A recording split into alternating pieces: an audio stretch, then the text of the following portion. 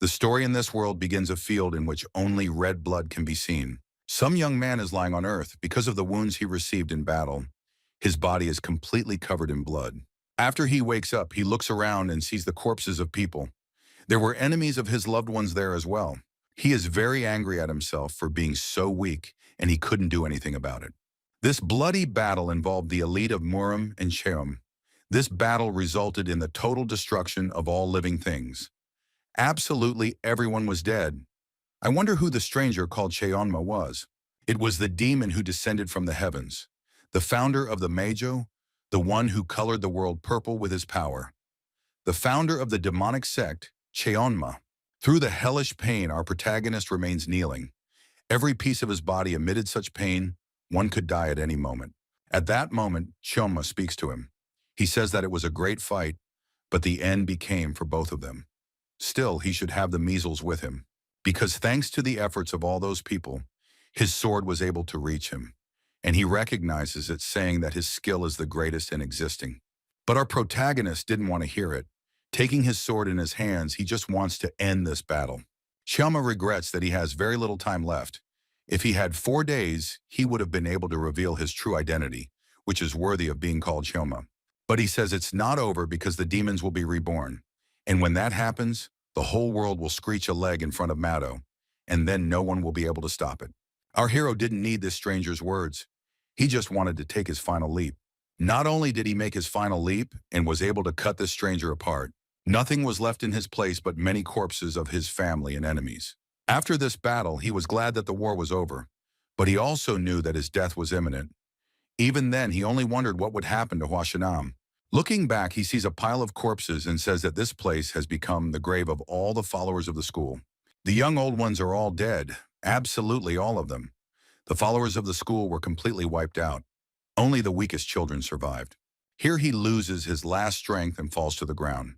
He thinks that if he had tried harder, he could have saved one life. But it all makes no sense now. And so came the death of the 13th disciple of the great school of Huashan.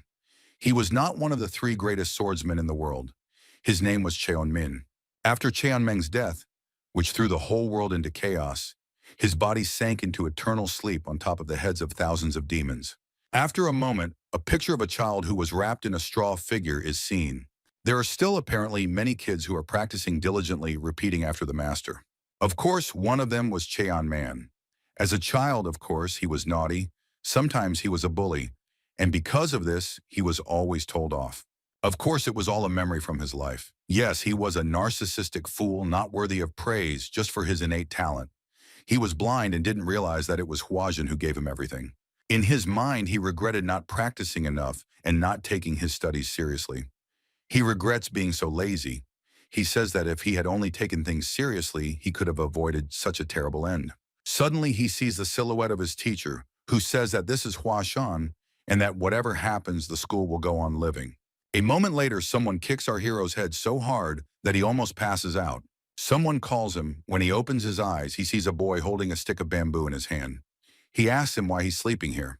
He says that everyone is already begging, and he's no exception. But the protagonist thinks he's threatening him. Cheonmyeon turns to him like a kid and says that he doesn't understand anything and that he should stop waving his sticks around and explain the situation to him first. Cheonmeng doesn't understand why this boy is laughing because of his words. After all, he's a noble blade of plum blossom Cheonmen, and this recruit allows a lot of things. When he swings his sword, our hero thinks he needs to teach him a lesson and plans to block his baton. At the last moment, he realizes he can't reach it and wonders why his arms are so short and how they can be so short in the first place. That's how he gets hit in the back of the head. Of course, from that blow, he goes stupor. And that companion doesn't stop hitting and says that he is going to beat him to such an extent that he won't be able to stand. At that moment, one of the students from the school comes into the room. He's watching this and doesn't understand what's going on. He only hears the sound of a stick hitting him. After this battle, our protagonist sits by the river fixing his appearance. He's angry and says that the next time he sees his kid, he'll wipe him out. But when he looks at his reflection in the water, he sees a small figure, and he doesn't understand what's going on. He assumes it's some kind of reincarnation he's heard about in Buddhism.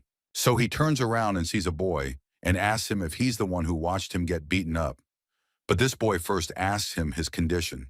He says that their chief has always been aggressive, but today he got angry. Then Chelman raises her hand and shows two fingers and says she has just two questions.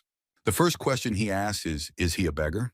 After receiving an affirmative answer, he was not only upset and angry, rather he was dumbfounded and didn't want to accept that he was a beggar. Then he is created with a second question. He asks if he knows who a Cheonma is. Then that boy answers that Cheonman has gone crazy and forgotten everything. He says he knows who Cheonma is. He says it's the demon founder of the Meijo who died 100 years ago. Cheonman didn't expect such an answer. Especially the word 100 years really hurt him. He sharply takes the boy's sleeves and rephrases the question. He says that he shouldn't lie because the consequences would be very strong. The boy says there's no point in lying to him and answers that it's really been 100 years since the death of this demon. After receiving this answer, our protagonist remains stunned. He doesn't understand why he wasn't reborn after death immediately. He feels like he's alone in the world. When he asks what happened to Huashan, but that boy didn't know anything about that word. Then he says that if that boy's a beggar, he means he's from the Gabang school. But how can he not know the 9 great schools of Huashan martial arts? Then that boy replies that there is no Huashan in the network of the 9 great martial arts schools of Gabang, Shaolin, Kantong, Zhongnan, Kunlun, Zhongsun, Wudang, Eimei, Danzan, and Henan. Hearing the boy's answer, our protagonist does not believe his words. He can't imagine that among the 9 great schools there is no Huangshantian. He interrogates this boy because he can't believe that among the 9 martial arts schools there is now no Huangshuantia. When he says that he seems to have heard there is such a place in Shaanxi province. He says that yes, it is in the territory of Shaanxi province. That's right, but he certainly hasn't heard that it's in the 9 martial arts schools. Then after thinking for a few seconds, he says that Huashan school was destroyed. Our protagonist doesn't believe his words since his favorite school was the 11 great ones in this province. And it couldn't just disappear. It is one of the 3 most famous schools in the world, along with the Yudan and the great Nangong clan. The fact that it disappeared is very, very strange. When he does, Sergei lets this boy go and tells him he won't believe it until he sees it with his own eyes. Then he decides to go to Mount Huashan to find out what was and is going on there. Then that match tells him to go collect alms so he won't get beaten up again. Then he yells for that boy to shut up and just listen to what he's saying. And he says he's going to ask him a bunch of questions and he has to answer him calmly. When he asks a weird question like, what's the name of the owner of this body? That the beggar doesn't have a name, and I tell him to call himself whatever he wants. But he's usually called Chosum. He ironically says that's an appropriate name for a beggar and asks his age. To this the boy replies that a poor man, how do you know your age? When he says everything and asks about the guy who beat him up. Then he says his name is Kuchil and the leader's name is John Paul. When he hears what he needs to hear, he says he pays double for mercy and tenfold for offense. Then he tells the tired boy to memorize Cheonman's name. And when they meet again, he is sure to cry to him for his kindness. And at the end, he asks which side of Mount Huashan is. He runs at a speed faster than his body. He says that he must run. He remembers that in his past lives, he never rode a slow vehicle like a horse. Yet after running a few kilometers, he falls flat on his face. He is upset that he has such a dead body, and with this body, he will never reach his destination. He says that this is absurd, and he might die on the way before he has time to get a glimpse of Shaanxi province. Then he tries to start talking about some grand plan of his. Turns out we just need to get physical training for martial arts. About himself, he says that the common man cannot even imagine how amazing and possible it is. He thinks that at such a young age, he should have time to do everything and lay the foundations for himself. And it is necessary to train when the coach demands it, even when you are lazy and difficult. Even when you have talent, you can't defend at such a high level without hard work. So after that, he finds a great place to train and plans to start all over again with this new body. The first thing he does is position himself in lotus pose, thinking about the many theories and advanced martial arts techniques he has acquired during his past life. He knows all the martial arts and theories from Huashan, and he also knows a dozen different breathing techniques to cultivate qi. And if not limited to the Huashan school, he knows twice as many. And of these, he decided to master the principle of the 6 interactions. This technique is very special because in the first year of his school, every beginner starts his journey with this technique of 6 interactions. Although this technique does not increase the strength of the trainee so dramatically, but you can fully feel his body. And now he begins to purify his body with chi energy. This sensation is like sifting out the shifting threads from a giant bush of cloth. A complete cleansing of unstable energy. If one gathers all the cleansed Dantian energy, then it will become the foundation and guide that will open up a new world to the user. Small, at full energy, it seems like a snowball, but it's a raging torrent that no one in the world can stop. He's down because he's using up all his energy. He's angry because it's no use if he wants to use that leg right now. Then he remembers his teacher who said he had to use his brain before he did anything else. He's angry that at this rate, he'll never get to his destination. In some village, a bunch of people are haggling, some are offering goods, and some are buying what they need. In short, there's life in this village. In some alley, two boys approach some man saying that there is some vagrant who is intercepting their alms. They say it's a small child, so they throw all the coins to him. To this, the ungroomed man says they should make life difficult for him because he deserves it. When they point the finger at this little kid who's been intercepting their alms, then they turn to this kid. Of course, they use a couple bad words to address him. At snack time, he turns around and with that disgruntled look on his face answers what needs to be said. This boy's manner of speech really hurt them. This time their tone has increased several times. They are already serious against him. He says that he does not know from whom he got permission to beg here, but since he is young, he will let him go. In addition, he says he has to give back what he's collected today, and then he can go. Taking away good food? You beggars have no conscience, says our protagonist.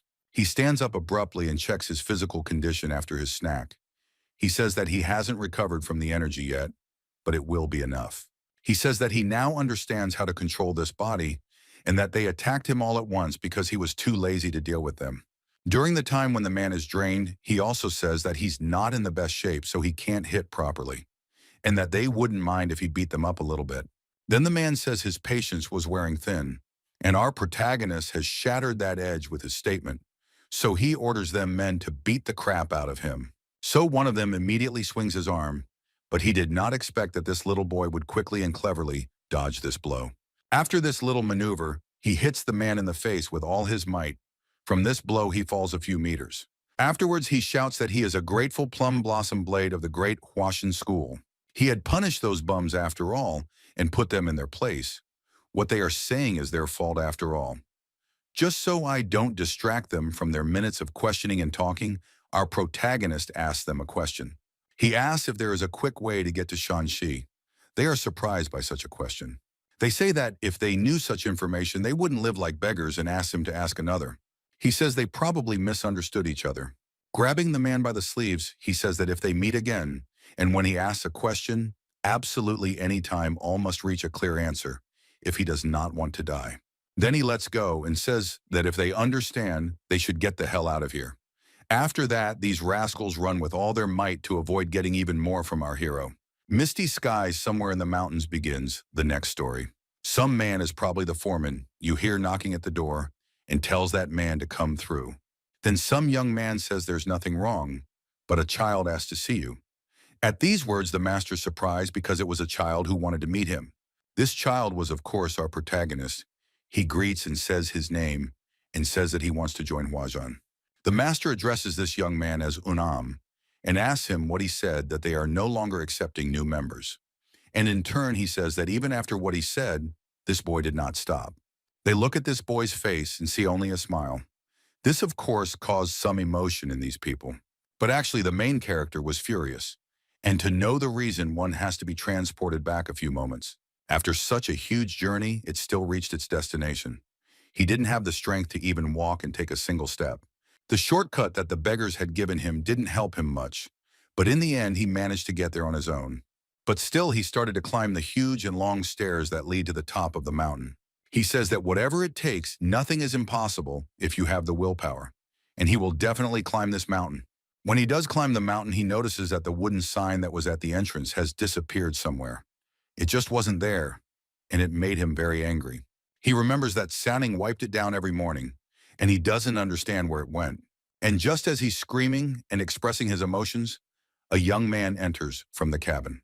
When he sees a silhouette, he's surprised that it's a little boy. He asks him if he came alone, and how he managed to climb the mountain alone. Then he tells him to listen to what he says and asks him to answer one question. He asks if he is Daoseng Huangshan, and says that he has been looking for him. Yet the young man answers the question in the affirmative. The boy rejoices at this answer as he hoped the school had not fallen apart yet. Then the young man tells him to go ahead, but they are not accepting outsiders at the moment. But he is hardly in a condition to come down the mountain now. Still, they will not leave those who have come to Huashan on the street. He says that it is very cold here at night and that he should come to visit them. When our protagonist entered his homeland, he was deeply disappointed. He wondered why the training ground was covered with earth. Where did the blue jasper pavement disappear to? He thinks they probably needed the money so they sold it. Looking at this fashion, the man says that it's a great spacious playground. Our boy notices another thing that was dear to him is missing from the place. It was the golden palace that enlightened this whole area. He asked why the place looks a little empty. He asked why there was nothing there in the first place. To this question, the man replies that you have noticed that there used to be a palace on that empty place. He also says that he's too experienced for this story, and he's ashamed to talk about it. He says he can't put it into words. Then he shows this boy the oil palace. Our boy is happy that at least it's there. When he does go into the palace, it's the same thing. It's been completely emptied out. He says that all the pictures, pendants, and scrolls have disappeared somewhere. And he notices that you're missing the most important thing. He starts looking for some flour that was standing by the locker. He angrily asks where the flour is. And the master is that this boy knows about this thing. He remembers some strange white metal plum, and he says that it was sold at some point. He says that it was of no use anywhere. Yes, and he was killing it from the general interior. He also said that the merchant offered a good sum for it, and they sold it. All those statements killed our hero. It turns out the white plum is a relic of this school, just like the sword of the Celestials. It doesn't shine like the gold that carries the pure waters of Huashan. He doesn't understand how such a thing could be sold, that you have to break it all up quickly, and it's easier for this master to meet with Yanmun. He asked them to accept him into the Huashan school. He didn't care about anything. His main goal was to join the school. And so back to the present, they are all gathered and looking at each other. The main mass asks about our protagonist's intentions, then asks if he knows what this school represents. Our protagonist replies that he knows absolutely everything. So our protagonist thinks that they will not take such a stranger so easily, but still she has a prepared plan. He says about some plan that a man fell down the mountain and was spotted by a logger passing by. The traveler decided to patch up Cheonjin, but early on, the cuts were deep, so he had to delay. And in gratitude for his rescue, Daos took the woodcutter as his apprentice, teaching him the techniques of Huashan. And he is Cheonmen, the descendant of this woodcutter. But the biggest plus is that he can adjust his distribution. If this woodcutter is my grandfather, then I'm on the same level as Youngmoon. So he is ready and can start refusing and asking A reasons. He is ready for all questions. Then this old master answers that he accepts it, just so accepts it.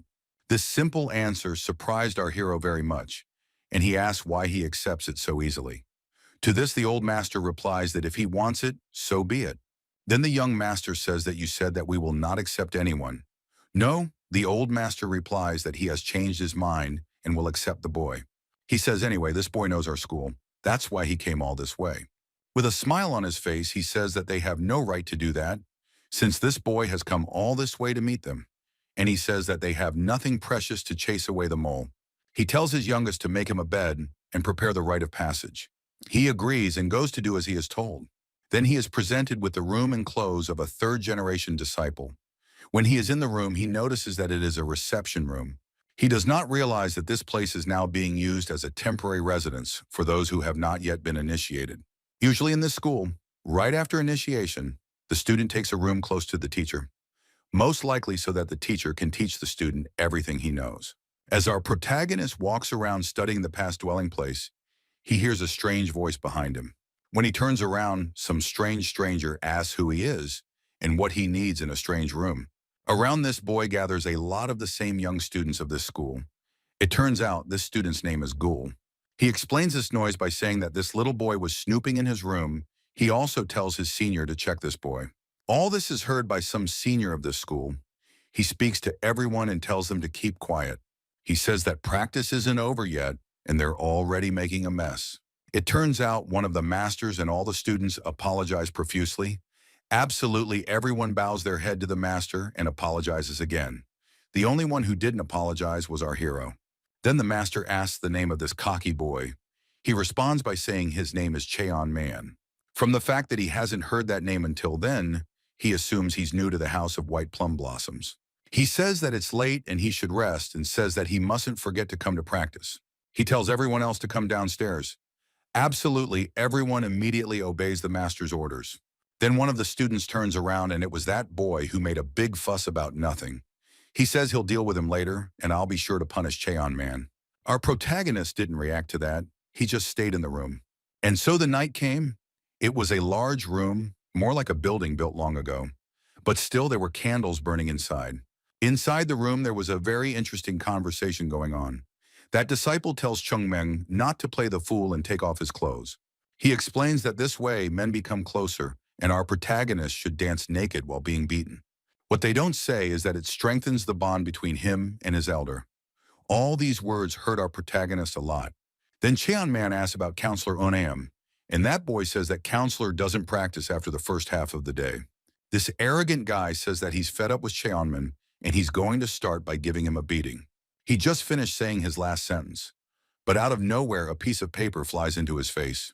When it hit so hard it shook the roof of this building. The shock wave engulfed the entire roof.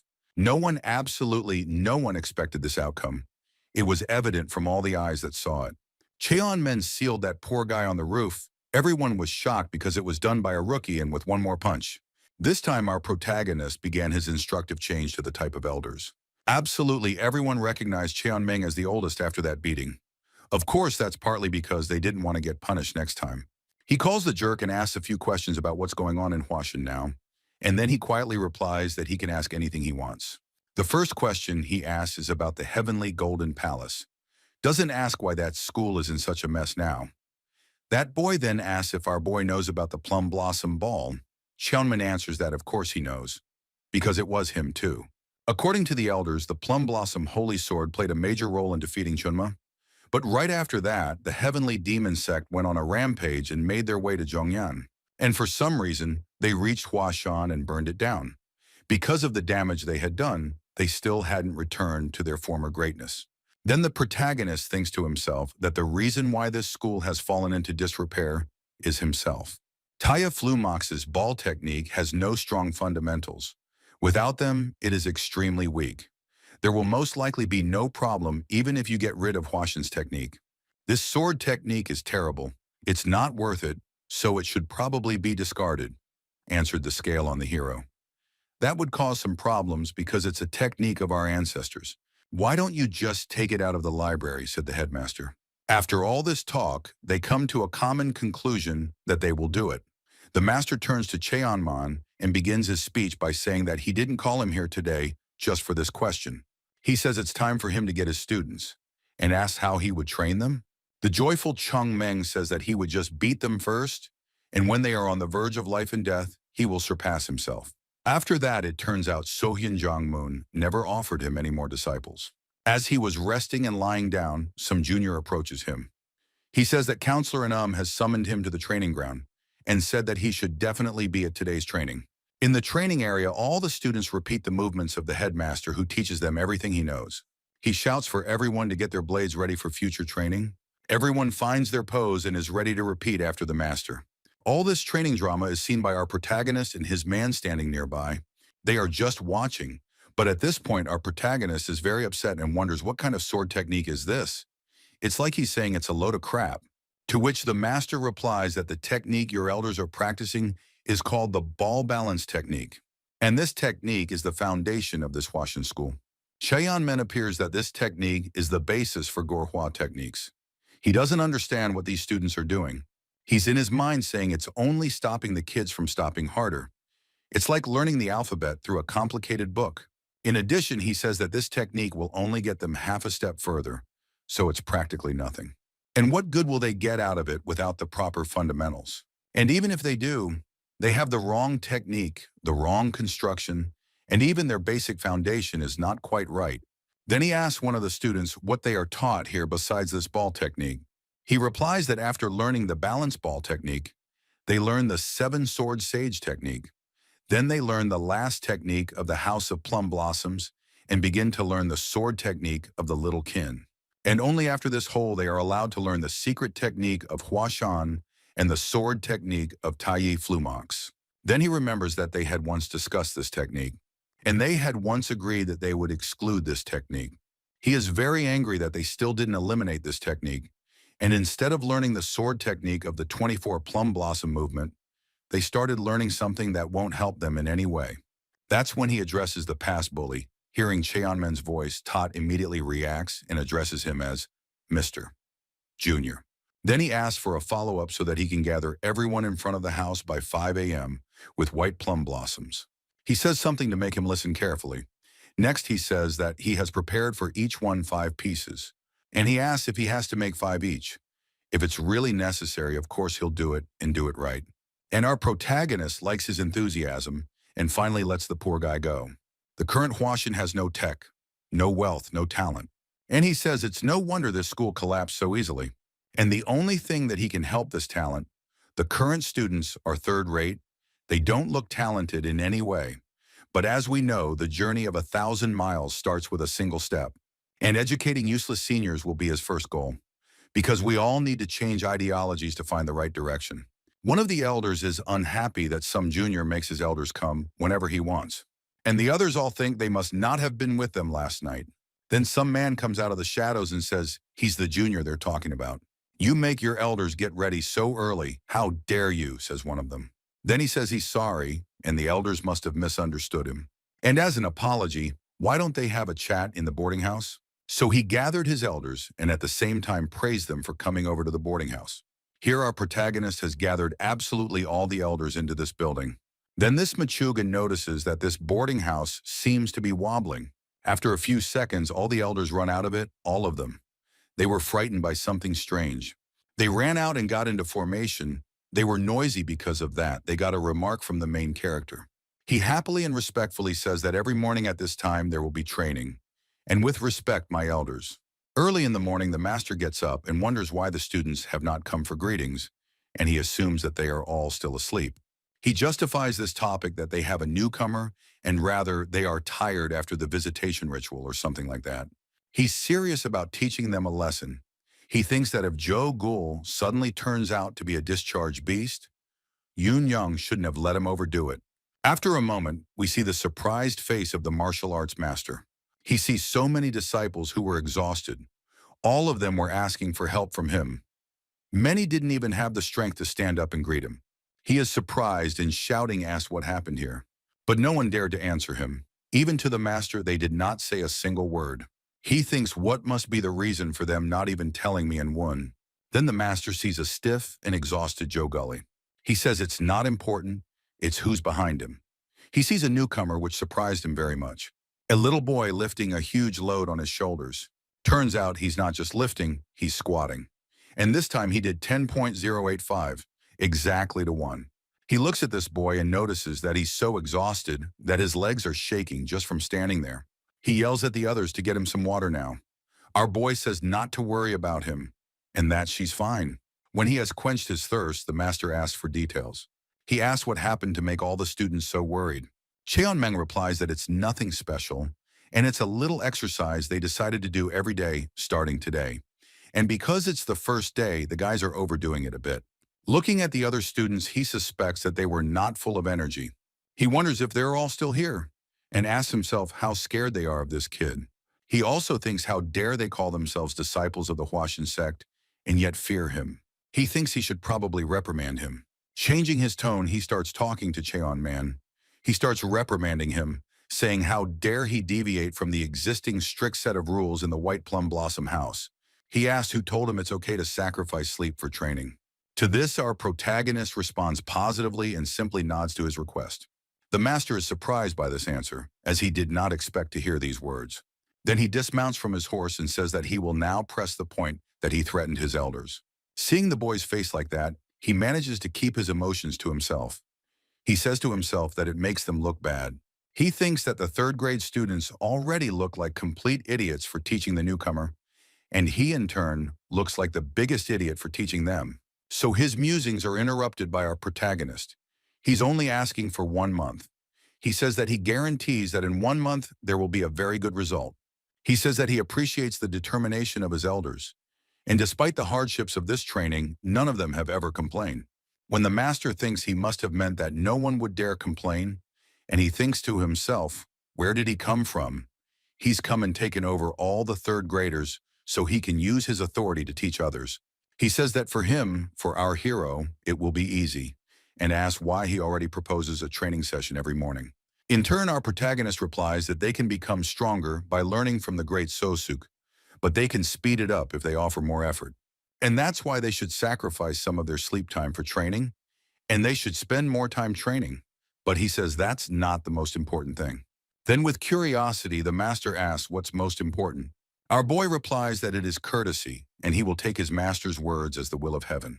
He doesn't look down on his elders, but maintains courtesy for the good of the hierarchy. And that's the perfect deal, thinks the master. In a second, you guys have volunteered for the dawn training. I am extremely impressed with your determination, said the master.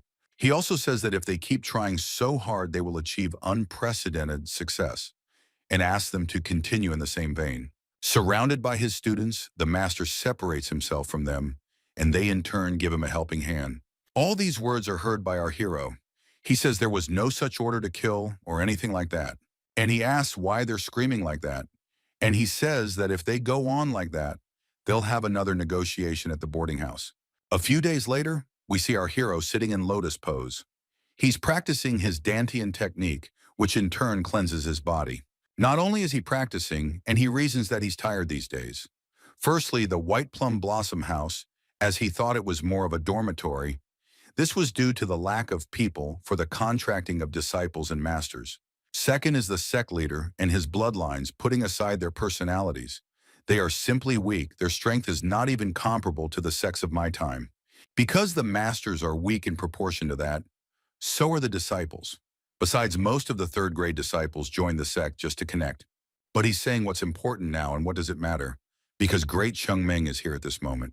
To become the strongest sect that has been and will be in the future, this is an unusual dream, is just a goal our protagonist thinks to himself. After the training session, a lot of students are probably all gathered in the canteen and are having a big lunch. During the snack, one of them merges and tells all the others that they shouldn't train so much, even to not be able to eat properly. He asks Joe Gold to say all this. To top it off, he says that he hasn't been able to use chopsticks for days and it's driving him crazy. Joe Gold gets angry and says that they talk too much. He says that he and Yongman are not errand boys. He says he's not avoiding or hiding from you or anyone else. So why don't you go tell him what you think? Toward evening, Joe Gold and Soyeon meet outside near the sakura trees. Joe Gold then starts to give him questions. He asks what he thinks about Huashan. To this, the other says that it's a complicated question and can't give an answer right away. Joe Gull says that as soon as he decides to return to his hometown, everything will be over for him. Joe Gull asks his friend that, didn't you plan to spend your whole life in the Huashan sect? Soyeon answers in the affirmative. Joe Gull confesses that he thought the Huashan sect was over, and suddenly says that he should show great respect and not follow saying this with such a simple face. But then he replies that he has changed his mind. It's all because of this newcomer who everyone thinks is a master. After he showed up, even though we were forced, he realized something after the training. He says that he realized he'd never put himself in that condition. He tried to lift weights he'd never even dreamed of. He's been working out like hell. But this kid pretended he wasn't tired when his deadlifts were so much bigger than ours. And at the end, he says he wants to learn to do the same thing. He's saying he wants to try his best, to become a master at a level that the whole world will know.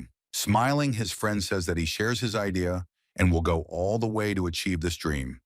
He says that if things get difficult, he will continue and follow the straight path. These twosomes are, of course, followed by our protagonist. He thinks to himself that they're ready, and he's happy to like them very much. He reflects on the fact that even Agama was easy to convince, but he still has challenges. Then he hears some voices. There were heard the words, "Come out here, cult leader. Yes, Lydia, all you must come out." Someone slams the door very hard, and it's easier to open the door immediately. Some serious people with torches on their hand hacks the door, and something else goes to this room. Screaming, they tell the cult people to go outside. They're telling everyone to get out of the way, and we told them yesterday that they can't do that here, and they have no right to do that. Our boy is watching. He's wondering what's going on here. He's very happy about these guests because they ruined what he cared about. These people say that they have waited too long and they don't have that much time and ask for a refund. This whole situation has dumbfounded the protagonist, as he doesn't understand how they came down to such a state that they owe money to such people. These people say, "What, doesn't the head have any shame?" and yell for him to go outside now and do what needs to be done. When the head of the Huashan sect comes out and says that what brought them to such a remote place so late at night, Chungmeng watches all this and says that there is no doubt that he is indeed the head of the Huashan sect, since his every move and word drains a ton of aura layer. These people say, why is he trying to act so calm? But they don't realize that this master is just trying to act calm. Then one of the main ones, the owner of the Kong Pavilion, asks the head's business. He addresses him with seriousness and respect. Then the master says that he didn't expect the owner of the Kong Pavilion to come here. When the man says that he is embarrassed to visit him on such an occasion, he says that he did not want to climb this mountain again, but not a few people have asked him to do so and ask him to understand. He says that the master understands perfectly well what these people want. He says that the terms they agreed on have long since expired. The foreman just reacts calmly. He says that they have already tried to understand the situation in this sect, but if they had followed the contract, they would have had to add half of it to the amount in the contract. But still, this school saved their lives. And because of that, they're trying to be as lenient as possible. And he gives them 7 days on the condition that if they don't make it in time, they confiscate the Huashan sect temple. Then some strange sound comes from behind them, and they all turn around. Then some kid. I don't say what they shouldn't let the kids see. Then he asks his elders what happened and who those people were. Then that boy replies that they are merchants from Huashan Prefecture. Jogul intervenes in the conversation and asks him if the Huashan Am structure is not the name of the village under the mountain. When he replies that he's right, and says that he remembers all this from when he was trading with his father. Jogul interjects that the Huashan sect borrowed money from the merchants. And so the boy says what he doesn't know. He says what he knows in the owners of the Kanji Pavilion. He is the owner of the Huashan Tai Pavilion in Huashan Am Prefecture, and he says that he is the owner of the largest pavilion. He also adds that he participates in many events as a rich merchant. When our protagonist asks Tehua, when they look at our boy's face, they are startled as they see only disgust and anger there. It turns out he's angry because the original Tai Huashan Pavilion belonged to the Huashan grid. Then he grabs this poor boy's sleeves and yells that this fired man is really the owner of Tai Hua, and also yells that he is also trying to confiscate the temple of the Huashai sect just for lending us money. When we let go, he starts to think and says that it is very strange that the new owner of Tai Hua volunteered to be the first to lend money to the Huashan. Only then does he realize that it was all planned. Then he turns to Jogul and asks him to bring those things he told him before. Even for a second, immediately he hurries to bring the thing he asked for. Then he brings some clothes and is asked what he's going to do with it. Then he starts talking about some Buddhist literature. There's a saying that killing someone is like killing your ancestor. And if you meet, I will kill him. If you meet your ancestor, kill him. To reach the highest level of the Tao, you must violate the very path of the Tao. And he says that he's going in search of the true path. And the others see this and laugh to themselves that this little master was born as a clown. They ask that he's not going to a sect temple. Then with one swing, our protagonist leaves the temple and goes on his way. At the feast, they discuss that the cult leader looked very puzzled. They laugh in his face, and they say that they gave them one last chance. He reasoned that, how much do they think they owe us? Over 100,000 yen. They also say he was even more surprised to see the owner of Kong Pavilion with us. Then it says that even though he's a profit-seeking merchant, he's sorry to do this to them. After all, their relationship has been going on for generations. Then one of them says that they've already done everything they can, and how much money they've already been given. He also says that this man is very generous for this sect, which in turn does not give and does not keep its word. Some voice says that they are so carefree they can live such a simple life amazing. War all you Huashan should not be looked down upon. Their true strength is not in combat power. What is most to be feared from this sect is its history. There was no one in the Shengxi province who didn't have ties to Huashan. However, they were now greatly weakened. They had become as tender as a duck's skin that was torn by the pressure of the sticks. Then another one of the members of this assembly asked the chief what he will do with the temple when they confiscate it, and he adds that it will be hard to sell it. It turns out to be the counselor of the pavilion chief. He also asked to take something else from them. Then the pavilion chief replies that the value of the temple is higher than he can imagine. Although it looks old at first glance, he can guarantee that it will be worth a lot. Then they ask what exactly he's talking about. He gets angry and says that he can't talk about it now, but they can use Huashan's enemies to their advantage. So he asks how many sects they think would want this opportunity to spend a substantial amount of money to rebuild the temple and destroy the Huashan sect, and says they will all get paid for it and not to worry about it. Everyone is absolutely amazed at how insightful this man is. Then they don't say that everything is fine and that they should raise a glass to the owner of the Congo pavilion. They start celebrating to the point of drinking whatever they want and eating whatever they like. After this celebration, some person comes outside and says that he feels just fine. It was one of the members of the pavilion, and he says that if he manages to get very much money from Huashan, he will have enough for the rest of his life. And he says that the pavilion owner Kong is very meticulous when it comes to money. He says he feels great, and the moon is so bright. When he looks up at the sky, he doesn't see the moon and wonders where it is and thinks it's a new moon, and assumes he must be a historian on the main street at this hour. After a while, his eyes go dark, and the image seems blurry. Yet after a few seconds, concentrating, he still has tea from one person. He says that it is like a descended picture of a robber, and says that he is very small. Then he wonders if robbers don't wear clothes like that. Then he assumes it's some little boy who's trying to play a trick on him. Well then, this man starts his conversation. He says he's not interested in the money, and he demands that he answer a couple questions and go home unharmed. When he says that it's not that he doesn't want to answer questions, and he says that he doesn't have much of an election. He says he has quite a few friends, and they won't let him go out alone. Anytime at any hour, they'll be with him. Our protagonist looks at these people and assumes they're high-class cabs. Then this man tells his bodyguards to just catch this man and tie him up for questioning, and says he doesn't like violence, and after a while he thinks his guards are overdoing it. When he hears a huge explosion from something big, when he turns around, he says not to shout that he told them to let them talk, not kill.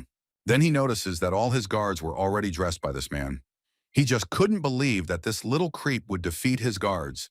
Then our protagonist says that people should really listen to what they're told and do what they need to do. He tells him to go with him to work out some issues. He also says that if he serves him and stays quiet, he won't get hurt. Grasping that if he answered his questions the first time, he wouldn't touch him, but he decided to resist. He tells him not to worry and will make sure he can at least talk. He dressed him so that his face turned red like a tomato and his eyes were like raisins. With anger, and our protagonist says why he can't tell at once and why he has to beat him to such an extent. Then he finds out that Huashan owes at least 100,000 yen. This was suspicious, as it was a very huge sum, even for this time. Then our protagonist says that if he rips him off now, even so, he won't be able to collect that amount.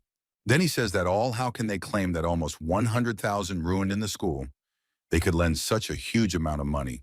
Then this fatso says that it's all about interest rates. It turns out they lend at high interest rates, and if the loan interest keeps going up. And after that, the interest rates of the main loan seems to be something insignificant. Even the main character hears it and is absolutely annoyed by his whole statement.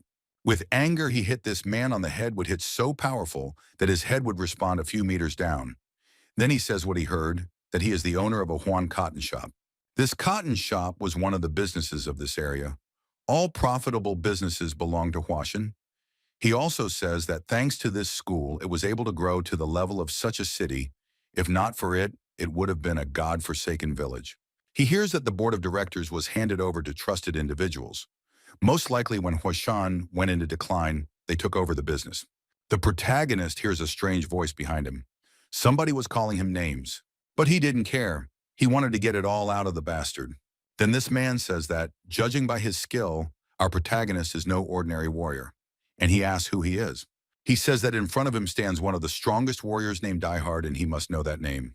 The protagonist apologizes and says that his knowledge is very poor, and why even if he recognizes his name. He says he must know who will die by his sword. To this, our protagonist says that he fainted from a single blow, and it is not for him to say such a thing. After a moment, the man points his weapon at our hero's side. Our protagonist just stands there and thinks it's obvious that he has a powerful family behind him, but with his skill and speed, it's silly to compare him to our protagonist. Then our protagonist gets into position and makes a huge swing with his sword. Then he calmly blocks the man's blow, leaving his sword in front of him. Then our protagonist says that they have a huge difference in experience because he still has the memories of the noble blade Plum Blossom in him. And if he's not strong enough, he should just use his opponent's strength. He somehow throws his opponent so far away that he flies a few meters away. Then he wields his sword around him, creating an abra that throws all objects away from him. Turns out this was the second style of the 24-palm Plum Blossom sword, and the full name is Plum Blossoms Bloomed Again. After that, he overpowers his opponent in an instant and throws his sword towards him. After this fight is over, he somehow notices this man in a green robe. This man says that he admires his technique and whether this gentleman can take him as an apprentice. On this, our protagonist was not at all ready. He was surprised by the insolence of this man as he himself attacked and asked for a favor. In fact, this man meant that he would like to learn the secrets of such techniques and in such difficult situations was able to stand up for himself. After these conversations, there were several minutes of silence as they evaluated and analyzed each other. After that, the man asked if he was a disciple of Jojan by chance. This school is one of the great schools at the moment, and it has a very deep and long history. Our protagonist happily replies that he is a disciple of this great temple, and completely agrees with the man's assertion. And at this moment, the Huashan school was waiting for our hero for a long, long time. These were his students, maybe we can call them as friends of our protagonist. Since the moment of departure of our hero, they waited for him near the door because on the one hand, they were afraid that he will be noticed by the master. On the other hand, they were worried. They hoped that nothing happened to our protagonist and that he came back in time before departure. Here, finally, our protagonist walks into his school, a former school that was once one of the great, maybe the greatest school of all time. Then the two of them ask what happened during his time out. The main character answers that he had a heart-to-heart talk with his friend about the money he gave him for the road. Remembering what happened, he is glad that this man did not learn the whole truth about him, and glad that he was able to outsmart him. When he thinks what time was the great plum blossom, he is no longer the symbol of Huashan. However, this man will see in this area and is still alive. And then after seeing his special style, he could not even recognize this school. At this point, he is approached by his friend who asks why he left the school. And our hero replies that children don't need to know about it. To this they reply that he himself is a child. Then our protagonist says that no matter what it is necessary now to gather and train. Then our protagonist on rain, snow, or wind from today, they will not miss any training, though snow will cover everything even though it will hit, even though it's snowing even, so they still have to train every day. After hearing the whole motivational speech, they were totally motivated. And his friend says he's going to get everyone together and start practicing now. To this, the other says that the training can only be organized by the master or our protagonist, because if they try to organize themselves, no one will listen. And because of this, we'll need a master or our protagonist. On these statements of our protagonist says that he will definitely be with them someday to organize training. Then he thinks that how to deal with the financial situation of the school. So somehow a huge amount of money cannot be borrowed from others in a short time. While thinking, he also thinks about some people. These people are certainly the organizers of this financial fraud. Even so, if everything is true on the surface, it cannot be proved in any way. It is necessary to search for some evidence. One of the easiest ways to solve this problem was to destroy the very pavilion where these bad thieves are located. Our protagonist thinks that he could kill them all, and thus solve this difficult problem from a financial point of view. After thinking of all the options, he comes to the thought that it would look strange. And since a little boy destroyed such a big building and such strong people, and of course it would ruin the reputation of the school. Then he remembers his master, who used to write some kind of paperwork and go everywhere with it. And usually when he came to him for advice or about something important, his master always hid this book under himself and just did not want to show what is there. It was always interesting for our hero. He thinks that it can somehow help in this situation, since in this book can be written the whole history of financial or historical events. He also remembers that his master always kept all the documents in one place that was hidden from everyone. But he assumes that most likely this place will be somewhere underground and will be very well guarded. And of course, this place should not be far from the school. He remembers that there were rumors that the entrance to this dungeon is at the house of the representative or master. This thought turns out to be very good information for him and makes him very happy. After thinking about it for a few moments, he suggests that it is most likely to be inside the hill, as it should be close to the new master, but should not be visible to the eyes of ordinary people. He says that's a great idea, and he'll have to move out to find it. He says that if he finds the treasure, he will tell the head of the treasure and runs there without breaking his arms. So he starts exploring the place near the huge hill around the school. He uses his powers to find the empty space. Since if he finds this empty space using his power, it will there interfere with the entrance to the dungeons or the dungeon itself. He uses his powers for a very long time and a lot in finding this dungeon. But still he has spent a lot of ki and mana, and his body is completely protected because of that. But he still tries and tries, he needs it, because this dungeon can save the situation that is this school. This is his last power, he uses it to locate the school. At least somehow he wants to know roughly where it is. Here he spotted some waves around the area where he was checking the location of the treasury. He picks up a pickaxe and starts digging very hard and vigorously underneath himself. Here I discover some strange place that was already created using bricks and some strange materials. He assumes that this is most likely the roof of this dungeon, and underneath it is the dungeon itself. He begins to slowly pick up one brick at a time and clear himself the entrance to this dungeon in anticipation. When he looks through the gap he created, he sees a huge space in which there is not a single person or even a soul. But after some few seconds, he sees a power man. He walks very quietly and his surroundings are very gloomy. Turns out it was the current master of the school. Our protagonist is surprised at the master, and yet he did nothing to solve this problem. Then he sees a cracked wall he assumes is the entrance to the dungeon. When he sees that this wizard is doing something, he learns that the wizard is unable to do anything, as he simply lacks the power. This school is collapsing and there is no avoiding it. The ignorant state is falling apart and the school management is unable to do anything about it. Seeing the school collapsing, which once read into his life and unable to do anything about it, feels his heart thinks our protagonist and about himself and the master. Looking at his trembling hand, he says that the chapter can share this with anyone, as the head is the one who should be a support for his students. And so in this place, he is left alone with his pain and sorrow. A few moments passed, and it was morning, and at that moment the head left for his native school, leaving this case to his fate. Using this moment, our protagonist leaves through this gap he made himself. He is inside the dungeon and looks at the treasure room itself. He comes closer and uses the true power. This power was great even for the master himself, as it was the energy chi that purifies only powerful fighters of this school. But what was the surprise of our hero after using his powers? This dungeon did not change in any way. Especially nothing happened to the door. He was very surprised because it turns out that the door was made of eternal iron, a material that is more valuable than even gold, and to make an entire dungeon out of it was surprising to our hero. Such a door could only be destroyed by the strongest of wars. Now I see why the head didn't even have the courage to open it, so thought our protagonist. He says to himself that the problem is that even he can't break down this door. He says to himself that his elders didn't have the skill to cut the eternal glands. But if this door and the elders quietly went inside, meant a way to open it, then he suggests that he just needs to learn that way. Looking at the pattern on the door, he puts his hands on it, and he notices some lines from the sword. Then he notices some patterns on the door, and assumes the swords are those of his elders or masters. Then he remembers the name Plum Blossom. 24 palm ball mark is very similar to the plum blossom style. This is the mastery of the bamboo leaf, the secret of the plum blossom sword art, and this is the principle of the 6 interactions. The picture begins to emerge. And it became clear to him how many steps it is more precisely only by combining the mastery of the 6 interactions, bamboo and the 24 palms, will you unlock the true power of the plum blossom sword style with the left. That's the way to open the door. He's figured out the activation method so well, and there's only one problem. He's thinking how to pull it off, as it's a challenge. He thinks if he were passed, he would have no problem.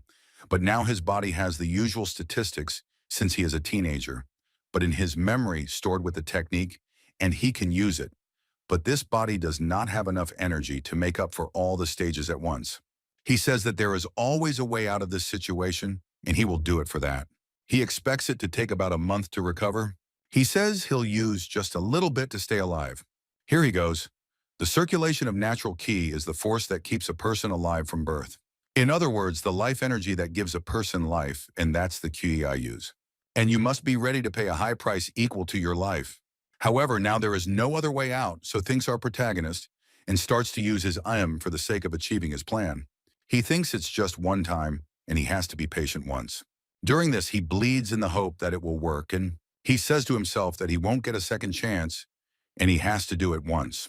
He rests both feet on the ground and makes a huge leap towards the door afterward. He makes a huge swing of his sword at the door. The first time this mage was very huge and strong waves of air and color. His body is completely exhausted. Blood is coming from everywhere. He had already lost a lot of blood. This is because of using an extremely large amount of chi.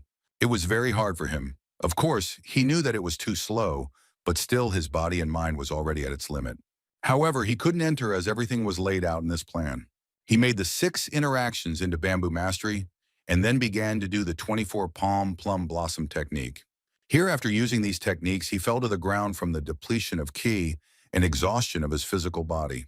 Looking at the door, he thinks that even if it doesn't open like this, it will be a total disaster. But still, he sees some kind of rift and is glad that it all worked.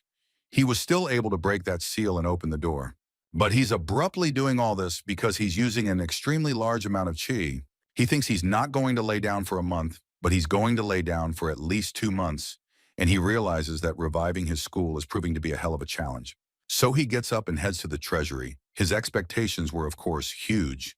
He thought he would find something great there. He was curious to see what his eldest had been hiding so hard from him, and smiling he goes in. Here he opens the door and enters the treasury. Here he goes inside the treasury. It turns out to be probably more like a library.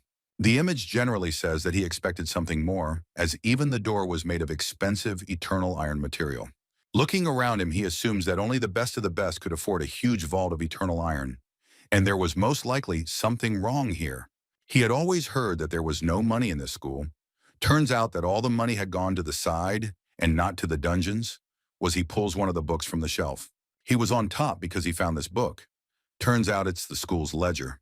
Besides the original in the finance and economics pavilion at the same time, and looking at it, he says it's a done deal. He says that the goddamn merchant's done with them all, and it's over. He's got the books he needs and is about to leave.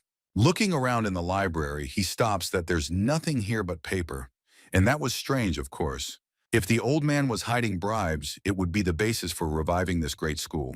Then noticing the green book, he began to examine it very hard and clearly to see what the interest of this thing was. It turned out to be a forgotten teaching of the almost lost school of Huashan. Looking at the book, he thinks that it is very interesting and he can basically use it. Rather, even a teaching he should have destroyed, and it should not have been passed on to the next generation. It turns out that he hid them here, in case they turn out to be a bad influence on the school in the future. If the first cupboard proves that the senior has faithfully fulfilled his duty to the chapter, the second cupboard contains his worries and love for this school. Then our protagonist finally decided that he will finish his job to the end and revive this school. No, he will not only revive and raise it higher than in the past, so he decided. He notices one book that's in the third closet, and he wonders why he's the only one in his repertoire with such a pile of books. When he opens this paper, he sees a lot of numbers related to this school. When he personally opens this book, it says if someone reads this text, it means it was approved by the head of the new generation sometimes. One line of paper contains more than 100 words spoken aloud, and so he expresses his will in a letter. All this is considered by our protagonist in the light of the moon in this secret treasure. It was written there that to be the head of this school does not mean to keep the school strong everywhere. And if you are my receiver, you already know this. But those who do lead the school are the students' children. Tech life to stretch that goal of helping students reach their potential. I wish that when you become the head, you do not worry about how to exercise and manage the Huashan school, as Huashan is the spirit and energy that no one has the power to curb and help at will. Even having fallen into decline, even experiencing a new dawn of Huashan to continue to exist, that the aspiration of Huashan, diligently guarded by the ancestors, and so that the school does not change, existed for many years. We raise successors and pass on to them their will as the eldest of the great Huashan school. All these words our protagonist read clearly and was both upset and pleased with his senior master. Of course, he grabbed this letter and says goodbye to what the old man likes to meaninglessly coddle with words. Looking at the library, he says that he got everything he had hoped for, but it is still enough, but he expected something more. He says the most important thing he's got is that he can get back all the business that belonged to this school. But then he realizes that the storage building is a bit suspicious. The older head he knew was too squeamish and meticulous. even the kerosene legs standing symmetrically so that the light flooded his room evenly. Then he notices that only the third bookcase is absolutely. He looks around completely and guesses that the secret is in this bookcase. He uses his power to pick up this bookcase and move it. Then he notices something, and that something shines very strongly like a ray of sunshine. This light was coming from some crevice that was more like a passageway to something, and he went to investigate it just then. He realized what he had really found was a treasure trove of treasure. It was tantalizing bars of gold tightly stacked on top of each other. The precious swords neatly arranged against the wall were also worth a lot. They were worth as much as money, but that was not the main thing. They balls were of the best quality that gave more value. And even the mountain of techniques and secret knowledge that he knew he had discovered in this treasure. He rejoiced greatly because with this fortune, he could revive his school entrusted by the master. Morning. On this day, the present master stood at the window of his house, looking at the surroundings that he might lose in the coming days. He says that morning has already come, and that this day will bring joy to some and despair to others. And there are only 5 days left of the time the pavilion owner gave him. And it was a surprise to him, because at this time, nobody usually bothers him. So he goes outside and is met by Yungam, who in turn gives him some information. But the junior master says that he has to see and learn all this on the way. The head is surprised to see where he has to go and why he says that, since he says to do something urgent and without knowing the details, he has to go there. The two of them are heading somewhere with great speed, jumping through the trees. There they are in the woods running towards an unexpected something that the head himself doesn't know on the way. Then he notices many students who are lying on the road from exhaustion or something like that. Then he asks the younger one what happened to them. Why are they so dead and lying on the road? And the younger master answers that they are training by themselves in the morning. Because of that, they are so tired and lying on the road. The approach of the masters is noticed by our protagonist. He heard it and felt his own. He looks that his name is Junior Master and plans something. Our protagonist hears that his name is Two Masters. Everything goes according to our protagonist's plan. He meets them. Then our protagonist comes out and tells them to follow him. When they notice our protagonist, the wizard's face became like wood just tight, which shows complete surprise. They notice the boy and ask what finally happened to him, why he looks so strange. So they get a better look here and say it's a matter of importance, but it's the head replies what could be more important than that. The head sees a shiny thing. He is surprised by it. Turns out it's a mountain of gold swords and many books that are in a chest. Well, it's the main character seems to be overtraining and somehow gets away from the wizard's question. He says that he is tired and leaves the master, and the master in turn, of course, agrees and puts this young man down. He looks at these jewels and thinks that it can solve all the problems that are connected with the pavilion. But the most important thing here is the spelling of the chapter. It turns out to be a record of the great Huashan clan's enterprises in Huashan. He says that if he carelessly opens the book and accidentally rips it open, he won't sleep a wink until he dies. Then he sees some green book. It was special. Then he opens it and almost faints. He wakes up in bed. There are 107 postulates of the wild plum swords. When he goes to his assistant and asks what happened to the box, he is most concerned about the box and what happened to it after he fainted. So he takes all the books to the head of the finance department, and in turn, this man replies that they're all original editions. He says that he is sure without a doubt that it is original. He even checked for authenticity, accordingly was correct. He says that the state certificate can be proof of everything that can be, and he says that he can return all the businesses, including the Taihu Tower, and all these treasures will cover the debt of 100,000 yen. And the master says what a blessing it is to have a shoulder to lean on. But no matter how many times I listen, it's all good news. And he says it's because of this child who knew that one child who planned to change us from our knees. He says that he became happy at that. That if the load of boo is real, he must call someone. Then he says, let him and all those listed in the ledger of the Hawaiian Enterprises. The next day, all the members of this financial corporation come up to the mountain. All of them were tired as this road was one of the easy ones. Looking at his people with his eyes said that it was only a short distance to school, and they only had a few hours to walk to get there. The man in green says that after he gets the money from the school, he'll never come back here or even think about this place. And then he listens to the conversation with other people like him and hears what they say about the money that the master of this school may have prepared. Then this head of the pavilion says that if they get the money from the master of this school, then they will all be rich for the rest of their lives. But he notes that the head called a few days earlier. Maybe he demands either from outside. He assumes that the master will invite them to carry over. Hearing all this talk, people became very angry, as they have never met such shameless debtors. They also say that let them have problems with debts and do not talk about them too harshly. The man thinks to himself that he may be out of money. One appearance of a man from Junan says that they also have a view on Huashan Manor, and he thinks that his share is 5,000 nannies and that he can live on that money all his life without thinking about trading for a day. So they come to the ground with this school, and they all come just to get their precious money. Coming to the main gate, all the merchants shared a similar feeling of being overwhelmed by the mountainous thoughts of Huashan's heritage. Having stood guard over this city for centuries, they thought that this heritage would be cut off by their hands. Especially the head of the pavilion knew about this information. He also knew that Huashan was not 7 days old and they should take the money faster than that. Near the entrance, they were greeted by a junior master. He summoned everyone and said that the head was waiting for all of them inside the house. All of them listened to the words of the junior master and went inside the house peacefully and together. The head in turn greeted all those who came to meet him. In return, they all bowed to the head and showed their respect. At this, the head began his word, of course. He said that they had made a great journey, and this journey was quite dangerous.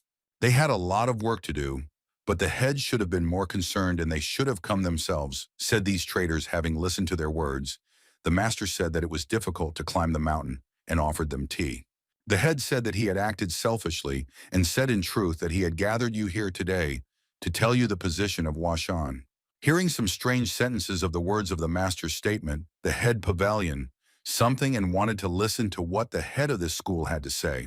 Should said what he had been looking for a long time, tried to grasp any opportunity to fulfill his duty. But alas, no matter how much he tried, he could not repay it. Closing that debt is one of the hardest things to do. And the compliment said that they also need something to live on, and they cannot delay the date of the debt. Then the foreman asked them for a postponement. He said that he could not pay back all the money, but he could give a part of the payment. He asked and asked if there was anyone present who was willing to wait a little longer. The head is a master. He bowed his hands and asked everyone here to help Huashan. Everyone was surprised by this gesture, as no one expected it. He thought that surprisingly, things had taken a different turn. He assumes that the head is doing this in order to push them into the underworld, or he wants to show mercy. It was an interesting and puzzling question that did not leave the mind of our hero. But he knew for sure that the head was not as forgiving as he looked. For the head of an entire clan to be secretive is darkness, even if there are followers of the true nature, because the head must skillfully wield profit and loss officially must welcome all financial. He wondered whether the current head is overcome by a strong anger. Then the head of the shopping center told everyone that the master did not tell them that he could not delay the payment date. Even last time it was a problem, he asked that he did not misunderstand them. This time he is not asking the owner of this pavilion, but to everyone here. Each of you should receive a different amount of money. So he's asking everyone who's willing to delay their due date. Then to the question of who can't make a concession, you will be able to pay off the debt immediately. To this question, our chapter answers yes. The Huashan school may not be the same as in the old days, but that doesn't mean that no one can lend a hand, and he says that he hasn't been able to raise the 100,000 he has prepared. That's why he's asking them and says that Huashan will definitely repay everyone who steps into their shoes today. To this, the head of the pavilion says that he is not satisfied with this situation, and they must pay back all debts now. Then the man in the green coat asks if the school will thank him if he postpones the date. He asks for an honest answer. He asks that everyone realizes that the Huashan school could collapse tomorrow. But if they trust them and postpone the payment date, doesn't that mean they could end up with no money at all? He asks on the basis of what they can get their money from them. Then the master says they can pledge their money on the history and name of Huashan. Then the head of the pavilion laughs heartily and says that the head is crazy since he is hoping for some name of the school. Then the head calls a counter question and asks what the name Huashan means to you. Its history has no value to you. Who would take the name Huashan lightly, and who would call Huashan's history meaningless? It may be in decline now, but Huashan has always been inextricably linked to this area, along with you means this word. Hearing all the words of the master, the head of the pavilion says that we will do things this way. All those who delay the payment date will go to the right. And those who agree and want to get the money today, let them stay where they are. However, the responsibility for the decision is yours alone, and not to expect the trade alliance to come to your defense. After a few seconds, we see that nothing has changed. No one has moved from their seats. Then the head of the pavilion says, "I'm sorry, but no one is going to postpone the payment date." But after a moment, and the pillars are gone, this familiar man in green, he comes out, heading to the right. All he says is that he doesn't do this, and asks to stay with them in this crowd to get all the money. He asks them not to make that face. He knows he's acting like a traitor. Then he says that the owner of the pavilion cannot understand him because he is not from this area. He says that the head of the pavilion has settled in this area as a son-in-law, and therefore he does not understand. He says that this area means a lot to him. He grew up on Huashan stories. He says that he grew up surrounded by stories of how the horse stood guard over the peace and the Shengshi. And even though he learned he had no talent to get into Huashan, he always dreamed of going to that school. He says that his father, and that's how much he cares about this school. Once you get the money far away from here, you'll need it very much. Where will I go? I've spent my whole life on Earth, Huashan, and that's your reason for giving up so much money, asked the head of the pavilion. He asks again if he will regret such a free choice. He says that while he was climbing the mountain, he thought only about how to get the money and to get a wide leg, and now he has changed, saying that even if I don't get the money, I can still live. Maybe wishing I'd taken it then. But if he bankrupts this school, he'll regret it till the day he dies, taxing them with useless money. Do as you know, nothing will change because of you alone, says the head of the pavilion. Then he notices several people who also joined our man's idea. They were no longer just a few, but a crowd of 5. Watching this magnificent scene, the master says it's nice to know that there are still those who honor Huashan. He angrily begins to say that since ancient times Huashan has been favorable to you, but they have repaid it with betrayal. Based on the ledger, Huashan confiscates all the businesses they run, as well as all the profits on their property. The rotten merchants begin to look at all the records found on the organ hero. They don't understand what happened during their absence. The chapter seeing all this says that after that there will be confiscation of all the property that they started during this time. Reading all these books, the head of the pavilion says that it is necessary to stop sooner or later, as the joke has gone very far. To this, the master replies that it is unfortunate that the head of such a great school as Huashan looks like a joker in your eyes. Having read all the additions that our protagonist has found, the merchant says that they cannot know for sure whether it is true or fiction. To this, the master rudely and confidently says that they have no right to accuse Huashan of forging in the physical evidence. The master says that he is still obliged to call a person who understands the matter. Then the master summons to this place the head of the financial institution in this school and in this locality. Then this man says that the matter requires thorough investigation and will take some time. Hearing such words from this man, all the merchants say that it is not proven and it takes a long time and it may be fake. Then this man says that foreseeing such doubts 2 days ago, he sent half of the consignments to the government of the locality, and now they are being verified for authenticity. This man did not expect such statements if during their absence the officials start a thorough inspection of the local enterprises. All the merchants, including him, are now in the Huashan school and they cannot fight back. Then it comes to him that the head's main goal was to lure them out of town. 2 days is enough time to check all the ledgers. Then the pavilion owner remembers that the master said he sent half of them. But who would check only a part of the ledgers? Most likely the boxes have already been checked. In other words, at the foot of the mountain, they're being pressed by a government army prepared for a raid. Then he starts yelling at the head that he is a liar and somehow body this evidence so that the government believes in it. Then the head yells at them to calm down and they have no right to open their mouths. To push away the outstretched hand of a close friend in distress and stab him in the back. You're no longer worthy to be called friends. He says they were coming back and it's over as soon as they get back to town. He also says that he had originally planned to confiscate everything from them and take 1 wagon full of possessions. Looking at the master's face, he sees that his face is so wrinkled with anger. Hearing all the words of the master, the head of the pavilion leaves, saying that he will not be indebted yet. So he turns around and hurriedly walks away from the area. Looking at Mr. Yu and at the other people who took the school aside, he says that until the last moment they kept their humanity. Your businesses belong to Huashan, and that will not change. Huashan will return everything that has been lost. However, he will allow them to continue to run the enterprise locally and make a profit. He says that he proposes to discuss their future cooperation and asks them to come inside. when the Lord thinks it's better than depending on the owner of the horse because in one moment he's gone from master to deputy. Our boy watching all this is angry that the master gave them some wagon. He calls the master a damn fool. He says it's Huashan property who let him scatter them. So he decides to follow the trail of these people with great speed.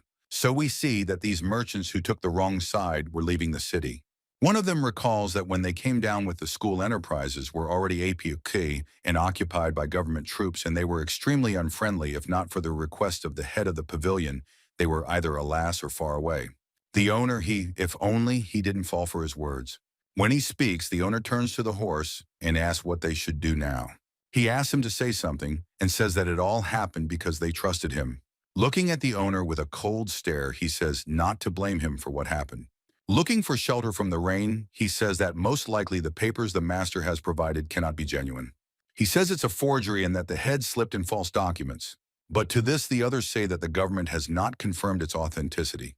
To this, the head replies that they conspired with the county head to divide the property among themselves. He says that it is necessary to go to his hometown first and then see what happens there and solve this fraud if possible. And he says that if these bastards are pressuring people with power, they'll find their way out. At this time, someone overhears their conversation and comes out of the shadows, and he says it's all a lie. The two men meet their gazes, looking at each other with suspicion and some surprise. The head of the pavilion doesn't realize what's going on here in the daylight in a robber's suit, who would be an idiot walking around like that. He says that if he has stolen their property, then he should go far away to save his life. This, of course, irritates our protagonist, as the property is not theirs, but the property of the school. He says that he is not going to steal them, but just wants to return what was stolen. These words cause fascination at the head of the pavilion. He says that how fortunate, and he just wanted to attack someone from this school. Then our hero is attacked by one large group of samurai and plans to completely destroy him. But our protagonist, with one swing, completely destroys Fluff and Ashes in this small army and samurai. This amazes the head of them all, as this was an elite army that could destroy a small village. He is surprised that there are still some masters left in this school and orders them to go somewhere far away. He says he doesn't understand why someone like him would hide all inside four walls. If you were on the front lines, this school wouldn't have gone under.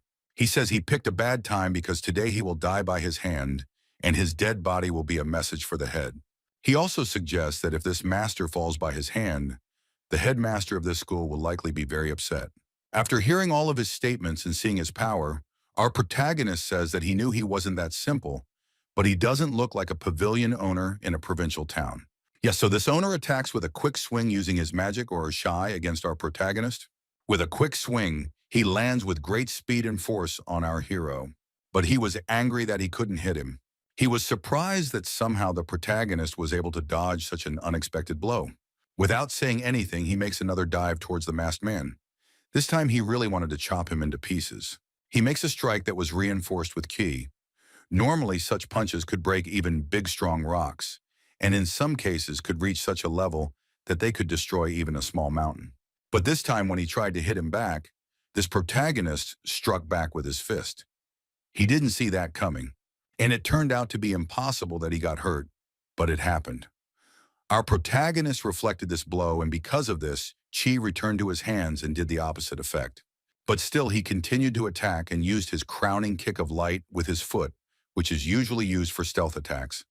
But all these attacks were kind of childish for our hero, as he had seen very strong opponents in his life that were times stronger than this merchant, if not 1,000. In an instant, it was as if he teleported behind the merchant's back. Eventually, the merchant noticed this and made a strike filled with ki. It was more like a sword swing that could shatter even wood. But this blow was repelled by our hero, and after this blow, our protagonist told him not to do such a stupid action because he would lose his fingers.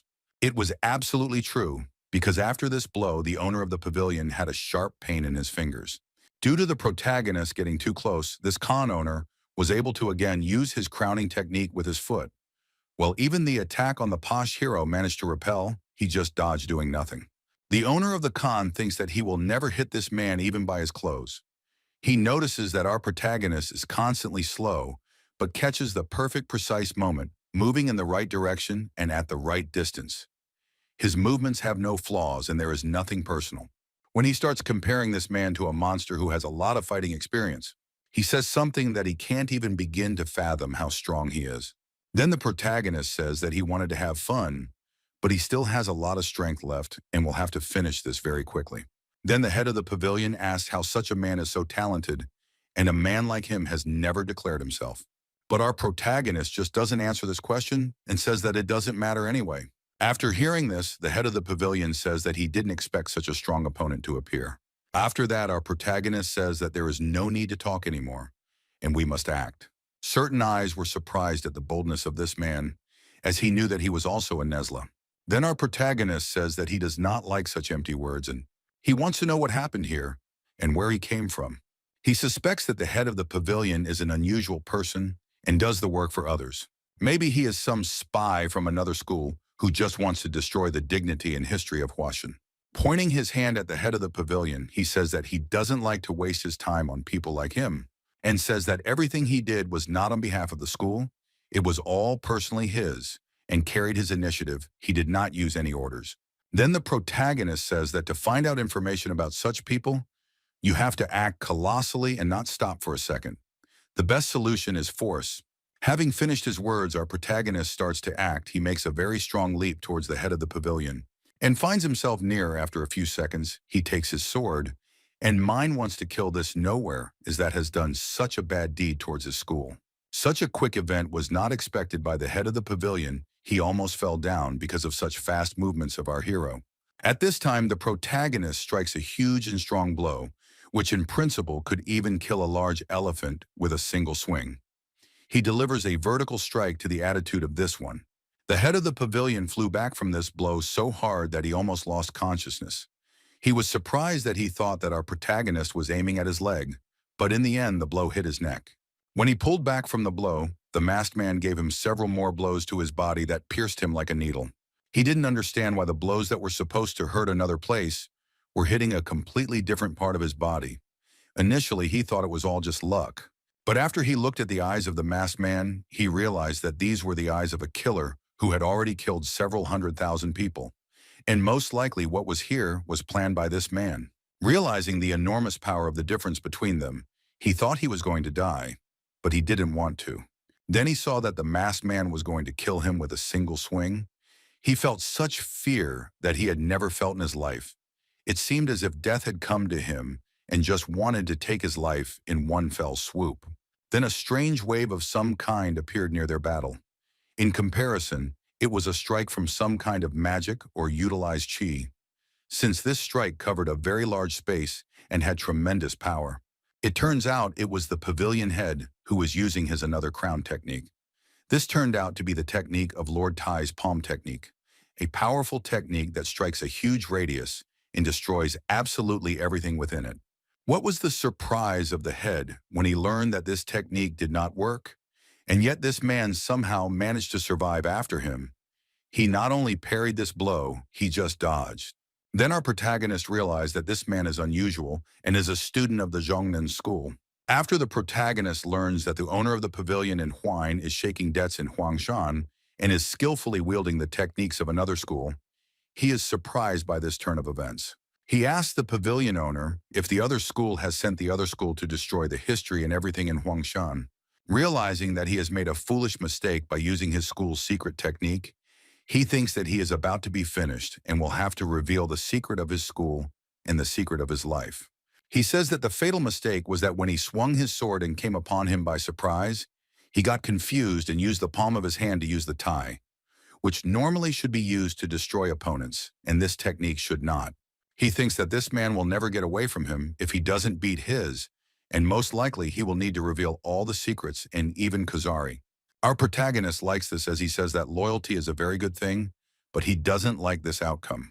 He says that the Zhongnan school is not a bad school and not one of the weakest. Just that, since a long time ago between it and Huangsheng, there has been animosity, and so the relationship does not work out. Even so, he cannot help but recognize that the Zhongnan school is rightfully ranked among the 9 great schools. But such a powerful school probably won't solve its problems this way. He says that this man probably doesn't know much, but because of the long time that has passed, the new Murim may still be acting so low, Most likely even they sacrificed their deeds for the sake of wealth. And emphasizes that times are not the same anymore, and everything can change, and absolutely everyone can do anything, even sacrifice their pride. He talks about his enjoyment of the times in which he now lives. After listening to our protagonist talk, the head of the pavilion begins his story. Then this bastard says that isn't this the best outcome for this school, and says that there is no more, and there never will be. Having lost the school's secret technique, this school will never be the same again. The only question is whether it will collapse now or last a little longer. He just wanted to ease the suffering of the dying Huashan. Then our protagonist interrogates the school, which is the same school that lost and left without masters, left only to die. He says that someone like you will never understand about the life and history of such a powerful school. He says that Huashan has lost its power and its secret techniques, and even its masters. He beats him up and says that they should have taken Huashan on strength instead of such a menace of tactics. He says how the two schools had a lot of history in common, and even the sword styles were similar. If there are two great schools with similar systems next to each other, one of them is bound to have a hard time. But still, thanks to him showing such a secret technique to him. And he's going to be rewarded in some kind of even-handed way. He says it's fun if you do, but a shame if you don't. At this time, our protagonist rejoices that he holds a sword near the head of the pavilion and maps something unimaginable to him, and tells him to hand over every last detail to the bastard who sent him. Then our protagonist starts swinging his sword. He only swung his sword fast enough to create the illusion of left swings. Mr. Khan is surprised that the man swings his sword so hard that he created a huge strong wind wave. But he notices one thing that hurts him very much, and he doesn't realize what it is why he is doing it. Even so, because our protagonist makes a lot of fast blows, but none of the blows hurt his opponent. Then our protagonist says that when plum blossoms bloom on the snow, they emit the thickest fragrance. It may be winter now, but the Huashan age has not yet come to an end. After he said all that, he made one very fast and clear dash, and was already behind his opponent in a second. But nothing happened to Mr. Konichan. Our hero says that with the passing of spring plum blossoms, decorate the whole mountain. And at that moment, there are a lot of flowers that fall out of the sky. Then all the pink blossoms of this technique disintegrate on the head of this Mr. Kona. This turns out to be one of the sword styles called 24 plum blossoms that is made of fallen petals. This is a very powerful technique that is rarely performed now or even in history. After using this technique, this person falls down permanently. He just fell and most likely lost consciousness. Our main character says that it is an illusion, and even a very strong illusion that can control everything and everyone. He says that he can still die as the force is not enough. He also says that for the past and himself it would be barefoot. And now when he died with the ball, it's as if all the powers have left him. Someone was watching this situation. It was one of the members of this crew. He was present. Our protagonist calmly notices him and tells him to come to him. He also tells him to go to him quickly and at the first time so that there are no repercussions. It turns out that he was not the only one who observed this. They were a group of 4 people who were hiding from the threat in the person of our hero. When our protagonist asked who was next to drink, absolutely everyone was silent and did nothing because no one wanted to be beaten. But when the masked man said who wants to leave just like that, everyone fought for this opportunity as for his life. It was really like a fight for reality and life as they saw the consequences of Mr. Kona's example. When our protagonist answered Tam that they can go, everyone quickly started to run towards the direction on the road to another town. After all this, our protagonist turns around and asks them if they are really that stupid, since he is not going to let them go just like that. When he says that he needs them because he has to take it all to the main gate of the school, and pins them to say how much is their possessions worth. Then one of them says his property is worth 2,300 yang, and another says it's worth 3,000 and 4,000, and the last one says it's worth 8,000 yang. Then our protagonist says that one of them should go to the bank and bring an amount equal to their property. He says that there is a nearby bank and they should bring the cash because he will not give it for another amount. At this time, one of the merchants is surprised that he is meeting such a man for the first time. Since this man asked for more than just money, he said that you can't sign the receipt or there will be consequences. Then he asks what happens if that man goes and runs away from this place.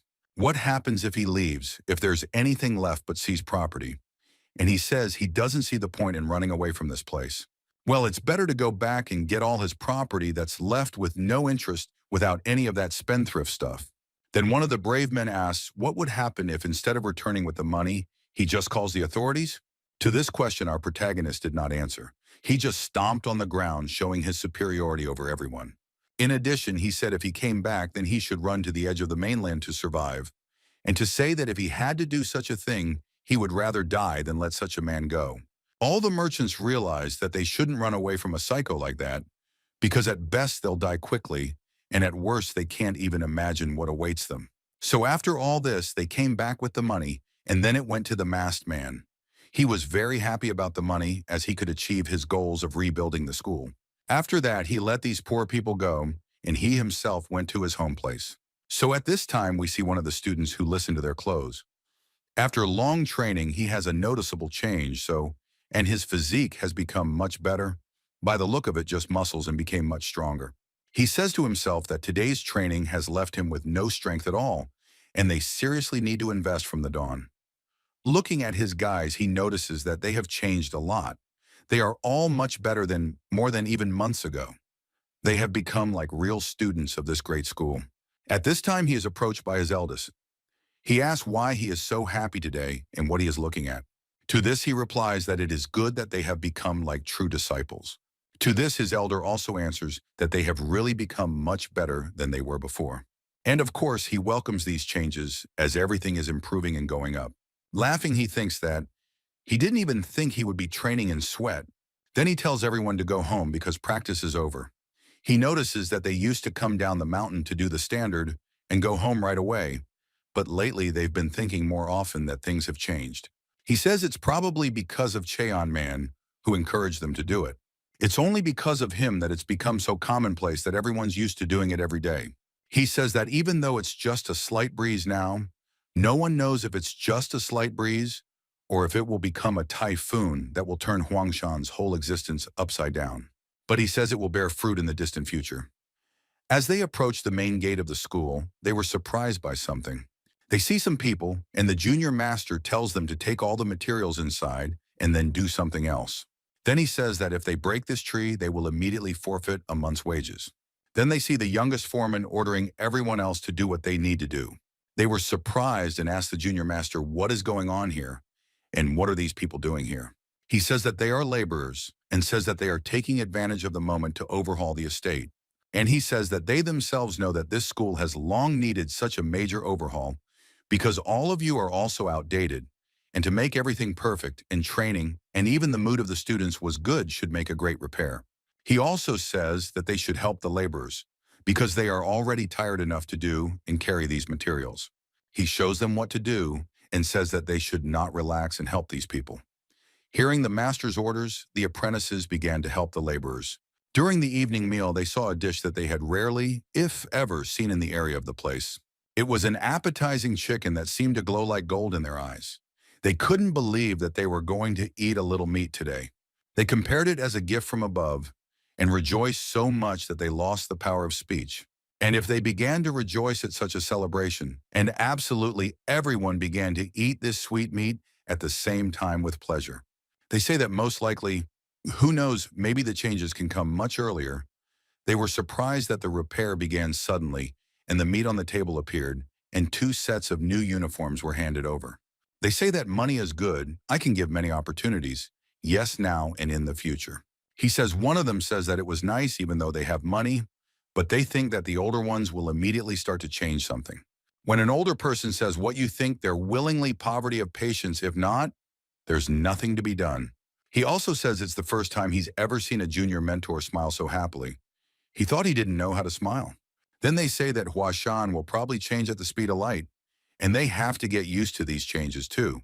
But most likely all these changes will not be positive, even so they have to be ready for anything. The elder is talking about the secret document in the box that was discovered by our hero. They say that this case was very suspicious since he played along and did everything in a strange way.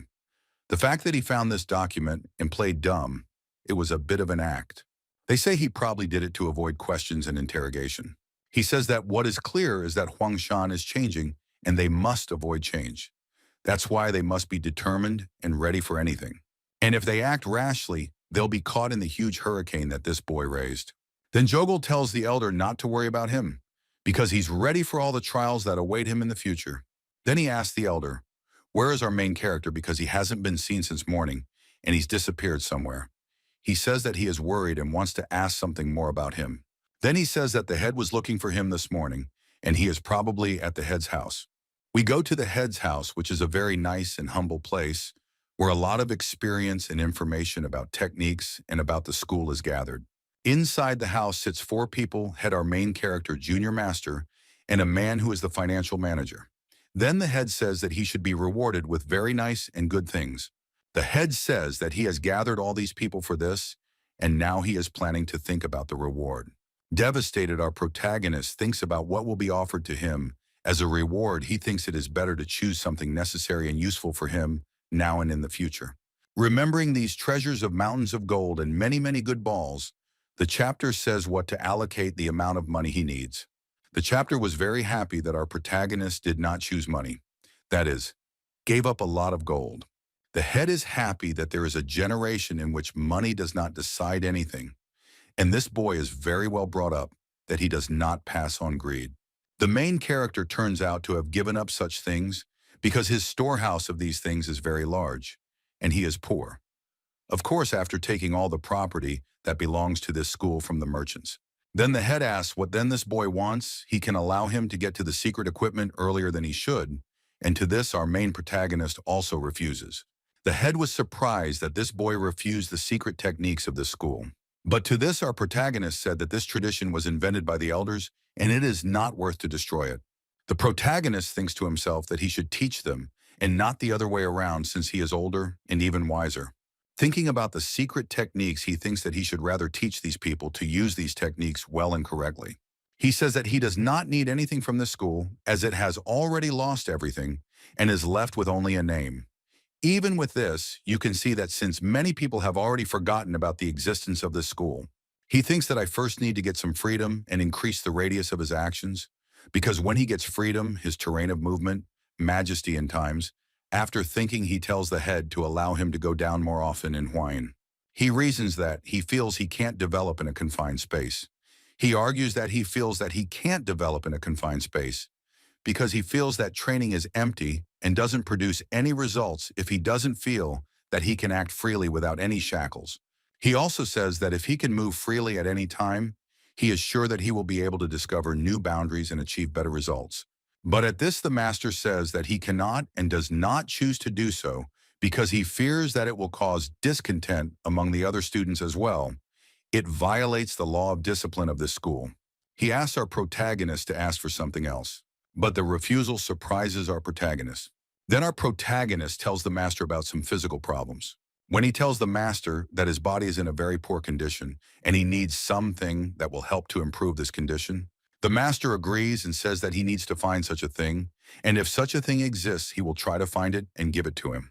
Then our hero remembers that according to Lecker Wu's words, the circulation of natural qi has been disturbed, and in that case, he asks to be provided with healing pills.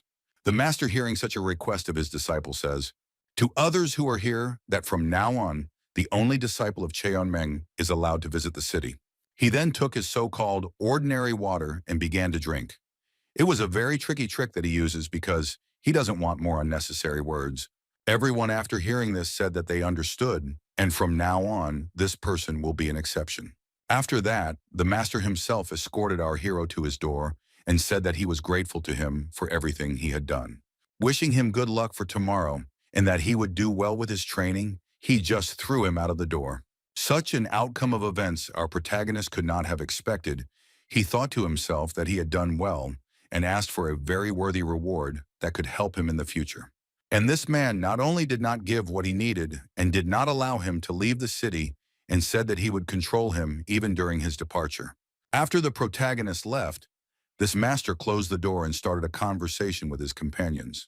They started talking about our protagonist, that he is an unusual boy, and as if there is something strange about him from an adult. Another not insignificant information was that this third person, he was a financial master. He was a real master who would be in charge of the students in this school. The master started his word that this boy came out of nowhere and started to build this school, And he is unusual because with his passing started a white streak in the life of the school. The junior master also noticed something strange about this boy. He also thinks that he is not an ordinary average teenager.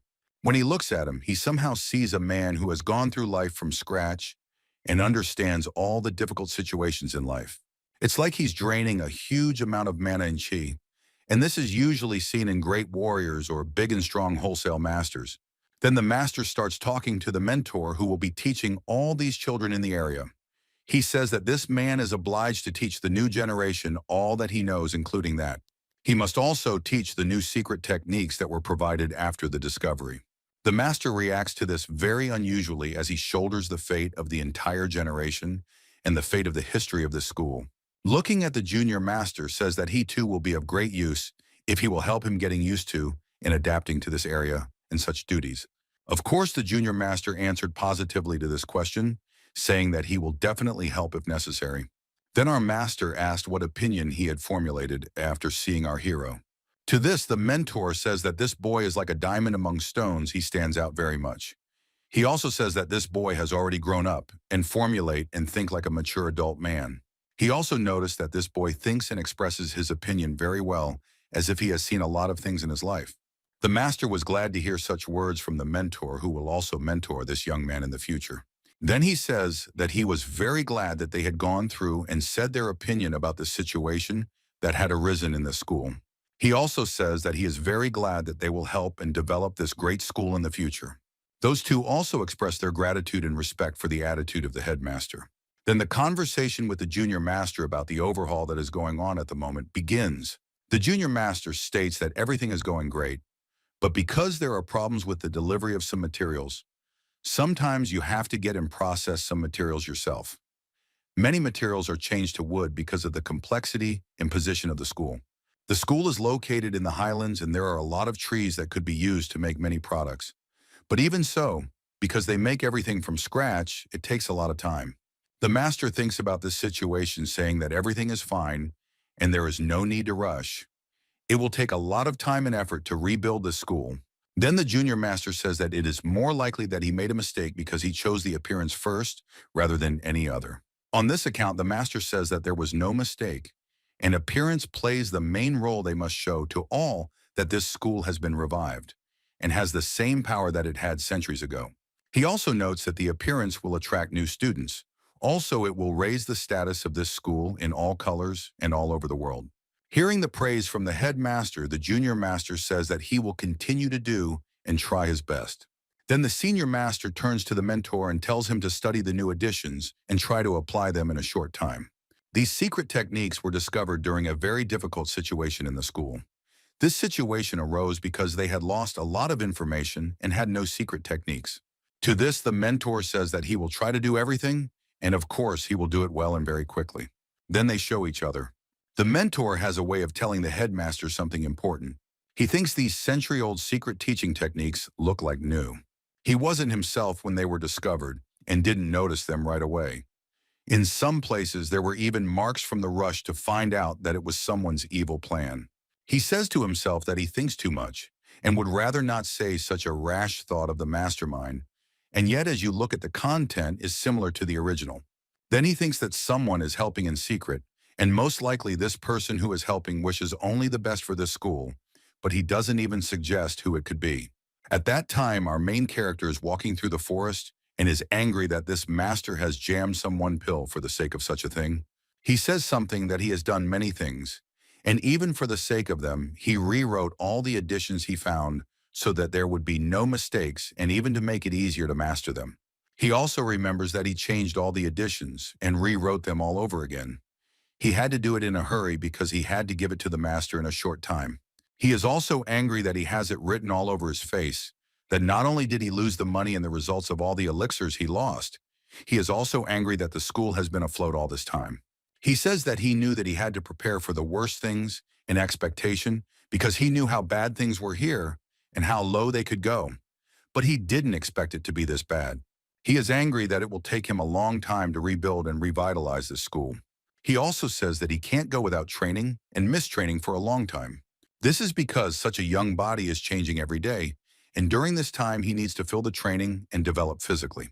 This is the most favorable time to develop and improve the inner energies. If he misses it, he must find some other way to develop his physical data. He has to take a drug or something similar in a short time in order to also be at the level of his previous strength and even go around and jump to the floor. This can be done in two ways to restore the circulation of qi. The first way is to eat an expensive medicinal healing pill. The second way is this internal transmission from a more powerful warrior or master. But now it is impossible because at this time and in such places, such strong masters or wars do not pass. And the only last option left is the power tides that are set in our time to be pills for healing. He remembers that once upon a time, he would just pick up a now of the earth and eat it every day. In those days, he ate these pills in order to gain the so-called explosive with which he could do his evil deeds.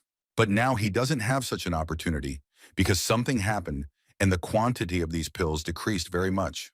He says that when he gets drunk secretly from his elders, he will take the pills and become as good as new, as if the hangover will be taken away with a hand. Then he gets a great idea related to the pills. He remembers about some place where you can find something similar or themselves. Then he runs somewhere very fast as if in a hurry to find the dust itself there. During his running, he says that from a bad head and strange people can arise in brilliant ideas. Usually such happens that thinking about something else you pass. Generally another idea. Then he comes and stops. He comes to the place where he spent time in his past life. Huashan's sacred mountains is famous for its rocky terrain, and Duanshan Rock is the highest and most dangerous. And in the middle of Huashan is the mouth of the edge of which you can't even see, and there is the place he is looking for. In all Huashan, he alone knows about the secret place in the center of the cliff. There are caves that cannot be found if you do not go up there on the cliff. Duanshan training is forbidden because of the high risks, but thanks to this is the best places hidden from the eyes of the head and cannot find. She says that this place helped him a lot. He could get drunk secretly from the chief and often got meat there and could take a nap without the chief seeing. He is that his head never did anything. If he were in his place, he would have beaten himself to death. Then he says that it doesn't matter, and anyway, he has to go upstairs and climb up very quickly and carefully so as not to fall to his death. Turns out that's where the pills he kept in his past life are kept. In his previous life, he could get there in 2 jumps, but with this dead and weak body, he will never make it. But he says that if you try to get down from the top of that mountain, it's possible. But he says that it's about 10 times more dangerous than before. He also says that the hell he's here, and he's already died once, and he'll die the second time.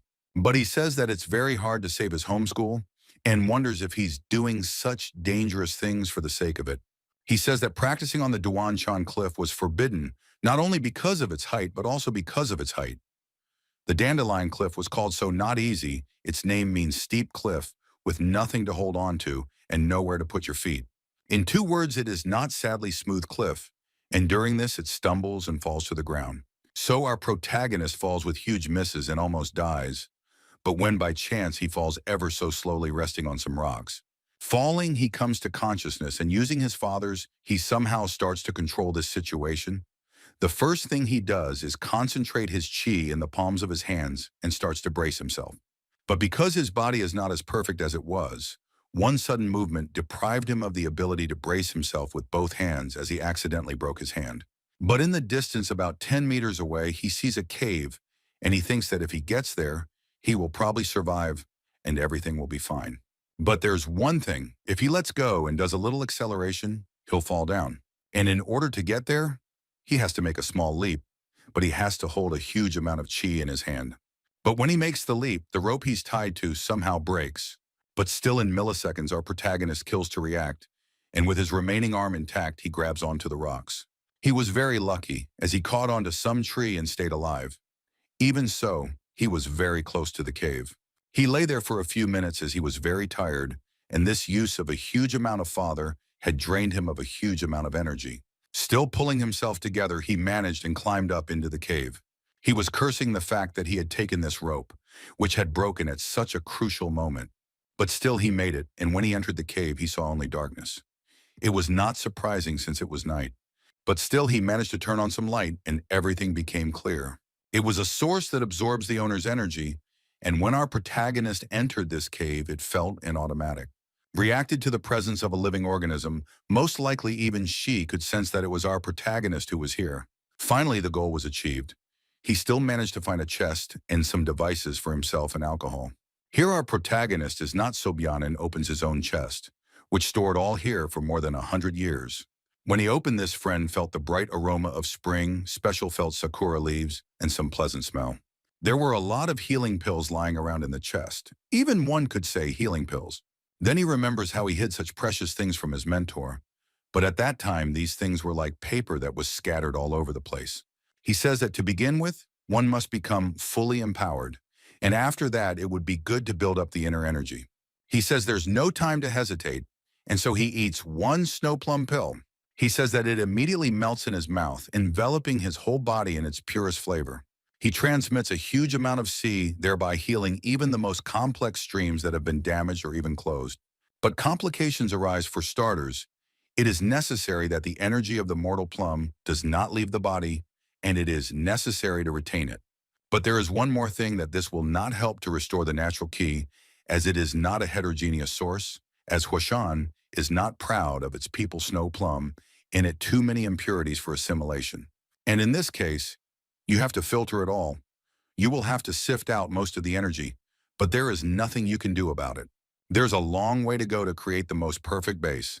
It's not an easy choice, but the rush is to keep only the purest energy, and the rest must be sifted out. Each carefully selected shard must be maintained and channeled into the core. Not only does it have to be guided, it has to be maintained before it goes to the core of natural chi. That's when the explosion of energy and chi happens. This energy is known by the color of water and the sky, which is blue. Even after traveling this long way, you will feel that this was the beginning, as you have to control and be in a meditation posture afterwards. Because of the huge amount of energy released, you have to control and filter it. Shengmeng, after the flow of qi, begins to feel that the energy that encompasses his body begins to gradually reach the core. He starts to feel the whole energy ending with his fingers, but it was very difficult to control it since this body was completely undeveloped. Even so, our protagonist tries, and taking all the strength of spirit, still achieves his goal. This I'm a little energizer starts by spreading throughout the body. So he was able to perfect and complete his resurrection of new energy. After that, he felt that all the wounds he had received before were healed in an instant. He also felt that his body had become much stronger. He thinks that surely if he can manage the energy in a young body, the effect of the sawing off will exceed all expectations. He says it's not enough yet. The toxins left in his body are spreading throughout his body. It's like something is stretching his cells and veins, and he doesn't understand why his heart is beating so fast. After that, he suddenly feels as if his body is shutting down. He compares it to the energy rushing out from behind the dantian, pierced through his dantian like a huge wave, and he can't control it. If it gets to, and most likely after that, it'll kill him after a while. He says to stop the flow and takes his hand and concentrates a huge amount of ki there to stop the flow. Then he remembers the words of the elder chapter when he said that the warrior will take control and suppress it. But those who follow the path to Wuxism will leave everything as it is. He also remembers what the master said about the fool thinking that logic decides everything in the world. In this world, it's not only logic that decides everything, it's also the mind that acts only in a straight path. He does nothing and just trusts his life to flow. He lets his hands go and just imagines his life of simple luck.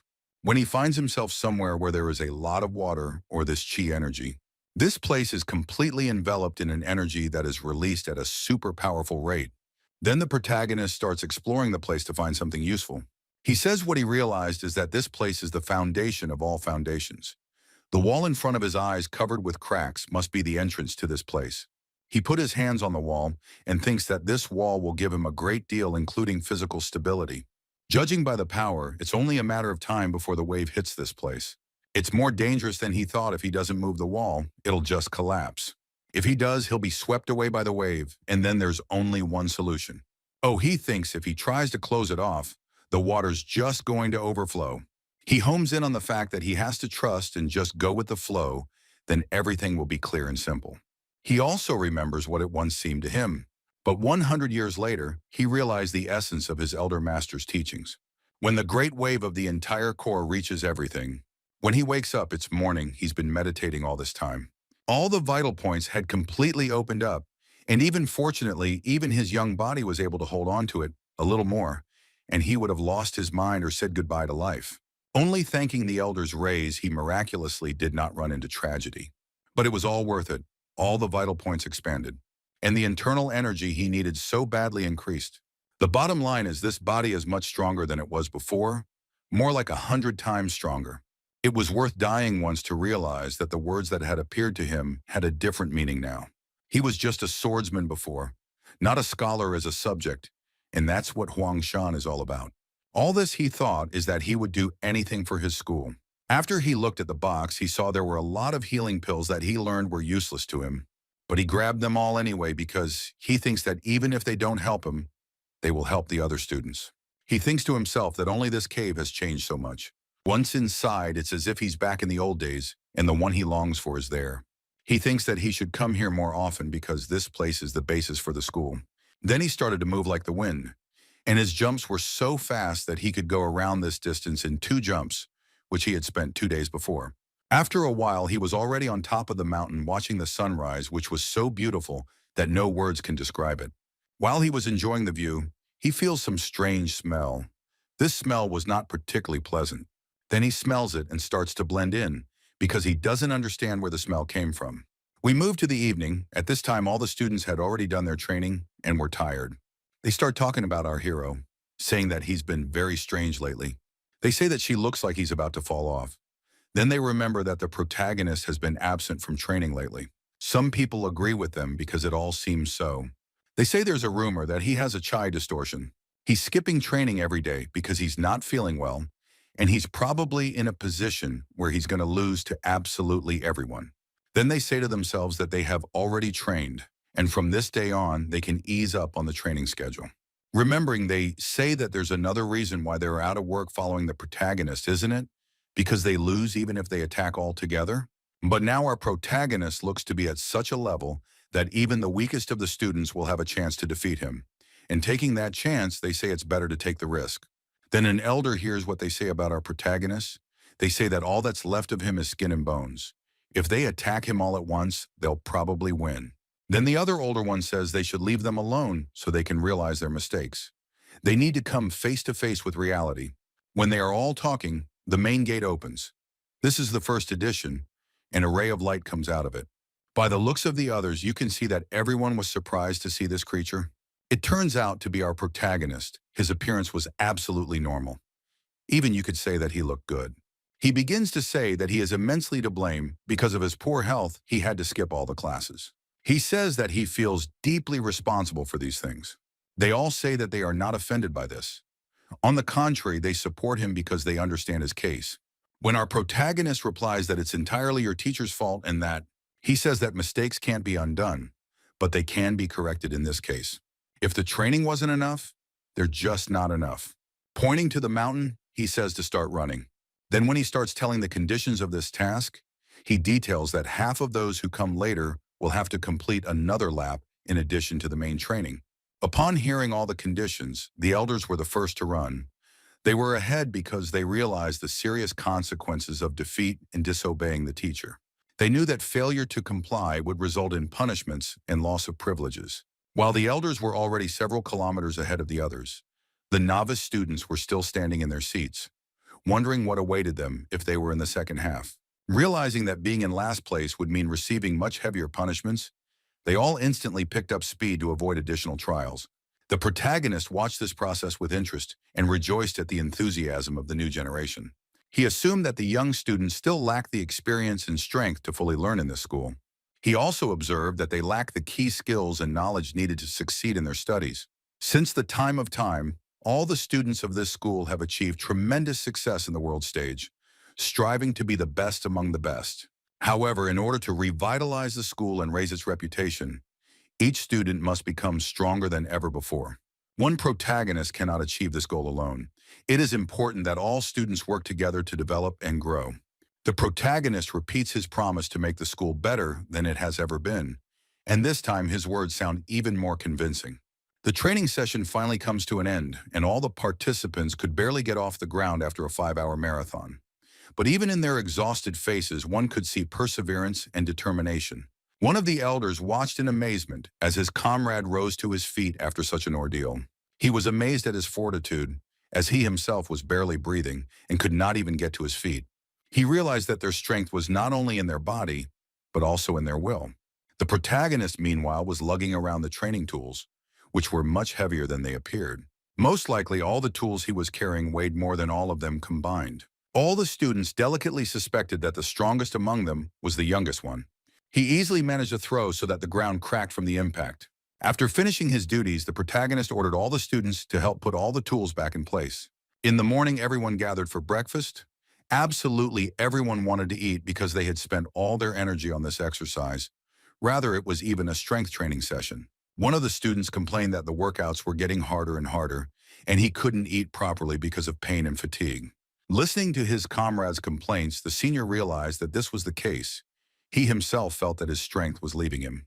He has his hands from such hard training, he just couldn't grip the chopsticks with his fingers. He wondered why they were all afraid, and why it was so hard for them to tell the main character about their problems. Another student claimed that the training was getting harder and harder, and his body couldn't take the strain. But as he said, the blows only make them stronger. He urged to stay strong and endure until it was time for school to change. But during all of this, he remembered our main character's face as they all train because of fear from him. He knew that Changmeng was only leading this school on a prosperous path, and he supported him strongly in his heart. His comrade thought a lot about his thoughts on this situation, and he also supported him and said that he will definitely tell our protagonist when the time comes. Everyone admired his words and agreed with his opinion. The elder promised to speak out when the time came. After all the training, one of the students was resting in his room, wondering if his body would be able to withstand such an ordeal. Lying on his bed, he questioned his resilience and endurance. Thinking about everything and analyzing all the actions he had seen today, he didn't even notice he had fallen asleep. Suddenly, he heard a strange voice that was familiar to him. It was Changmin. In his small hands was a strange pink pill that promised healing and restoration of strength. He hardly realized that the main character was offering it to him because he had just woken up and didn't understand what it was all about yet. It was a pink pill that was very expensive at the time. He knew that this pill was able to widen the channels and improve the physical and mental state of a person a lot.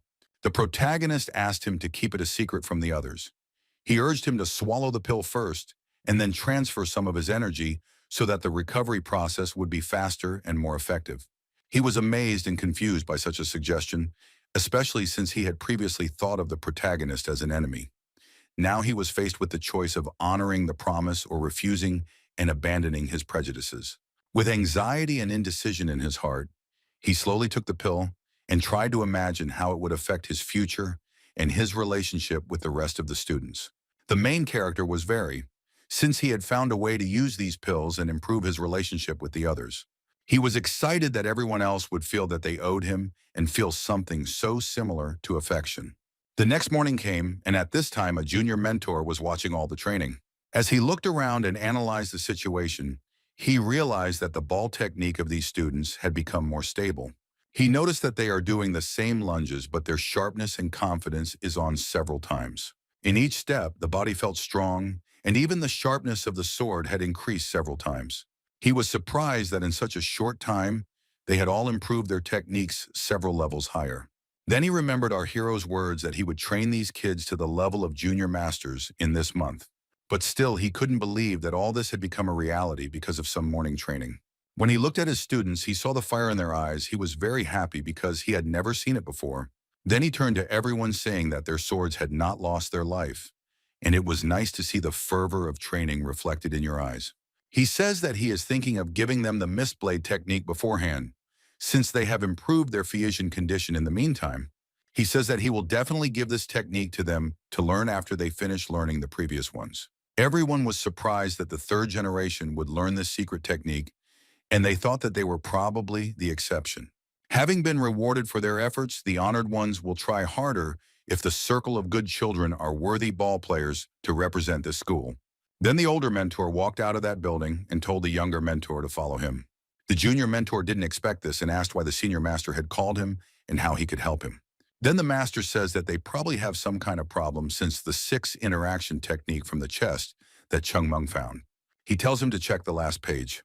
When the younger master saw what was there, he was not only surprised, He was completely dumbfounded. He was telling the master that this could be one of the big problems, that it was written there that the teachings should be endless and changing and improving. But the principle of the six interactions is the foundation and the skeleton of this school. To change the six interactions is like turning the soul of this school inside out. I hope posterity will remember this unbreakable truth. The six interactions are the foundation that has sustained this school for many years. Every teaching begins as soon as the principle of the six interactions is mastered. Then the junior master says that the age has already changed. Why should they hold on to it? Then the head says that the sixfold principle is very slow to be mastered. Isn't that why everyone has been racking their brains to create a blade of the true sixfold principle? That's why he came to listen to his opinion, as he said Huashan decided to keep the six interactions and base the blade on the true principle of six interactions. The words of the ancestors are very important, as they wrote everything they knew and verified. These spellings are the centuries of experience of all the ancestors.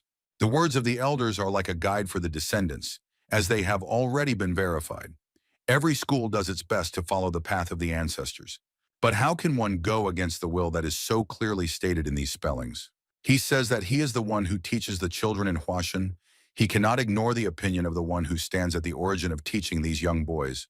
He asks that he not be shy and say what he thinks, whether he followed tradition or chose to change. This school was at the bottom, and his were not numbered because of this head-created true blade principle, saying that they couldn't afford to procrastinate on training followers.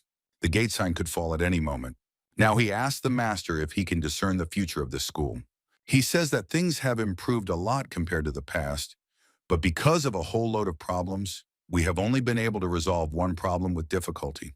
The master then says that the issue is not an easy one, but we still need to solve this issue. He says he understands. He can't give a clear answer. Then he says he is against this change and says it is not easy. He says the blade of true principle and the six interactions have the same origins, but the teachings are completely different. The teachings of the six interactions are slow and heavy, but have strong foundations. Whereas the blade of true principle is easy to learn, very fluid, and because of this, children learn quickly. And he says that he has already passed on the foundation of introduction to combat to them. If you throw everything away and start teaching them the six interactions, it might not bear any fruit. Moreover, to succeed in the six interactions, you need stability in your feet and serious intentions. Then the master asks, what is the importance of steadiness in the feet and serious intention?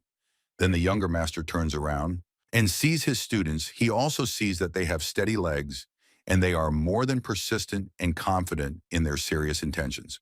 Then the older master begins to chill the younger master because all the students have become so strong in such a short time.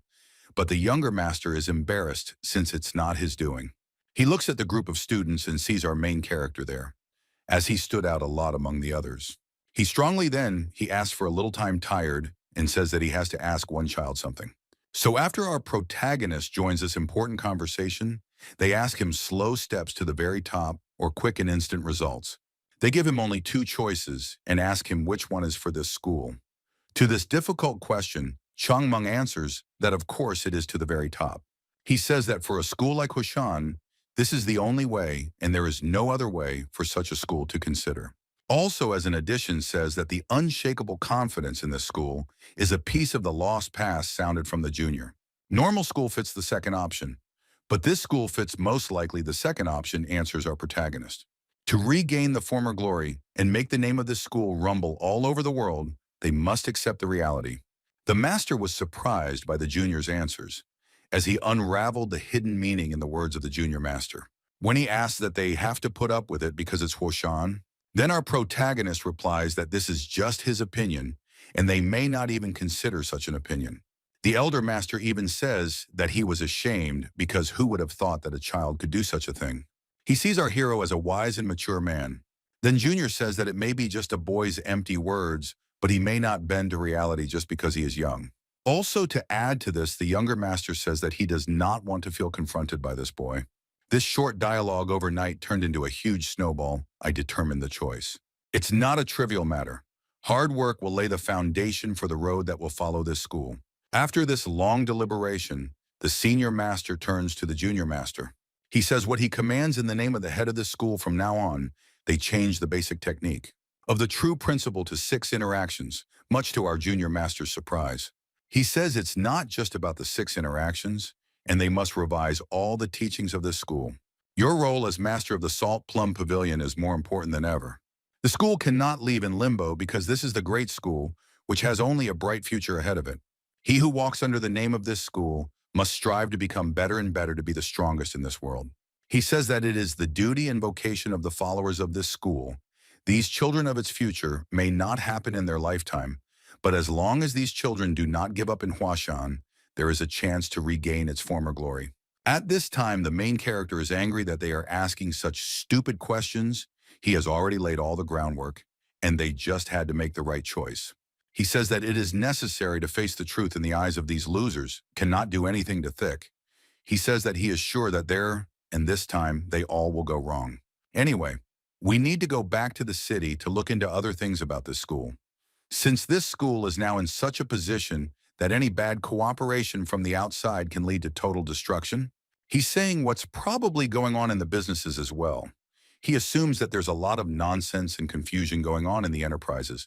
He is angry that without him, this school has not returned anything, and he said it very loudly, and everyone was surprised by this behavior.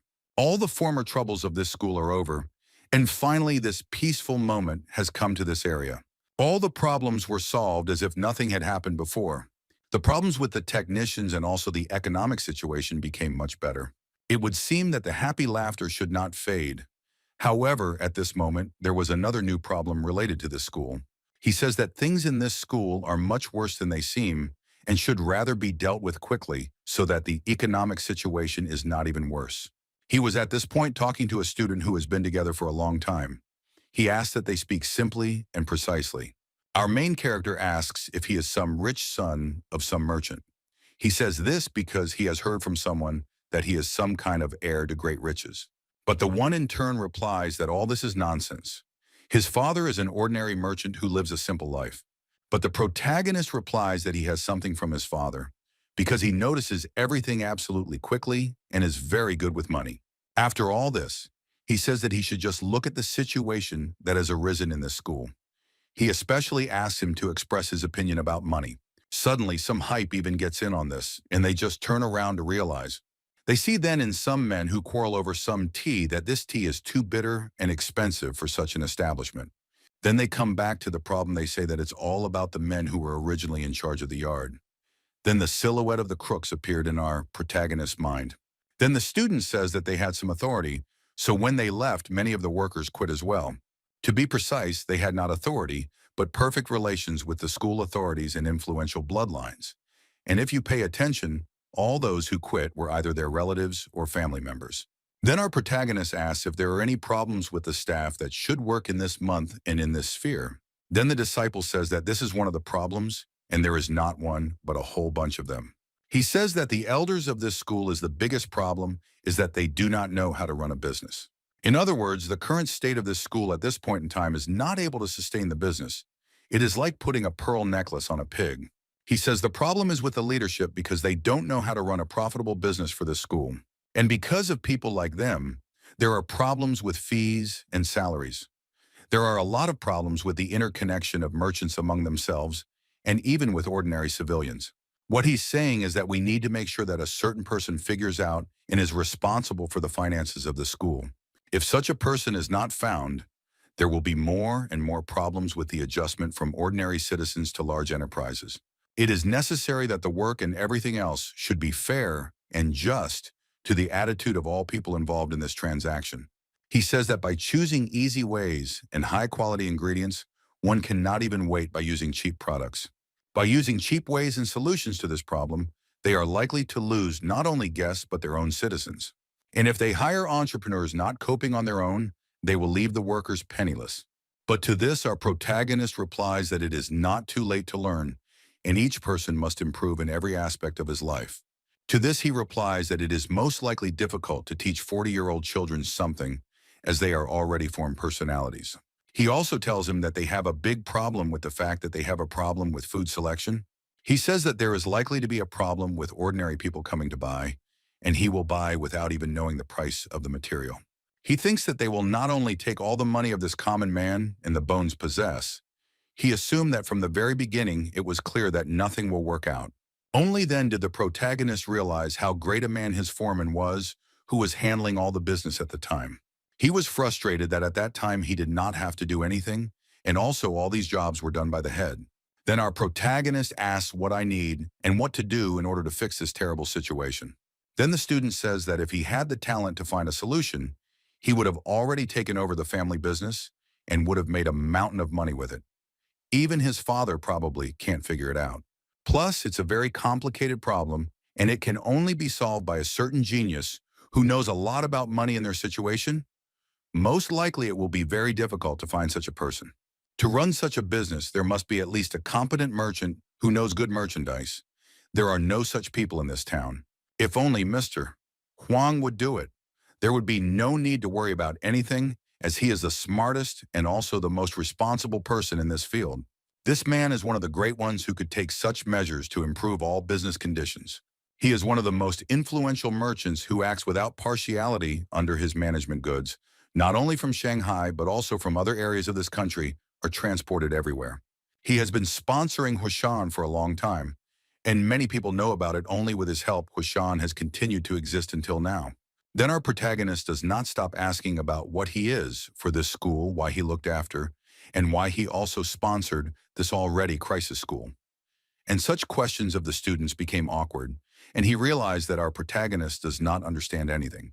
But still on questions, he says that he knows nothing, and most likely there is no right answer, but he once heard about some rumors. That he cares about this place, but he also sponsors some other schools in other cities in this country. Anyway, he's never had any serious problems under him. He's been giving advice and support for a long time. Then the question arises, can he just go and ask him for a helping hand? If he is such a kind person who has been helping since a long time, he probably won't refuse even now. When the disciple explains that there's no way to meet or even talk to Mr. Huang because he's been sick for over a year, they meet a junior master who also happens to be near them. They, as students of such a great school, begin to greet each other first and then only ask what the junior master wants. Junior master greeted and asked our hero to go to the main pavilion in a short time. The protagonist was surprised by such a request, as this house is located on the slope of a steep mountain where even birds can't reach. He asked the junior master to send there some elders who are stronger than him. In turn, the junior master says that this is not the case, and even so he does nothing and gives a message to be delivered to the head or to the pavilion of finance. He says that this is an urgent matter and should not be delayed. It turns out to be a letter from the Milky Way Trade Guild, so you have to be careful with it because it's a very important letter. He hands over the letter trusting that our protagonist will deliver it in a short time and won't cause any problems. The student notices it and was surprised that the situation from their conversation was so coincidental. Then the apprentice says that it's the guild of the same Mr. Huan. The junior master says this letter is very urgent, so we should go right away and deliver it, at least before sunset. Chungmeng receives this letter and says that he will handle it much faster, as it is a very important letter, and will be very careful with it. Once he's gone to a place where he won't be disturbed, he opens the letter when he thinks it's not a letter from Mr. Huang, the head of the local road, but rather a letter from his subordinate, since Mr. Huang has been unwell for a year. Then he was very happy because he was so lucky to get his hands on this very good and useful thing. When he opens this letter, he notices that this letter was sent personally to the head of the school. If there's an urgent message in his head from the distracted gentleman, it means something's happened to him. Then he starts to use his read the contents. Since we're doing this, we need to help each other out. Maybe we should help each other out too. He carefully removes this badge from the paper so the contents won't be damaged and no one will know about it. It said that it had been a long winter and that buds were swelling on the trees. He feels immensely ashamed of the ambassador and the letter after so long of silence. However, he directly has to inform him, as his father's health is deteriorating day by day. As you know, they should accept the inevitable barrier during his father's age. However, lately the senile disease surprisingly appears not as it should. Other symptoms have begun to appear. Pulse racing like a frantic affair. The body breaks off in a red color as if liters of blood are escaping from the veins. He is unconscious and can't move, and also this black mark on the bridge of his nose. It's all very strange. No one has ever seen such symptoms before. Then only one idea came to the protagonist's mind. Most likely this disease was projected by demonic energy. He had encountered such a thing before, since he himself had fought a great demon and won there. The letter said that they had invited famous doctors from a provincial city to observe the course of his father's illnesses, but none of them could make an accurate diagnosis. Absolutely all the doctors they invited said that they had never met such a thing in their lives and referred to some strange disease that they did not know. Grasping at the last straw, he says that he started sending letters to people close to his father and himself. Dear Chapter, if you suddenly know the symptoms of his father's illness, he will be very grateful for feedback, no matter what way. To anyone who will share information about the illness and symptoms of his father, who is now bedridden and not even come into being, he guarantees a huge reward in the name of the Milky Way Trade Guild. This letter he certainly wishes and will wait for good news from them. Regards Junior Heir Huang Jung-yi of the Milky Way Trading Guild. Cheng Meng is angry that usually doctors can't cure such a thing, as they have no idea where this disease came from. Mo Huashan devil flower, the external symptoms are similar to poisoning with strong poison. Of course, the only way to treat the patient is to neutralize the poison. However, the reason why he can't calm down is because the symptoms of devil flower are caused by the demonic sect's special technique, which will poison not only the body but also the ki flow, which is the basis of everything in the human body. The protagonist thought he had exterminated all the members of the demonic sect in Showdown, and who knew that their legacy was still being passed on. He became uneasy as he realized that there was something plotting in this city, and it was something very huge. He is angry that these people are most likely even feeding off the hatred of his home school.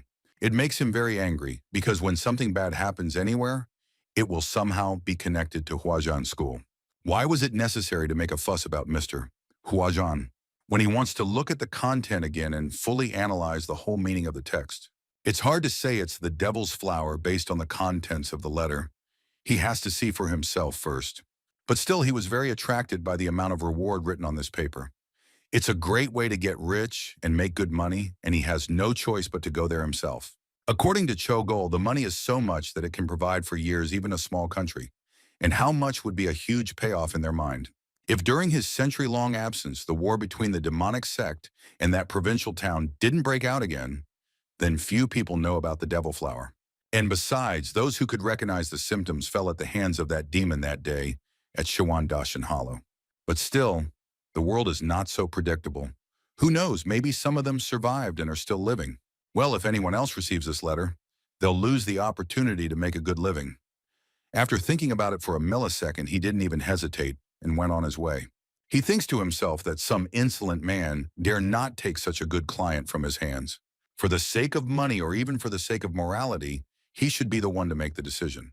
By all means, he will do everything himself, and even the reward will not come from the school, but from his personal person.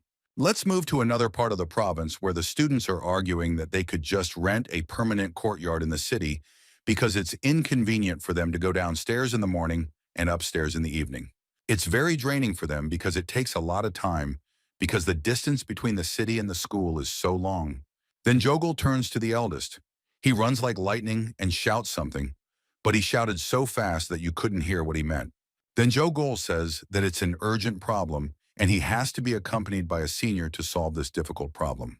When they went inside, the elder saw that it was the absence of our protagonist in his room. He's yelling that where did this boy go at such an important moment and at night? He decided to get out of here in the dark like that.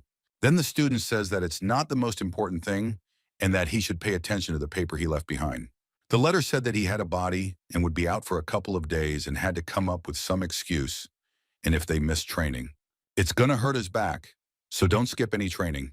What he's saying is that you have to make arrangements with the others so they don't tell the master. And even if they tell the master now, the effect will be the same. Since he said he'll be back in a couple of days until then, there's no way to cover up his absence.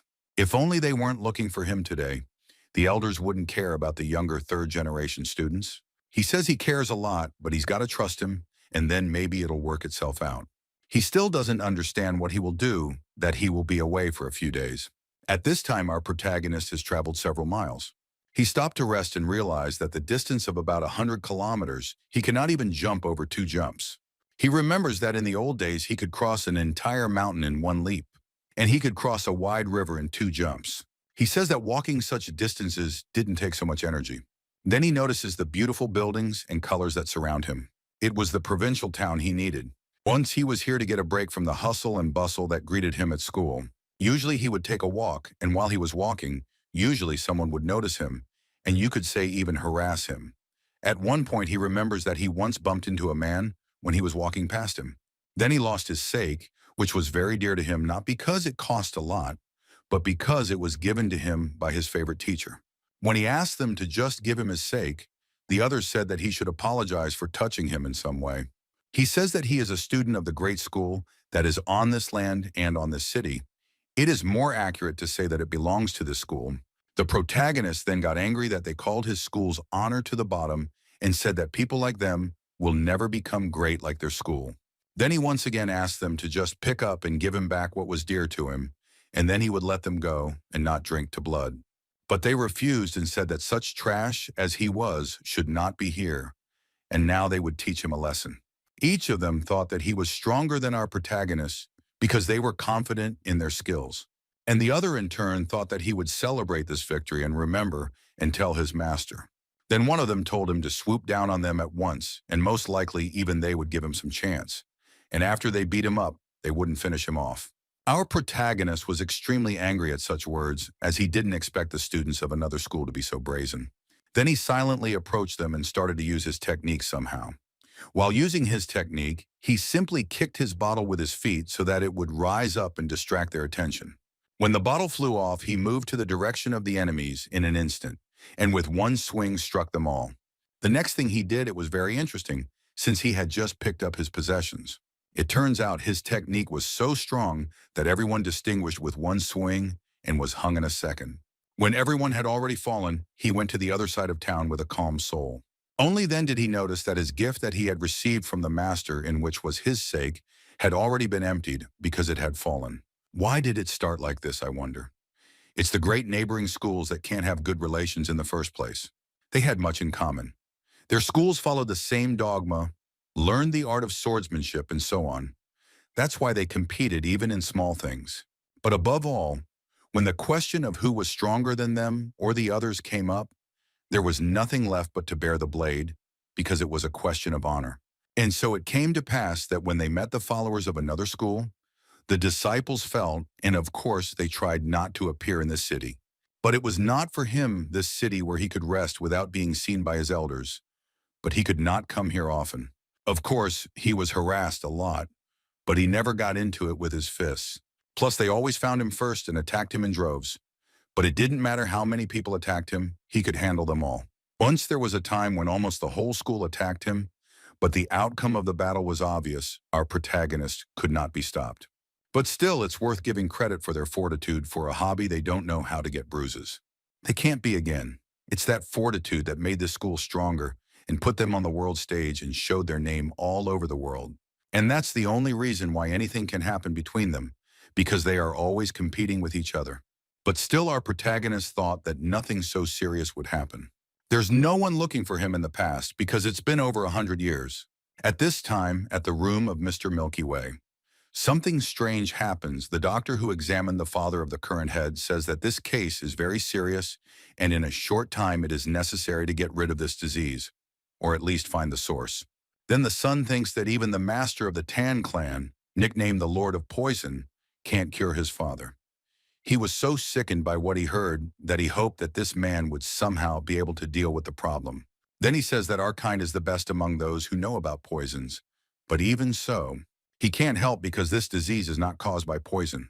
But the son did not understand why the symptoms are so similar to poisoning, and the doctor replies that even if the symptoms are similar to poison, the disease is definitely not caused by poison. Then the son realized that the cause was definitely something else.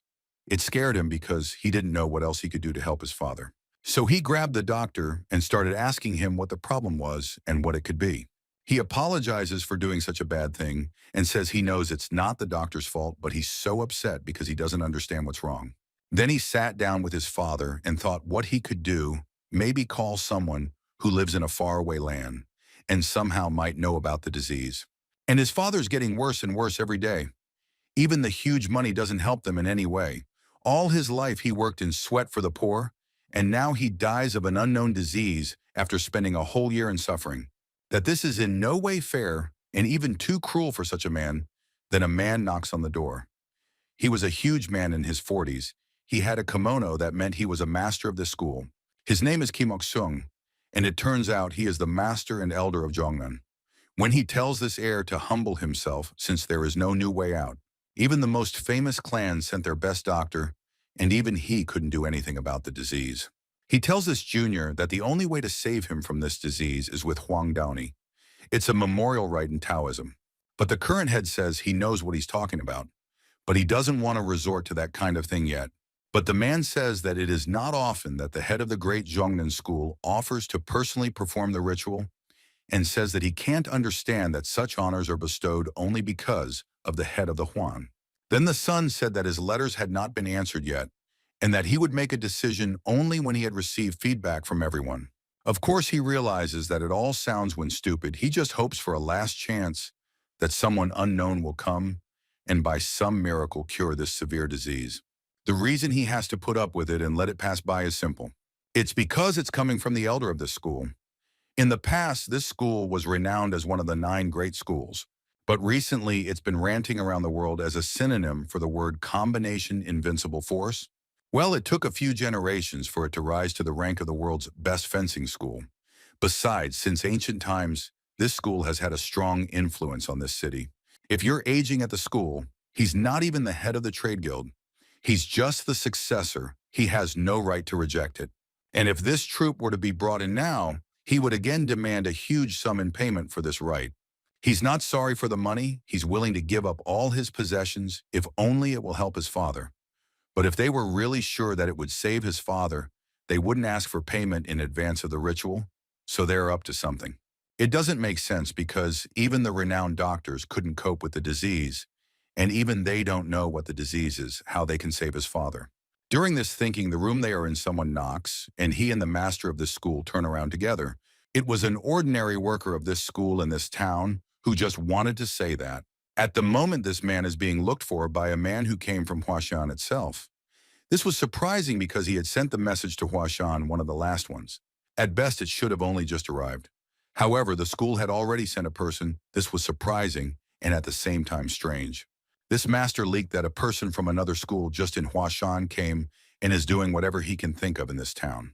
He gets angry at this and says that this is in no way acceptable because this person is from a school that doesn't even appreciate the history of Zhongnan. He also says that it's a waste of time to give such a person any time at all, since you should always expect trouble from them instead of good. He also says that a lot of things have happened to Huashan during this time, and with their current condition, they can't even heal a scratch. But to this, the son says that he himself has bound the neighboring people and will not bend them out of such a long way. It will be unfriendly to the attitude of the other school and also not responsible on his part. Then he asks this assistant, "Where are the gentlemen who came from distant lands from Huashan?" And the assistant says that they are still waiting for you at the main gate. He is angry that he has left the guests who have come from far away languishing at the gate. The aide says that he was going to escort him out, but the situation is completely unreasonable, and he could not make such arrangements. Coming out of his mouth, he apologizes for his ignorance and introduces himself as the future head of the Milky Way Trade Guild, Huang Jung Yi. He says that it's all his fault that the servants are not brought up properly, and he just apologizes for his lack of farsightedness. When he notices that the man has painfully small feet for such guests and for the age he expected, he thought that it might be some old man, and it could not be some little boy who had come and traveled such a great distance in a short time. Then as he looked, he saw a very immature little boy who was just standing there and had probably been waiting for them for a long time. Then he asked if he came alone. Our protagonist says that he came alone, and he knows the way to cure Mr. Huan, so we should bring him to him soon. Then he says that first he wanted to check what your huge reward from the letter means. Such an outcome of events very much surprised the current owner of the Milky Way. Our protagonist, all the time waiting for him this opportunity and earn fabulous money. His face and sweet smile amazed everyone with one look. At that time, he thought that this school would not put the Milky Way Guild in any way, since they had sent such a young kid for such an important request. Then Master Jiangnam leaves and says that the fearmongers from this Huashan school don't even have the sense to see each other, since they don't even have the manners to send a more worthy person. They don't know anything, but they don't want to stay away. They're ashamed to show their faces. So they sent a young man. He's saying what he heard the Huashan chief is a noble man, but to use such a stupid trick even within their competence was too strong and impudent. Our protagonist didn't understand this kind of treatment because of his age. He thought he should diffuse the situation. He bends down and says that he was a little late with the greeting and makes a bow towards the others. He says that he is very much a third-generation Huashan Chengmeng, and he has scrutinized their letter.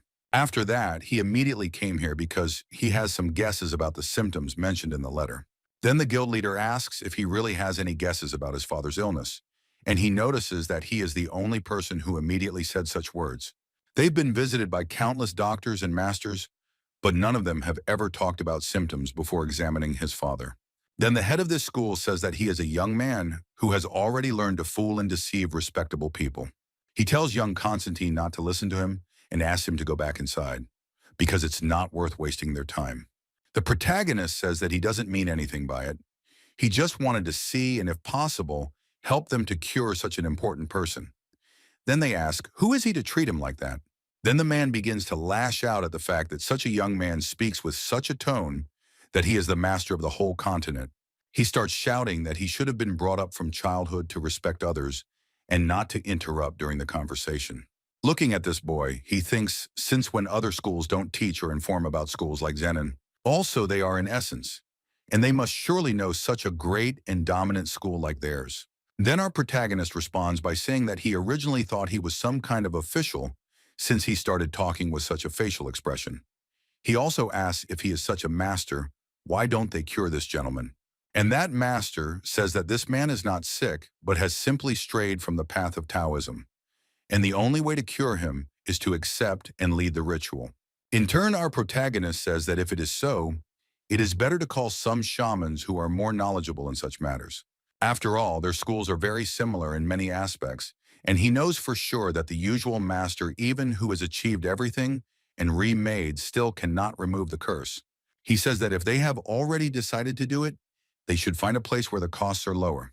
Then the man gets angry and says that you are laughing at the elders, and this is what your head taught you.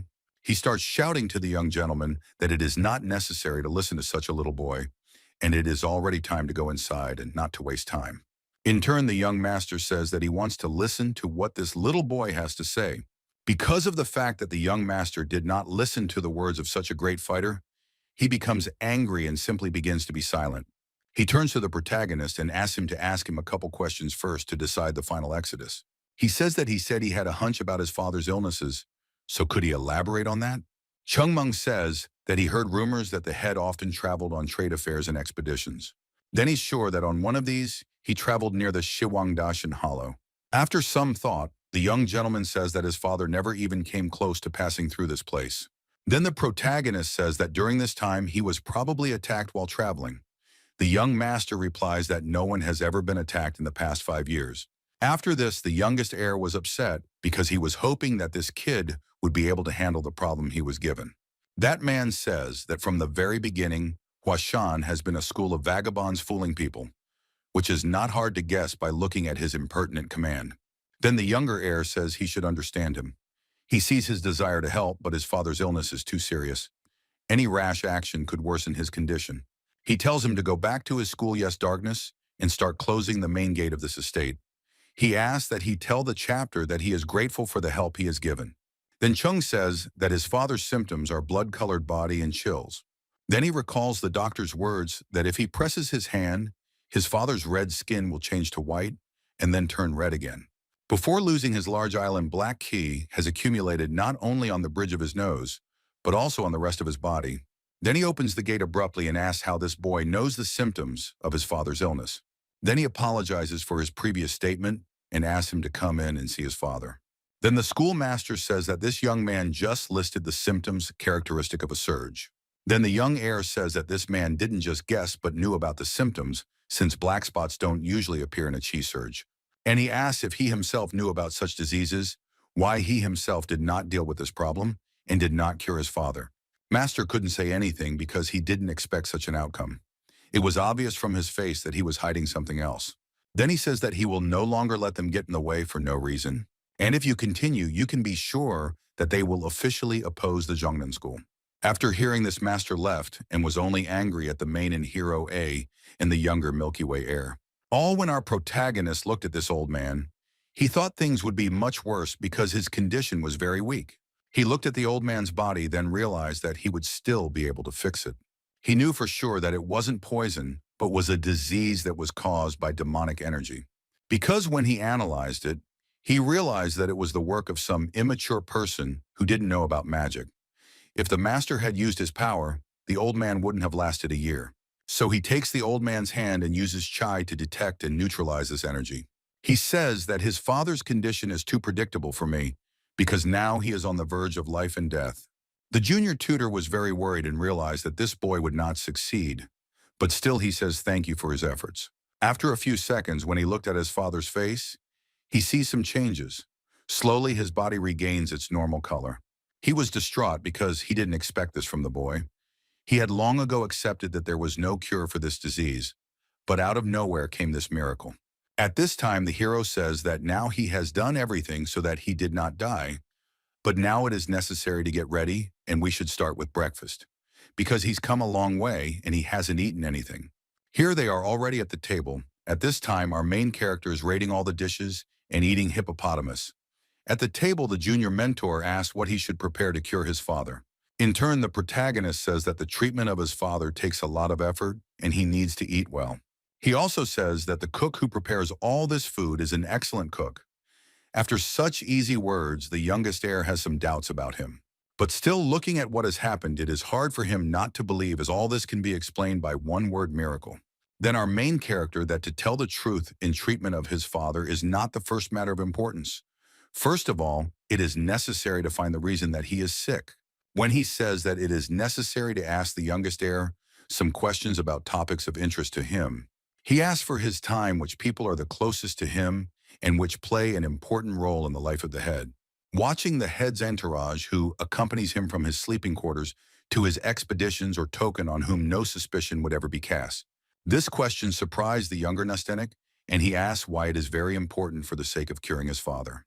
He says that to exclude him, there are many claimants who are close people to their head. All these people are close to his father, even the closest people in his life after him, of course. There are at least 5 people matching his description, and finding that person will not be easy. He asks what after all this man is looking for, and for what? Someone from the outside, since this disease he could not intercept during the expedition, and no one attacked him. So it's up to his people to take care of him and pretend the chapter is part of his life. The apartment is just. This time the younger heir is not on a joke. Angry, he asks our hero to watch his expressions. He says that all the members of the trade guild to each other, as a family bringing life together with the Milky Way, all deeply respect his father. But to this, the protagonist replies that it's good if no one is suspected in such a case if it's all true. It's only for the best. Then he says that he shouldn't worry. And yet all this will be investigated. The state judge, who was not skillful in using the demonic technique, constantly injected the demonic technique. It didn't say so at first, but he worked tirelessly for a long time.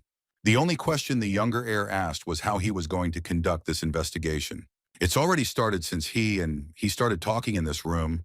You just have to watch, our protagonist answered. Soon all the fun will begin, as the investigation will lead to unexpected decisions and consequences. Then he asks the younger heir to do him a favor. He laughingly says he needs another bottle to loosen him up. During this time somewhere, that man says that not only is the child a school with all the honors of entering this city and this building, but his name is like that unkillable man. He remembers the name Noble Plum Blossom Blade. Then he represents the very man who was on top of everything. Then a second generation student of Zhongnan School asks what the Noble Plum Blossom Blade is. The master says that such a noble title doesn't suit this little brat. Then this disciple says that if you talk about another school, he'll lose his temper. It's been 100 years since his plum blossom style was buried, but it's still on everyone's lips how great this man was. This master is angry that this situation is getting out of hand. This boy has got the whole village up in arms, promising to cure the head of the Huan, and how can he not be alarmed? He asks if you think it's possible that this little boy can somehow cure the head, because they're already saying there's been an improvement. If this child can cure him, the head won't just turn his back on Huashan, who saved his life. He must be throwing all his strength to help them and think it's not good and must be stopped. He turns to the elder and says if this child causes so much trouble, they can just kick him out. If the elder himself intervenes personally, he'll be in a lot of trouble, and he'll be in a lot of trouble. They're second-generation students, and it probably wouldn't even occur to anyone if a student from a second-generation school and a student from another school got into a fight. The older one says that's not going to happen because they don't harass kids. Then the student says there won't be much of a problem if they accidentally bump into each other and get a little overzealous during the showdown. Besides, there's an assembly of all the masters coming up. It'll be a great excuse to have an event where students from other schools exchange blades. The master says what he understands and hears him, but he still can't agree. He is a third-generation student after all. If you offer him a duel, you will damage the prestige of the school. One of them says how the masters will look at them if they touch a child from a failing school. When he says that he'll take note that the master doesn't insist on it, but he says that it's okay if one of the students makes a mistake and takes the appropriate punishment. He looks at his master and says that still this student will raise the harshest punishments that there will be. The master says that it is a matter of course that whoever touches this child will be punished by him personally, and in addition, with a huge reward. They say that it is only natural that they look upon the Huashan as a shame at the time of their birth. The affairs of the Huashan were already going downhill. But in his Huashan youth, there was no school that Zhongnan could bring under him. If the demonic sect's attack hadn't crippled Huashan until now, Zhongnan wouldn't have been able to overtake it. He's saying that it shouldn't happen from this school and can't go back to those times. He left Huashan and came all the way to this school, so it's safe to say they're going back to the beginning. He already thought that they had trampled them into the mud, and they would never be able to revive again.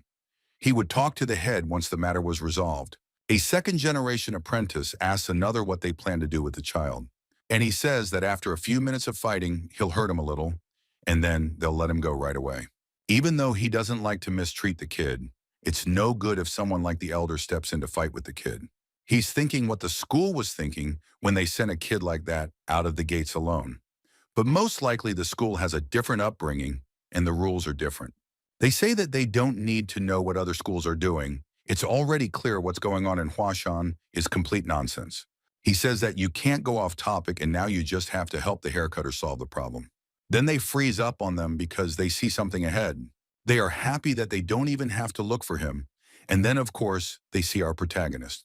Chung Meng immediately notices some strange feeling of rage, and then he turns around and he sees a student who says that he is very happy to meet a student of another school and says that his name is Li Xiongbeck and he is a second-generation student of this school. He asks if he can tell him where he's going, and our protagonist replies to the head of the Huan.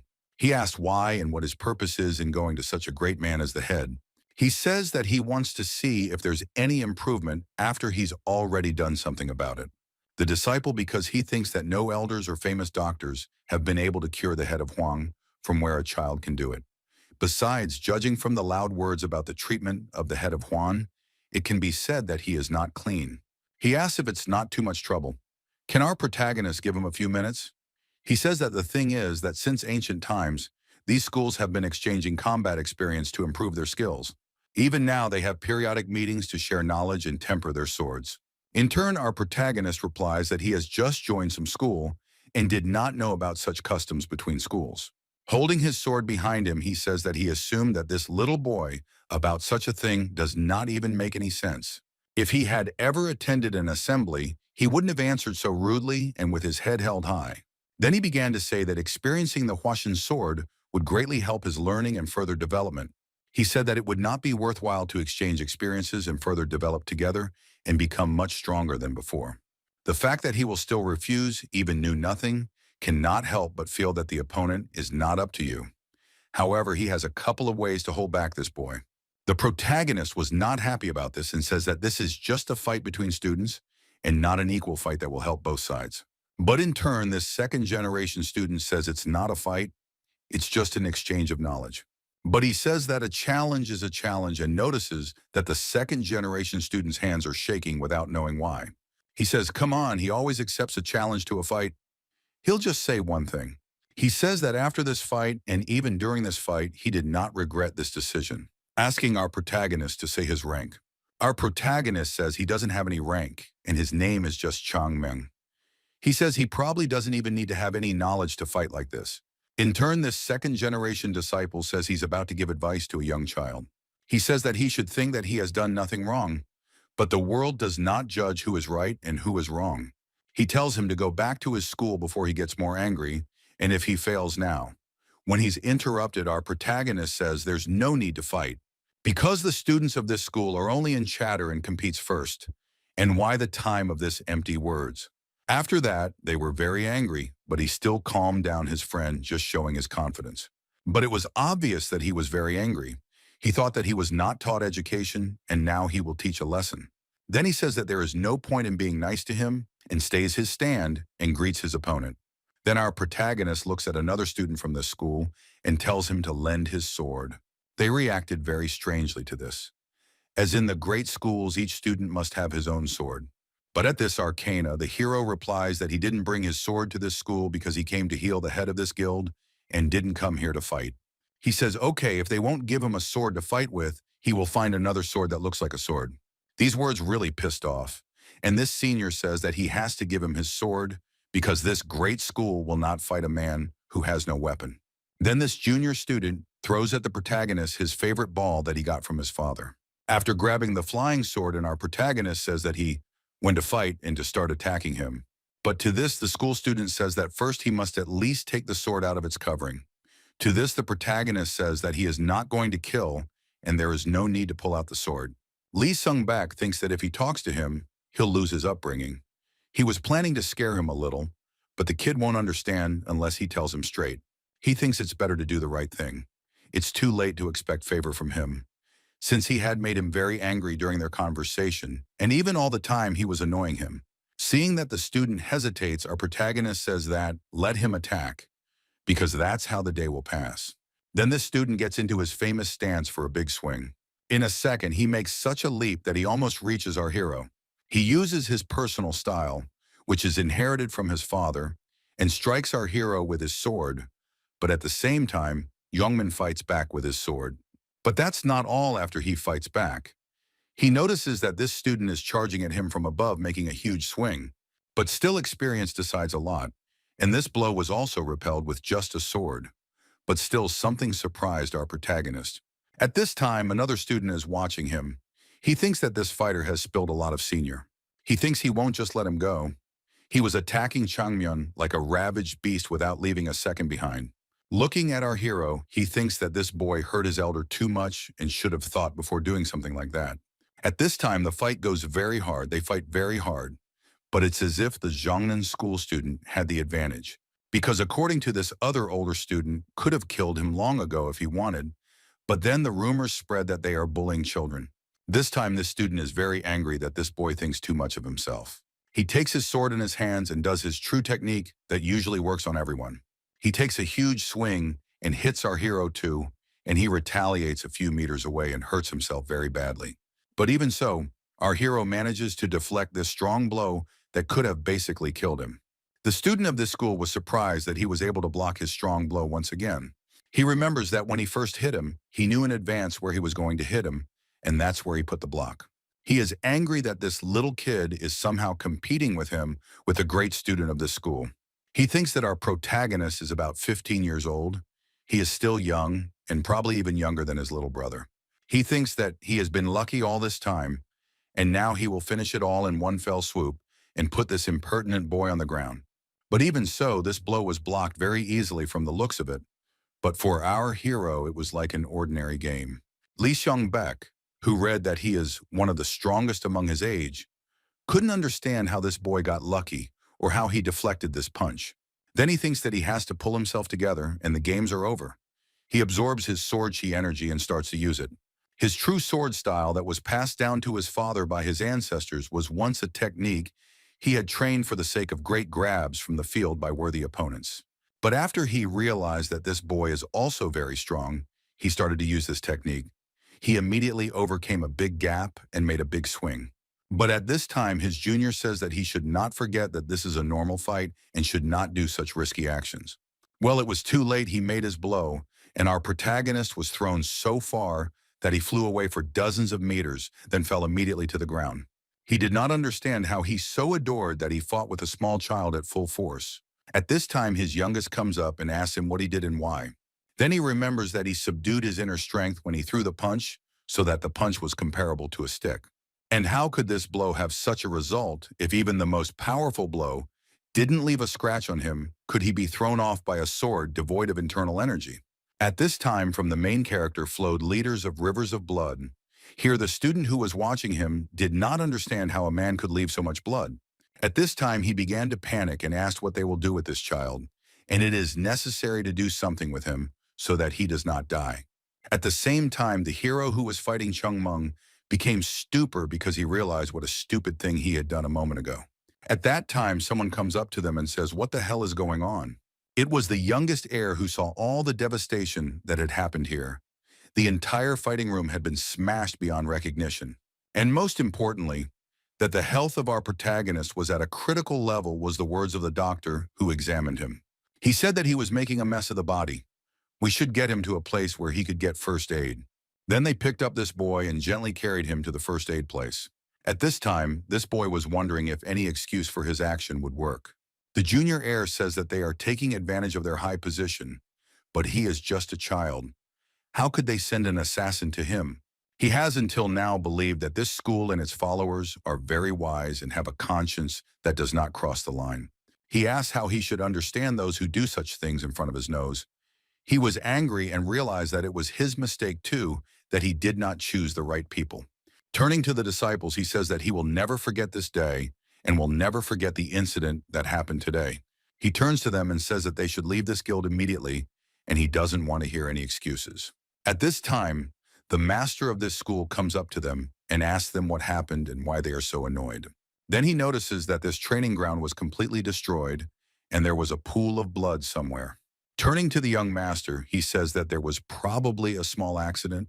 The young master is angry that they are calling it an accident and comparing it to a small accident.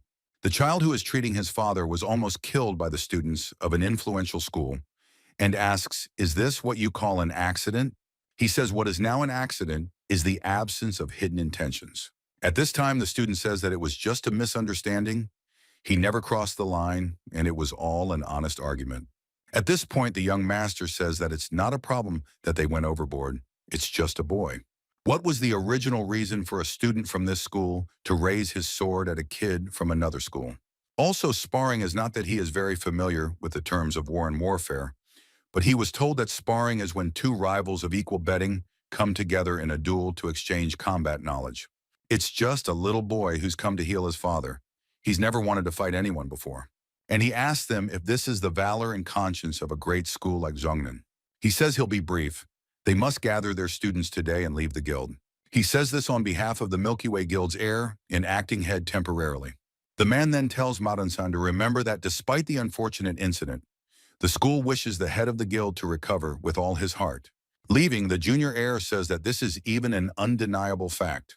And at the end, he says that it doesn't seem so, because this case proves the opposite of what the apprentice master says. At this, the master says that now they are going back to the main mountain, and he has made all this, and he has to deal with it. He says that he will stay here, and by any means you can pardon the master, and only then he will return to the mountain. Until then, he'll be here to look after this boy and solve the problems he caused. At this time, the doctor has examined our hero and says that the situation is dangerous and his body meridians are in complete disorder. He says that now he is trying to restore them, but he can't guarantee a full recovery. And this means that his life is about halfway between life and death. The younger heir says it's all his fault because he didn't monitor the behavior of his men. He then asks when the boy will wake up, to which the doctor says that it will take at least 2 to 3 days. Looking at the younger boy, the heir hopes that during this time, nothing will happen to his father's condition and that it will be stable until this boy wakes up. Because this child is the only one who was able to improve his father's condition and understood the symptoms of his illness, and most likely this is the last chance and hope to save his father. However, to attack this child and render him unconscious is the lowest of human behaviors. If I had at least a little respect for the guild and his father, they would not dare to do this, thinks the youngest heir. The cruelty and insolence that is the great school has long since exceeded all limits. During these musings, the doctor asks that can this child really learn a chapter from such a disease? He says that he does not harbor empty hopes, but this disease that has engulfed the entire body of the chapter is something inexplicable. The doctors couldn't tell him what kind of disease had befallen his father. However, the young swordsman did not even need to see his father to name the symptoms of the disease. Moreover, he had seen with his own eyes how his father had gotten much better after the fighter had applied certain techniques. Without that, he would not have succumbed to blind faith and must have come to their aid and sent this boy to him. In any case, spare no expense to make sure his recovery goes without complications, says the next heir of this guild. After this conversation, much time passed, dinner clutched the night, and in the room where the protagonist lay, someone picked up. He was fully clothed with a cloak, his face was not visible, but it was clear that he wished something bad to our hero because he activated his demonic. The next step he attacked just immobilized Chen Meng, who at this time was just sleeping in his bed. But at the last moment, our hero manages to come back from this blow, as if he was not sleeping, but waiting for this moment. He instantly grabbed the hand of this enemy and held it so tightly that he could not move for a second. Then looking at the enemy's face, he says that he caught him after all. This masked man just applies such a strong power that the bed on which lay and our hero was completely broken. It was already clear that he was about to kill our protagonist, but it was not to be because Chang Meng just dodged his blow. He gets angry and uses in his trump cards as he cannot catch such an agile fighter. But his strong attack was just finished with one swing of his leg and our hero. After the masked man is pacified, Chang Meng says that he probably did not understand what is happening now. Then he says that it was not him who caught him, but he was caught red-handed, and at this time, and someone walks in, all the representatives of the Milky Way Guild. Absolutely everyone was surprised at what this masked man did to our hero and who he was. They ask what a master of such a great school like Zhongnan Jabok is doing outside the patient's room. Then the junior heir says that initially he doubted the words of Chang Meng, but he has nothing to say about the result. Unexpectedly, the villain turned out to be the one the younger heir trusted the most, and even the head of this huge corporation. Then this man asks how he calculated that he was the man they were looking for. Our protagonist says that he was not looking for. It turns out he didn't have any assumptions about the identity of the villain. He just thought that if the one who treats Huang's head pretends to be sick, someone will definitely come to kill him. Then he asks what if he didn't come to kill him and didn't even show any signs. To this, the protagonist replies that such a thing couldn't happen. Because if he killed him now, all the blame could be put on the school. Was he mad about such a chance? Then he's angry that he and Junin had already planned it in advance, and it wasn't interesting or fair in the first place. But it wasn't like that at all, because those guys just decided to tease him just in time. What about the internal injuries? Then, according to the doctor, the injury was so severe that even the meridians were in a complete mess. Asks that villain. Answers what he asks, two obvious things. There is nothing complicated to fool one simple doctor. Then he says that he is very curious, only to him with curiosity is not the right time. Now, the most important thing is that he got caught in a trap, and he caught the villain who was going to kill the head of Huang. And this master starts laughing and says that the fact that he tried to kill him doesn't prove his attempt on his head, and says that the young master didn't believe the words of a liar like this boy. He turns to the young master and says that they are missing something important, and it is important and even illogical. Because why would he want to attack the head who had treated him well all this time and supported him every time? And isn't that why he never suspected that the villain who attempted to assassinate the head wasn't him? Then why did you try to kill the young swordsman? And why did you hide the fact that you are a martial artist, the young heir asked? And in turn, the master says that this child bewitched him, and even the most famous doctors could not cure this disease of the head, as some boy will do. To this, the next one says that he should have warned him then, and he thought that it would be enough to solve the situation. The masked man says that he was confused, and yet the young lord would not listen to him. He who is bewitched will never listen to another. Then he says that killing this child was the only way to bring him to his senses so that they could continue to treat the head. All of this takes a very long time, and he wants to waste that time on someone like him, on people like him. This infuriated our hero in turn. He says that he doesn't have to think of a way out, and it's clear that he is the main villain. He says that they just don't have time to listen to his stupid excuses. Then the protagonist uses his powers to attack the masked man. He in turn starts using his fang-like technique, which in turn encompasses demonic energy and hits Chang Meng's arm squarely. It turns out that our protagonist missed the punch on purpose to show everyone. Showing his hand to everyone, he says that it's called a cinnabar monster hand. If you mark an ordinary man like that at high skill, he won't pull it. And before the first meal, his whole body will turn black and red, and he will die. Of course, now it's still so bad, but even at this level, you can kill a person, especially if it's an ordinary old man, not trained in martial arts. He then says that if there was someone else near the head who could inject the energy of the cinnabar hand for a long time without arousing suspicion, then he would test his innocence. After the next master finally found out that it was all planned by this master, he ordered everyone to capture the manager. In a flash, everyone found themselves attacking the manager and were even ready to kill him, since that was the order from the young master.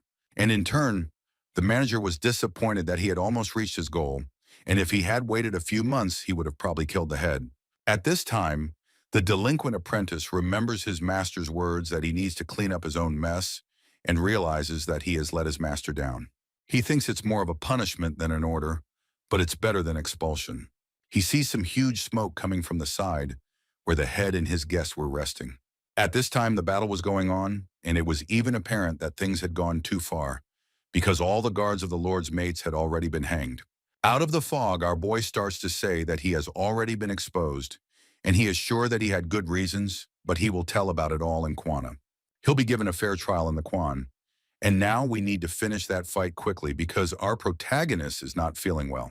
He's getting angry because there's a little boy standing in his way who says he's going to punish him. Our protagonist is getting his hands cinnamon because he's some boy from a weak school.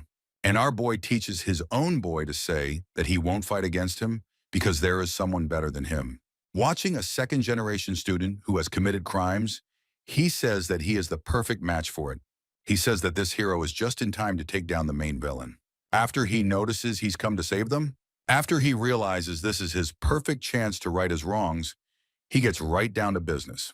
In one swing and explosive jump, he had already covered that distance and was getting closer to protecting the citizens from danger. All this time, our protagonist I just watched that this student would fight against his own teacher. He also realized that this apprentice from an illustrious clan could not fall at the hands of someone who had not mastered the martial arts. Then she turns to the junior master saying that he didn't lie, that all of this was true. He had studied the cinnabar hand monster, but had shown his ability beforehand. Then the young master asks the video of all this if he is a swordsman and why he has other skills of other classes.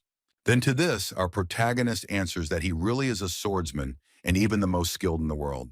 At first, the fight has already passed about 2 hours, and at this time, Chang Meng just rested and waited for the end of the fight.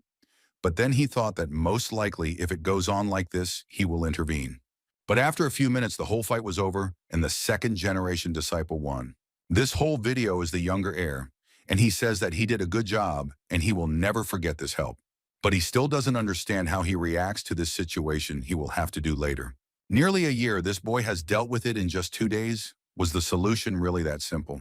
He says that it can't be if it was so simple. Why no one has even guessed the existence of the traitors until now. It's like there's a wise old master hidden in this child. He asks this young swordsman what will happen to the manager who tried to kill his father. He asks if there is no clue about this incident that happened that day. But to this question, our protagonist says that he has no idea. Then the younger heir says that he thought he acted because he guessed everything. To this, the protagonist says that his concern was just to solve the problem, and everything else that will happen in the future is Quan's concern, because his job is just to get the money he deserves. But the master says that nothing is finished yet, and he didn't ask him to catch the villain. The main purpose is that he just wants to get his father back on his feet. Our protagonist says that he will take care of all this himself, since that's what he came to this town for. The junior heir says that he promises to support the Huashan, even if it means throwing all the forces of the trade guild. He says that this is only a small part of what he will be able to do after he heals his father. But the protagonist blurted out that he shouldn't pay Huashan. He should pay the man who cured his father's illness. It was funny, but the young master was disappointed by the protagonist's answer because he didn't expect that.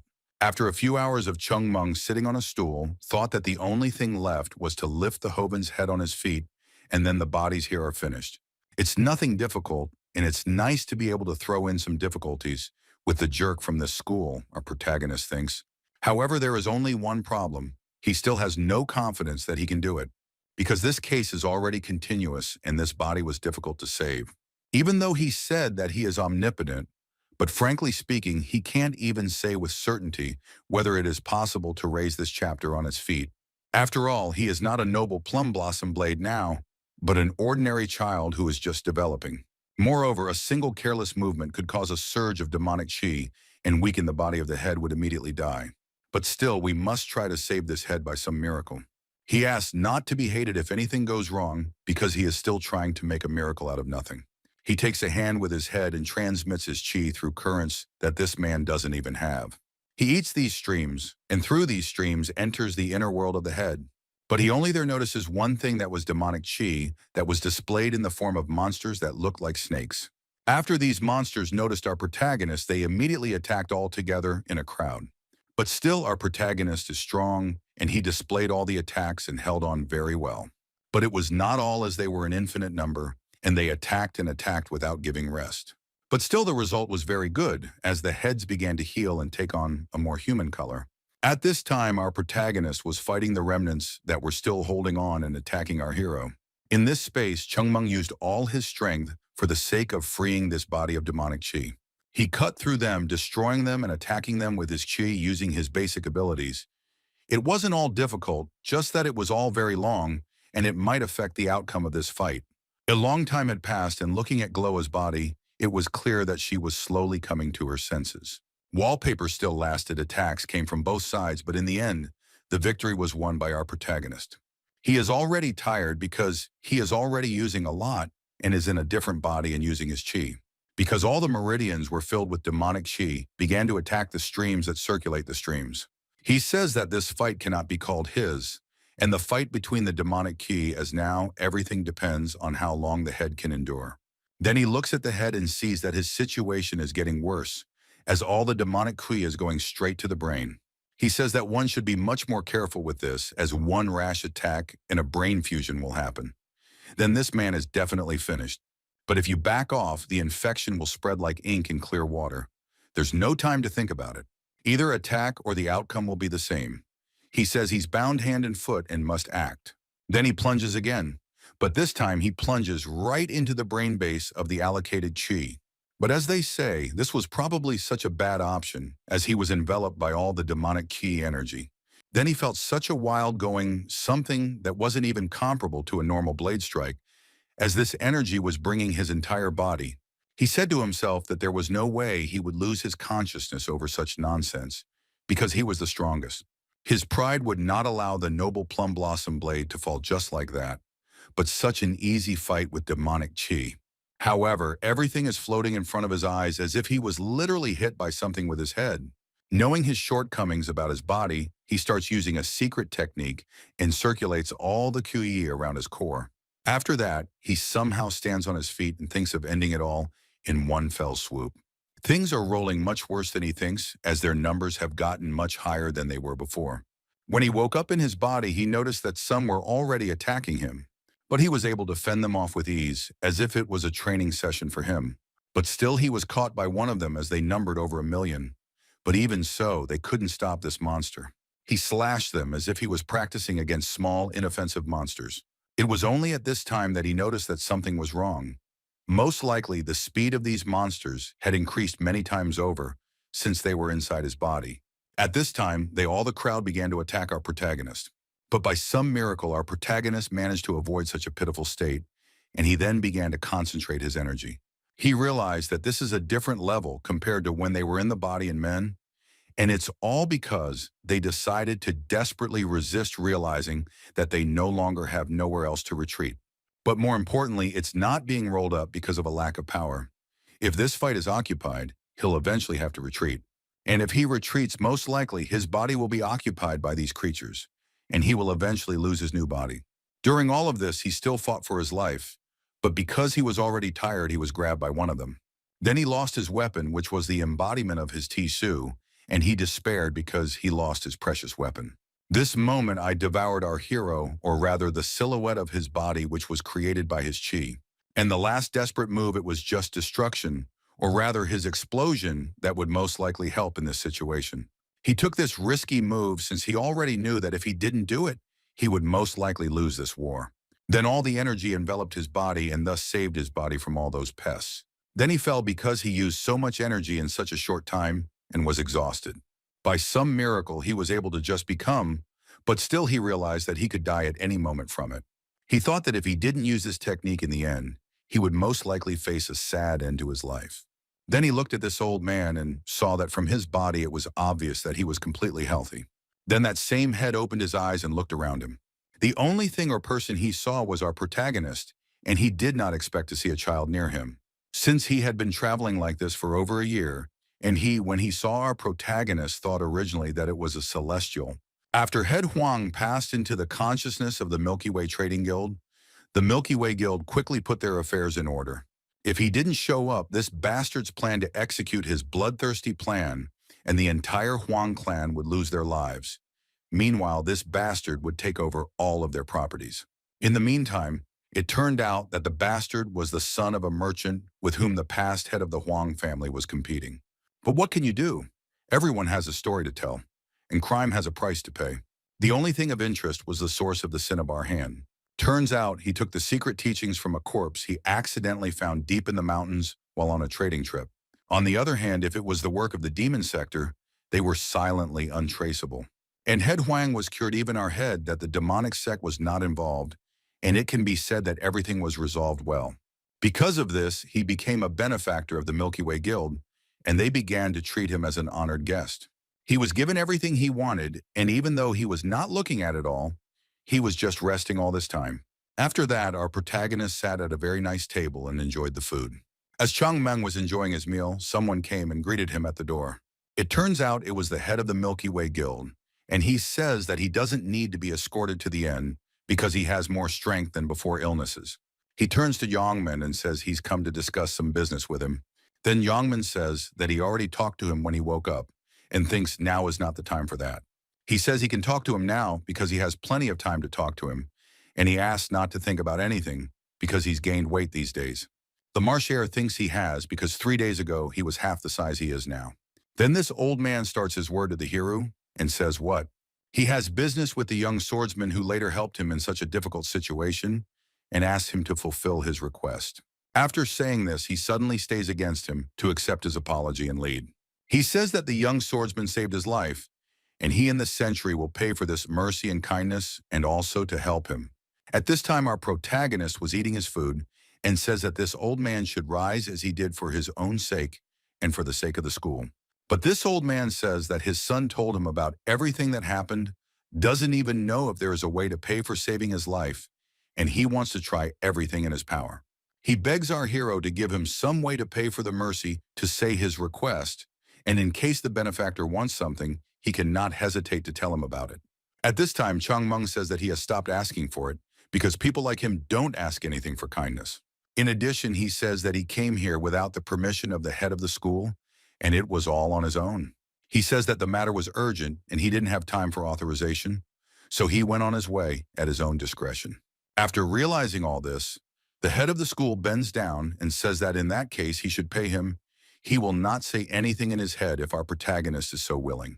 Then Changmin says that they should promise him, and then he will tell Pro some details.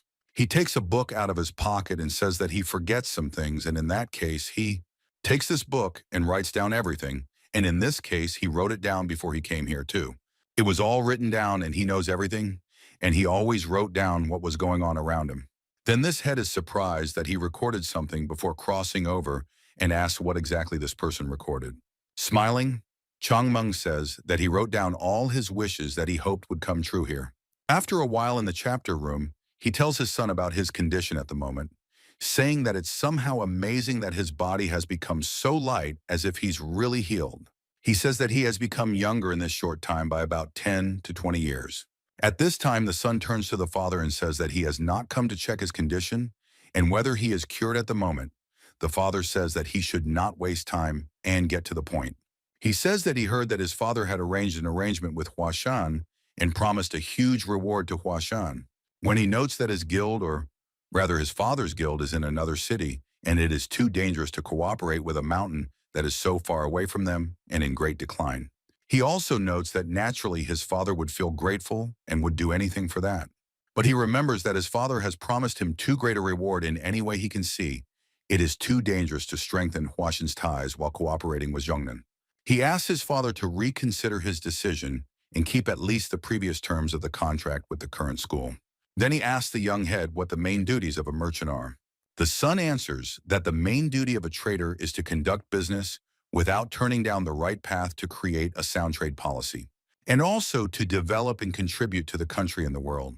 These are all the duties of traders that they should explore all their lives and work for the good of themselves and everyone.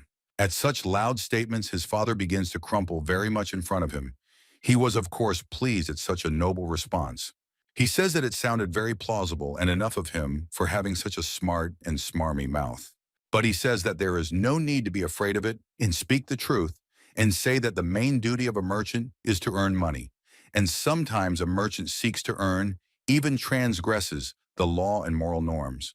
He says that if you want to follow the money, you have to help others with that money. There is only efficiency that will bring contribution and money in the future, and may even bring it now. Hearing this answer, the young gentleman was distraught because he didn't know why his father was doing this and supporting another school. He thinks that his father somehow wants to benefit from the collapsing Huashan. Then he remembers how to expand the merchant guild. Then he remembers about the merchant acumen that followed in his genes. The most important thing is to find the value in what others overlook and deem unworthy and invest. Way before school or another merchant guild, his father was thus able to turn the outer path into the best trade guild of this province. Then he still asks what reason is there to invest in a crumbling and crisis school like Huashan, and asks for a clear explanation for this. When he remembers and talks about that boy who cured him, and he says that the current situation is a school not comparable to Zhongnan.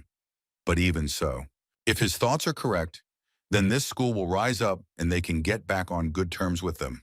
And most likely the belt from this will be so huge that he and his son never dreamed of it, since the future in Huashan is definitely some huge achievement. Then the son asks his father because he doesn't understand how he can explain going to Huashan. Rihi says that doesn't it mean that if they fall, they will follow them and suffer great losses? Besides, no matter how much one thinks, there is no guarantee that Huashan will grow to such an extent. Then the father says his son is talking such nonsense because it's obvious. He says that a merchant is not someone who will just wait for a reason to succeed. They must create that reason themselves. He says that he doesn't expect this school to rise from its knees because he himself will make this school into a great one. He says that he has lived all his life as a merchant and has met countless great merchants and craftsmen along the way. But that child who confused him and made him admire, he has made a lot of money all over the world trying to find a python. When it turns out he has a dragon under his nose preparing to ascend, he says there is no way to understand it with simple thinking. He says that no matter what he tries to understand, just follow the punishment, and in time he will understand everything. If the treasure promised today is not erased from the memory of the boy and returned to them with shackles, even so cannot be destroyed, the trade guild will not suffer losses. But if it binds them to a lifelong friendship, they'll do the opposite with little blood. What he says is that the demands cost 5 times what he had planned, and he was very angry about it. He is angry at the smart boy and says that Chang Meng was able to outsmart him, even for a large sum of money. But after they had already calmed down, the father tells his son that it had already been decided and everything had gone very well. Then the young gentleman says that if the father has decided so, then he will just trust his decision. But in addition, he says that he still has some doubts about it. And so he will try to do his best to overcome those doubts. And because of all these factors, he will try to raise this school to the top of the mountain. Then the father thinks that his son has grown up and is happy to hear such nice words from his successor. At this time, our protagonist thought that there is some hidden agenda behind this action, as no man would pay such a huge price just because of the feeling of gratitude. And yet what he wanted in all this does not concern him, as he has already done his job. He thinks that if he were a real child, he would feel responsible. But unfortunately, life has already worn him down. But this wonderful moment was interrupted by one of the students who came to him when our protagonist asked what he wanted. He simply pulled out a wooden sword from his pocket and held it out to Yongman. He says that he has no immoral intentions, and if he allows it, he would like to exchange it with him again. And he says it's in all seriousness. Then he says that weren't they going to put him up and do everything to achieve their goals? And that's why they decided not to hold a grudge against him. But he asks what this has to do with the exchange of combat experience since it was before as a real fight. Then the second generation disciple says it doesn't matter if he's been dishonored or if he was in an extremely precarious position because of him, and even if he was just a toy in his hands, it doesn't matter. Everything happened for his own personal reasons. But what really happened is that he still can't understand what happened at that moment, and says that's why he's going to exchange blades with our protagonist to find out. Though it's hard to believe, he knows that his skill is superior to his, and there's nothing wrong with that, and the goal is to find out what happened then. He knows that our protagonist manipulated him and forced him to fight him. Then Chungmung realized that this boy decided not just to fight, but he wants to understand what happened then and just compare with his strength. This pleased our hero as he was ready to fight with such a warrior who only wants to gain knowledge and not chase revenge. Then Chen Meng says that if he agrees to meet him again, he will probably regret it, and asks if he still wants to fight with him. Then the second generation disciple replies with confidence that he will fight with confidence regardless of the outcome of the fight. Then he also says that during this time he has realized his weaknesses, and the next one he will not check now, and even if he loses, he will accept it with pride. A few minutes passed from this conversation, and they were already standing on the battleground. At this time, this disciple looking at our hero reasoned that no matter how strong this disciple was, he is one generation younger and more like 10 years younger than him. And according to the principles of division, he is like a disciple of the second generation. He can take a child of the third generation as a disciple. But even with this difference, he felt some danger coming from our hero. He didn't understand why his body was shaking so badly, and he couldn't even. He remembers the fight with the chapter when he looks at our protagonist and compares him to the strongest. He can't believe that such power comes from an ordinary child. He thinks that it's just his illusions or the tricks that this little boy is using. And he thinks that now he must make sure of everything, make a conclusion after the fight. He says that even though this little boy is no threat, he can't understand the trembling as if a tiger is standing in front of him. All this is, of course, a wonderful, classy hero. He especially notices his good intuition and enough for him to see the difference in strength and capability. He assumes that this match will become a great martial artist because he has a great future from now on. Through hard training, he will be far behind his peers, and he will not be surprised if in the future, this swordsman will be called the best swordsman of this school. And he thinks that if he is such a good and experienced potential master, rather he should disappear a few lessons. Then he shows his hand to them to attack him and do everything to win it. That's when this student gets into his name stance and uses some strange technique. This technique is noticed by Zheng Ming and surprised that the students of this school already know how to use sword illusion. Well, the next thing that turned out to be different was a new fighting technique of this school-style 12 snowballs. But with surprise, it did not solve anything because our protagonist with a single leap defeated this boy. It was obvious that Chung Meng had no pity for him and hit him so hard that his mouth bled.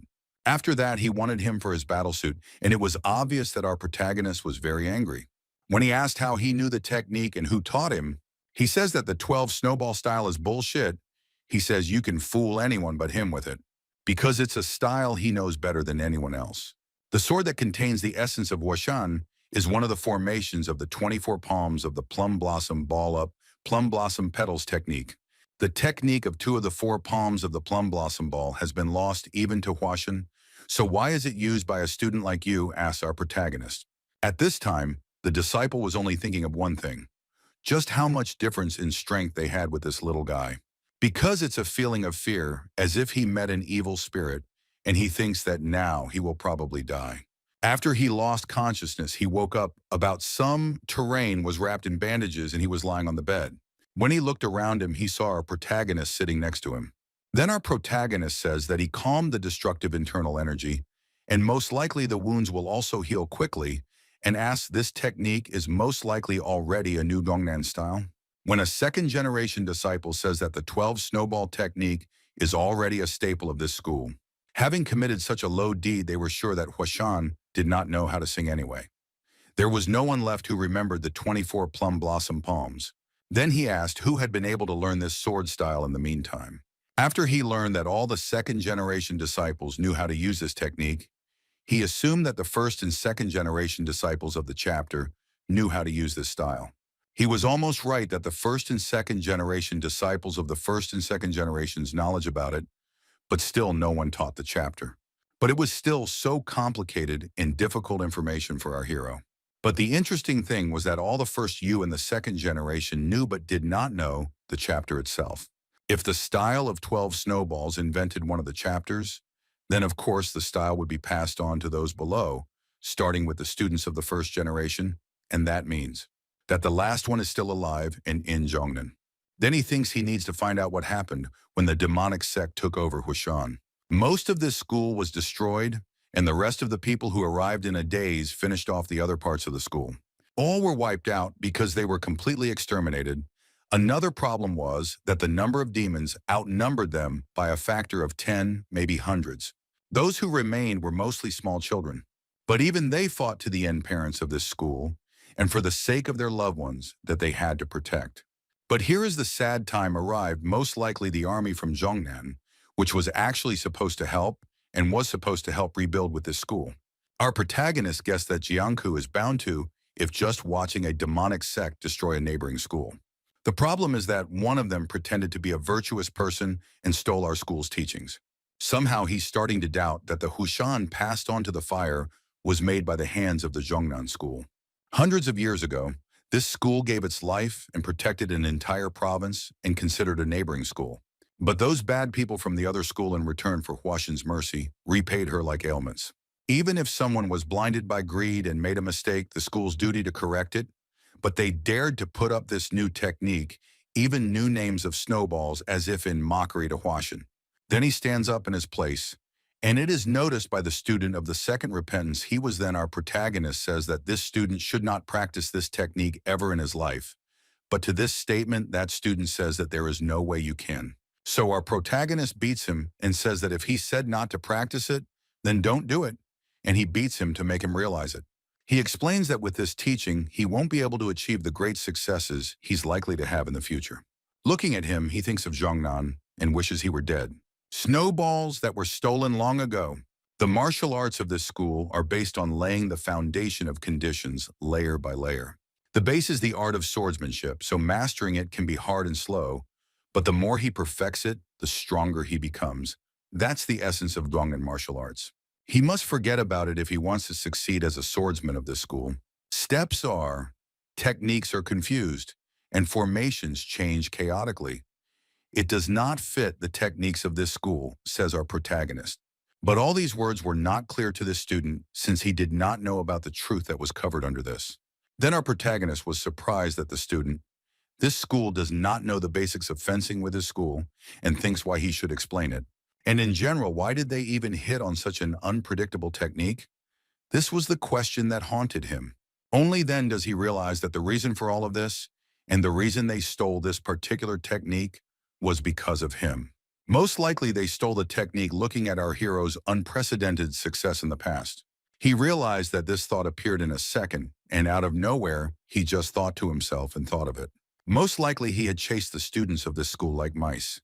He himself had awakened them to this. As one of the 9 strongest schools, Zhongnan was loyal in the power of his sword.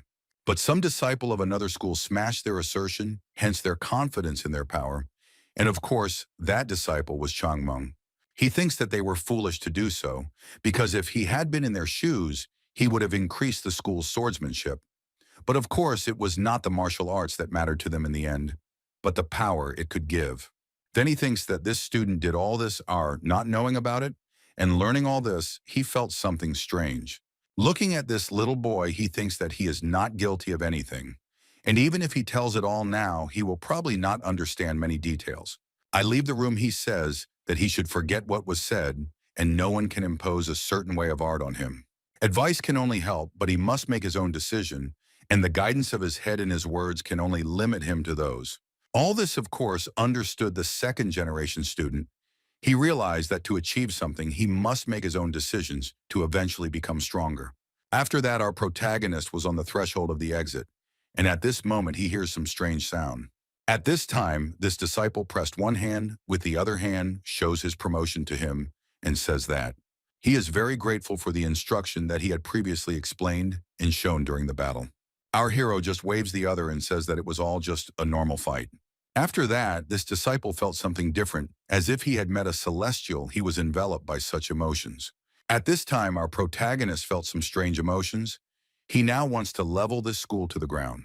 He thinks that these bastards did not repay kindness, and he cannot tolerate it. He thinks that if he was strong like before, he'd do it even now.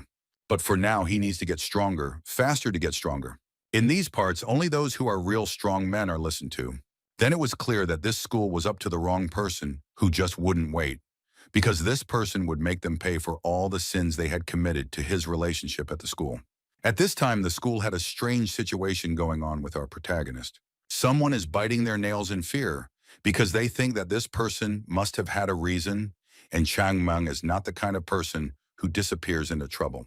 It was, of course, his elders who were very worried because they were going to have a huge problem because our protagonist hadn't been back for a week. Convincing his mentors to believe that, they're saying that his mentor. Ungam said that the head called him again, and they are afraid that this will cause big problems. At this time, Ungam, who in turn is the owner of the Salt Plum Pavilion, was just hearing something from someone. He was yelled at by the head of the Finance Pavilion that 7 days and nights for a third-generation disciple to be absent without a solution is unacceptable. He asked for the head not to be silent about it, and the Infa formulated a foundation of what the others will think, says he in his head. At this time, the head of the Combat Exercise Pavilion, Hyun Sang, asked that they all calm down because they don't know for sure what happened to the child. He might even hit some bat. And that in turn, the head of finance says that, what else can hit in this area? Even if he hit, shouldn't you personally come and tell the elders about it? Why do they have to figure it out themselves?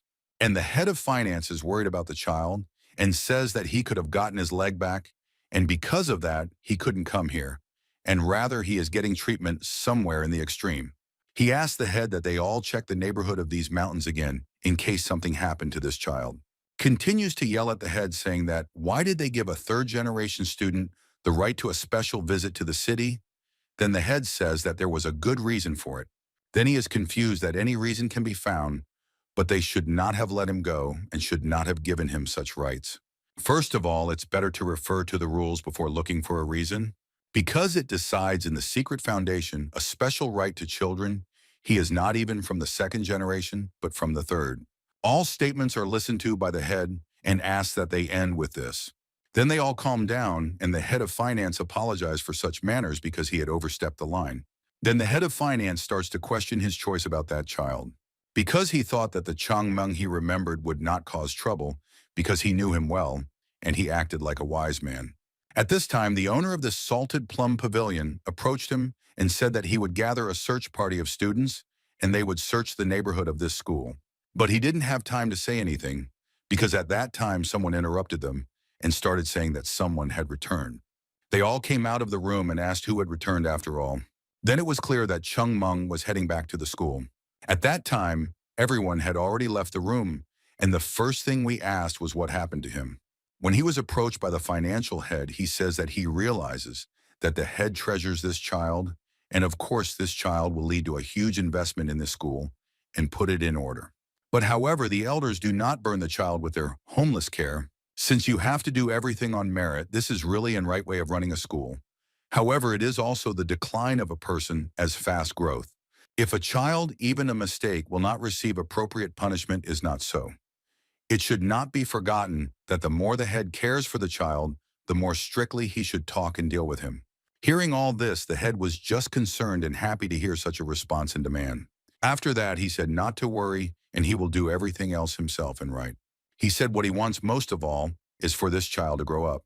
If he is not hurt, then he will go for half a month in seclusion. But someone disagreed with this statement, and it surprised the head very much. Then one of Ungam's mentors says that he broke the order and didn't return is a serious offense, and that he should be locked up in the Repentance Corps for at least 6 months. When the head says that the punishment should be lenient because he is only a third-generation student, then he in turn says that if he were a second-generation disciple and the punishment would be harsher, he asks the head to give him a punishment commensurate with the severity of his offense. If the head does not do so, he himself will do it instead and punish him for such a thoughtless act. When the head asked the opinion of the others who are right there, they said that they completely agree with Ungam. He agreed and wondered what had gotten that boy to obey you and be out of this school for such a long time. They were already on their way out and saw our protagonist returning. He in turn was the first to greet everyone, elders and teachers who were around him. Then the head asked what was the reason that he left the main mountain. But the protagonist says that the circumstances were urgent and he had to do so. A third-generation disciple behaves so willfully, and so if he's a toilet, a big voiceover awaits. If all of his denials aren't convincing enough, they'll have to punish him. Then our protagonist thought for a few moments, and when he started to speak, he was already interrupted because they are already here for such a long reflection. When the head of finance says that it is not necessary to make him angry, and it is necessary to answer quickly to the questions asked. But after a couple of seconds, the head of Huang Yi comes in and asks everyone not to blame the child. Everyone was surprised to see this man, as they didn't expect him to be here because they haven't seen him in years. The head says that a week ago he received a letter about his foe and how he could get here in such a time and be well. Then the head of the Milky Way Guild says that this child did all the things that happened to him and we should thank this young swordsman. He says that he saved his life, so don't go to her too much because everything is thanks to him. When the chapter looked at our protagonist, he just nods because it was real. After that, they were already transferred to the main building of the school, and then the head asked for an explanation from the punished Chang Meng. He talks about some herb that looks like wormwood but is poisonous. He says that as he knows he was homeless, and when he found vagrants who mistook it for edible, he was poisoned. Remaining one day, you will be sick for a long time and eventually die. However, it is much easier to neutralize the effects of the herb when than it seems to be just by giving crushed rare. Even doctors can't find ways to cure it. But if you sit on this stuff, you'll get better. Then the guests ask what it is that the head was poisoned by this herb. Very much says that the symptoms were too similar, so he decided to try it and he immediately got better. Then in turn, the mentor says that he had heard something similar, and many people thought that there was poisoning involved, and this is proof that he is not lying. Then the main character thinks they should catch any vagrant on the street and ask because he personally experienced it in the war. It has nothing to do with the Cinnabar hand monster. But who cares? He and the guild leader told the same story, so the main thing is to make it sound believable. At this time, Ungam tells the guild leader that if it's all true and real, our protagonist couldn't come back, and because of that, Cheon Men deserves a reward instead of punishment. But the other one says that it can't be like that. What reward can't be given because it's a serious act. Even though he behaved badly, it's a serious offense to obey the head of the department and get what he deserves. He asked him to do the right thing, but he can't let it go unheeded. Then he asks, should he praise a student who leaves a man to die and returns in time? Still, this school is following the right path and everyone absolutely understood that. What could be more important than helping and saving a person is a fundamental thing that every person in this school should know, and asks everyone, his pathetic preceptor, what's more important than building relationships.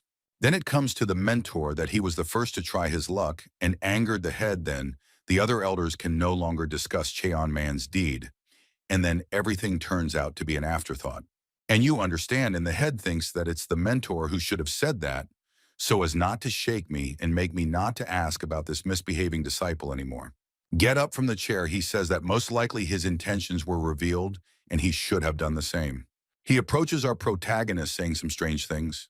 Then he finally Sunday here says that he did a great job and helped this school and strokes him on the head. Mr. Huang says he owes this school a debt of gratitude. To put it bluntly, he was helped by the young butcher, Mr. Chung Meng, but he decided to rewrite Huashan. So to pay Huashan for the favor, he wants to make an investment. This surprised the Minister of Finance because it will affect the financial situation of the school very well. And he wanted to say more precisely, he just wants to give support to the situation under the return, but the support can be accepted free of charge. The head of the school says that no support is needed because they are already grateful for everything he has given Huashan. Mr. Huang says he wouldn't have come here personally with the whole family if you plan to stop here. Now he just wants to give Huashan everything he has. If he brought the guild members here, we should discuss all the future plans of what Huashan needs and what they can give them. Such an offer from Mr. Hong was very much surprised by the head of the school. After hearing it, he immediately thanked this gentleman. Turning Chung Meng, he said that he brings happiness to this school and now helped a noble man and glorify the name of the school. With a huge smile, you can't say that his virtue knows no bounds. Then he says that in that case, let the head of the finance pavilion in Onam stay and let the others leave the hall. At this time, the mentor pats our protagonist on the back and praises him for doing such a good job. He says that what he has done is not an outstanding deed that deserves such praise from everyone. Although he says that it is commendable that he saved a man and also Mr. Huang, and now he is a golden egg for this school. All this is heard by another mentor, and despite our hero, he is waiting for a personal explanation. Chung Meng is told that he knows he has done a good deed, but it was rash of him especially to leave Huashan without saying a word. It's true that he disobeyed the head's punishment. You can't pretend every time with the excuse that he had no choice. But this our protagonist just apologized and said that he was in too much of a hurry and couldn't think about it. After hearing this, mentor was somehow not himself because he realized that he even did a good deed.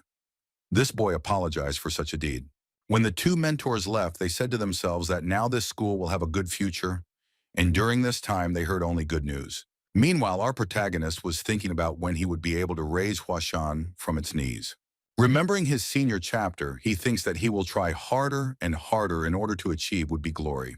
At this time in the head's room, Superintendent Huang says that he will take over all of Huang's affairs, so that from now on this school will not have to think about money. And he tells the head of the school that he has a couple of conditions for this offer. The first condition is that he doesn't save his salary money, but spends it on the development of the school. The head says that he agrees with this condition because now this school is not at the level to save money. The second condition is to give the speech to his generation of students, especially Cheonmen, a special privilege. This is the fundamental and the reason to make such a contract.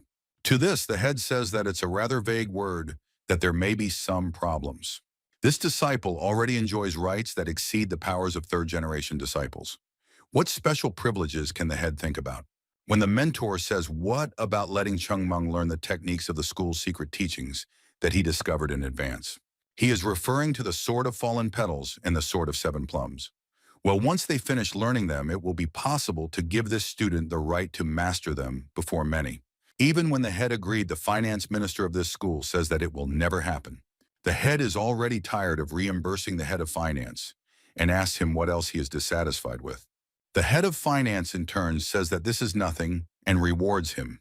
He should be given something fairly equal to his efforts. This statement surprised the head very much, as we were expecting the exact opposite. The head of finance says that he is already busy. Mastering the martial arts cannot be considered a reward. Additional workload is more like a punishment, so a massacre is not long. He says that all this is not considered a reward. You cannot just throw what I already have. I do not pull what costs. Only something that will be a pity to part with can be considered a worthy reward. Everyone was surprised to hear such a strong statement about this boy, because he had only talked about punishing Chenmen a few hours ago. The head thought the same thing. Why did he decide that at the last meeting he insisted on punishment only? During the deliberation, the head of finance says that it's not an ordinary case and should be solved. Thanks to the fact that this child saved the head of the special guild, Huashan received money? No, a huge support. In addition, the head of Huang pledged to take even the management of enterprises. All of this was already very good news, but it was all free of charge. The head listened to it and silently analyzed it. Only then did he realize that Yan Young, the head of the finance pavilion, had started to think of another stream. Because the finance pavilion is the place that is responsible for Huashan's funds and existence. And during this time, the finance pavilion could only be characterized by one word. You could say that what was happening there was just a mess. There was just not enough money for anything. They had to save on everything. And all of this was handled by Heng Yong, who worked every day as if this place was an atom. How thankless it was to manage the finances of a school that was on the verge of destruction. At least the fact that Huashan had managed to hold on until now was entirely due to the head of the finance pavilion. Then a few seconds later, he says that he has every right to make these claims. All this time, the head of the finance pavilion has held firmly, I only dream of one thing, that this school receives so much money that even after the monthly expenses, there is still something left, and now this moment has come. Because of how much he's been blown away by the student who caused this situation, it is necessary to reward him properly, then this boy will earn more feats.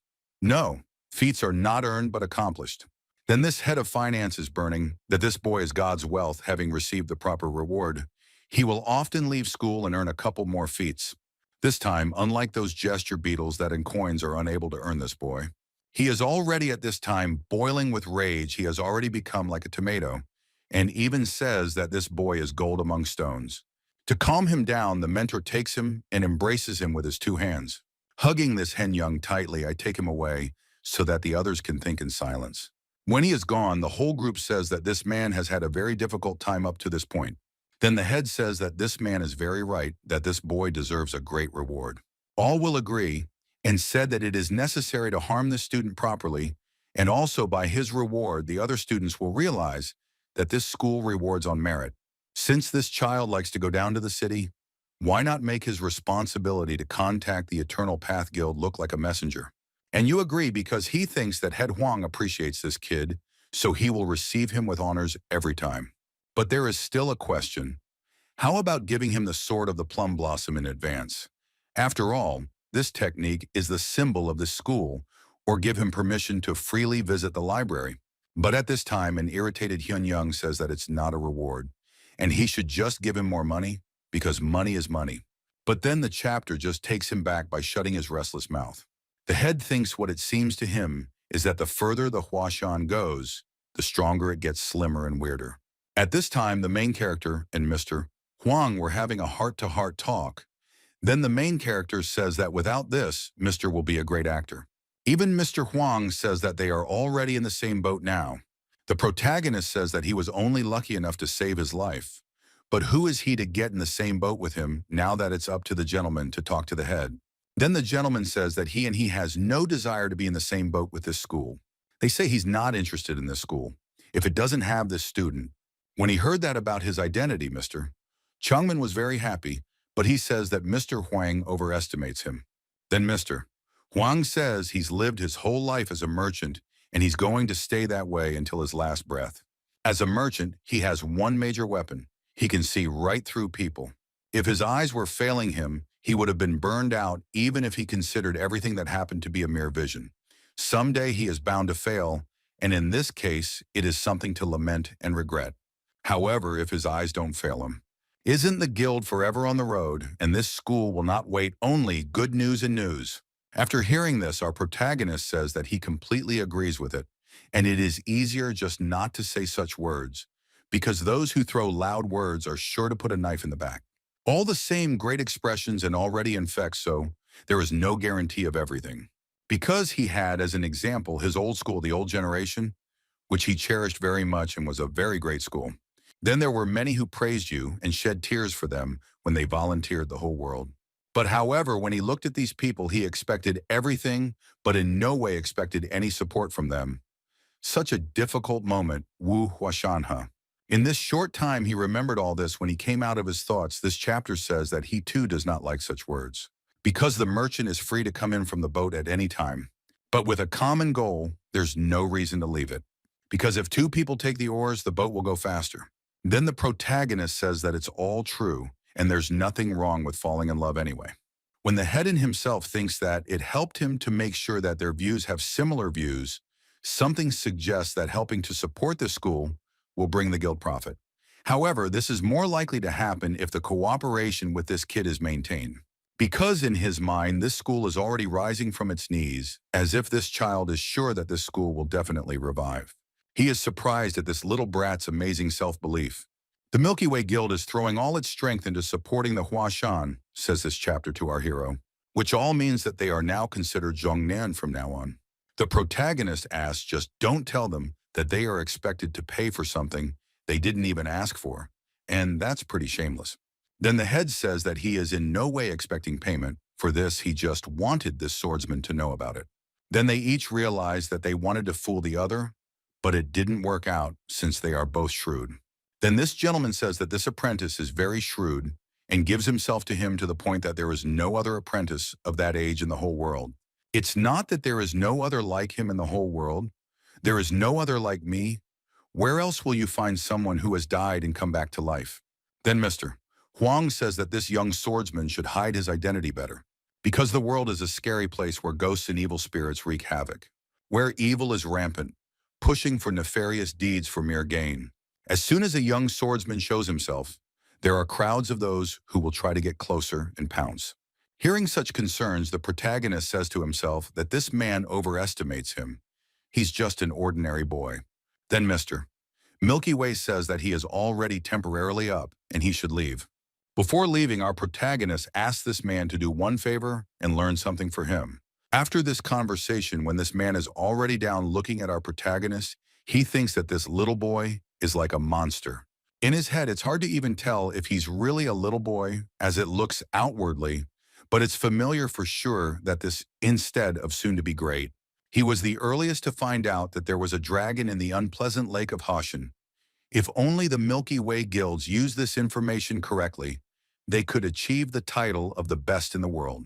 At this time, to the head of the Milky Way guild passes by his son and tells him that he has done all the business and explore the new. Then his father says that he has changed his mind about this school again. He tells his son that they have a lot of things to do and need to prepare the foundation first. After that, they were leaving the manner to deal with him is completely different from Hengzhong, and the elder Huashan thought the head of this huge guild.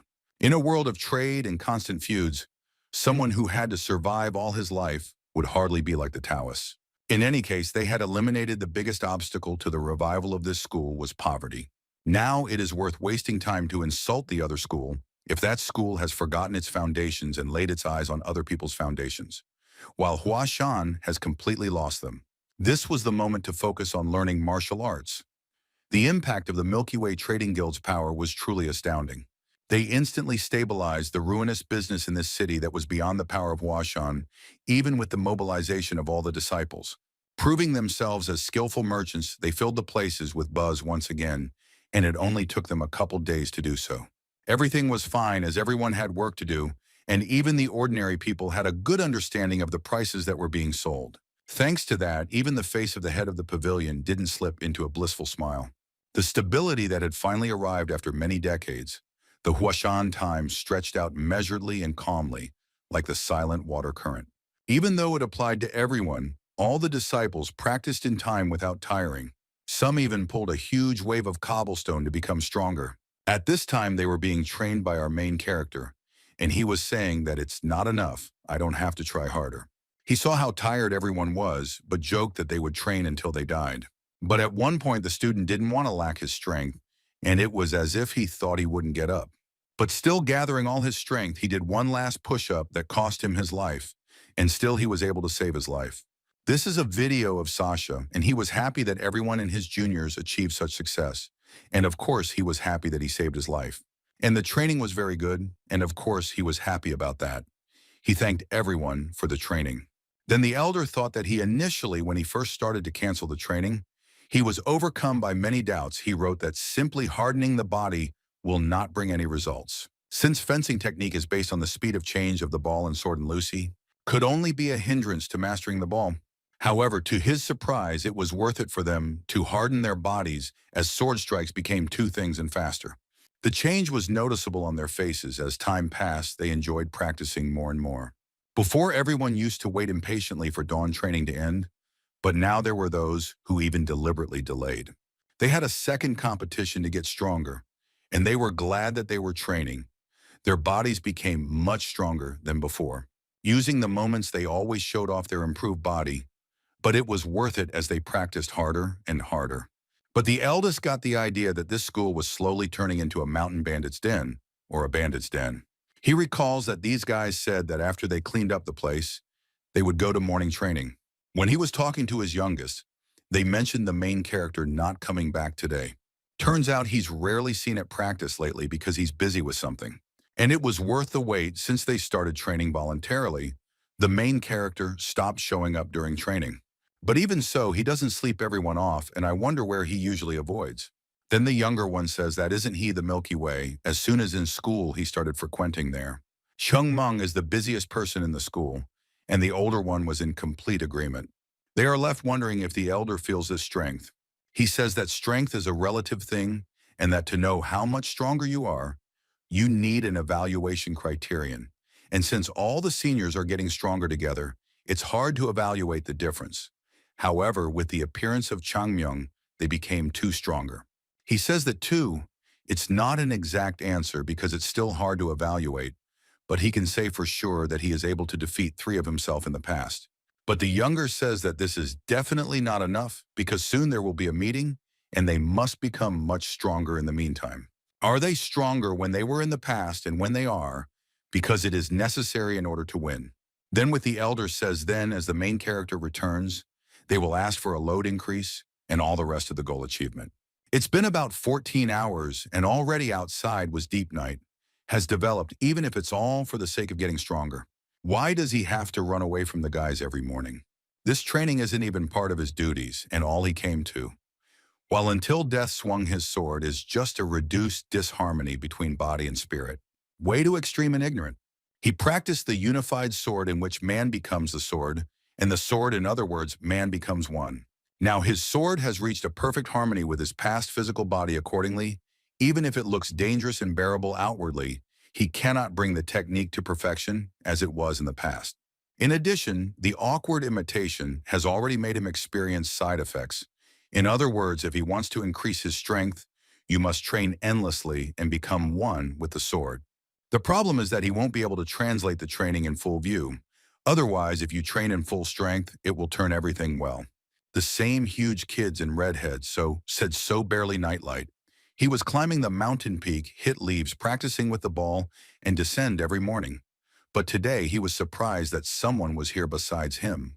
That person was just practicing with the ball, and it was obvious that the sword technique was much more advanced than that of ordinary third-generation disciples. It turned out to be a very beautiful girl who just came here and practiced the sword art. Our protagonist watched all this and was surprised that such a beautiful girl had such skills. He was very surprised that there was someone else there besides him. Beautiful maiden under the moon, gentle but strong, bright but graceful, this ball dance looks soft. But there is not a shadow of hesitation in it. This sword is like a plum blossom in the ball dance Dew Under the Moon. He sees the technique of the past Hoven, and then he thought that except for him, no one seemed to remember it. Turns out no one else can see right now unfolding under his eyes. The question is not what technique she mastered, but then what meaning is put into the sword. Except she stopped after doing such a beautiful sword swing that our protagonist watched. After she landed, she immediately put her sword to the protagonist, and it was unexpected for both sides. All the mood to hell to reveal his presence in front of the child from the great swordsman did not leave a trace thought to himself, Chung Mung. Then this girl, beautiful girl, says that before this man that is not met and asks who he is, the protagonist thought to himself that who is she and what the hell is she going to do here? Then he notices that she is typing this his school and assumes that she is a student of Huashan, and notices that this girl is able to charm a man. In his past lives, he has lived over 50 years and traveled all over the country, even the continent. But in all their many travels, he has rarely met such beauties. And if he were really a boy not even old enough to grow up, he'd be stumped. But when he thought about it, he didn't expect that this girl would put her sword so close to his throat. Then he points to the symbol of the Huashan school and proves that he is from this school. Then she says that she has never met him, and most likely he must be a third-generation disciple. But third-generation students are forbidden to go outside the gate at sunset, but the protagonist says he has permission from the head. She says it's a lie and it can't be true because it's just not real. But Jae-kyung says that she can check if the student is lying under the name of the head. And so, could you first put down your sharp sword? She lets go of her sword and picks it behind her to show that she's not an enemy to him, and says that outsiders are not allowed to watch this training. Chung Mung starts to say that even before yesterday, this was his training place out of nowhere, and makes him look guilty. What should he say to that? She says he should have left as soon as he saw her. Then Yongman says that a stranger is leaning in the vicinity of the school. He should have checked it out. She just turns around at those words. Then our protagonist realizes that she is divided, and she has nothing to say and is not strong in verbal altercation. The sword is sharpened properly. It's exactly as it should be. What can't be said for the language? Well, with a face like that, I don't think she's had many fights. Then she asks the boy's name. The protagonist says his name, but she didn't bother asking. The next question was whether the protagonist had already gotten a middle name. Then he remembers that it's the third-generation student's turn to inherit the surname Jong. But because his name is Yong Meng and his middle name is also Yong, it's all obvious. And such stupid questions, our protagonist thinks that this heroine beautiful girl is probably stupid. After that, she stopped the second generation student's Yayuseol. If he is a generation Zhong, then she is his Shigu.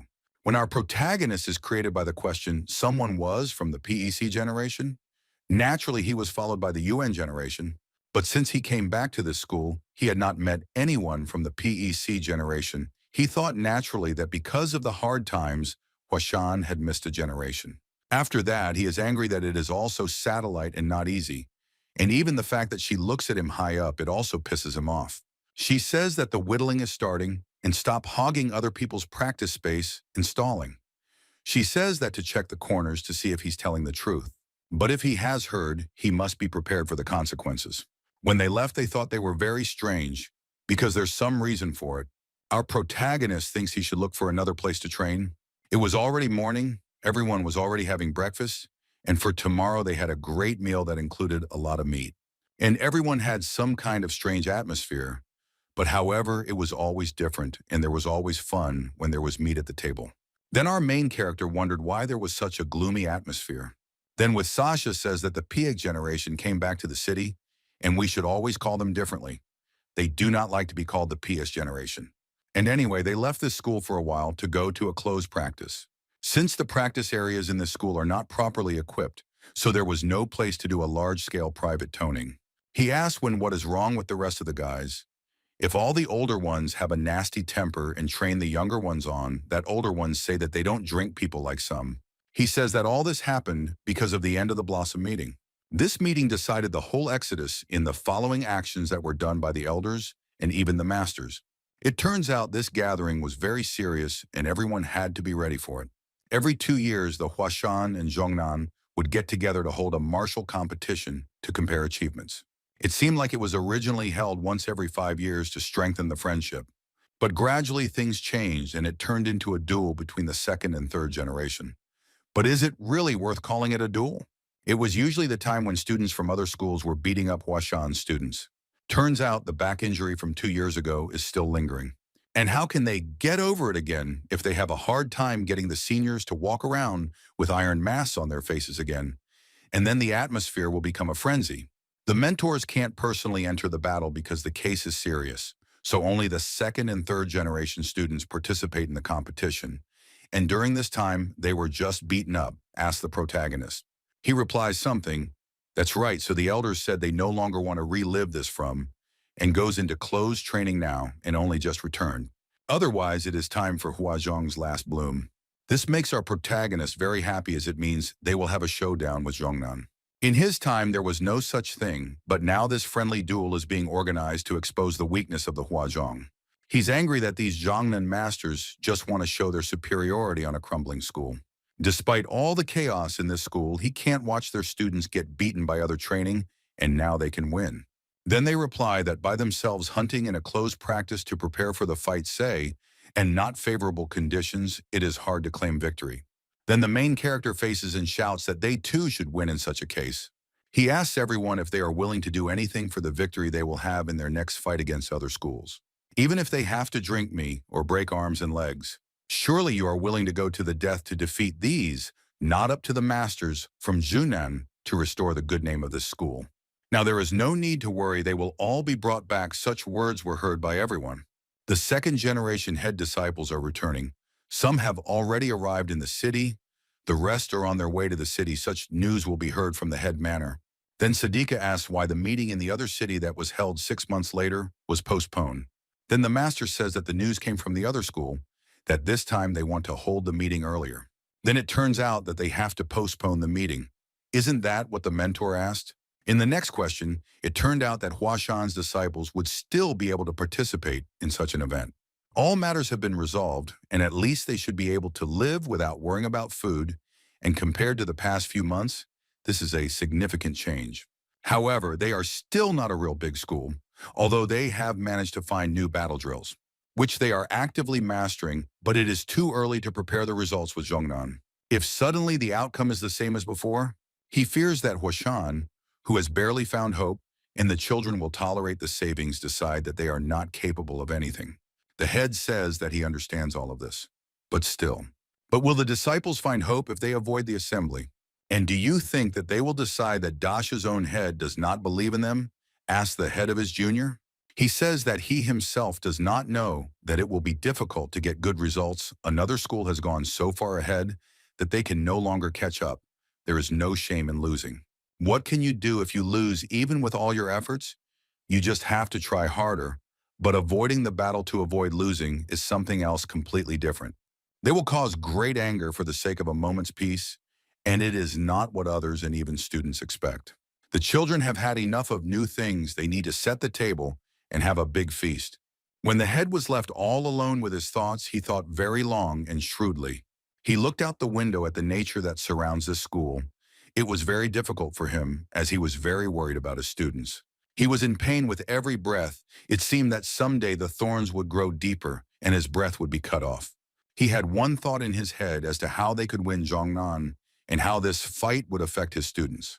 At this time, there was a discussion in Chengmeng's room. There was a familiar face there. They were discussing how much stronger they had become, and Chengmeng at this time said that they had become with her just a little bit. Then one student lingered on the fact that they didn't die while they were practicing and became only a little bit stronger, and how it was possible if his body could feel it. After that, he had to listen to a lecture from Chengmeng about not being able to make their bodies stronger in a short period of time. Now, the growth of the third generation belt disciples did not fart. They had never shown such a speed of development before, after all. However, to the third generation, old Huashan is still far away and not even comparable to other schools. If the other schools' abilities remain at the same level, then now no one in meeting generation is capable of defeating them. Well, the only one who can somehow defeat them is Chogol. There is a chance that he will win if he meets a suitable opponent. If they're older, there's no point. If they have almost zero chance, then Strachey says that the meeting is half a month away at best. They can't beat the opponent after months of training. How can they catch up with another school in 2 weeks? Because they have absolutely no chance against the techniques and abilities of other schools, as they are already more honed and already capable of defeating other opponents. Then our protagonist says that is why he asked the question concerning death. All gathered at the pavilions where the training takes place as it was, but it's all good since there is already a result. In an instant, everyone turned to somewhere where a bright light shone. It was our main character who was waiting for them and wanted to say something very important to them. When the older man reported to the younger one that everyone was gathered as he asked, and everyone was waiting for some orders or answers to questions, then our protagonist pulled out the sword and waved it so hard that it looked like they were using an illusion. Everyone saw the real sword and was surprised to see exactly what kind of training they're going to get today. Then our protagonist says that the new way of training is just a training and there is nothing to worry about. He says that in order to pass this training, they only have to try to die once, and then they will understand the meaning of this training. Everyone was scared. They said that Junior was crazy and that today he was really going to kill them.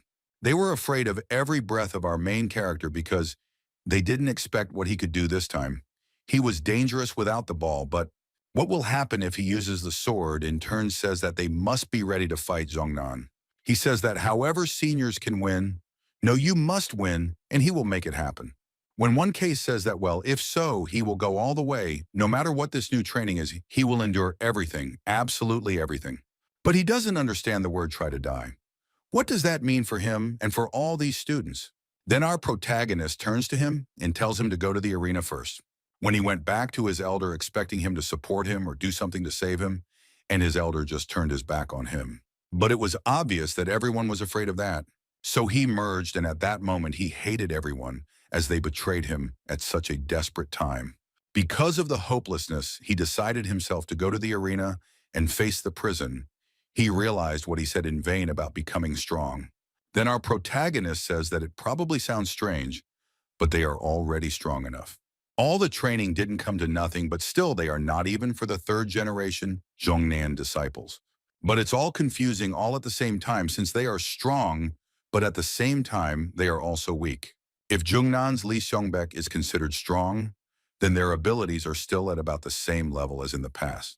Zhou Gol can stand for victory, Yunzheng will need some luck.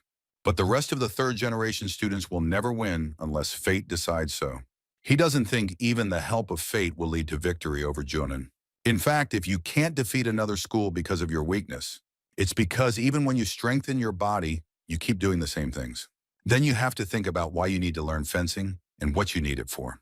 This school has already formulated the answer to repair the body with a ball and finally achieve immortality. In Taoism, the sword is just a tool for training that will help to enter the path of truth. However, this guy and the creature will want to give such an answer. Then the student replies that to see the enemy and to make it easy, one must learn swordsmanship. In turn, Chang Meng just laughs, saying that this is a typical answer of a follower of the dark path, which is not suitable for a Taoist at all.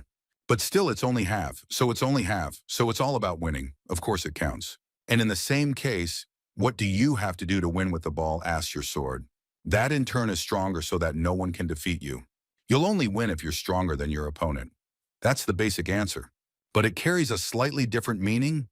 You have to find out for yourself what that meaning is. Then he throws a wooden sword, and at the same moment, this student grabs this weapon. After he got this sword, he didn't know what to do with it, as he didn't think he would fight with a wooden sword. Then our main character tells him to fight with this particular sword and fight enough to win it.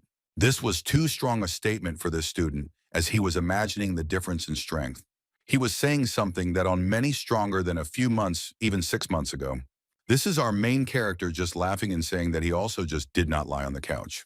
And during this time also trained for this fight and is now ready with him to assess their strength and exchange combat experience. Then he says that he attacked the protagonist with all his might so that he could evaluate his strength. Well, at this time, nothing happened, and that of them did not want to attack, but it remembered about something. He changed the times where Joe Gol was just playing dumb, but after a while he was going through such a difficult training, so he was probably so tired. But during these musings, he was interrupted by some strange sound or some people. But it was a single person, and it was of course the disciple who was already making to shorten the distance. After that, he made a swing of this wooden sword to somehow overpower our protagonist. In turn, Chang Meng was very pleased that this disciple was using his abilities a lot. He was attracted by the fact that he immediately reduced this distance. If you compare only his abilities, he is not inferior to this student from the other school, and his confidence is very high. Then he begins to wear like a beast to hit our hero. But he still did not hit in any way he would like to finish the air, where there is nothing in the last moment as if vaporized. He realized that his weakness is very visible, and he will not be able to do anything to our protagonist. He was angry that he was just wasting time during this time, and not progressing in any way proportional to his attitude towards Chang Meng. He was trembling that there was no way he would win, and trembling that he didn't have the strength to separate an opponent like him. It wasn't fear, he just wanted to win. In his anger, he began to look for some blue color. Turns out this was the ball flow ability, which is very rare in this school. Making a huge leap, he carried into our protagonist to one blow to decide the outcome of this fight. But there was no way on the gorgeous hero was not a weakling, and in one move made so that he fell and struck his crushing blow. At that moment, the student thought that he would really die. From this blow happened, nothing terrible. This blow in no way touched the student, and the area that enveloped him just exploded. At this time, the student felt great fear and really felt what death is. He did not stop laughing after that. At this time, on the posh hero said that he rested, and now he will take care of others who will be his next opponent. When our protagonist looked at everyone around him, he saw that they were all just afraid to go out with him in battle once for all. They were just stealing their responsibility and not to go out and get hurt. They didn't want to stand out from the crowd. Then one of them says something that is older. You can go out to wallpaper with this monster to deal with it somehow. Well, then he warns his elders that if they don't, he will attack them, and in that case, there will be nothing left of them. After this statement, our protagonist is happy and laughs, saying that he is already attacking them and warns them that it will not be easy. When he jumps on the crowd and starts a very fierce and long battle, but still the outcome of the battle was already written. The crowd that had been waiting for our protagonist for just a few hours, and they just lost very quickly, with our protagonist fighting them like children.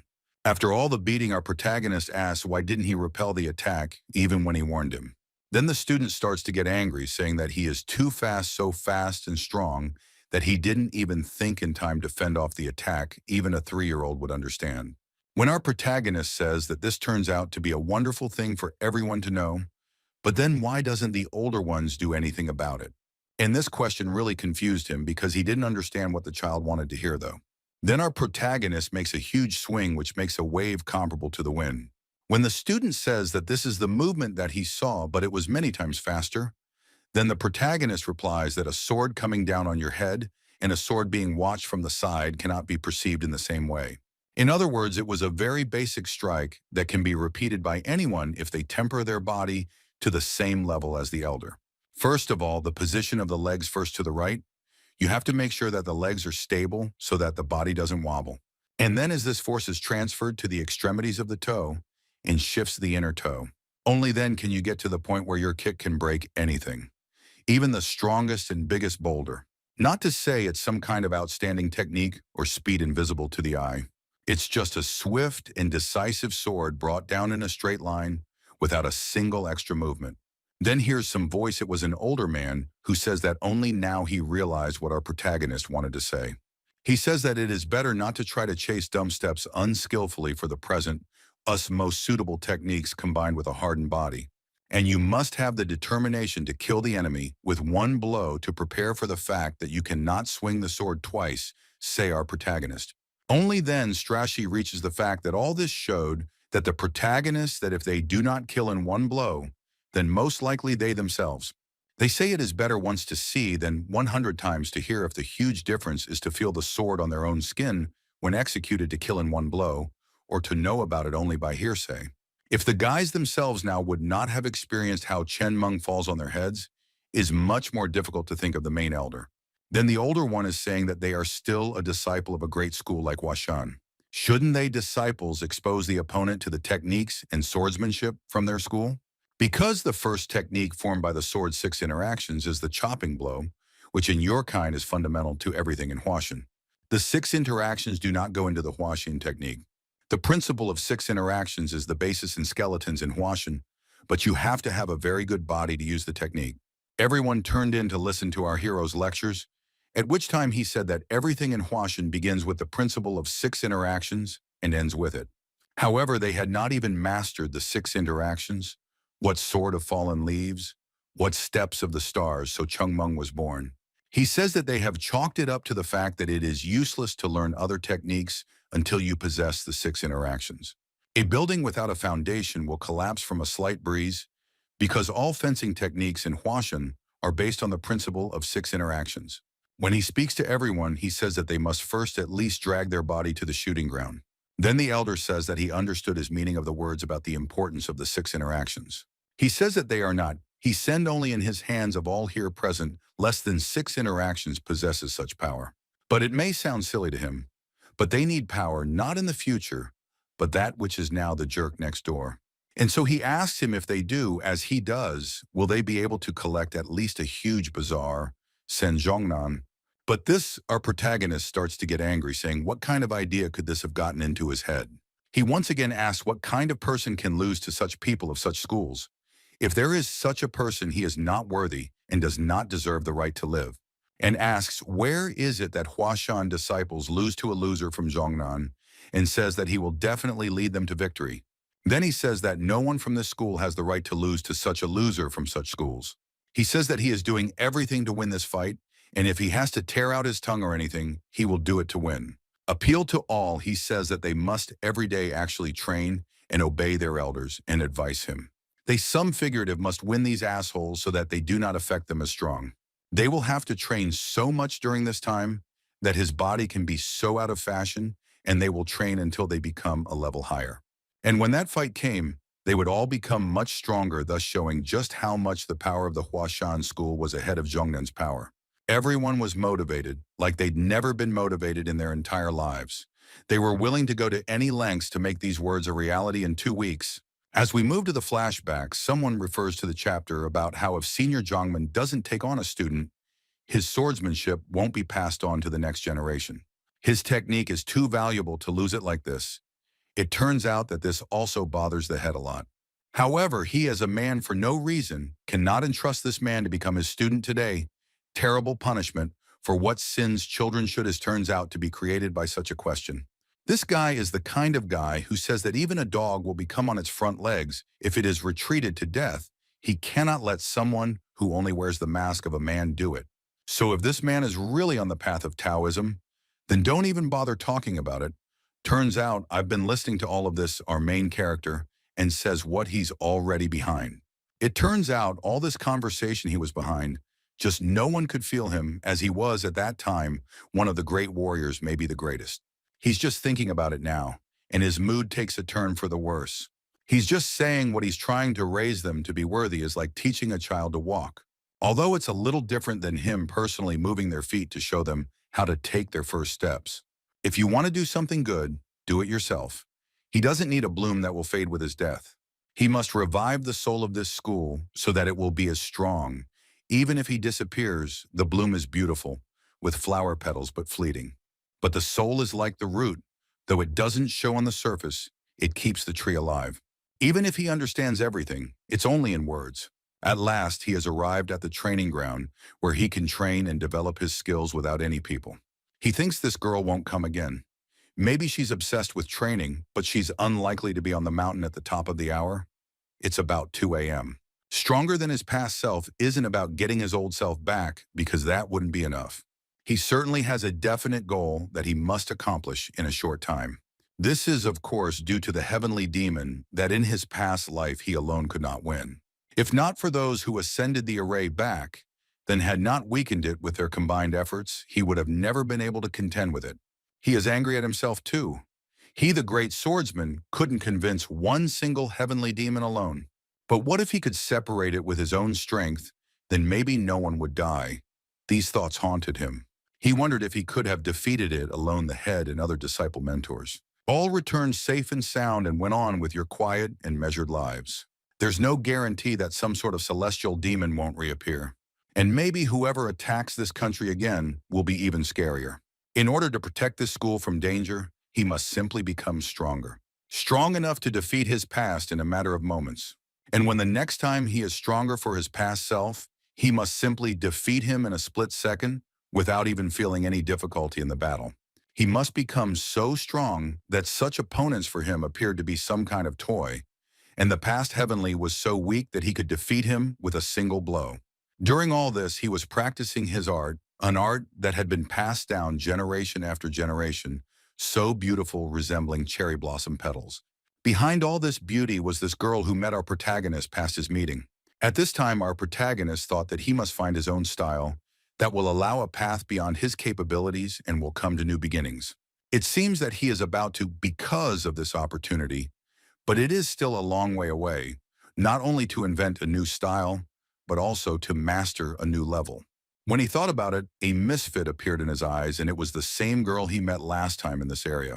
And such an unexpected appearance, he was just scared to the point of goosebumps, and took a few steps back as it was instinctive. He didn't understand how he had managed to get close to him without being caught. Even though he was deep in thought, he couldn't have failed to notice the man's presence last time, and this time without any sign of him. Come to think of it, he could still vaguely sense her presence. Who she was. Maybe she had mastered the skill of assassination. Such questions intervened in our hero's mind. By the way, how it is now is not important. Now I wonder how much she has been able to see, wondered Chung Meng. Looking at such a cute face on the protagonist says to himself that to begin with, it is necessary to behave naturally as if nothing happened. After he felt some danger coming from her, he immediately increased the distance from one jump and moved 10 meters away from her. Then he just became a greeting pose and said that he had to leave because he had some body. After that, in a moment, he was already walking so far away that her eyes couldn't follow him. She just wanted to ask about the plum blossom she had seen because it was so beautiful, and she had only heard about it before. At this time, the main character says that she scared him very much this time. Witnesses 1. So no one will believe her, but they say that 3 people will give a tiger. It means that even the lies of a few people are accepted as truth. He should be careful when he returns to the PEC generation. Then he remembers that he has some things left to do. Before returning, he should go there first, then go back to school. It was a beautiful morning. There was such true peace everywhere, and everything was fine because people had everything. In this really chic hero was having a very good time because he was eating at the popular restaurants of this city. He ordered dishes that normally the disciples would not even be able to order and taste now, because these dishes are palatable. He says that since the drinking from the cave ended, he has almost returned to normal life. But one must actively use the privileges given by the head. He recalls that the head had said that almost everything flows at its own pace, but why so often forbade him to do so because it was a slam dunk to get out to skip the charka. He always liked to drink and have fun in his spare time. It was very difficult for him because he didn't have much spare time. Then he remembers the moment why the head forbade him to behave like that in front of everyone.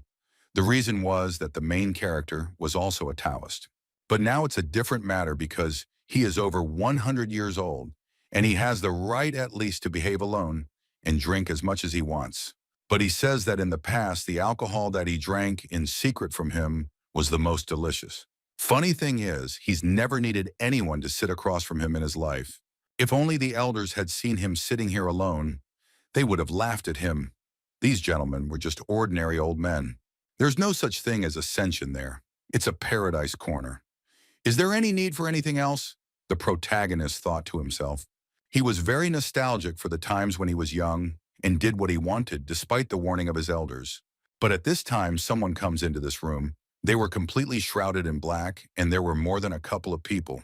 When they entered, this presence was certainly experienced by our protagonist. He noticed that they were unusual, as they exuded some other aura from them. Then he assumed from hearing their conversation that they were the older generation of PECs who were returning from their long and lonely training. Looking at them, he saw that they were young and handsome young men who were about 20 years old or less. The proof that this is the PEC generation was the symbol of a plum blossom that sat on their chests, and this is the beginning that I am the oldest one. Then he thinks that he should contact them and get the hell out of here. Their conversation was about Yu's sister in this city. Apparently she went to Huashan earlier. Then one of the disciples said that it was all already solved because their sister was somehow special and she could handle all the difficulties by herself. After that, they ordered some portions of the most delicious food they had today from the owner of this stall and into their beers. For this followed on the closet, Hero was surprised that they barely grew up to the second generation, and the first thing before returning went not somewhere but directly to the beer center of this city. Even if the school is a mess, it should not be allowed to happen. He was disappointed in the youth in their years when he was caught staring at the cave wall for a week and only knew how to swing a sword. When he looked at the crowd that sat across from him, and the man who was in the middle thought that he was the oldest. Then they didn't talk about this is the baked goods they were not supposed to drink when they are in the territory of this city as students of this school. But today is a special day when they come back from such a hard workout. And today they have every opportunity for such fun. Our protagonist says that he's a future man who can feel his charm as if he's a noble husband from the legends come down to earth. And this boy in turn says that they all this time tried so hard and deserve this drink, and he has already paid for everything, and they should drink it to the end. Just don't get too drunk, because after a while they have to go to school and be greeted with head and constituents, and at that time they have to turn off being regular second-generation students. All of this, of course, our main character listened to our main character. He listened to talk about how much they have increased their strength through this training. They say that they have spent so much effort and they have managed to achieve good results, and they certainly hope to win all the disciples in the upcoming assembly. In his turn, the chief says that those that school is very strong, they fully match the title of the first of the 9 great schools. Although in the past they belonged to the 9 great schools between Zhongnan.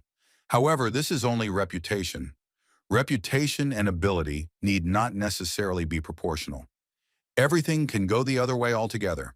Everyone else listened to this and agreed with this opinion as it was true. Even though they lost at the last meeting, but he didn't see such a big difference. And they have a chance to win, and they have been working hard for it. Hadn't they progressed in their training? Looking at the hand they'd made, even cutting down on sleep time, they'd endured that hard, solitary training and hadn't given a second's indulgence. And they've worked their asses off and hope they get lucky. And then it doesn't mean that says that they are more likely to accept the challenge from Zhongnan School this time with confidence and give them a very good fight. Then the main one of them asked whether this school from the beginning was stronger than theirs. Because history records that Huashan has always led in all aspects of the 9 great schools. Now nothing can be known for sure if they are this all-forgetting fatigue, then eventually can happen all the school and become the strongest. Because there is already a history of such a case. Our protagonist almost choked because he was amused by such statements. It was very strong, even for the second generation of PEC. There appeared to be some country atmosphere between our main character and the rest of the students who were sitting and eating in a normal setting. Chung Mung hoped that he wasn't hurt in any way because he didn't want any trouble at all and just wanted to eat in peace, so he just pretended to put something in his mouth. But of course, it didn't work because it was very empowering, and because of that, these students asked who he was and who he was going to be, why he did that. That who he is, and he asked this because he had never met him in this city before, and asked if he was from what clan. Only then, the head student realized that when they entered the pub, he immediately felt a subtle feeling of discomfort, and now he understood why. It was because of this boy who was near them at the time. It was strange that a boy who was barely 15 by the looks of it ordered expensive food and drank alcohol. For as long as he could remember, none of the rich officials and merchants in this city had sons who would spend their leisure time alone like that, at least none of his age. When our protagonist says that all this was an accident and asks them to continue their meal, the one in turn says that even such things can happen here, nothing to apologize for, and he takes this order with him and says that their meeting is otherwise not fated, so why not introduce themselves to each other? Then that second generation disciple says that he is a student of the great Huashan school, but all this annoys Chung Mung as he realizes that it will bring him trouble. He's not happy that this disciple is clinging to him, and he's so annoying. Then he does not say at all that he has never met him and would like to get to know him better and become friends in the future. Then he says if they live in this city and you will meet after that, it is better for them to get acquainted now. But our protagonist didn't agree to that because he had no plans to get closer to the second generation. Then he stays from the chair and says that he does not have the right name to meet him and says that she has a case. Or rather, he has a case that he has forgotten and he urgently needs to go there to take care of things. The student says that he wanted to do everything without using any tricks. He just wanted to get to know her and become real friends. Then he uses his hand to drain chi. Most likely it was a technique. But this technique did not work because our protagonist just turned around. Todd in turn was surprised that this man was able to wrap himself that despite this technique. Even so, it is not easy even for a student who is in his level. Then in turn the other disciples say why he in turn let go of such a naked little bastard. This in turn says that he did not want to disturb such a person who was in a hurry to go somewhere. It would be unseemly for students of such a great school. But he still wondered how that little boy managed to dodge his swift kick. At this time, Chung Mung was having a drink and thought that one of the reasons why life on Huashan had been peaceful until recently was the huge age difference between Yi-chan's generation. For a new recruit, the most feared person is not a general or an emperor, but someone who is one generation older. When you think there are no elders and they show up, and in his time, it was a very scary burden. He so understands about that saying type, who talked about some skill he had picked up during this time of absence. He thinks he's some kind of weakling because he's sure Chogol will beat him in a second on even terms. It was worth it to see that this nonsense is called the palm of Sinan from Stenum because it shocked him even more than the first meeting with the third generation disciples. How far could the third generation disciples of the third generation have progressed? Studying martial teachings, even with decent teachings, everything is about timing. However, with the second generation disciples is a different conversation. Third generation, at the level of grinding, basic at the stage of learn training to hone the skill. When our protagonist says that there is no need to waste his precious time now, but since when do things like this make him feel responsible? Then one of the disciples comes to Jogol and says that all the third generation disciples should gather at the training square because their senior accomplices have returned. Then Jogol remembers our protagonist and thinks that he probably doesn't know that there is a meeting. When he enters the room, he sees our protagonist sleeping and smelling very strongly of alcohol. Then he decided to wake him up. He woke him up very carefully because he did not want unnecessary problems associated with training. That in turn sharply became, but the stench from his mouth, especially the stench of alcohol, increased. Then our protagonist hears from the student that his eldest returned, and it is necessary to meet the second generation of PEC with dignity. And because of this, they are gathered in the main hall. After hearing our protagonist say that it is necessary to remove the smell of alcohol, and does his technique thereby turning all alcohol into smoke, then he says that they must hurry up or they will be late for this important meeting in which they will meet another generation. Our protagonist asks the student why they have to meet them after such things in time. He in turn says that they need to greet them because they came back after going through a difficult secluded toning. Then our protagonist says to himself that they should sit for half a year in the cave of remorse where even light does not penetrate, where only bugs and cockroaches are edible. What can be done with this fencing, then they can call it a training. They swallow a little sword, and then they have the nerve to drink alcohol and say how hard it was to be alone.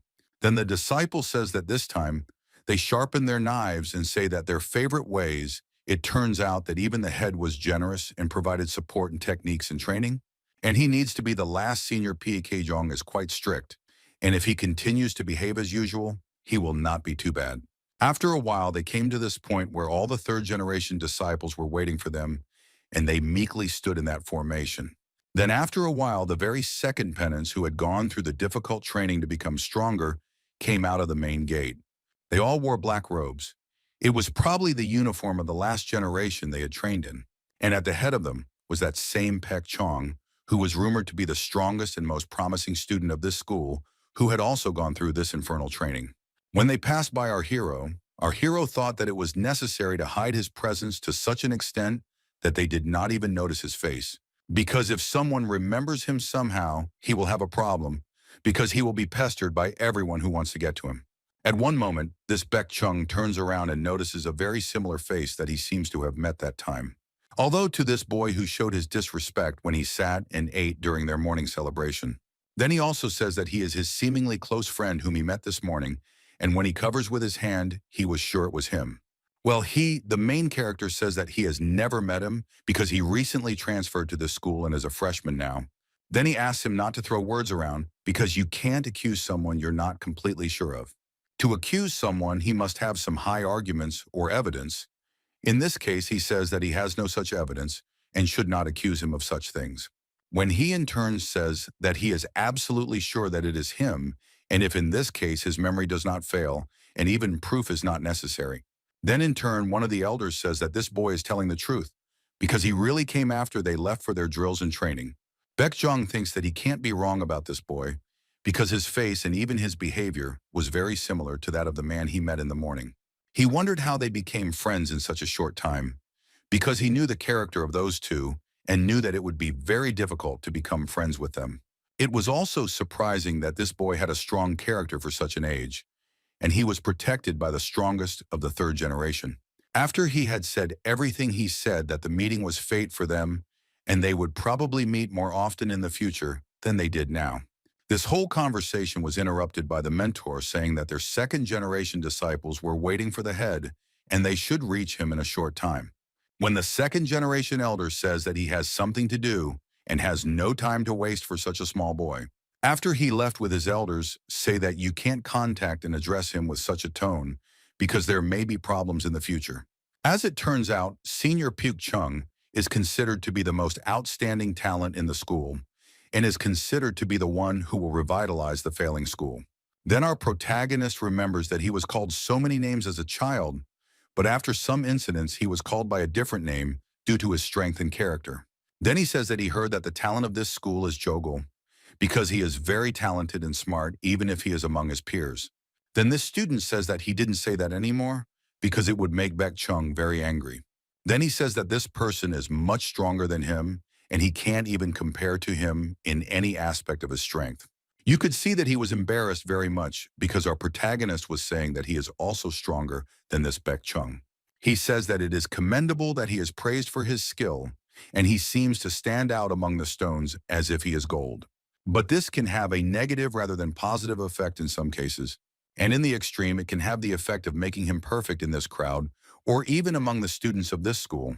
When as the older generation was going to greet with the head, our protagonist notices that in this crowd there is that girl.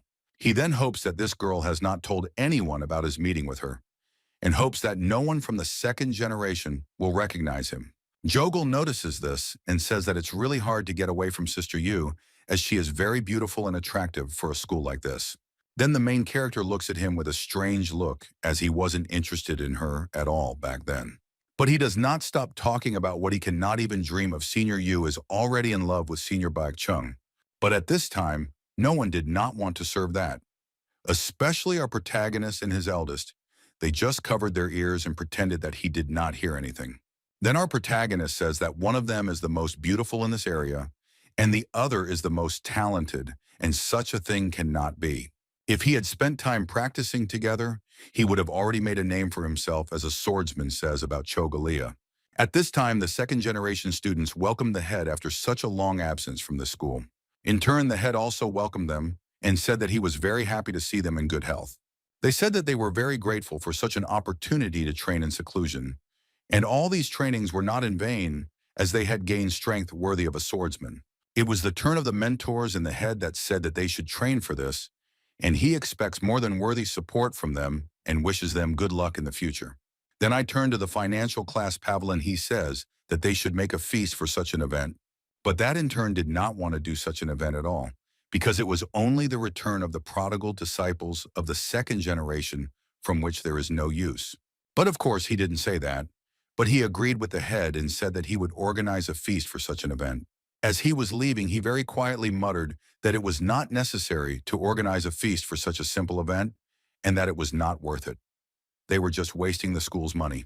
The chapter notices that this man, after the Milky Way gel started supporting them, financially started saying some strange things. After that, he asked mentor Unam to help these students relax after such hard and long training. Then the head turned to our hero, saying that he should again stop by his house to solve some problems. But this appeal to the head surprised Baek Chung, because he did not understand why he was again going to the residence of the head. And what personal matters can they have that this little student can solve and wipe out his generation? He has many more questions about this disciple, and the most important question was where he came from and why he plays such a role in the chapter's life. Then Unam's mentor says that he should not think about this boy because he is having thoughts from such a big information. After that, this Park Chung has an opinion that this school has changed a lot because of their absence. When he came to the evening dinner, he was greeted by a juicy fried chicken, and he wondered how this school got the money for the celebrations. But another student said that during the year they had been away, the pavilion and even the refectory had changed a lot. He was embarrassed at first, but it was so clean and neat. Then one of them suggests that most likely when they were gone, the god of wealth had not entered, and judging by the reaction of the children, it is so. When they heard these children talking, they were already dissatisfied with this meat because they wanted something varied like fish or other seafood. This surprised the older one from the second generation very much, because in their time, such a thing was very rare, and it was impossible to get tired of meat when there was simply no such thing as meat. Is it possible to hear something more unlike and inappropriate in this school?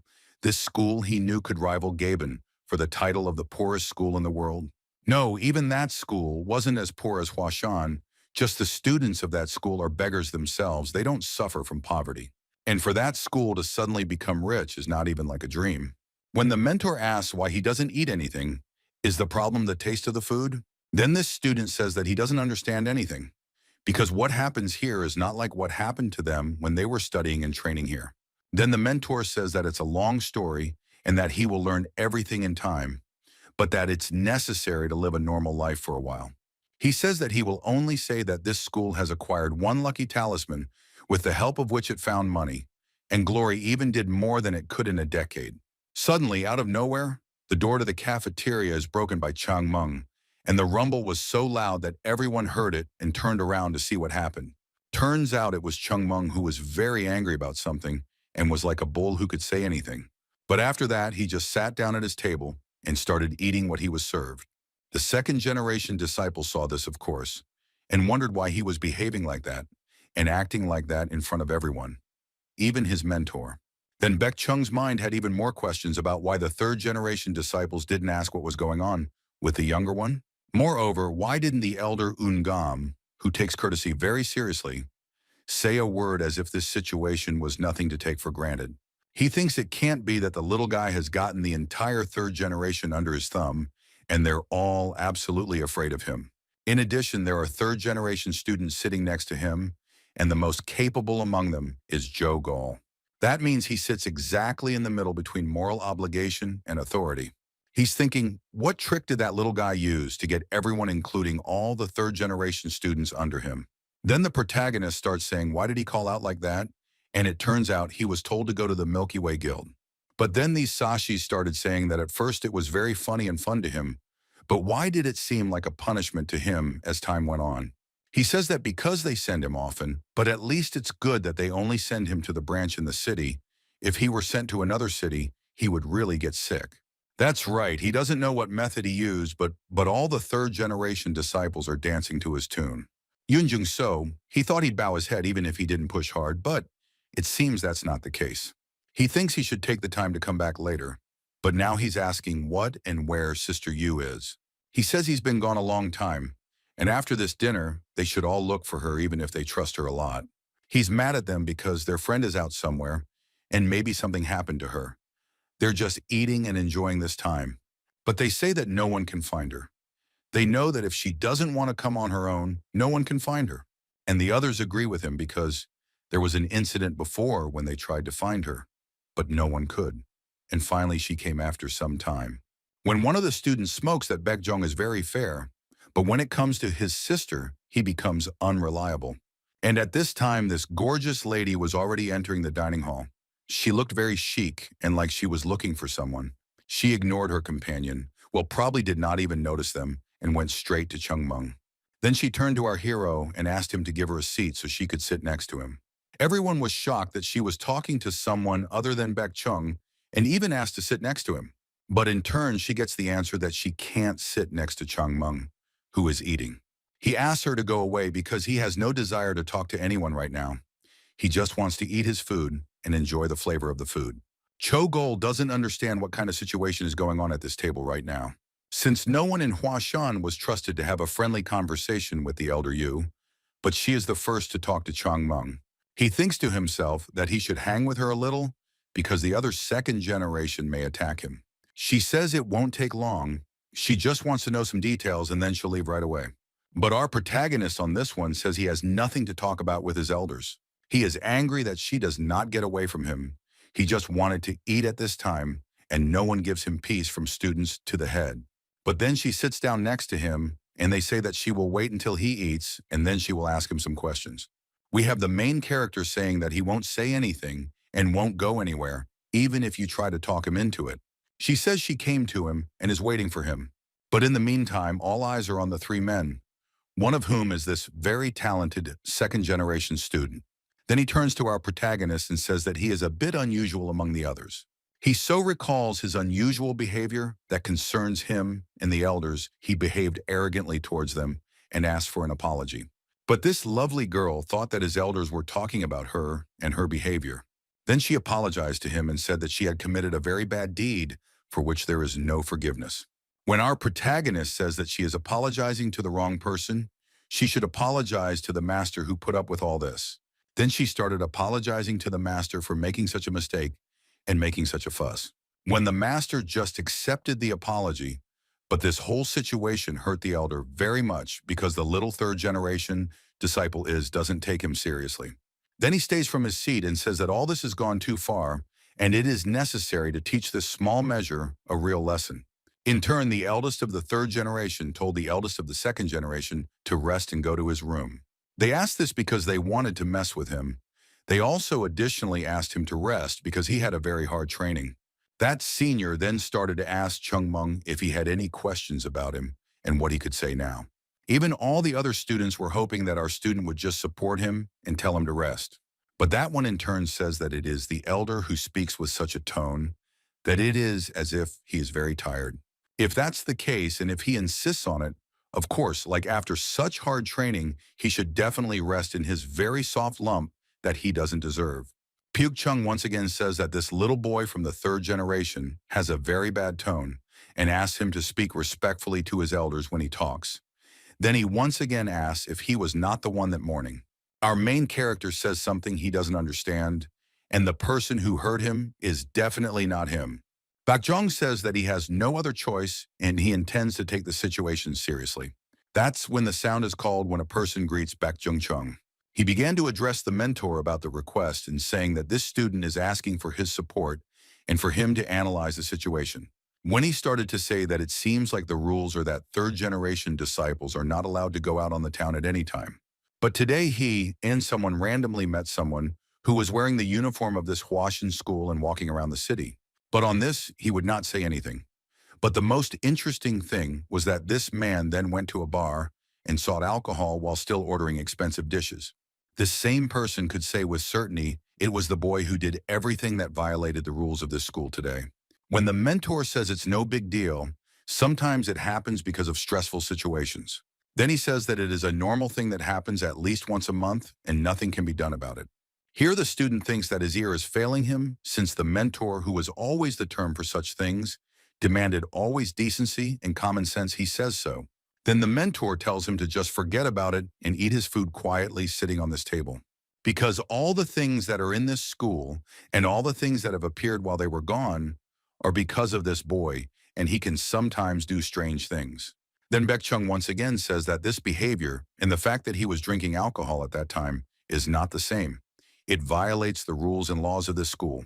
Then Mentor Eun-am says that some laws have already been set on our protagonist because he is special among all. Then he asks him to sit back down and not to cause any more problems related to Chungmin.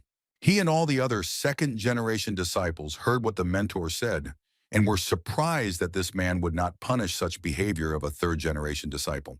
Then the persistent Peak Jong says to himself that if the mentor became like this, he should act colossally, and notices the mentors and financial affairs of this school and says that if the mentor does not do it, rather this person can. Then he formally greets him, asking his business and everything else related to this school. Then the head of financial affairs of the school says that it is not necessary to address him formally now, as he is here to see how things are going with them. Then he also speaks to Eun-am's mentor and says that he should follow up with all the students and make sure they are in good condition for tomorrow. Then Pyeok Chung says that he has come to this man for a very important request, and he has information that he needs to know. He says that one of the third-generation students is going out into the city without adult permission and drinking alcohol and ordering expensive food. This information makes the man very angry, and he asks which of these disciples is the person he told him about. At the same time, Baekjong says that this student not only drinks alcohol, but also picks on the words of his elders.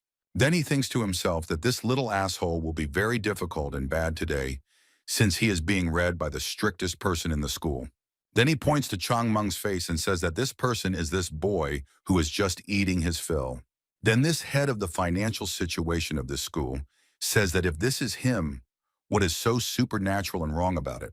He says that he is fully entitled to rest for a while after such hard days of training. But the disciple still starts to object, saying that there are prescribed rules that must work for everyone, without exception. Then he asks if the poem has a rule about drinking outside the school, and he says that he can drink a little. What's the big deal if he is under stress because of this situation at school? He says that they didn't even save me money to pay for food, and there are so many of them, and this guy that feeds them all decided to buy his own booze with his own money.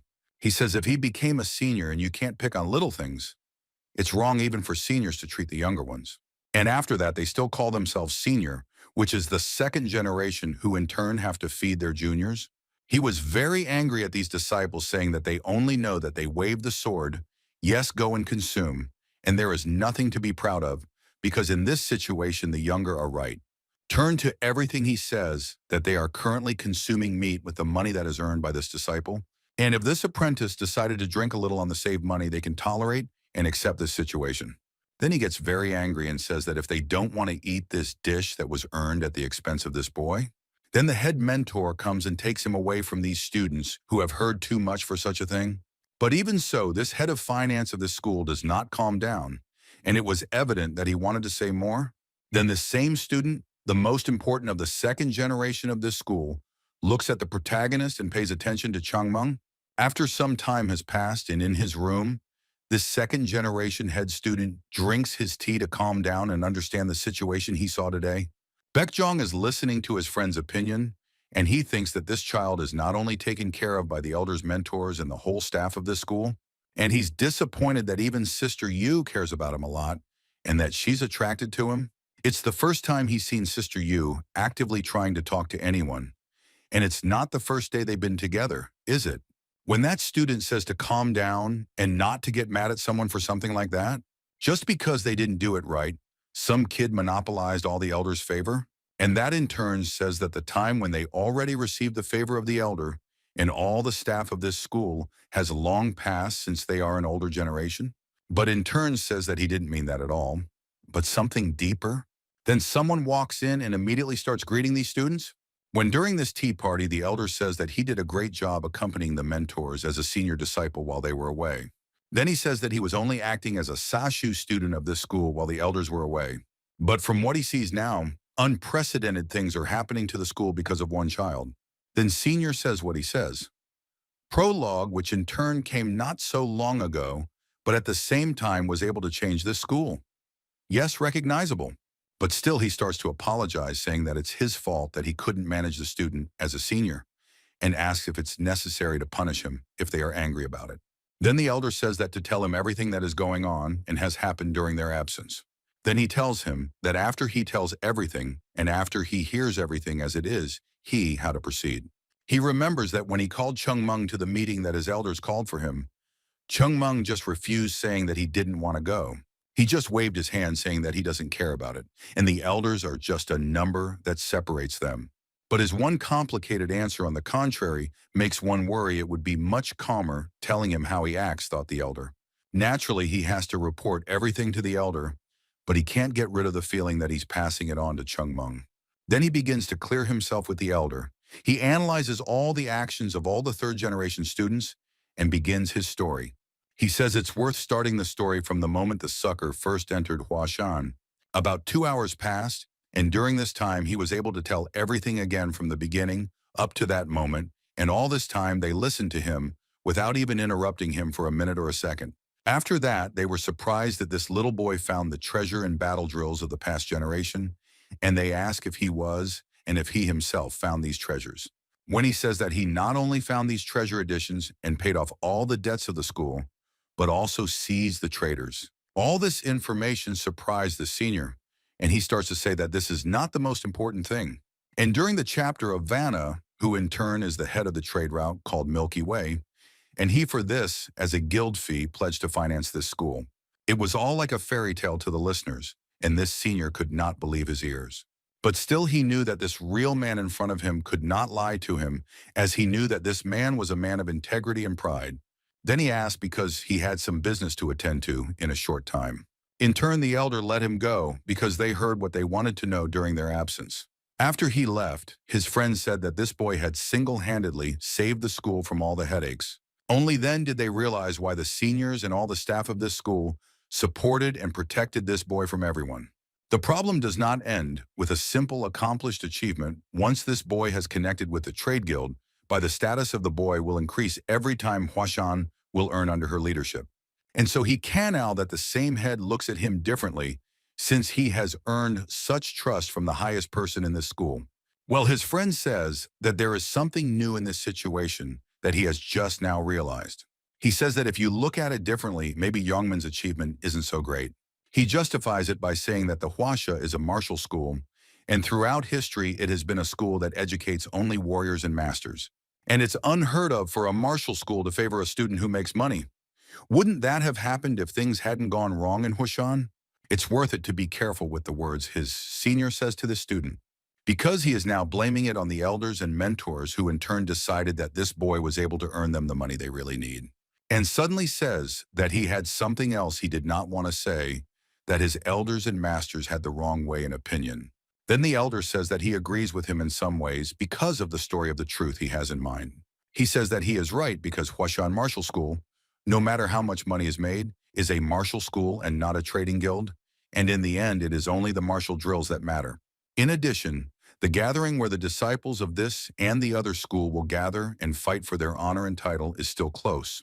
When the elders realize it is coming, they will no longer care about the generation below them or even about everything in the school. They'll concentrate on martial arts training. It won't be long before they'll have no choice but to return to their roots. Then the younger one asks the assembly, not only they are involved, but also the third generation, because for them it is also some kind of battle experience that they will get during the battle. In such a case, not only they need hardening, but also they are not doomed to such a defeat, and the worthy should save them from such a disgrace. Then the elder says something that he has not yet understood his main meaning, that he wants to tell him there, so throw it to him to continue. When he says, if worrying only about themselves, it would be right to focus on training, but as elders, they can't worry only about their generation. So about her personally being a third-generation martial practitioner, then that way they will understand their strength and can measure their potential well. Then the elder, he will be praised for coming up with such a great plan and notes that he is very worried about the school and his juniors, and this is a good idea for it. But in his mind, he thought that it wouldn't be enough just to get the attention of the seniors. If it's left like this, the generation after them will rise up, but before that, it's worth explaining to them who their adults are and why they should bow their heads to him. Yet he is somehow afraid that they will be stronger than they are and will eventually shut them out from the eyes of their elders. Then he openly says that this child Jinmeng has what he hopes is a martial arts ability that is needed for the future and even now. If not, he will be in trouble because he was already very serious and ready for the consequences of this conflict. At this time, the third generation elder finds Chung Meng's room and sees that he is sleeping very soundly, and he was not surprised. But still he was glad that nothing happened to them during his absence. When he talked to ours, he thought that something could not happen because of the altercation with the second generation. At that time, Joe Gol, who was there to control the situation, asked him what had happened during the conversation and what they had decided. He starts his story saying that the elders made him tell everything he had done up to that time, and he had to tell everything. He says that he couldn't hide anything, as he couldn't just do that, because first of all, he was very tough. Secondly, he wouldn't lie to his elders for some school-related nonsense that everyone knows.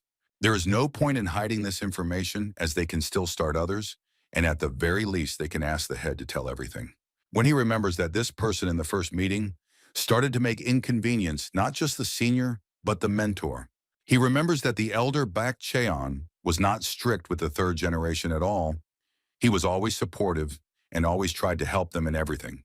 Now it's unknown what will happen to them since the relationship has deteriorated so much. They are afraid that somehow they may be caught by a stray arrow that will be very strong and fast. Anyway, all agreed on that since they heard the elders were coming back. He asked that he gather all the boys and tell them to be careful tomorrow. It's no big deal, but it's best not to give them anything to pick on. When he leaves, he says that he was curious about what happened during the conversation and says something else. If both the elder and Chung Meng meet in a fight, who will win? Because it's a very interesting question, and I wonder who will win in this fight. Then with the third generation senior presents this fight where the two geniuses of this school will meet, and you can't imagine what will happen in the end.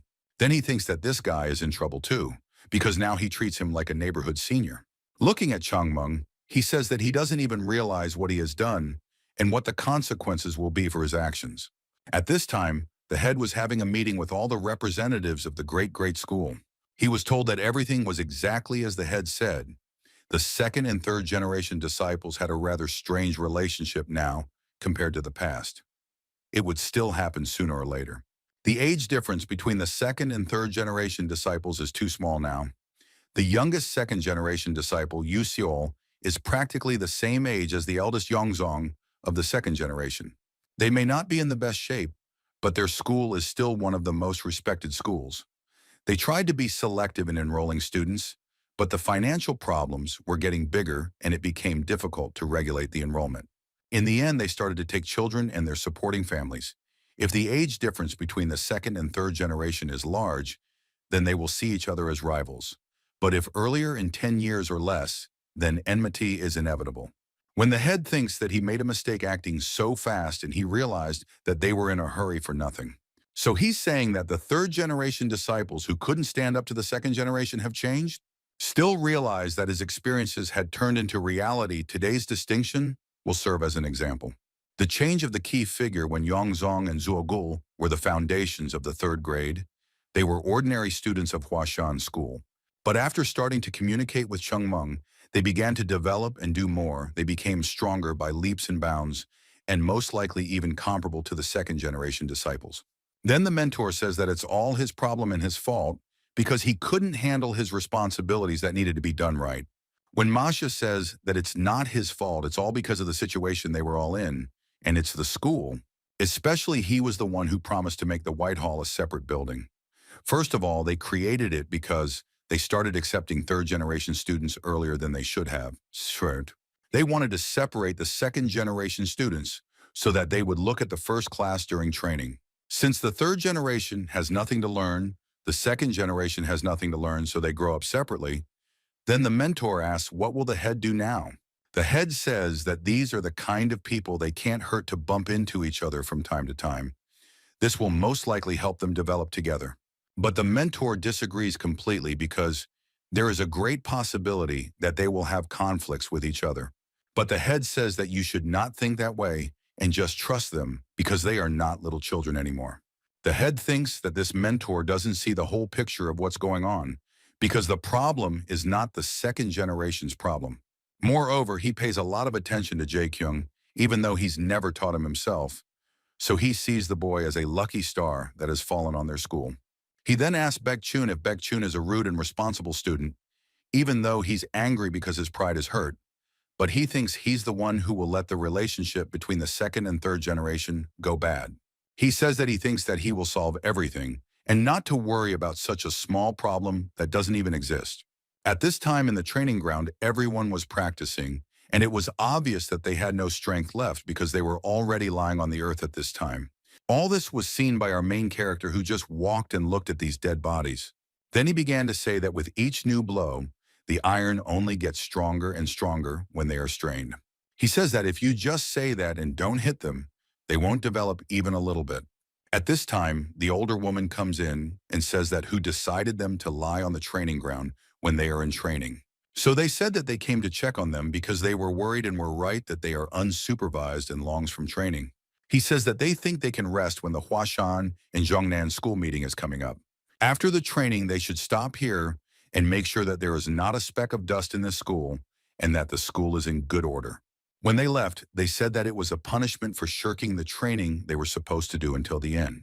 None of the third generation realized what had just happened because it was very fast and they were very tired.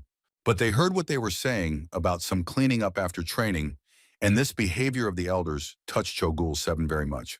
His sad face sees our protagonist and asks what happened to him. Maybe he is sick or just shirking from training. After that, some hours had already passed, and he was dissatisfied with the fact that he was being chased by the elder for something stupid. He says that he is even getting used to being beaten, but he will not bear such torment. He did not think that their elders are such people, and before that, he respected them. Then her generation's elders say that it looks like they're going to bully them by bringing back the old rules.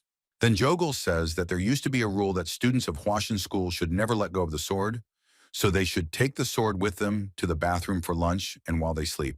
The elder scolds them all. Even when only one has made a mistake, it is completely wrong, and something is wrong with them. And he says that they have to do something because they should not tolerate such torment. He says that they are overreacting. They don't even hide the fact that they are humiliating them.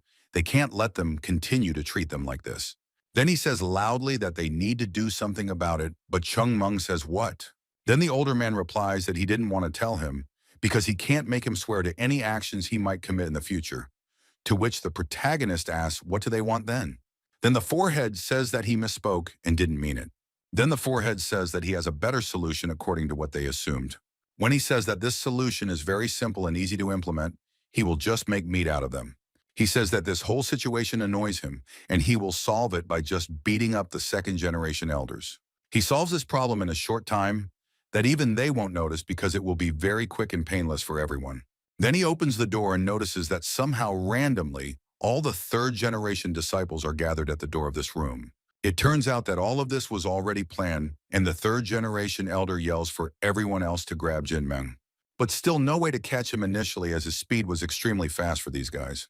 He was leaving everyone in the dust and running at a speed like he was running from a predator. He could dodge all the unforeseen attacks, which were also in turn were planned. In this small corridor, he somehow miraculously dodging merged from all the tricks that were invented for this occasion. But still he failed to come back from the unpredictable attack from Jogul, who attacked from the ceiling and held him back at that time. Everyone asked him to calm down, as he was like a rabid dog who wanted to bite everyone to reach his bone. He shouted for them to let him go, and he dealt with this problem in a split second just by beating up the elders, showing them who was in charge. Then the remaining third repentant says that he understands his feelings, but he shouldn't do it now, because if he hits an elder, he'll be kicked out of school. He says that it's not long before the Huashan and South Valley schools meet. If Senior Baek-chun is respected by the second generation students, if he can't fight after he beats him, what will he do? Then Chung Mung says that he will beat him so that he will still be able to fight, and he will be able to do it without any problems in a split second.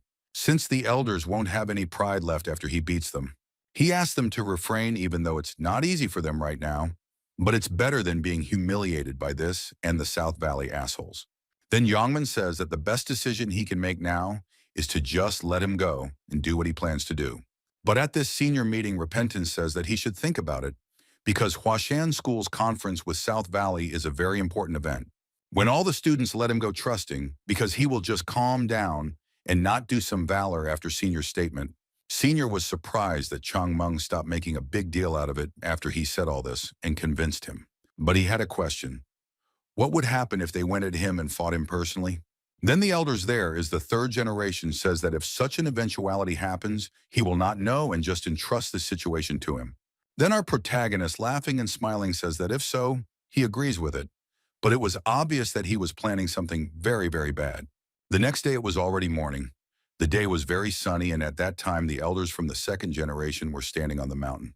Then one of them reported that surprisingly he had reacted completely calmly.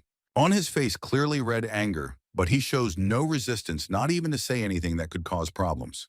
Then the older man started to worry that everything was going against his suggestions, that he thought that this man would come out if he hurt him a little. He thought that if he got angry, it could be considered a riot, and then he was taught a lesson so that he didn't even have the courage to go against his elders anymore. On the contrary, he thinks he's the smallest of the third generation. Then he suggests maybe they didn't push him hard enough, but the other in turn says that harder would be very hard. By pushing them harder, they too could have problems in terms of right and wrong doing things. Then it came to the main, and meetings of her generation, that all this was not just a coincidence. And this boy was very smart. Meetings have company. When he asked what about the rest of the students, to lose his generation is not, then the other answers that they have seen them crayon. But apart from the strange training, nothing much. Except they can't procrastinate anymore, because there isn't enough time for them, and the whole thing doesn't need to be completed at a very fast pace. There's no telling when the mentors will be displeased. It's only a short time before the meeting. It's time for them to start preparing for it. Then the elder of the second generation says that he knows the water has boiled enough, and it's time to pour the porridge. Then he says that the students of the Cheon generation have always been good kids. Before they went into closed-door training, they were all naive kids. Who would have thought that everything would change so much in a year that they would look like mature men? He says there's no need to punish all the Cheon that I guys. The only problem is this kid named Chang Meng. Most likely all the problems are coming from this annoying kid. Then his friend asks what to do with this kid and what their plans are for him in the future. Then he says that the only thing they have to do now is to follow the Huashan laws and just be active and decent elders. Chung Meng is his precious little junior, and he needs to take good care of him. At least Chung Meng is a little bit of a worthy swordsman who is worthy of the title of a disciple of this great school. If possible, I wouldn't want to use rough methods, but luckily they don't have time for that, so nothing can be done, says the elder. Sometimes it may be necessary in the rod. One day they will surely realize what deep meaning their elders put into all this. They say that this will happen in spite of the laws of this school on the relationship between the second and third generation of this school. Though these actions will be painful, it will teach them something higher that they will realize after that, and will respect not only themselves but also their elders. Dinner is night in this palace. All the lights are out, even at the main gate. You even out of Denmark comes out some silhouette, and it was of course our main character who went outside in such darkness. Then he goes somewhere, say that he is on the same place, does not return. Although he was caught 2/3 time, certainly will not be, who generally gets caught on the same. And yet you have to avoid some green how he got to this level. He says that this guy is like Kaisen's brother, invented some non-existent rules and trained people with them, wants to do something but does not do it himself. He would have turned the whole thing upside down a long time ago, despite the masters and mentors, but there's only one thing stopping him. The request of his elder and disciple, because he forgave him from the heart and asked him not to commit any actions that will lead to terrible consequences. Lately, this person reminds him of the face of his head. If more precisely, it is similar, not faces, but the expression it suffers, pure expression. Every time he did something, surprisingly, it is able to cause guilt. After that, only he decided to be patient until a certain time, Huizhong's meeting to be exact. He would like to kick the faces of the PEC generation, but he would like to kick the heads of the Zhongnan bastards more than them. It wasn't until he reached and found a certain place where there was no one, and the place was even the right size for him. But still he decided to check for the absence of people, and found no one. He says to himself that he can't relax because it's his sister or mentor. Because of him, he can't do anything, because she's attached to him as a turnout. At least she keeps her distance when he's with other generations of Cheon. But when he wants to be alone, she appears out of nowhere and bothers him with talk. If he could at least sense her absence, he could avoid meeting her in advance. She seems to him like a ghost that appears out of nowhere. But realizing that it's complete nonsense, he relaxes. Then he says that sometimes people all meet, and the presence is felt vaguely because of the faint sense of chi, although it is particularly difficult to recognize. Then he drew his sword, but during this he noticed on the reflection of this ball some strange picture, and there was seen that it was her. The same Sister Yu who had been following him until now. It was a surprise to even Chang Min. Then he was not badly frightened and shouted why she was clinging to him, and where did she come from such a night, as if she was a ghost that follows him around. Then he effectively took a couple of steps back, increasing the distance, and asked what she is doing here such a night. She in turn says that she is his elder, and he should observe manners towards his elders. If this situation saw the head now, his stomach would from laughter, and not even a granddaughter, not even grown up, indicates his ignorance.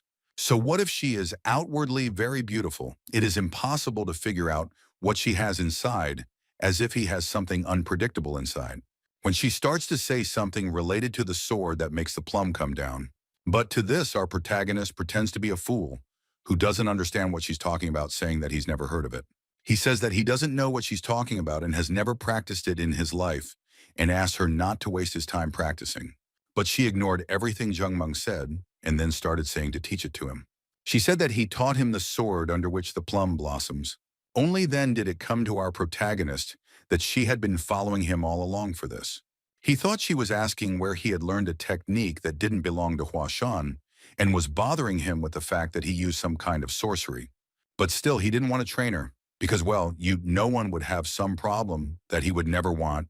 He kept pretending, saying, I don't know what this is about. Then she says that if he doesn't teach, he'll be punished by the mentor. After she tells all this, she begins to threaten that she will not only tell the mentor and the masters, and will reach the head, who in turn makes a choice about him.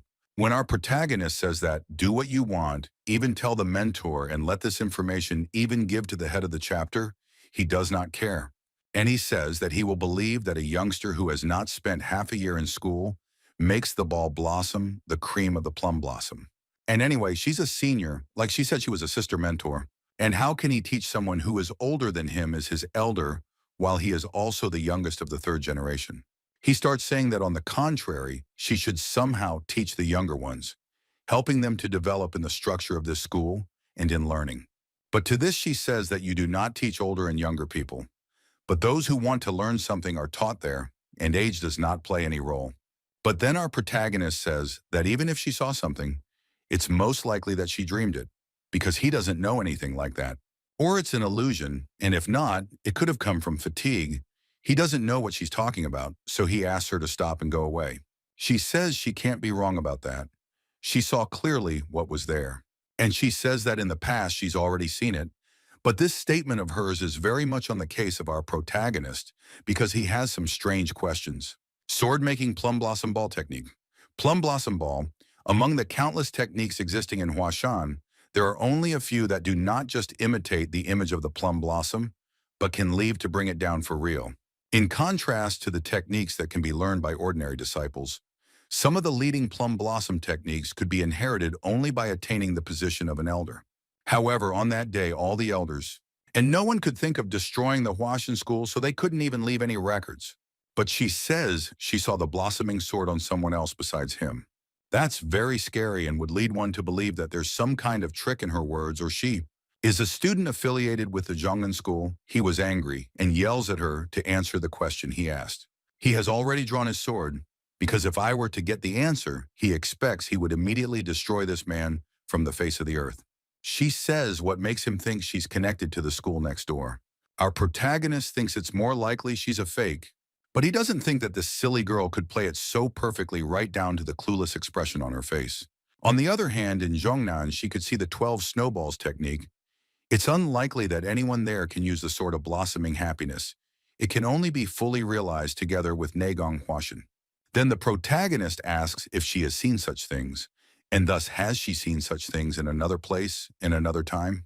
She says that she has seen it a long, long time ago, and she has only seen it once in her life. Just deflecting all follow-up questions, and she simply asks that this man teach her the technique. Then she says that she really has no idea what he's talking about. Then she says that he has no other choice, and she is now going to attack our protagonist since he can't negotiate.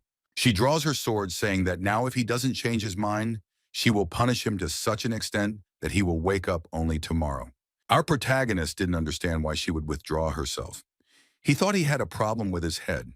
Because a normal person would not threaten another person with murder, and for such a small reason, and he really did not want to teach her, because he did not understand why she wants it.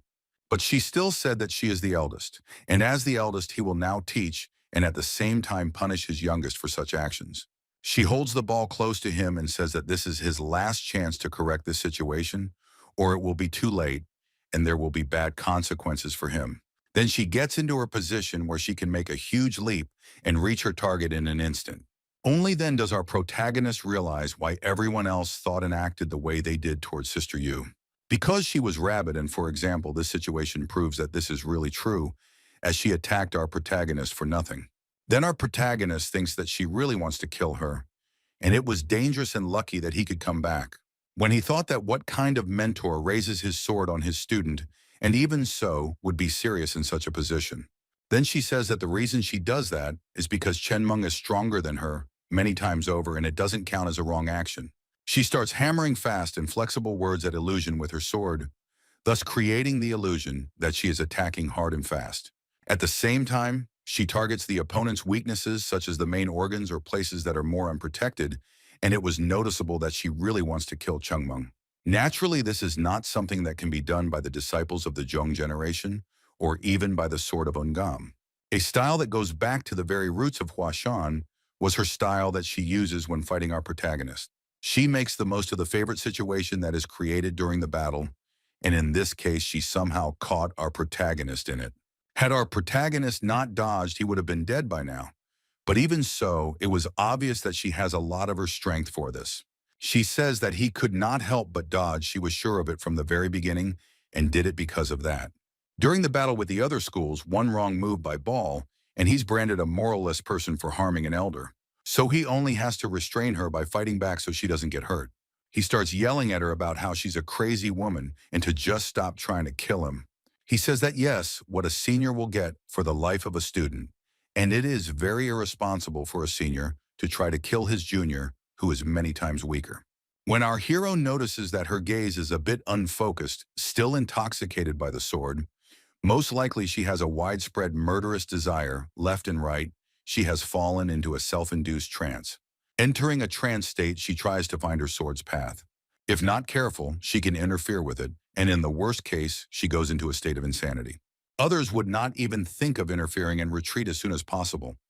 But despite the fast speed in her continuous attacks, there are many errors. You only need to hit at a high angle to doom your target to a disadvantageous position, then at a certain point beat her flat and win the fight. But she starts hitting strangely. She hits unfocused and doesn't hit accurately. Her punches are much weaker and unreasonable. When our protagonist confirms his thoughts, and he was surprised that she fell into a breakthrough state during the fight, and now she needs a mentor and someone close to him.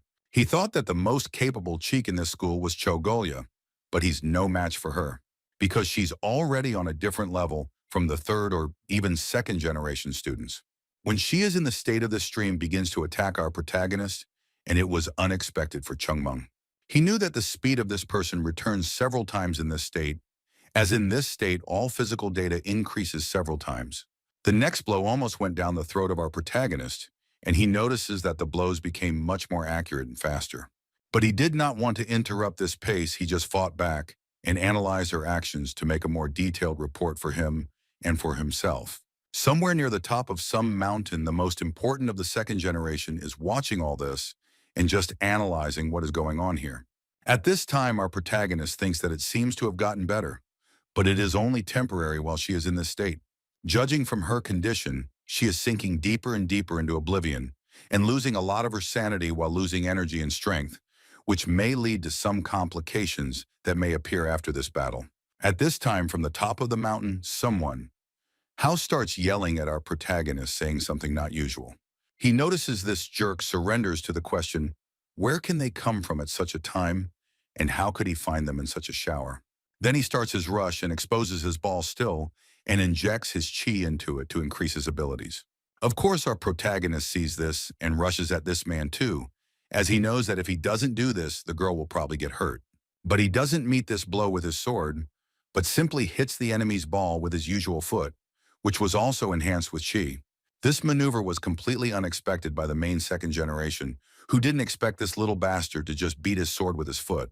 But the result was obvious that Chung Meng had repelled this blow and the energy he had asked down, thus just winning this air combat. Then this boy was already on the ground, and it was clear that he was hit very hard because when he was already there was a huge wave of sand. Then the main character also came to the ground, but unlike him, he was the target, and on the contrary, worried about the student who attacked him. He didn't understand why he acted so rashly because using a sword is very dangerous. Then he also says that the moment of immersion in self-development is incredibly desirable and valuable for a Taoist. If she suddenly wakes up because of the noise, it will be very bad for her in the future because it could stop her development and worse. Then he looks at her and sees that she has not woken up and does not pass into consciousness. This makes him very happy, since he won't have more problems and nothing will happen to such a promising student during this time. If she had woken up because of a recent conflict, she would have regretted it for the rest of her life. Then his buddy still wakes up and says that he rather doesn't know how important the moment of self-development is for a Taoist. It's true that he doesn't like him, but he couldn't even think that he is so petty that he is capable of disturbing an elder in the state of self-development. The man bared his sword to attack. If your precious elder had hurt himself, what would you do then? And asks our protagonist when this elder he should not have counterattacked, then this disaster would not have happened. Then our protagonist says that he did not do it on purpose. He just did not want to die in such a blow and could not stand aside. When he thinks that this generation is a generation of lunatics who do not think about their childhood and do as they please. Normally, the bulk of the generation is made up of normal people, and only occasionally there are nutcases mixed in. But it seems that in the PEC generation, everything works the other way around. That arrogant Hong says he didn't mean to kill him at all. He just wanted him to fly under the radar, and he did it all because he didn't realize what was going on. And the protagonist says that since they unleashed a murderous aura using the sword, that's all they could do. Prepare in turn says that he actually released his murderous energy before, and he also exposed his sword and used the energy.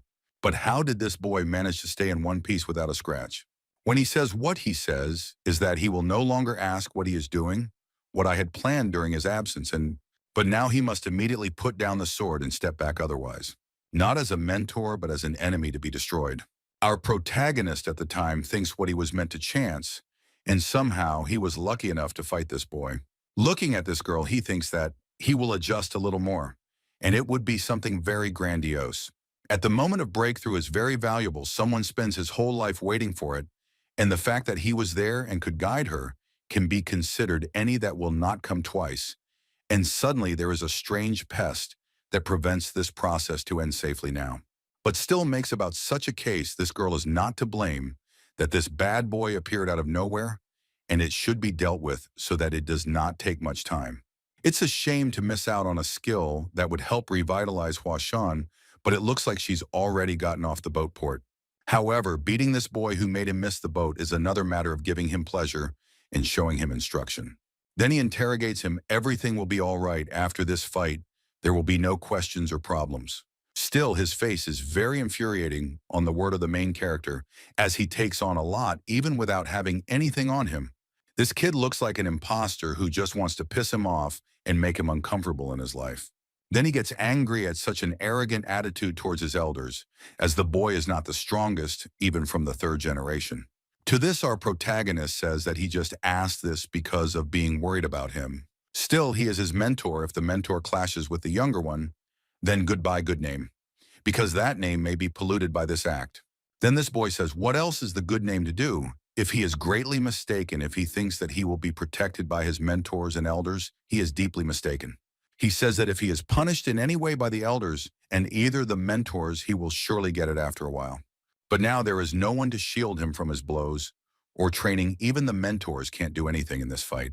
Well, then he says that he has a better idea. He suggests that he first listen and then decide what to do.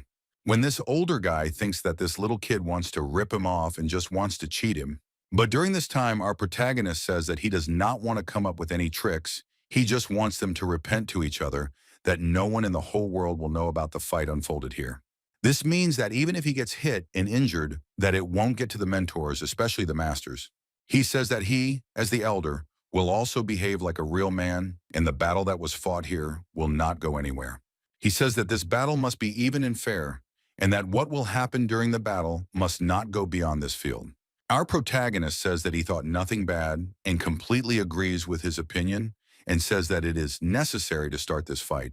Well, the one in turn thinks that this is some kind of trick, still does not want to agree to such terms as he does not know what this little boy can think in his head. But still our main character says that without any consequences and tricks, this battle will be equal and fair for both sides. No matter how much he gets hurt, the older boy will not hear a word from him, and if he blabs, he will do whatever he orders, so says our protagonist. But the same applies to him if he breaks the laws and rules of this battle. He must do whatever Chung Meng asks him to do. He agrees to the terms of the battle and says that he agrees and will act like a real man. Then they agree that everything that happens in this field stays here and doesn't go anywhere, even under the most unpredictable circumstances. Then the protagonist says that he swore that everything that happens here will be here, and that he in turn also swore that this fight will be only between him and no one will know about it even after his death. Then he says that no consequences in this, even fight, he will not be his mentor, and he will not be his junior. Also, with the help of this fight, he will get rid of all unpleasantness. At this time, our protagonist heard what he said. Equal Fight laughed at the fact that he was completely disagree with it. He says that who told him that this fight will be equal and tell him that from now on he will be very bad because he is finished. This was confirmed by his bloodthirsty face. Looking at this boy, he thinks that it hasn't been half a year since he joined the school. Why this boy looks like a demon who can kill him in some time. Then he says that this fight is just to humiliate him and put him in his place. Before it's your turn, he says he's a psycho because he'd never do such a thing. He says that he has made him very angry, and now he has to inflict his punishment for such a thoughtless action towards him. That one in turn says that the psycho is the person who is attacking or trying to attack Chae-ryung because he is now seeing the reason for it. Then the older man of the second generation says that now it is not necessary to talk, but to fight, and now he will do anything to achieve his goal. Then he begins to attack Chung Meng in large attacks he uses and techniques that he learned during the second coming at the Huashan school. It was evident that our protagonist was not surprised that he had such powerful attacks in his arsenal, but still for him it is when, with some childish a toy or attacks. When something older about maximize this distance, our protagonist thinks that he does it for nothing because there is some reason for this action. Because when he reduces the distance so much in a short time, the opponent has time to prepare and can carry the answer to the blow in this time. But still, the blow of this senior was strong because our protagonist had to reach a few meters back to not be taught to the lethal damage. He notices that this boy has a certain talent, but still he lacks the experience and speed that would make him a good and strong student of such a great school. All his physical data is about on the level of a normal third-generation student because the second generation doesn't take the time for his physical data. As his opponent makes a huge swing from the left side, he notices that he is extending his attack so much that it seems so slow and can be counterattacked in the meantime. Our protagonist easily parries this blow by dodging a few meters back and moving behind this jerk. Then begins to prepare to make his crowning blow, with which he usually defeats his enemies who are much weaker than him at times. It could be seen that this hand was filled with energy that could destroy even an entire mountain in a matter of seconds. Then he strikes his blow directly to the elder of the second generation, who in turn was also attacking our protagonist. It seems like this punch was very good, but still our protagonist won the victory in this fight in a matter of seconds. Then this elder of the second generation received a very large damage that made him almost unconscious. But still he somehow miraculously came out after that blow and even remained conscious, and at this time he just wanted to stand up on his feet. He did not understand because he was able to shorten the distance very quickly and unexpectedly, and at the same time struck first than his opponent, but somehow he was defeated. But our protagonist to this says that he was very much predictable. He could read it when he just started his attack and made a dash because of this, and he lost. He then stands up and says that this you cannot be, and that the third-generation student who behaved very arrogantly could not have repelled his blow. The one in turn says that he is not the weakest, rather. On the contrary, he is a master who could remove anyone, but because he is very experienced in such fights. Then our protagonist says that his main mistake is that he has the wrong technique and the wrong base that he trained in this school. He says that his technique is very wrong, because even so, if he breaks through a little bit because of this, his juniors will quickly catch up with him. Our protagonist says that he is very similar to a student of another school that he met and fought with him last time. He notes that he is very gifted for this time, but even so, he is not an exception. Even 100 years ago, such things happened endlessly many times. He just couldn't recognize the results of the change. When he thinks that because of his experience, he is just beginning to see what abilities were hidden in such a young body. Then he says that he is very lucky to be Huashan's apprentice, because if he were his own free will, he would have beaten him to death long ago. But now he is still lucky because he needs some internal motivation, and it will help him to develop. Then he says that he is very good, but he still lacks fighting techniques and also experience, which he hasn't been able to acquire all this time. And he says that he will help him with this because he is the ideal teacher for such situations, and in his case, it will be very good. He says that he will now teach him what he could not have learned anywhere else, and he is very lucky to have met him in such a place and time.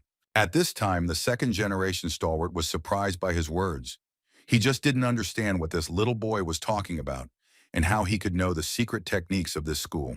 The protagonist, despite this surprised face, notes that he will help him gain experience with a battle in which he will not use his hands or even his body, but he will use a real sword. But at the same time, the elder thinks that this boy is crazy because he really wants to use the sword against him, even though he is not in the best shape now. Before he knew it, he was hit by so many balls it was more like an illusion. But he realized that it was not an illusion after he received some blows to his body, especially to his ribs. The blows were so powerful that it was like being hit by an unusual ball, and white as if the sword was an embodied magic weapon. The elder was surprised that the blows were so strong and powerful. This is not usually the case because if you pay all your attention to speed, you lose some of your energy to strength and vice versa. It was clear that our protagonist was about to throw a punch that would knock his opponent out in a few seconds, and after this blow, the older one felt a hell of a pain that he had never felt before. Training was not so difficult. He felt pain in his head and almost fell back on the other side of the earth, and he realized then that the gap between him and his opponent was very huge. Looking at that boy, he thought that how could he choose him, and how did he become so strong that he could win the elder? And after this thinking, he passed out. 3 hours later, it was already late at night, and he woke up and saw that Youngman had been by his side the whole time. He was shocked that he suddenly appeared like that, and thought he was crazy because any person would not expect such an appearance. At that time, Changmeng smiled at the fact that he realized that he had lost to the younger one, and would be the younger one from that day on. Then the older one starts a word saying that how come and what he went through to become as strong as he is now. He asks why such a small boy is so strong, even compared to the masters of all schools, and asks him to reveal the secret. Then our protagonist thinks that even after going through such an unthinkable situation, he was able to accept reality quite quickly, and yet this one who was willing to live on his pride alone. Then he says that it's not his style, he was just pumped up and worked on his body. Then he says that it's all because of the fact that the elder is currently the weakest, and it's all because of that. But the elder couldn't accept that some little boy is saying that he's so pathetic that he can't even win a fight usually. He yells that some little boy shouldn't look up to him since he has been training all this time, exhausting his body, and he is the strongest in this school. But to this, the main character says that even though he is the eldest of the PEC generation and the best master, even if he ever becomes the main target and star of this school, he will still not be able to reach the heights. Because he says that all this is not proof that he is strong and is the strongest. He says that he is on a frog in a well. These words suit him just fine because he is a huge frog stuffing his belly at the bottom of a narrow well, which other frogs did not even think to descend. The one in turn is angry that some little boy is comparing him to frogs. At this time, he thinks that there is some truth in what the little boy says, because his ego has become so strong that he has even forgotten about it. He says that he knows all about it. He knows that he is arrogant, sometimes even irritable. He realizes that he has faults that need to be corrected. But for the sake of it, he will put his foot down, and he is going to revive Huashan in his favorite way. But to this, our protagonist says that in his opinion, he did nothing of the sort. He locked himself in seclusion with the students playing house games on the way back and had a drink. It's nothing before the school assembly, and they've taken it upon themselves to train the younger ones. In some way, they want to show their superiority, but they've forgotten their problems. He says that he doesn't understand what his suffering is, but to do whatever he thinks and spend the rest of his time in a useful way is not diligence. For him, effort is when you reduce the time for your own desires. The eldest didn't try at all. He just wanted to become king in a small state called Huashan. After all, he had no one to compete with, and no one on top of him to pull him into other things. His only enemy he could really fight was the neighboring school. And the other provinces are full of second-generation students who outclass them. Doesn't he think that getting a little ahead means he's stronger than everyone else? What he's saying is that so that they don't delude themselves about their strength. But in fact, they are the weakest among the other students of other schools. But when asked if other schools have students stronger than young men, he says that it's nonsense because he is the strongest. But he says that he won. Not because he is the strongest, the reason is that the second generation is weak. They now can't even win Zhongnan without picking other schools. So it's not that hard to take him down, even if it's not him. To this, the second elder says that he already knows all this and has known before. And to avoid such a future, he has done everything. But he says that nothing will change being a student of Udan school or the Namgung family. He should take what he has and try his best. Then our protagonist hits him hard to make him regain consciousness. He says that making no effort is the wrong way to prepare.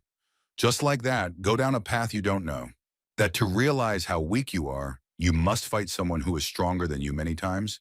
Then you will only realize how weak you are in this world compared to others. When the one asks us what is the right direction, and if the person opposite him knows the right way, the one looking at this person says that he knows this way better than him, if not even better than many. He in turn asks if our protagonist can make him stronger, as he knows the right path for him and for all the students of this school. The one in turn says that it is absolutely right which way suits him best and can make him much stronger.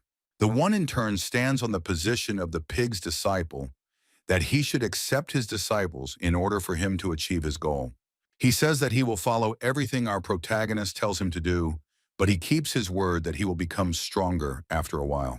He says that he is even willing to be trained by Junior. If only you can get stronger, if he says to call himself Big Brother, he will call him Big Brother. Well, that's our main character saying that he doesn't need and he doesn't want to, and he just wants to help him with his goal. Then there was a strange atmosphere there, because no one else understood what was going on. That's what it was all about then. Wasn't everything he said to show him the way? Our protagonist asks why he's going through all this trouble, and it's very tiresome. Then he says that he probably misunderstood him because he's not finished yet. He starts muttering that people have a very selfish trait, not to think about what they've done to themselves, to come up with some kind of agreement, to decide that they're going to pay for what they've done, has made him very angry. Well, yes, in principle, he paid for what he had done, but it was quite enough for the third generation of third-generation students, except that the payback for pissing him off wouldn't end there. Then our protagonist pulls out his blood sword to show that he's going to be very serious about him. He says that he hasn't tried to convince him of his ideas all this time, but now is the time to correct his mistakes. He says that the older man doesn't fully understand even now. It's clear from his expression that he still doesn't understand how it happened. He asks him not to worry because it's a long night. Tonight he'll let him figure it out. He sees that the older man has no sword, and there is no way he can give him a selection, and he will take advantage of this moment and train this older man. When he attacks our older second generation, they say that now he will realize the truth. A few hours had passed at this time our main character was resting and was glad that all problems had been solved. Well, he somehow heard a sound and turned around to where his elders were being punished for pissing him off. He thinks he beat him up badly but not enough to hurt his body, so he'll fall down a little and pass out and get back up on his feet. This fight won't hurt him in the future because he won't have any wounds and this fight will remain just between them.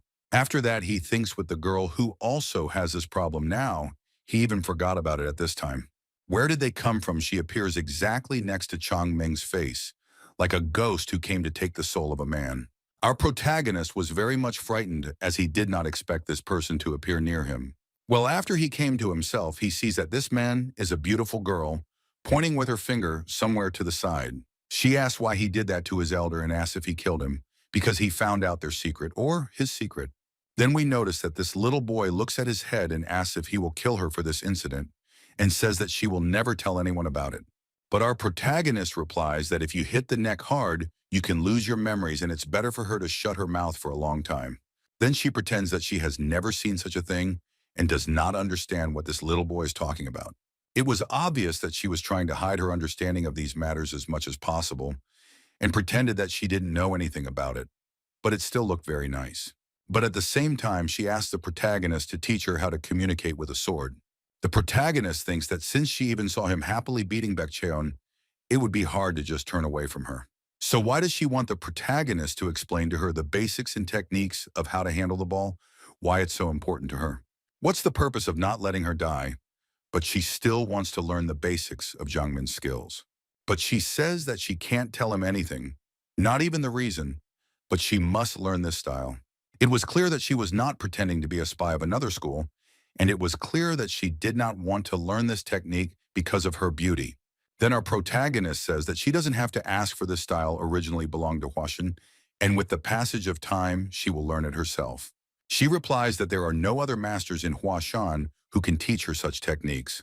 Then Chungmung realized that she was ahead of him, and realized that the school does not have this technique, and realized that only he can use this technique. That's right, she correctly thinks that the plum blossom technique is not currently available in Huashan. But still he says that after a while the lost technique will return to the source and will end up in Huashan. When then it is Sister Yu who starts to follow this little boy because he has become abrupt and started to use Kui. At this time, Chen Meng using the basic technique filled his fingers with energy coming from his streams. He started to draw some scribbles. It was obvious that it was a very beautiful art showing the origins of the teachings. She looked at it was the path of the moon sword so beautiful that she marveled at it very much. The sword she had spent the most time mastering and honing was very similar to this technique. However, these techniques differed from each other in some details that were hard for an ordinary person to notice. The difference was not just at the level of the movements, it was as if it was at a fundamental level. It was clear that this man was showing it very smoothly, and clearly his movements were also beautiful. She could not believe that there were still people who could use the techniques of the great Huashan school on such a level. After that, she finally decided that she had to learn it, but she didn't even know the foundation of the technique. She says that now she does not understand, but with time she will most likely have the skills to use these techniques. She says that her job is to get results. If she doesn't get to a certain level, she can't learn it. So now she has to hone her skills and learn the basics first, which made Chang Meng very happy because he realized that she's not as stupid as she seems. He says that she's got it right, but in return, he'll never teach her if she tells anyone what happened. Jungmin encourages her by stroking her head and says that she understood everything perfectly, and from now on, she will train with him. But she's kind of hurt because this little boy has put himself above the older boy, but she accepts the fact. In the end, our protagonist asks her to throw this older boy into the room. If she leaves him here, there will be trouble. This request was not particularly difficult for her, but at this time she was already flying in her thoughts. She was thinking about her father and remembered the moment when she promised him that she would bring back this Huashan style. It turns out his father was part of the disciples of the great Huashan school. In the last moment she remembered some words of her father about punishment. And now her main priority is to learn the basics and main techniques of the Huashan school. At this time, all the students were waiting for our protagonist to arrive for some reason. When our protagonist entered the main gate, he said that he was late for some reason and asked if the students were used to the new training. In turn, his friends said that this was not the case, and then there was a bigger problem, and some noise was revived. The seniors came to the White Plum Pavilion because of the missing senior Baek Cheon. At this time, our protagonist thought that just because Baek Cheon disappeared from school doesn't mean that he was kidnapped at the White Plum Pavilion. When he realized that he could do it that way and kidnap that asshole and teach him a lesson. At this time, the third-generation elder asks how the protagonist is not involved in this problem. He in turn replies that he is fully involved in this problem and is even the main suspect among all the students of this school. Then you two ask what happened to their senior, and where they were at that time with Baek Cheon. Then he says that it can't be, and he's probably wrong in his head about his theory.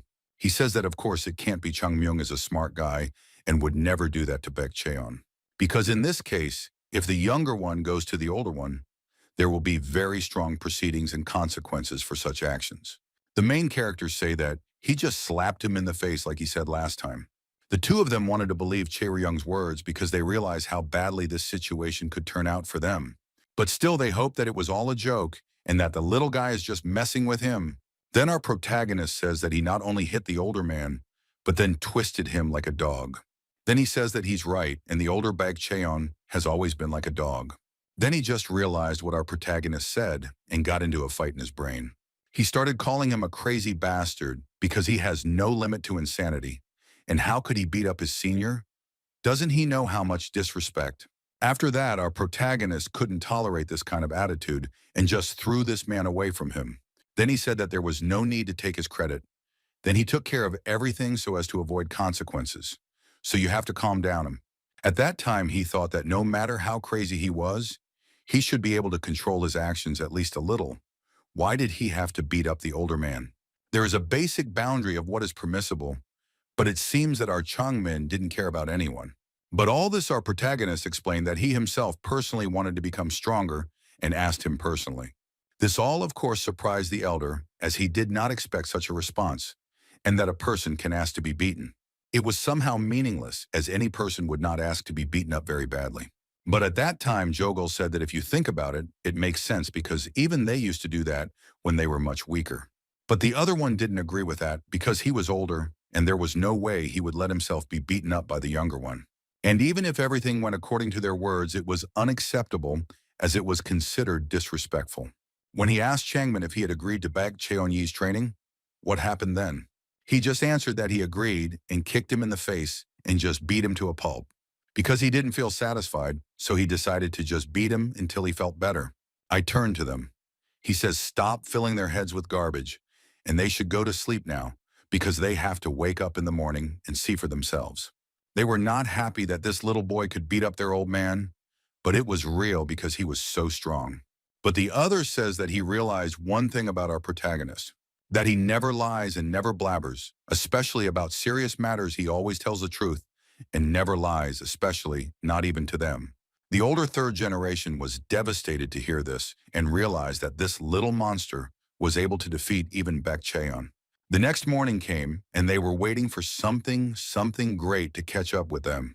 At this time, the eldest was wondering why the older second generation hadn't come in yet, because at this time they usually got together and always trying something new on them and always trying to get them in some way and give them something to study. When he remembered Locke's words about what he said about taking care of everything to avoid the consequences, at this point he had no idea what else had taken care of everything, but it looked like things might be resolved now. Never would he have thought that beating his elders could mend generational divides. Then he is approached by Jogul saying that it is very quiet now and most likely the elders will not hire them at all today, and from now on it will be quiet. He is that our protagonist somehow managed to solve this problem since this problem was very serious. In turn, he says that this is probably true because he always keeps his word and never lies. And if that's the case, it means that Changmeng is much stronger than the older second generation, and that's very surprising. He says now is not the time to guess because the outcome is the same and it's clear to everyone. I then Chogul asks what will happen if they fight against the Zhongnan school. Because you're amazing, since Chen Meng would be able to defeat even the strongest second-generation students from the neighboring school. The elder thinks that if Chung Meng will participate in the next fight between the schools, it is likely to be so, since he not only the elder just beat him. In turn, Jogul says that this is likely to bring a big change as this boy can show the real strength of the school. Of course, the appearance of a martial arts master in the school is a real cause for celebration, but in their case, just one master will not change the situation much. Of course, they will get some share of the glory, but it will not be for the face of infinity and will rather be eclipsed after a while. But if it happens that Chen Meng suddenly disappears, Huashan will immediately return to its original state. If they really want to revive the sect, they can't rely on Chen Meng's strength alone. They must become stronger themselves. Wouldn't the true revival of Huashan occur when no one would dare look down on their disciples? At that time, they also became motivated and joyful, as it was more like reality, but after a while. They discussed the upcoming encounter with Shongnan because it meant a lot to them. They wanted to test their strength against more experienced opponents. Chung Meng is supposed to be the hero that will bring change to Huashan, but it is possible that he will turn out to be a dictator wanting to take over their school. Then the older man tells him that this is most likely just his fantasy, and the outcome of such events is very unlikely. At the same time, the main character is fleeing from some calamity, saying that he doesn't want to teach because he doesn't have the desire to do so. It turns out that the disaster is the sister of Yu, who simply asks that he teach him the techniques of this great Huashan school. To this, our protagonist says that she should go and ask the masters to teach her the techniques she asked for. But in turn, she says that there are no masters who can teach the plum blossom technique better than our protagonist. The two watch this and are surprised that Sister Yu has become so active and shown such interest in other people. But at this time, the two and the elders were watching all this and thinking about what to do in the future, especially in the assembly in which they have to show their strength to other schools. At this time, his friend asked that how Baek Cheon, who is the top student of this school, leaving everything as it is and not doing anything. Because it doesn't seem like this little boy is even remorseful in the slightest, wouldn't it be right to punish him somehow? Baek Cheon sternly asked how they can punish the young swordsman. He couldn't understand why his elders asked such a strange question because it was very logical. That in turn asks him to forget about these words and think about the upcoming meetings with other schools. Because he cannot admit that he was defeated, the more he looks at this boy, the more the situation seems. Is it possible to beat a man badly while leaving me no external traces, as it is possible, even if it was a mighty master? When his friend asks why he is telling them to teach the third-generation students a lesson, he really doesn't understand Baek Cheon's intentions. He thinks in his head that those intentions will not justify what will happen to them in the future if they continue to harass Chungmin. He just doesn't want to be around him with that monster and get beaten up again. That's the external factor that's preventing them. He replies that there's not much time left before the conference. Only now he's realized how short-sighted he's been. They will still have time to teach the students a lesson, but the school meeting is an important event that takes place only once a year for the current generation, and his reputation is no less important than internal affairs. Given how important the upcoming conference is, he's determined to focus all his attention on it. Because in the end, the enemies are not their students, but the students of other schools like Zhongnan. When he asks if they have already forgotten what they trained for in isolation from the outside world. At this time, the elder thinks that he completely lost his mind when he messed with Chung Meng. Anyway, it's good that he believed his words. If he said something like that, they should step back. Because they have a little monster, it sounded very strange to Bob. When he says that he's very grateful for this understanding on behalf of a second-generation elder, then he says that he has to put the bodies with the students for later, but now he has to put all his strength into making the meeting and the school perfect. He says that he should order the students of the second generation to strengthen their skills one last time and think about themselves. After his friend leaves to deliver his words, he thinks that once the building goes to an end, they won't even remember the minor problems with the third-generation students. After all, by then they'll have captured the incredible scene with Changmin, and they'll realize how careless they've been. Not only will they be surprised by the older second generation, but rather more surprised by the disciples and masters from Jiknan. He thinks that he will do what he needs to do, even though his plans have been a bit confused because of Chen Meng.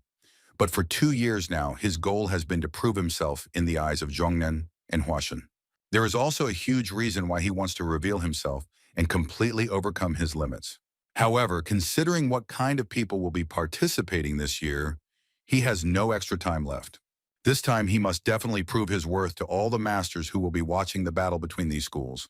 At this time, there was a serious conversation between the elder and the mentor at the elder's house. Then the elder says that the guests from the other school will soon arrive, and preparations for this have been finalized. When the mentor replies that there were no problems during the preparations for the guests, compared to the past years when they didn't have enough food and the training ground was in poor condition, it seems that this time he will be able to give them a proper reception. Then the head says that the longer he thinks about it, the more he's struck by how much of a great favor the boy Changmin has done them. The speeches are not only about how hearty they eat and live well, but also Huashan. Then the elder asks his mentor how he and even his disciples live now. He says that this time the flavor is much richer.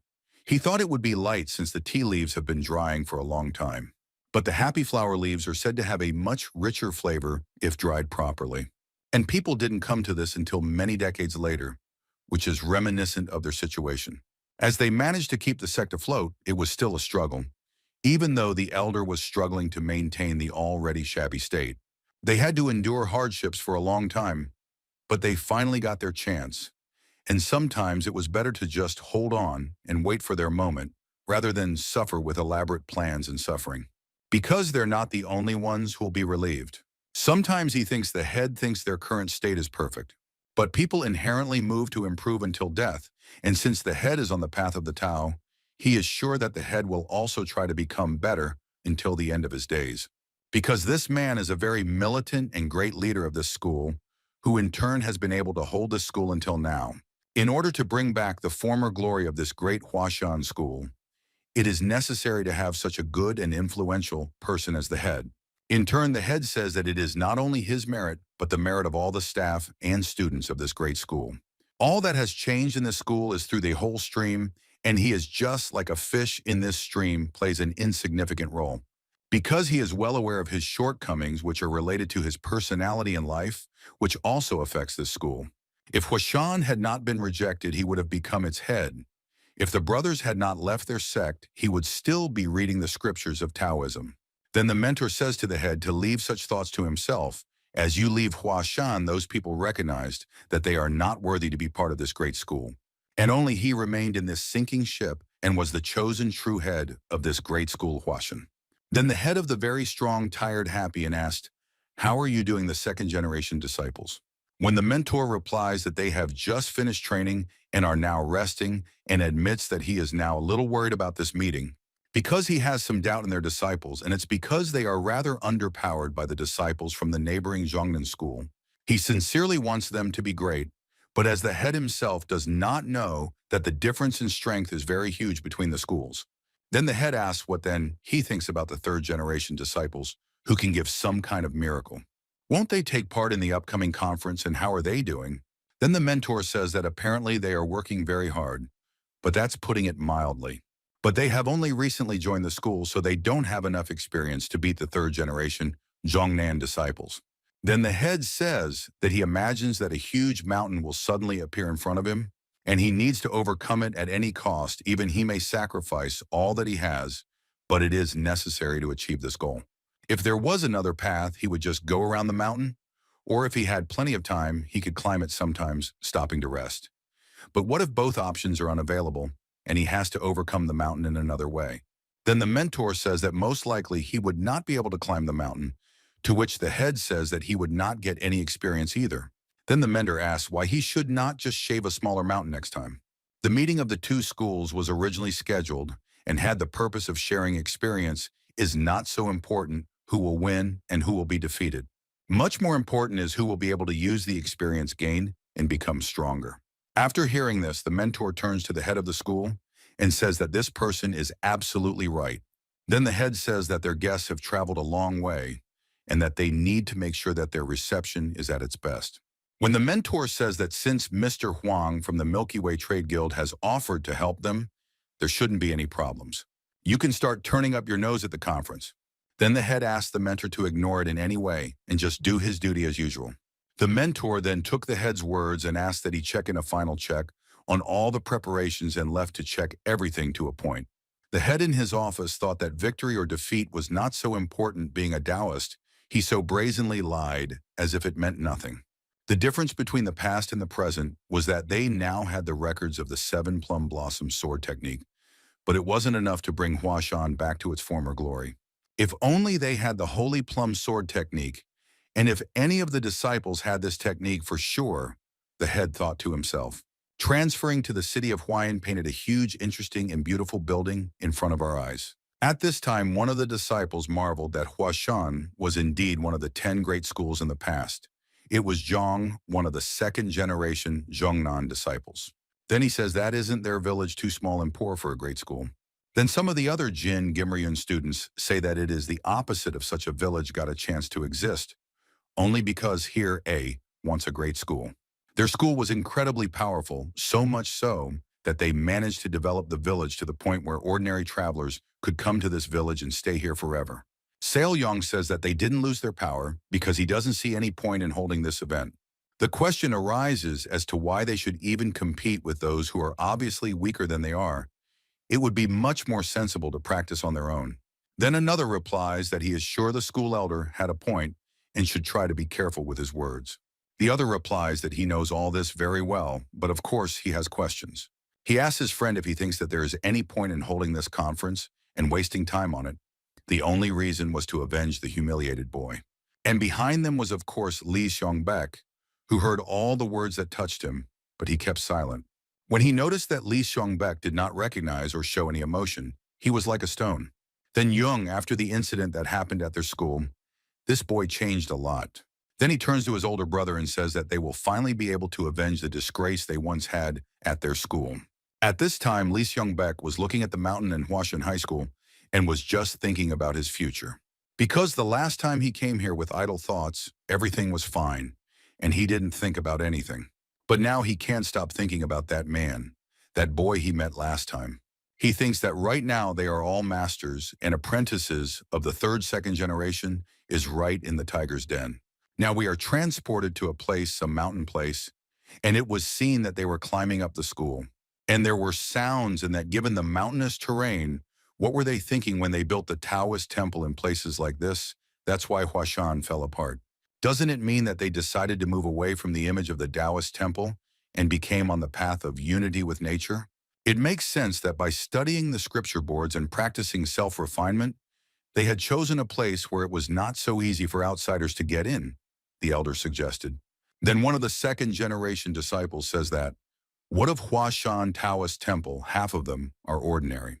And they would understand if there were at least some shamans here for them to call themselves such a great school that is. Having spent so much effort to get up here, they should at least feel that it was not in vain.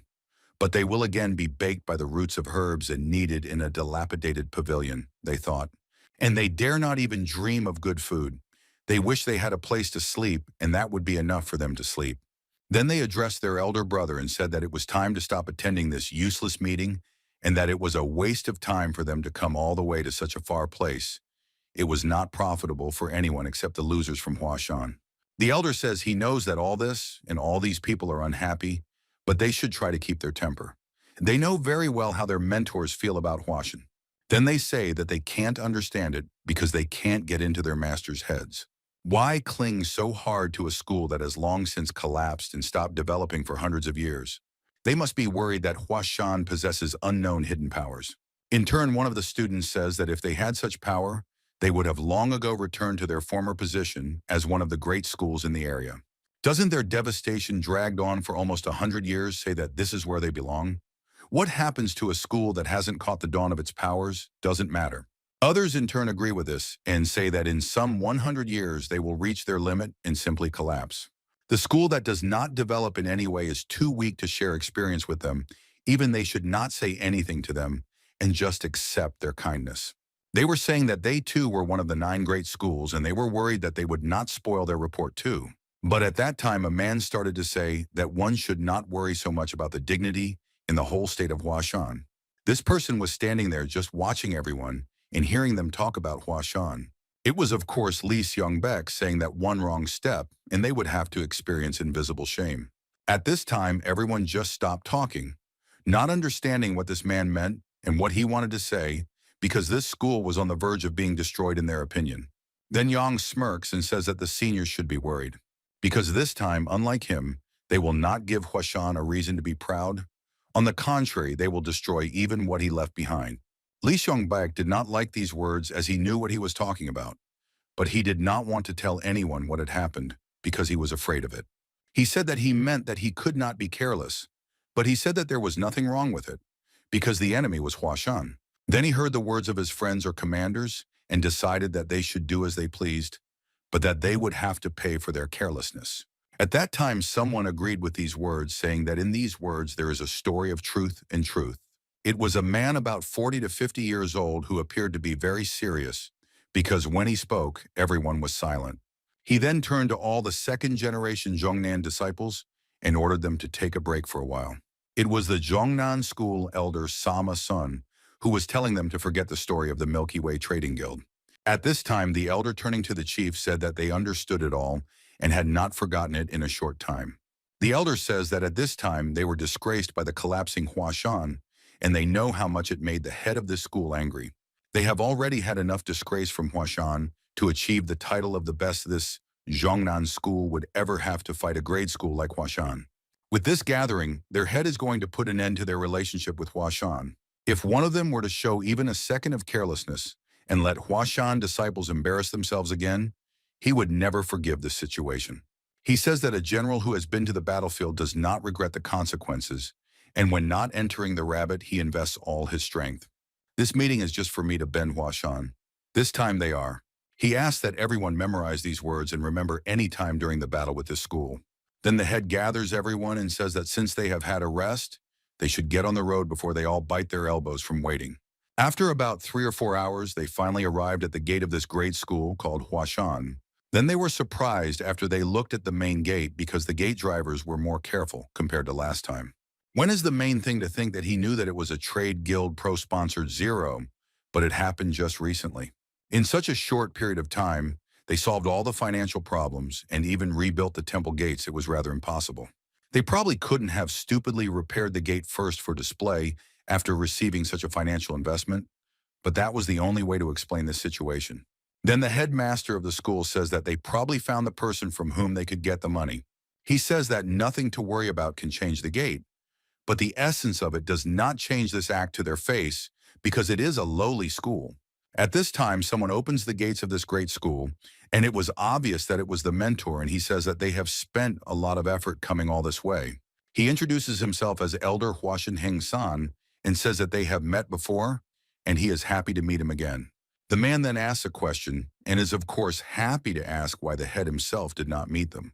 Then the mentor says that the head is a little busy now, but he is inside and is waiting for you when they come inside. Even he says that the guests have come from so far away, but the head cannot even greet them properly. Mentor. This has made him very angry as the elder orders the chapter to leave and their gentleness has gone out of bounds. Judging from their behavior this time, it was obvious that they were being very strict and arrogant towards Huashan's attitude. Then he somehow reassured himself that it was his duty to meet these great guests from the others. Then he asked that they pass. They have prepared a feast in honor of welcoming the Zhongnan disciples. Then the elder says that for this school that this gathering is some kind of mere feast and fun for food, but still he goes in after that as he doesn't want to waste such a precious time and says that he will meet the head first. At this time, he was thinking how much financial aid this school was able to get from the guild's personal path. But one thing was clear as day considering that they had started to change the shape and form that first caught his eye. They shouldn't be enough for the interior decoration, but it was noticeable that this man was very seen. Because the training field was not on bare ground, it had been treated very well compared to last time. Then he noticed that the condition of the inner pavilions was decent, even compared to the best schools out of the 9 great schools. It was obvious that everywhere was much cleaner and brighter than before. Not only the gates had been repaired, but the whole area was very well groomed for a school like Huashan. The grounds were clean and smooth, as if they were made of expensive materials that were not only hard to buy, but also hard to get and make repairs to a huge place like the school. He thinks that something seems to have changed a lot, and there is still someone who is willing to give such support to Huashan. He openly stated that those who claim the sign of the people will not steal. This is a very important matter for the mentor, as he could not hear such a thing from the same mentor from another school. He asked to watch his words because they have no right to exchange them for stealing and goes too far with accusations and suspicions. At this time, our main character yells for them to reduce to where they came from and for them to just silently, like frogs, walk away from the place. When they looked to see who had said this, they saw the displeasure of our protagonist. This, of course, made the main guest who came from such distant lands very angry, and he became a mad dog. Then the same master from the neighboring school interrogates what this little boy said to him. At this time, Chogol could not think straight, such already ran a few hundred laps around this pavilion, and thought, who are these people? At this time, our protagonist kicks his friend's leg very hard, saying that he should not mumble to himself, but just run and train. Then he says that he meant it towards the students of this school, and not towards the honorable man from Zhongnan. At this time, the Zhongnan mentor figures out that all that was said was in reference to him, and this little boy is just trying to cover it up with this action.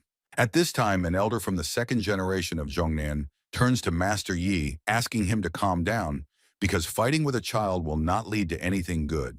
And he wondered who this little boy from Davos was, who was acting so arrogant towards everyone. He was surprised at Chaeryeong's insolence because he acted like he was the strongest in the world. And the way he treated the elders really hurt Jin, because such students in Zhongnan school were punished for disrespect. Then he asked the little boy to greet him and tell him his name, because he wants to show respect by doing so. Then our protagonist says that he will do a favor for them because it is not difficult. He says that his name is Chong Meng and that he is a third-generation student and is the smallest of all the students in the school. When he remembers that the student who humiliated the Zhongnan student is definitely called Chung Meng, he notices that he looks younger somehow. They expected to see a more mature student of this school. Because of some boy, Huashan has taken away all their deals with one of the 10 greatest trade guilds. He says that this is unheard of, and he heard that their enemy's name is Chung Meng. He meant by enemy a good idea that they would train and exchange experiences. However, from what he saw, the young Taoist is not about the decency and fundamentals that should be laid down in this school, because that is the principle of Taoism. At this time, Chang Ming says that they are too far away, and he can't hear anything if they say something. They should come closer to him. Senior Jin says that he can't hear what our protagonist is saying and asks him to repeat his words. Then our protagonist replies that they have a hearing problem and they should fix it quickly because it can make a big problem later. This really pisses off the older second generation from Zhongnan, and he thinks that this boy can have such arrogance and self-confidence. If the fact that he flew away with one punch in the fight with Li Sunbai and spat out a mouthful of blood is true, then his skill is not high at all. Then how dare he behave like that right in front of him, since he is the strongest of his kind? Then he also asks if he is really a third-generation disciple and is the youngest disciple in age in this great school. Chung Meng doesn't answer directly, saying that it's okay if he is a third-generation disciple. Then he answers if that is so, then he is a mentor apparatus for you, and it is right to approach him than to give him orders. He thinks that if he is familiar with the manners that should be trained in this school, he should certainly approach him, and then he says this out loud. Then our protagonist answers that, and it is also true if you think that this man is older. When how about passing these words to the elder who is standing next to him? Because his approach to the elder sounds much more polite than the approach of Elder Zhongnan addressed to their head. This really hurt the second generation from Zhongnan, since he only now recognized what a fool he was compared to Chang Meng. The reason for this is that this boy against his will made it look like he was pointing out his elder's mistakes. He doesn't speak first, but he makes the dialogue so that he sets himself up. He is angry that he is so cunning and by age very disrespectful to even his elders than others. Then he is stopped by an elder of the great Zhongnan school saying that he should stop now and he should just relax now, because this boy is also sharp-tongued. Turning cloak, he says that his concern for the chapter has touched his heart, and this time he will let him get away with rudeness. He says that in doing so, his rudeness cannot be compared to his rudeness to their chapter, because there is a reason for it, and it is the main reason. The main reason is that power plays a big role in this decision and is the main factor. He notices that someone's pointing out the rudeness somehow becomes rudeness itself, and if they don't say A, it will just close their eyes. Besides, the right to reprimand comes from the force, and that's the basis of everything. If you do not have the power and rudeness said by you will remain rudeness, while with my side of it, the power of rudeness will cease to be rudeness. Before taking up the manner, he should learn to speak more simply, because if you do not possess the strongest weapon in this world, your words are comparable to the words of a worthless man. For it is much easier for a young man to be forgiven for his youthfulness and for his youthful dust, but someday he will have his rope around his neck. These words should not have been spoken by a master from the Zhongnan school, but should have been spoken by Chen Meng since he knows it all and is the strongest here. But he followed that he should have kept silent because he didn't want to cause unnecessary trouble for everyone. He saw all the disciples and masters of this school who had come to the gathering to share their experience and power leave. At the same time, he noticed his close friend and acquaintance from this school whom he had met and fought last time in Zhongnan. That in turn stopped, and his stream seeing our protagonists and for a few seconds just looked at their group. Then he nodded his head, showing that he welcomes and also respects all the actions and words of our protagonist, just wanted to show respect. At this, our protagonist was very happy because this student from another absolutely evil school was able to overcome himself and just greet an old friend. After that, he joined his group as he had to lag behind. But Lee Xiongbeck was still happy to meet this boy again. Our protagonist was thinking that it was annoying that the thieves themselves had come to Huashan, but to dare to humiliate the head of Huashan was another level of arrogance. He was going to deal with it amicably, but it's all going to go downhill from here. Hey, it's all settled since they started this war. Chogol was mad at Chaeryung because he was a madman who somehow thought of something that a normal person would never risk saying or doing.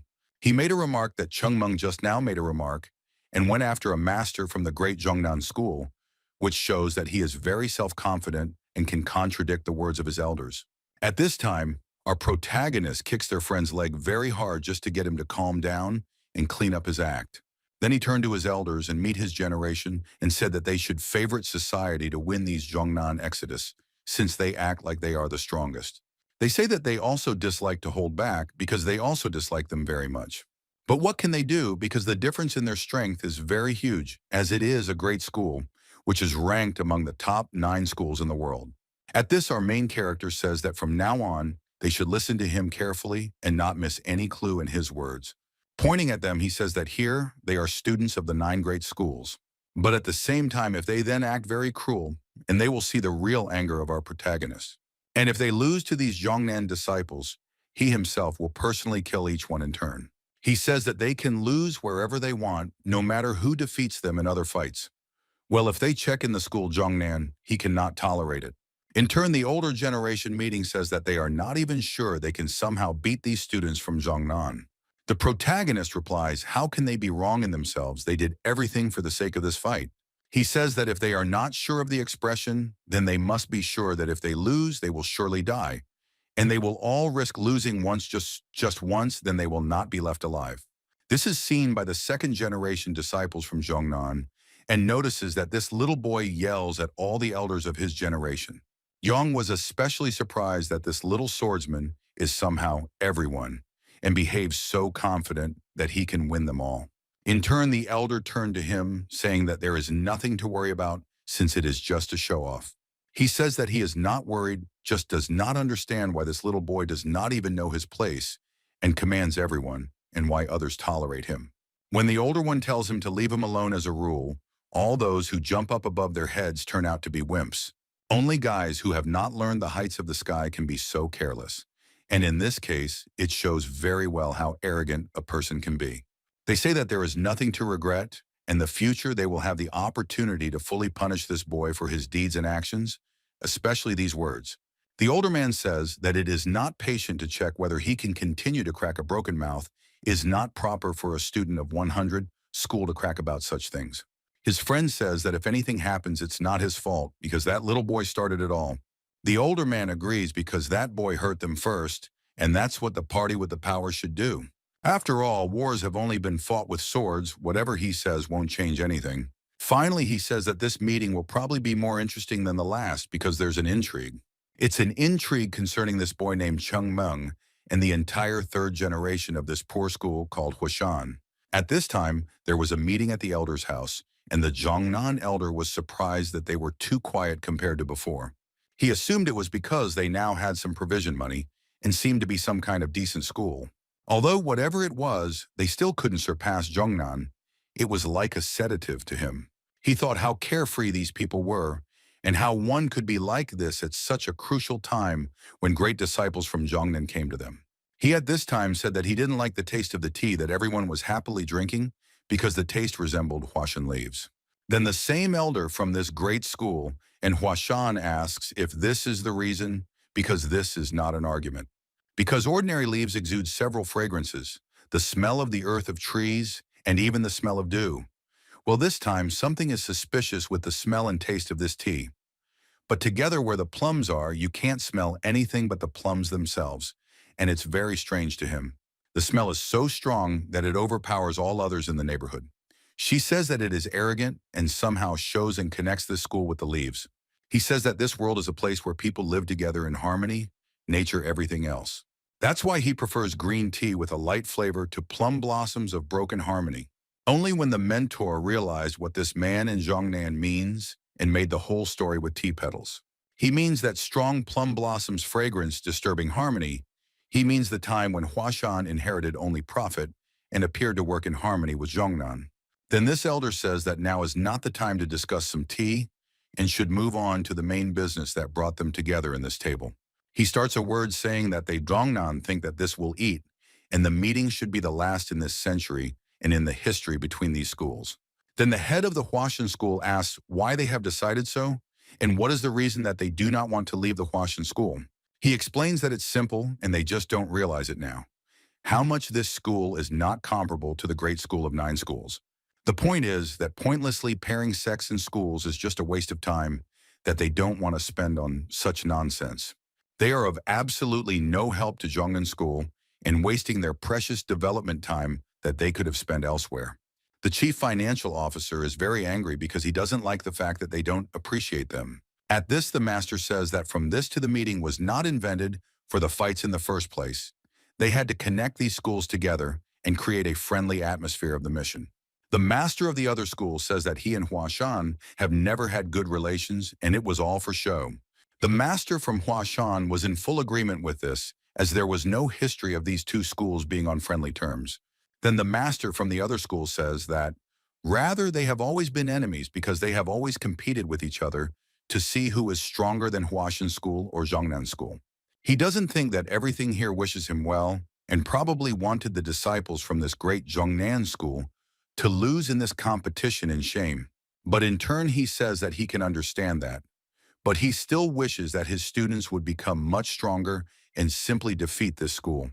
Because the relationship between their schools is like developing porcelain, and it will take a lot of effort on their part to repair it. But even if they do, will it be the same because the relationship has already been fractured for a long time? They are no longer going to participate in the meeting of the two schools.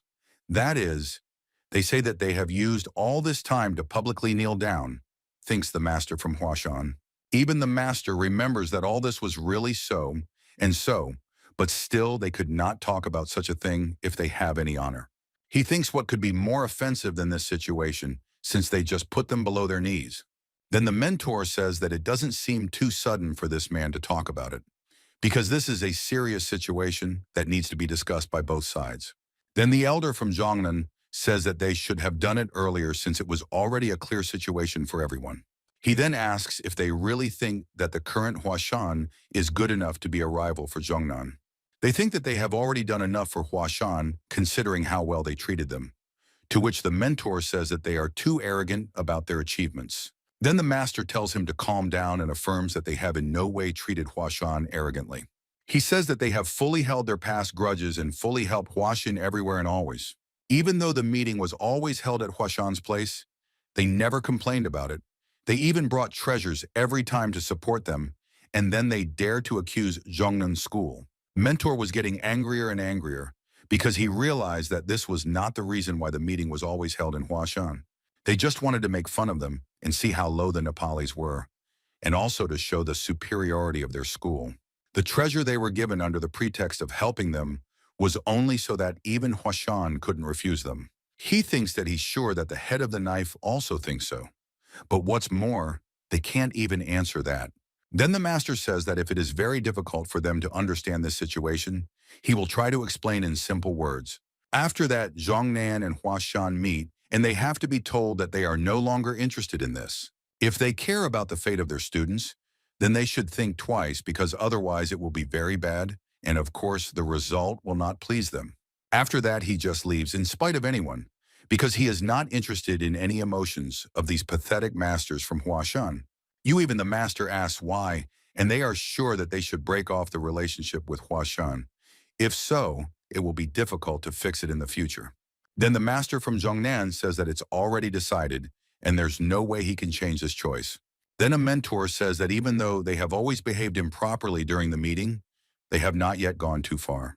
When another mentor says that how dare they behave like that in front of the head of the whole school, then they suggest that they should just say everything to the head and tell about the incident. Then the head asks them to just be about the case and says that sometimes words are useless. Why should they say anything? He says they can take all the humiliation they want, but he's worried about something else.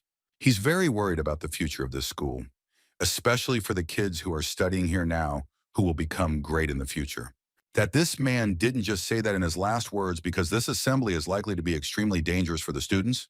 He says that he doesn't care if he is insulted and humiliated directly, he just doesn't want the students to get hurt. All the mentors are thinking the same thing because they didn't want their precious students to get hurt over such nonsense. At this time, the mentor thought that it would be very dangerous.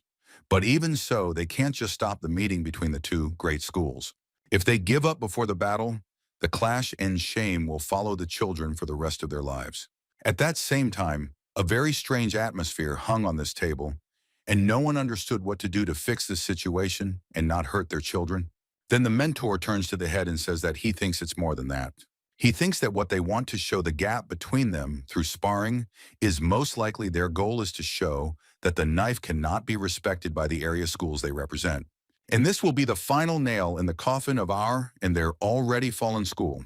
The head thinks it's probably true because it's the most logical explanation for this situation. He says that if it is so, even they will not have time to do anything because there are very few days left.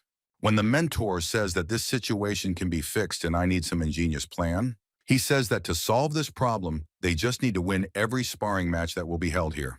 Not trying so hard the whole time they've been practicing like crazy. Especially their trump called Chang Meng has been training like a rabid dog to excel physically. He says that all this training can somehow bring a positive result in this dispute. At this time at the pavilion, the third-generation disciples were practicing as much as possible in anticipation of this meeting. One of the main factors that they were practicing very hard was Chen Meng, who in turn just wanted to win over every disciple from Zhongnan School. Meanwhile, the disciples who had come from faraway lands were tasting the brilliant dishes that the school had provided them. They were eating very appetizing chickens and were surprised that this school's food was comparable to those schools that had fully covered the money potential. Even in their school, meat was rare, and here were dishes that could only be seen in elite restaurants that were very expensive for the students of such schools. Even this Strachey says he doesn't like this situation at all. His friend notices that his mood is completely ruined after what he saw because he frowned completely. Senior looks like a disgruntled person who is arrogant about this school. He says that what matters now is whose martial arts are stronger and who will defeat the opponent in a short time in the future. He says that even though they present themselves in a pretty wrapper, a martial arts school without good masters is just a pathetic nothing. Then she is the eldest agrees because it's true, and just because they have money doesn't mean they are stronger than them. But he says too that what he wants is just to destroy this school like this one. Because that would be a great victory for such a great school like Zhongnan, which its ages represents the best students. He gets up from his seat and says that whether it is fame, wealth, or martial arts, he wants to destroy them on all counts.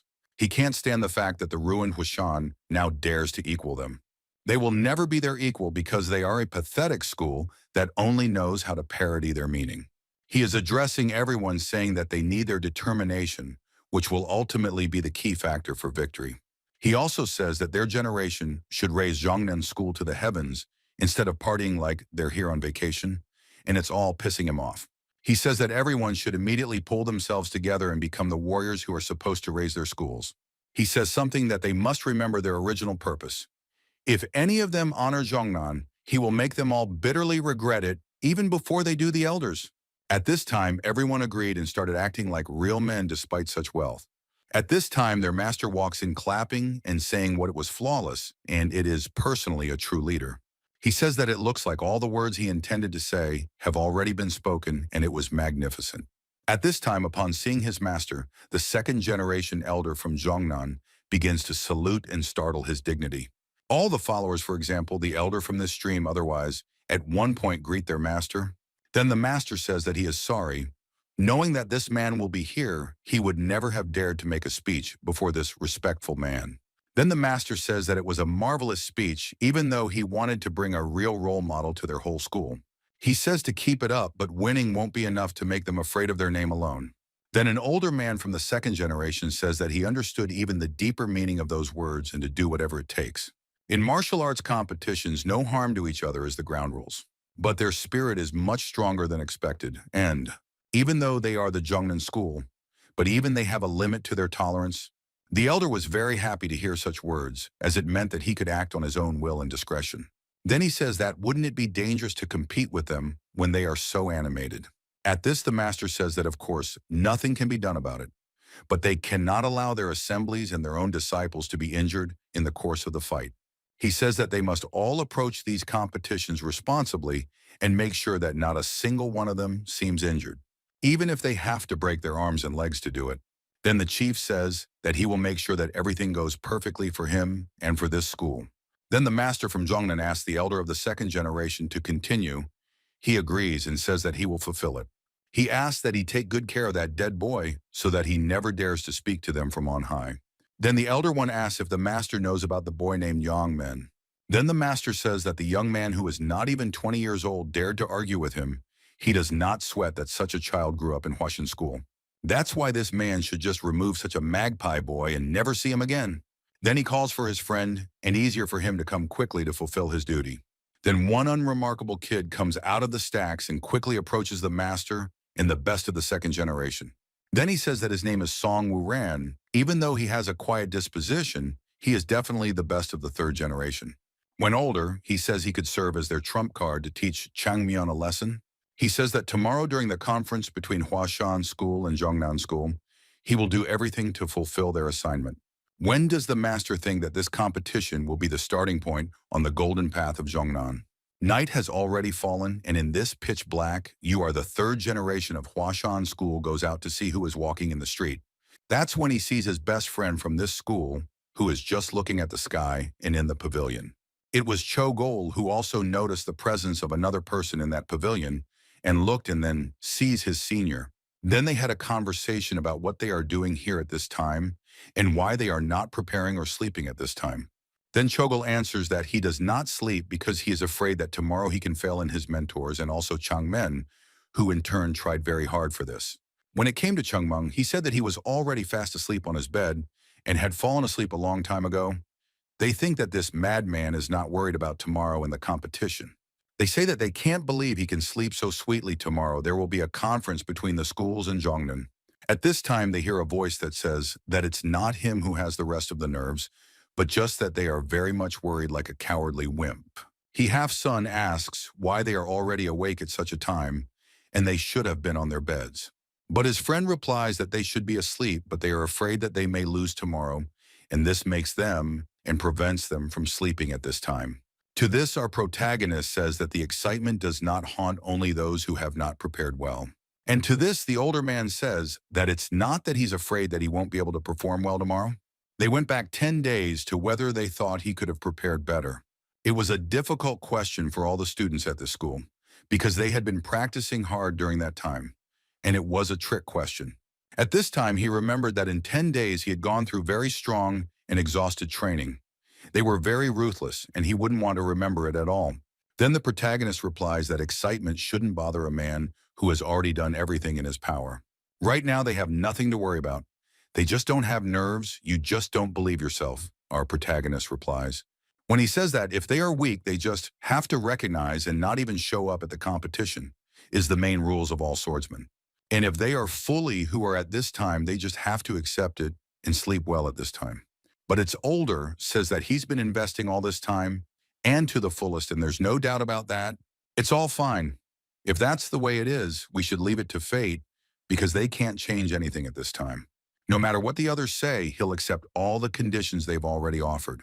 That's why one should stop wasting time on nonsense, and one should sleep at this time. The ability to sleep well before an important day also requires skills. At this time, do not ask among themselves where our protagonist is going, because today is the day of the meeting, and it is not lucky to train. Our protagonist replies that the meeting is not that important. He just wants to train of his own free will, and training is 100 times more important than this meeting. Chogol at this time was very much that this man is insane, and at this time he can train without thinking and don't strut at such a time.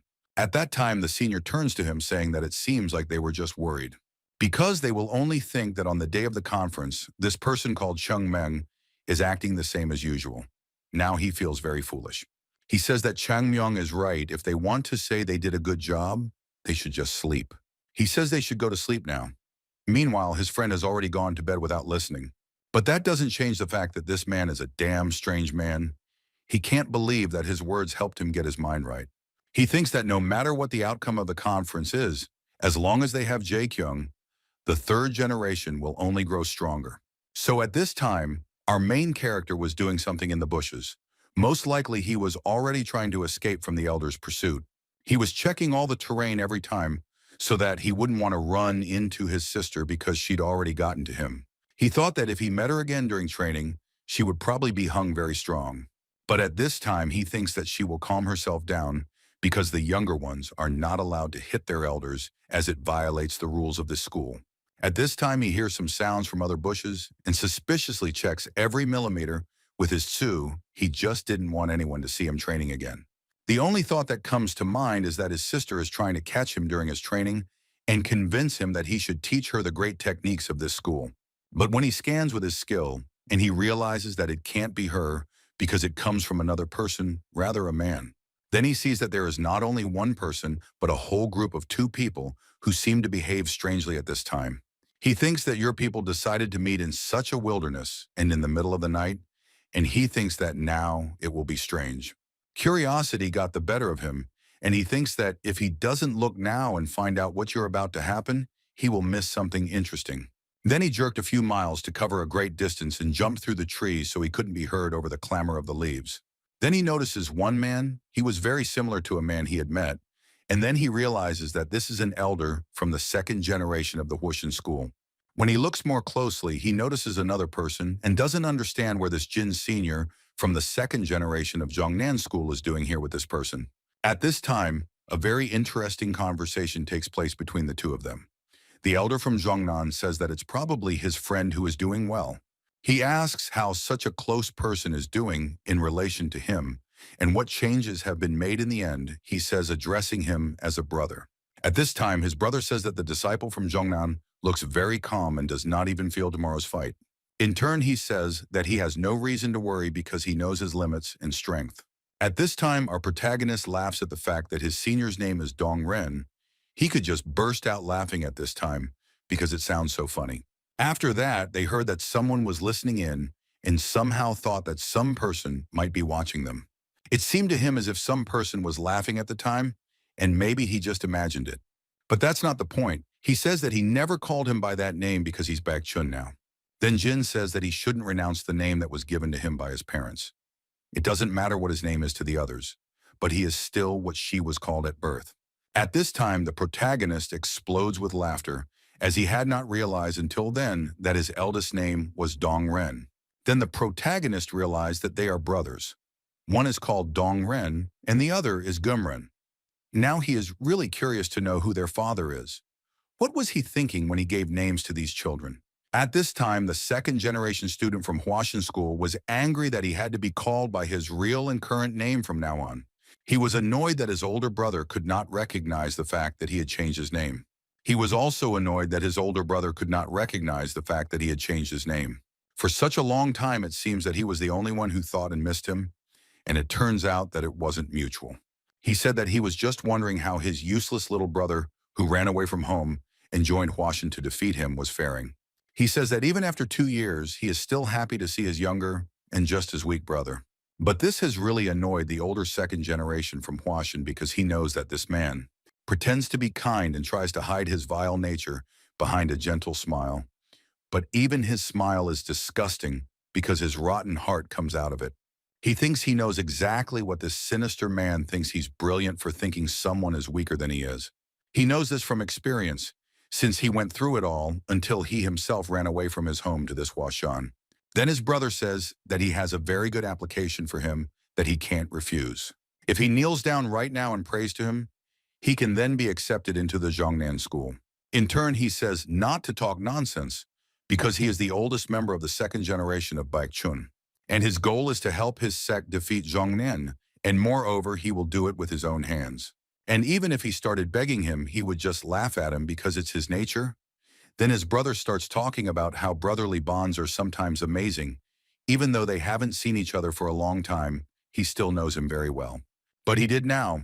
If he really wanted to defeat him, he should have set foot in Zhongnan when he had the slightest chance of accomplishing his goal. Laughing, he says that, alas, his choice was for zero. Did he really think he could defeat him by learning from the outdated schools?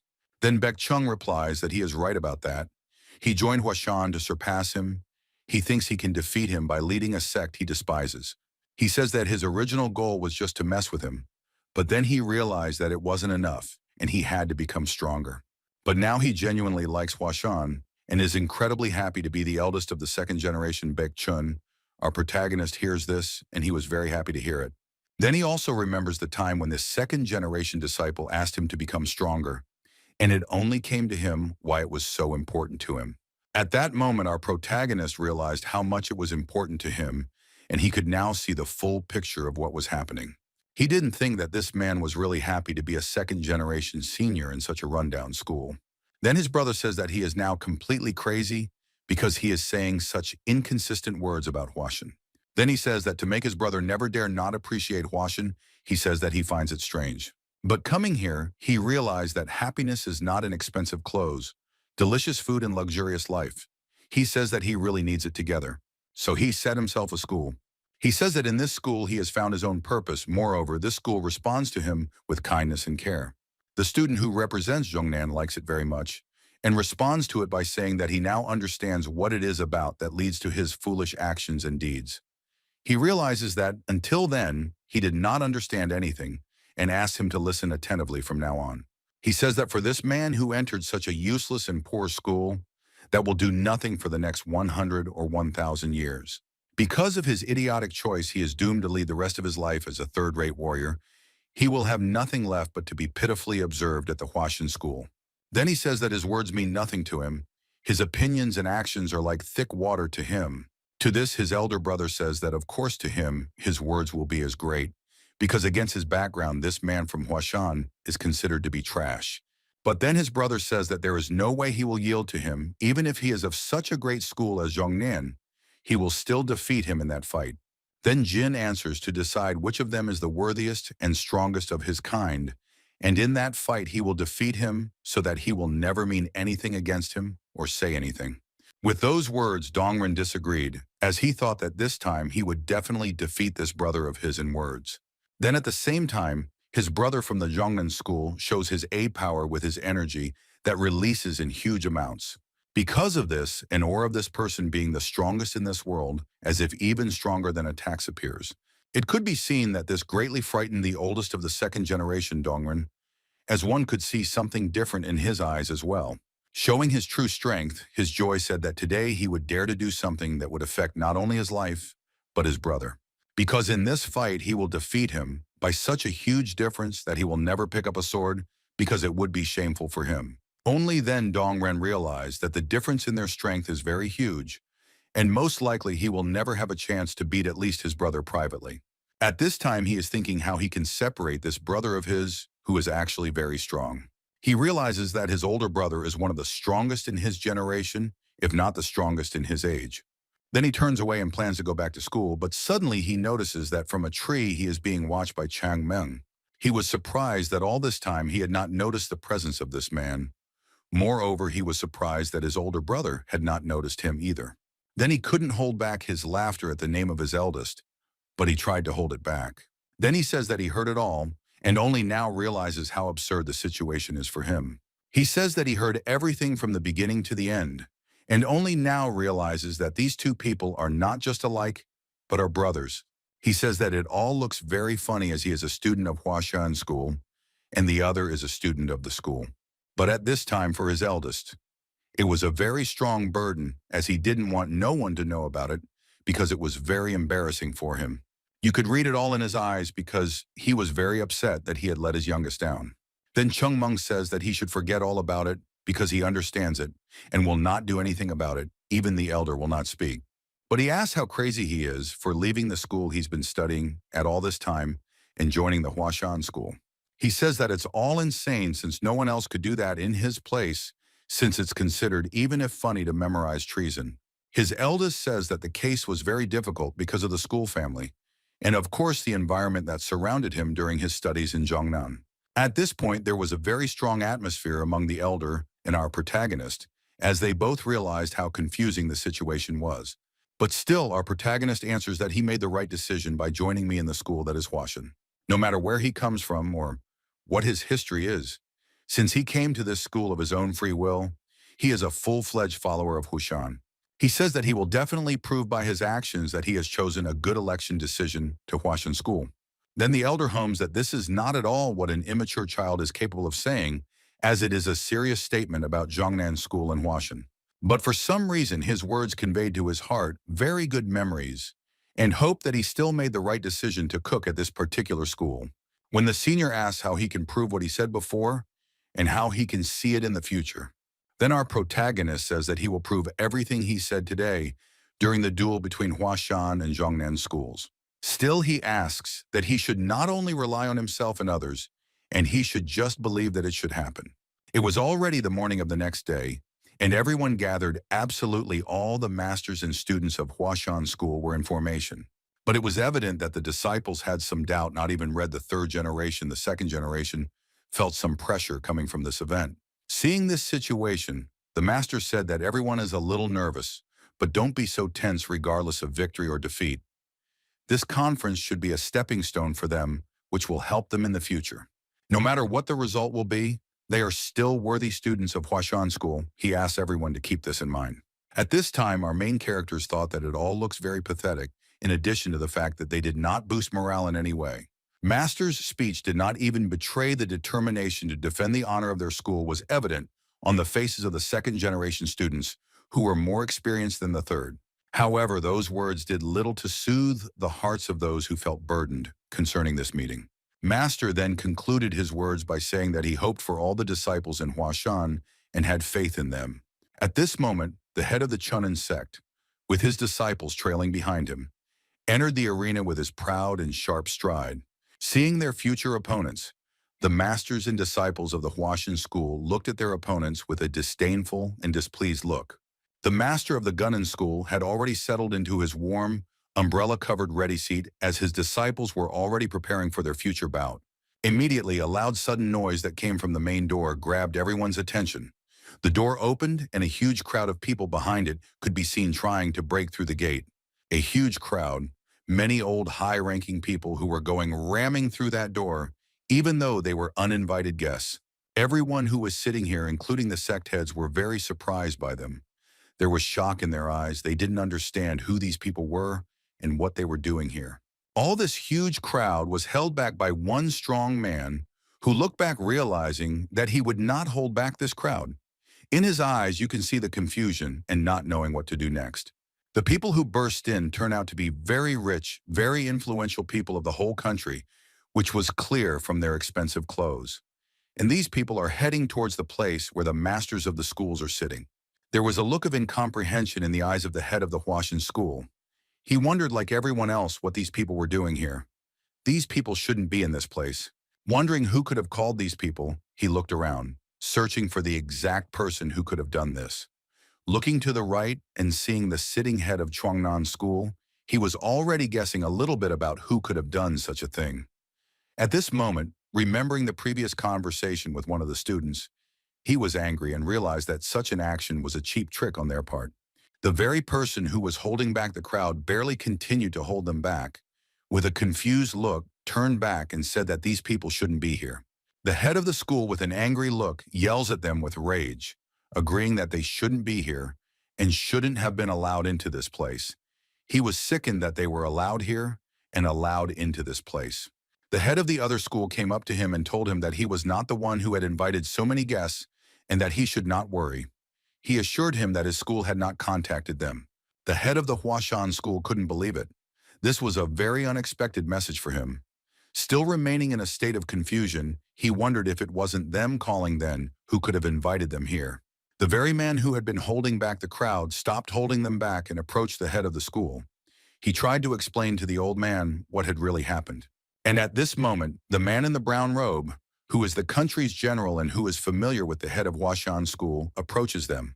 Standing straight with a nonchalant face, he admits that it was him who called them. He insisted on the importance of calling the guests. The crowd standing beside them is a kind of audience. The man who called them felt that this competition would be very boring without them. For the others, including the Gunnan school head, this excuse was acceptable, and they completely agreed with his words. The old man in the brown robe looked with his peripheral average back, trying to find a certain person with his gaze. The person he found was Chenman, an ordinary fighter from the Huashan school, innocently sitting alone. This old man opened a memory as he sat doing his duties. A man dressed in red approached him with a package for him. From this man, one very important letter wrapped in a rectangular shape was handed to him personally. Judging from his gaze toward Chang Man, the letter was probably written about him. All the spectating masters and guests of this tournament settled into their seats.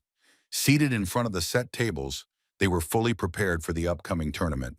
The two brothers who were in opposite teams got ready for the start of this tournament. So, the first opponents of the first pairing were those very same brothers. Each of the brothers had his own interests in this fight, but each wanted to prove to himself that he is stronger than the other. The spectators were already waiting for the fight. They were anticipating a very close and hot fight. The two brothers stood against each other in a fighting stance. They waited patiently for the fight to begin. The older brother inspired fear and trepidation as he looked very intimidating. The younger brother was also not far behind the older brother, his stern gaze also showing that he was also worthy of respect. The onlookers sitting nearby were eagerly wondering if they had taken the targets by chance, as they were very similar to each other. They were greatly interested in how such a young opponent would be able to face the white-clothed fighter, Jin Gumren. The younger one had a great thirst for this bout and sincerely dared to stand against his brother. This fight was very crucial to him, and he told his brother that he would not run away from this fight. His brother's confident and naive speech caused only a small smirk, and the younger brother prepared a special blue spell for him, like a tiger. With this magic, he reached and hit his brother very quickly. But the elder, even though the speed of the blow, was able to dodge such a deft attack. It was clearly understood that the blow was very strong. A powerful wind blew from the epicenter of the battle. If it had hit him, he would most likely have been severely maimed. To others, it was a complete shock that such a powerful technique was used by the hands of a junior. This tiger technique was very strong and allowed its master to become much faster. It gave him unrealistic power. What? How? These are the questions that others have been asking. Everyone doesn't understand it. The speed at which the junior attacks is so fast that it would dwarf Jin Gimren himself. Such a serious attack surprised even the old man. When did he learn such a technique? The others, however, supported the junior by shouting words of encouragement and praise. Still, no one knew for sure if Junior could defeat him. In order for Junior to win, he has to make at least one hit, but he can't even get a hit on his opponent. Jin Gumren dodged all the punches, even though they were strong and fast. Junior was very angry. He didn't understand how he couldn't hit him and how his enemy was dodging his every swing. And all he could see on his brother's face was a nonchalant reaction. Angered by this situation, he decides to use all his strength. His entire body is wrapped in blue. Strengthening himself several times, he launches his fierce attack, flying towards his brother. But even so, despite his best efforts, he was able to stop him without even expending his strength. All the pathetic efforts only caused him to smirk a little. Deciding that it was time to end it, he struck his brother on the back with a wooden sword. He falls to the ground tired and exhausted from this blow. He has very little strength left. His brother, standing tall with a wide grin, just amused at his younger brother's pathetic efforts. It's time to end this spectacle. From his brother's simple punch, he simply flew far to the side, spinning and hitting his face on the ground. His sword flew off to the side, and he was losing strength. Maddened by his helplessness and pity, he screams, and doesn't understand where his hours of training have gone because he can't even touch his opponent. From such madness, he tries to at least try to change the situation. The injuries he received gave him some strength for a decisive attack. Even so, this blow had no effect. He simply fell to his knees beside the taller brother. It was a pitiful picture. One could see anger in his eyes. He's panting and lacking strength. And he tells his brother that he will still find strength and win it. This only surprises his brother. All his pathetic stubbornness is incomprehensible to him. Then he says that it takes him a long time to realize that he is very far from his brother. The difference between them is very great. The old man, seeing all this seriousness, assessing the situation, looks at him with the same serious face. Standing tall in front of his brother lying on the ground ashamed, he shouts to the whole arena, "That's how big the gap between us is." The exhausted junior is simply forced to listen to his brother's word that he should leave this school, because in his opinion, it will never catch up with them. The brother does not bother to take advantage of the situation to humiliate both the junior and the Huashan school by endlessly hurling insults in his direction. Listening to such arrogant words, he can't stand it. Breathing hard and gaining strength, decides to stand up to shut his brother up. But not allowing him to do so, he doesn't give in to this exhausted guy and hits him with his sword, making him fall down once again. From such a strong blow, the younger just fell down and lay breathless on the ground, which caused the others to be worried, and they ran to the one lying there to help. They didn't understand why Jin Gumren was taking this fight so seriously. They didn't understand why the elder was beating his opponent so seriously even though it was just sparring. There was genuine incomprehension in their eyes and resentment towards the elder for such actions. The elder said that he was actually succumbing to him and didn't fight with even half strength. Waving the wooden sword next to his lying brother, he said, if he had an iron, real sword in his hands, it wasn't hard to imagine what would happen in that case. His arrogant look was accompanied with his arrogant words that his opponent had greatly disappointed him because he had expected that he would be much stronger and would have been able to last at least a little longer. The guys who were near the lying and mangled fighter, worried about his health, decided to take him to the infirmary. Standing up, he didn't want to hear such foul words in his and his comrade's direction, so he decides to challenge him to a duel. Smiling at such an amusingly naive situation for him, he gives his consent for the black-clad opponent to fight in this arena. So he summoned his comrade to fight against a Huashan school fighter, to which he willingly agreed. For the nearby merchants and guests, Jin Gumren's fight exceeded their expectations, and they agreed that he was worthy of the title of Shanxi's most talented swordsman. Gimren's broadsword really stood intimidating. It was because of a fighter like him that Zhongnan School really had the right to be called the best school in Shanxi. Merchants say that while Huashan School is showing its growth, and in terms of investment, it is the school that is receiving a record amount of money, which is much more than Zhongnan. To the old man who was sitting next to them, their conversation of merchants seemed strangely fixated on money. And while the merchants are talking about such global topics, another fighter loses the fight and leaves the fight in such a pitiful condition in the arms of his comrades. The gaze of that very influential old man in the brown robe fell on the little Taoist, who was watching the fight like everyone else. Chenmin sat straight and watched every fight with a serious face, hoping for his comrade's victory to raise the reputation of his school. His friend, wanting to know about his fighter's condition, who was watching where his comrade was being carried, asked if their senior was okay. On his face, he could see the excitement for the lives of his maimed and bruised comrades he was telling Yongman about. And on Changman's face, there was only a kind of indifference, as if he didn't care about them or him. His serious gaze is directed toward the side of the arena. His so cold and indifferent gaze pissed off his friend. He was puzzled by Changmyun's cold reaction. He said that a junior should not behave like that, and especially when his comrade is very maimed, he should be worried for his life. With a stern and manly look, he said that he was sure that his comrades deserved to lose. They had no chance to stand a chance against their opponents. In the arena, a very fierce battle continued. The fighters were using all possible techniques, which created huge whirlwinds of air and shook the ground. He listened attentively to his neighbor's speech that victory was not achieved through hard work, because in that case, everyone would have become martial artists. The main thing is not what effort offers, but how much effort one must put in to become stronger. Just like in this fight, the others were very concerned about the defeat of their older comrades, and their faces showed excitement for their health. The friend was already beginning to despair and was already worried that today's battle would be lost and part of the school would be dishonored. Turning his head to the right, he said that there was no need to worry about that. It only affects the second-generation fighters. It is their battle that is lost. Our battle, the battle of the third-generation fighters, has not yet begun, and we will have to fight for them and restore the honor of our school. The Chunin School fighter is already starting to feel the victory close. Because he can't feel his opponents, they are too light for him. This makes him smirk. Such a wild disrespect for his rivals and irritating smirk in the direction of Changman begins to piss him off and starting to get mad, ready to take revenge on his comrades. Such madness that the students of a foreign school are doing to their rivals scares the nearby masters. The masters are already beginning to worry that such a brutal battle, one-sided beating and humiliation should be stopped. It's impossible to watch. The head says that he is unable to stop such a brutal battle, not understanding how one can watch such a spectacle. The head himself sits with a frightened face, completely confused and disorganized, not knowing what to do with such madness. Knowing that there are merchants sitting here, he can't stand up and tell everyone, "Our school has failed, and Chungnan High School is stronger than us. Let's stop it."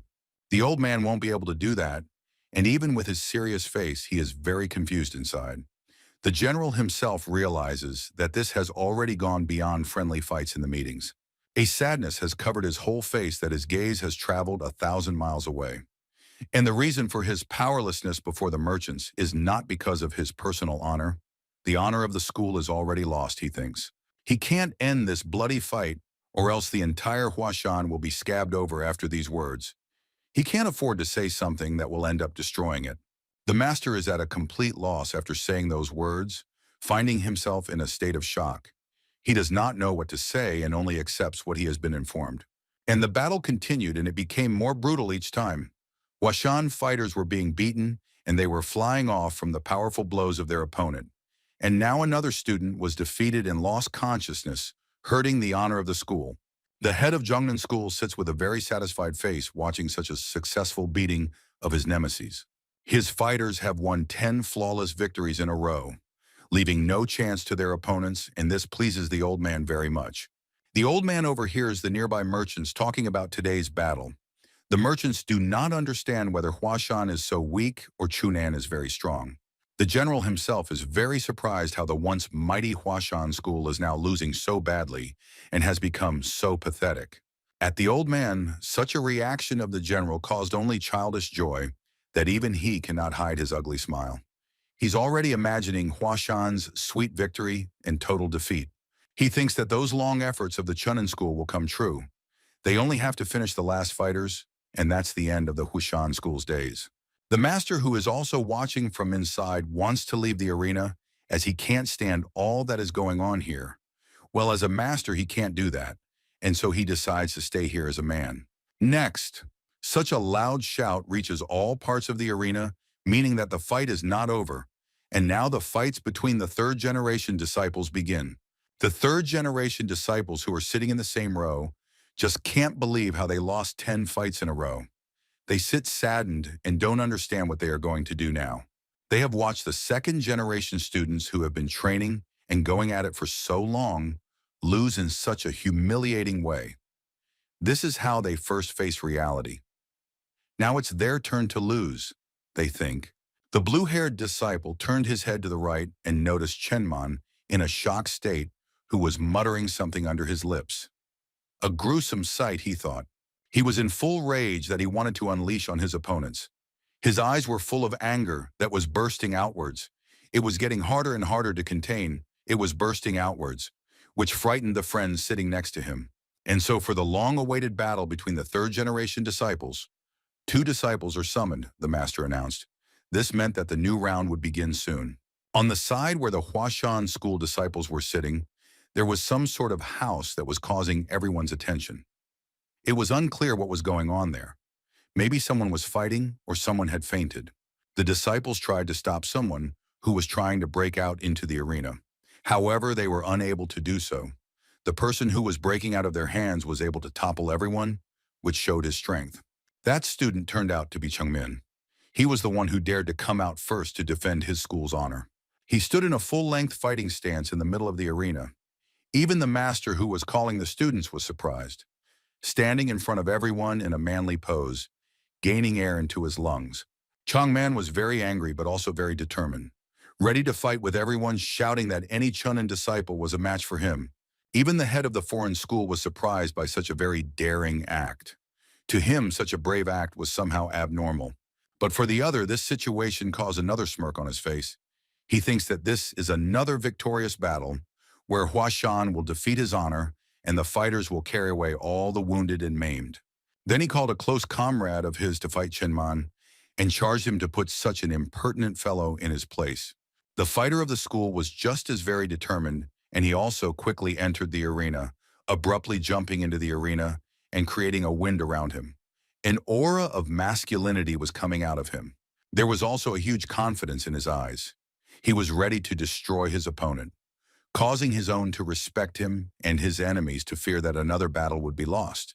Swordsman decided not to waste any time and immediately pounced on his enemy with an unusually fast, unexpected and deft strike. Not even a sword, just a fist. It seemed that he was underestimating his opponent. However, the opponent did not notice it, did not have time to dodge, and this powerful and sharp blow caught the Chunin disciple by surprise.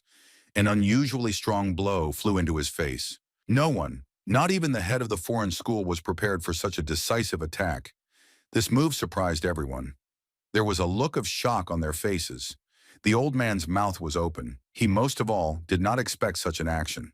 It was such a strong blow that the wind shook the ground, and the opponent flew several meters away, and even Chung Meng himself could barely contain the recoil, almost falling down. His face was still full of anger, his eyes wide open, and his mouth threatened his opponent with death. It could be seen that he was not yet sated with one blow, and he was still hungry for revenge. From such a strong punch, his opponent spun in the air a few times before falling to the ground. Chenman's boxing punch literally broke the laws of physics and almost killed his enemy. Chenman flew back from the force of his own punch. While in the air, he had already imagined winning this round for his team, and now that he had landed on the ground, he would show everyone that even with his fist, he could win a fight. He stood straight on his feet and slowly walked towards the defeated enemy, already sure of the sweet taste of his victory. However, there is a heavy silence throughout the arena, and he can only hear the equally heavy pounding of his heart. The students sitting around him did not like how quickly the fight was over for them. Such an unexpected blow seemed unfair. They shouted insults at Changman, trying to hurt his honor in every possible way. But Yongman himself was not even surprised at his reception. He was more surprised that his opponent flew away faster, even without using his inner strength. There was no emotion on his face, and his heart was like a stone, feeling nothing. Lying on the ground, his opponent tries to find the strength to get up, but he is barely breathing and shivering. He doesn't want to give up so quickly because it would hurt the honor of the school, and he himself would be embarrassed by the fact that he lost so quickly.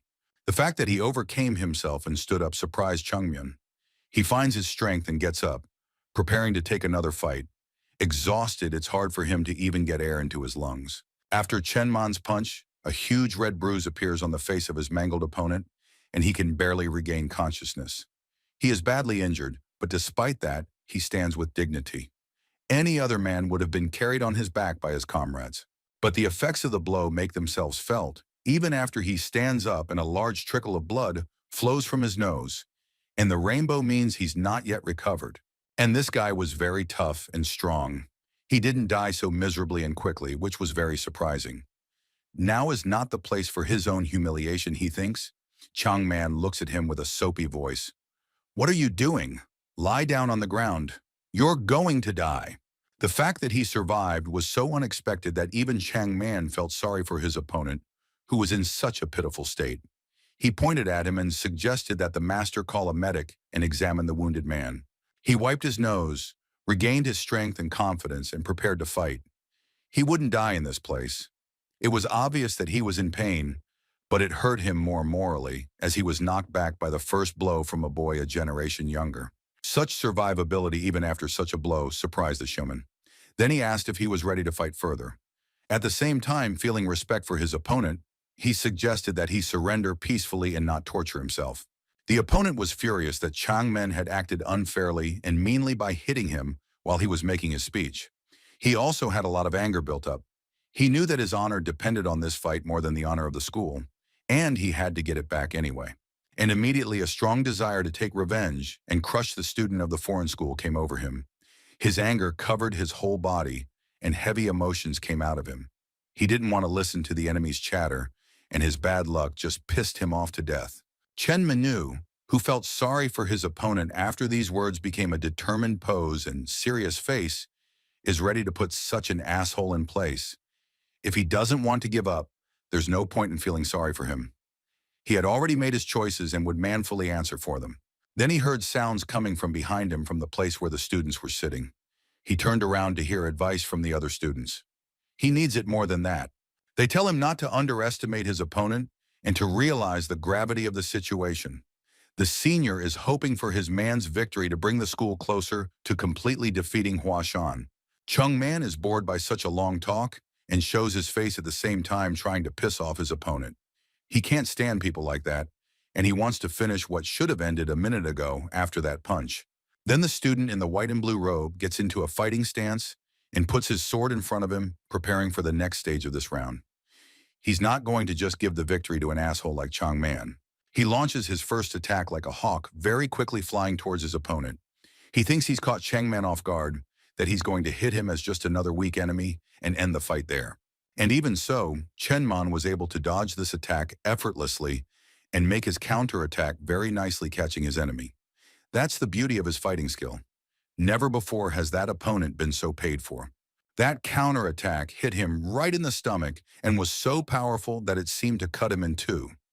Not even for a moment, it was like the Chunin disciple's last mistake in his life. After such a strike, it would be realistic to think that he would need to be buried. His punch was very confident that even Chunin's arm and body didn't shudder from such power.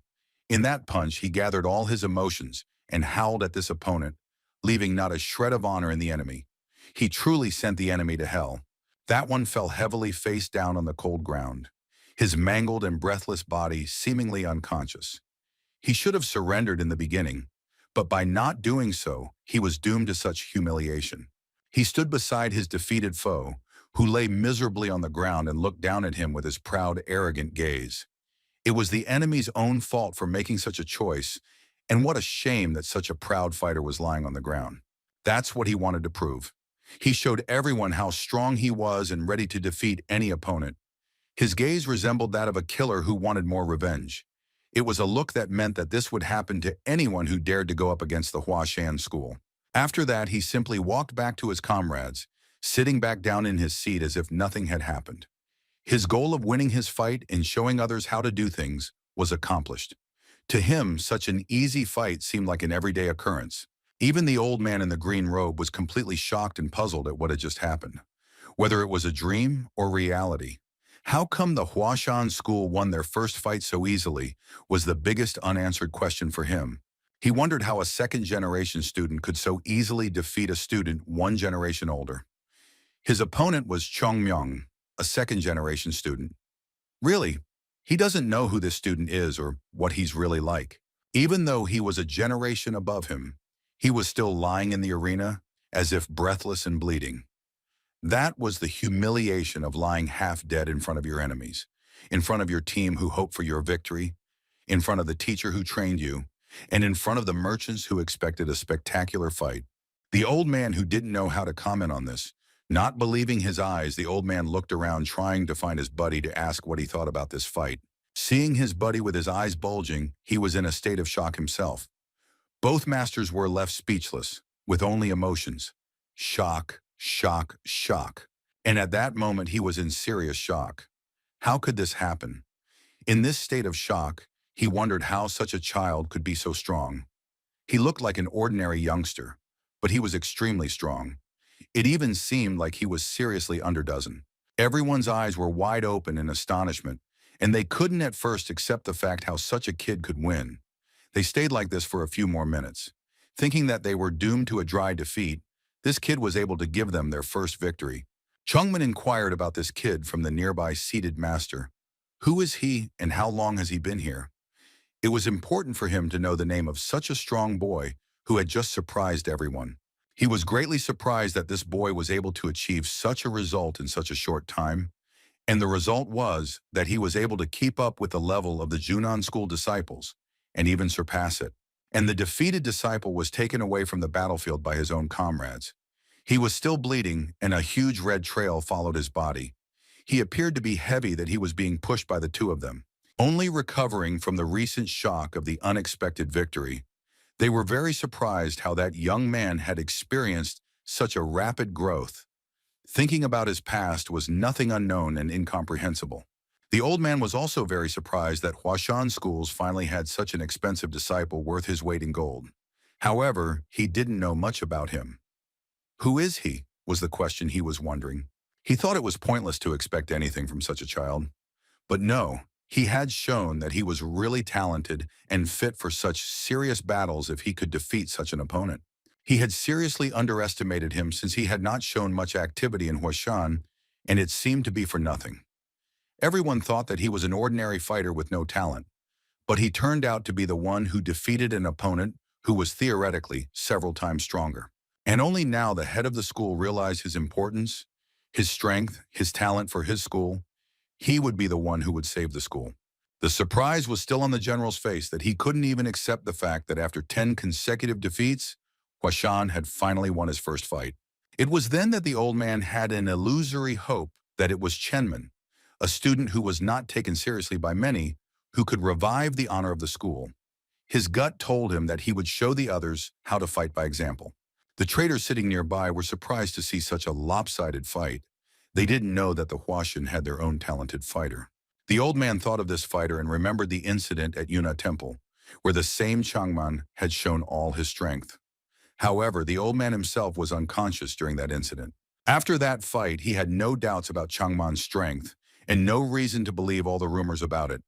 The rumors said that Changman was a very strong disciple who had great potential. Chen Man is the disciple who will fight until the end, even though he is losing. He's the one you should bet on if you're going to win in an unequal battle. That's what Huashan's school lacked. All the merchants understood all of Changman's talent, for his victory over the second-generation disciple was no fluke. They had never seen such a shocking fight before, and so this youngster would remain in their memories for a long time. He had become a huge fish for all of them to reckon and fight over in the future. What a fortune the Huashan sect had made. The old man in the brown robe was also aware of this as he watched the arena with his favorite gaze. The general had been pondering about such a fighter for a long time, and today he had found one. An apprentice who would fight like a tiger. However, for some, one fight meant nothing. He needed to win a few more fights and all the students of the other school to truly prove that he was a true talent. After all, this was just the beginning, and for some, it could be considered luck. The old man had real hopes for this youth, but wasn't completely confident in his flawless success against other fighters. Changman was able to light a flame of hope in the middle of the heads and masters. He had one more fight to watch to be sure of his students' true strength. Changman was in a relaxed state after the fight, which was perplexing to his comrades. He seemed like some kind of demon to them. His friends simply didn't recognize him. He seemed like some other person to them. There wasn't a drop of sweat on his body. What kind of monster did the Oin think he was? Changman's victory cheered up the other students of the school, and they truly gained morale and spirit because of him. The dismoral comrades had gained a new breath of morale, but that didn't mean they were completely confident of victory. This surprised the friend who watched as the other students, after so many defeats and after huge disappointments, finally started to smile. This was their first victory, and they all hoped that there would be many more victories. His comrades were praising that put Chenman in an awkward position, as if the new star of the school. He, of course, refused such loud praise. Such a picture and the friendliness of his comrades lifted his friend's spirits. He longed for Jae-hyun Man to fulfill his long-held dream of fulfilling all other people's hopes for him. Chechen Man never accepts compliments, and this time he simply sent his friend, who stood peacefully by and watched. It was the turn of the next fight in which he was already participating. The student with blue hair who walked into the arena with a confident stride. His comrades left wide open and surprised eyes accompanying their comrade with a glance. He was gaining determination to win in this round after his comrade's stunning victory. He was not allowed to fail. At this point, instead of wishing him luck, he told him if he lost, he would kill him, which of course cheered him up. He entered the arena with a wide stride, shoulders wide apart, and a straight back that even the wind blew in the opposite direction, as if showing him the way. And so stepping into the arena, he shouted to all that he was ready to fight any student from the rival school. Angered after the last fight, the elder ordered one of the talented students in the school to fight that screamer. He was full of rage after defeating the Huashan school. He wanted to take revenge and not let recover after so many defeats. And so after the Shumnan student got into a fighting stance, the blue-haired one remembered him. His opponent was someone he had fought a couple months before this event, but in that fight he had shamefully lost to him. He prepared himself for the upcoming fight by placing his sword in front of him in a fighting stance, fully focused on the upcoming fight. However, at this moment, he was having flashbacks of his past experiences opened up, where he was constantly losing in school noise-on. However, he saw some of his comrades training hard and long, which gave him extra motivation to grow further and not give up. When Chenman first came, he gave him extra strength to surpass himself and become even stronger. And now he stands in front of his opponent wanting to destroy him and avenge his past defeats. Then the student in white and blue and Diane flew towards the blue-haired man. His seemingly sharp attack was another simple assault with a predictable result. And this time, with a confident look, it could be seen that the blue-haired man was fully prepared for this attack. He was able to repel his opponent's strongest punch. Reflecting this blow, the opponents flew a short distance away from each other, which created a swirl of air around them. This action of the blue-haired man surprised his opponent very much, which caused great surprise on his face. But his opponent didn't waste any time and went for another quick attack. Flying upwards, he rushed towards his opponent. But after repulsing his last attack, it was obvious that his opponent was not wasting time and had been practicing all this time, because it was obvious that he had become much faster.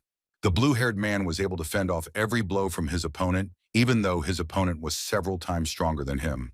He was not only able to defend himself from his opponent's attacks, we were also able to push his opponent away. This surprised even the blue-haired man, who couldn't believe his own strength. His ability to parry all of his opponent's attacks surprised the blue and white robe disciple. There was a look of bewilderment on his confused face as he was perplexed by his opponent's ability. The blue-haired man was already beginning to believe his victory by questioning his opponent as to his motives.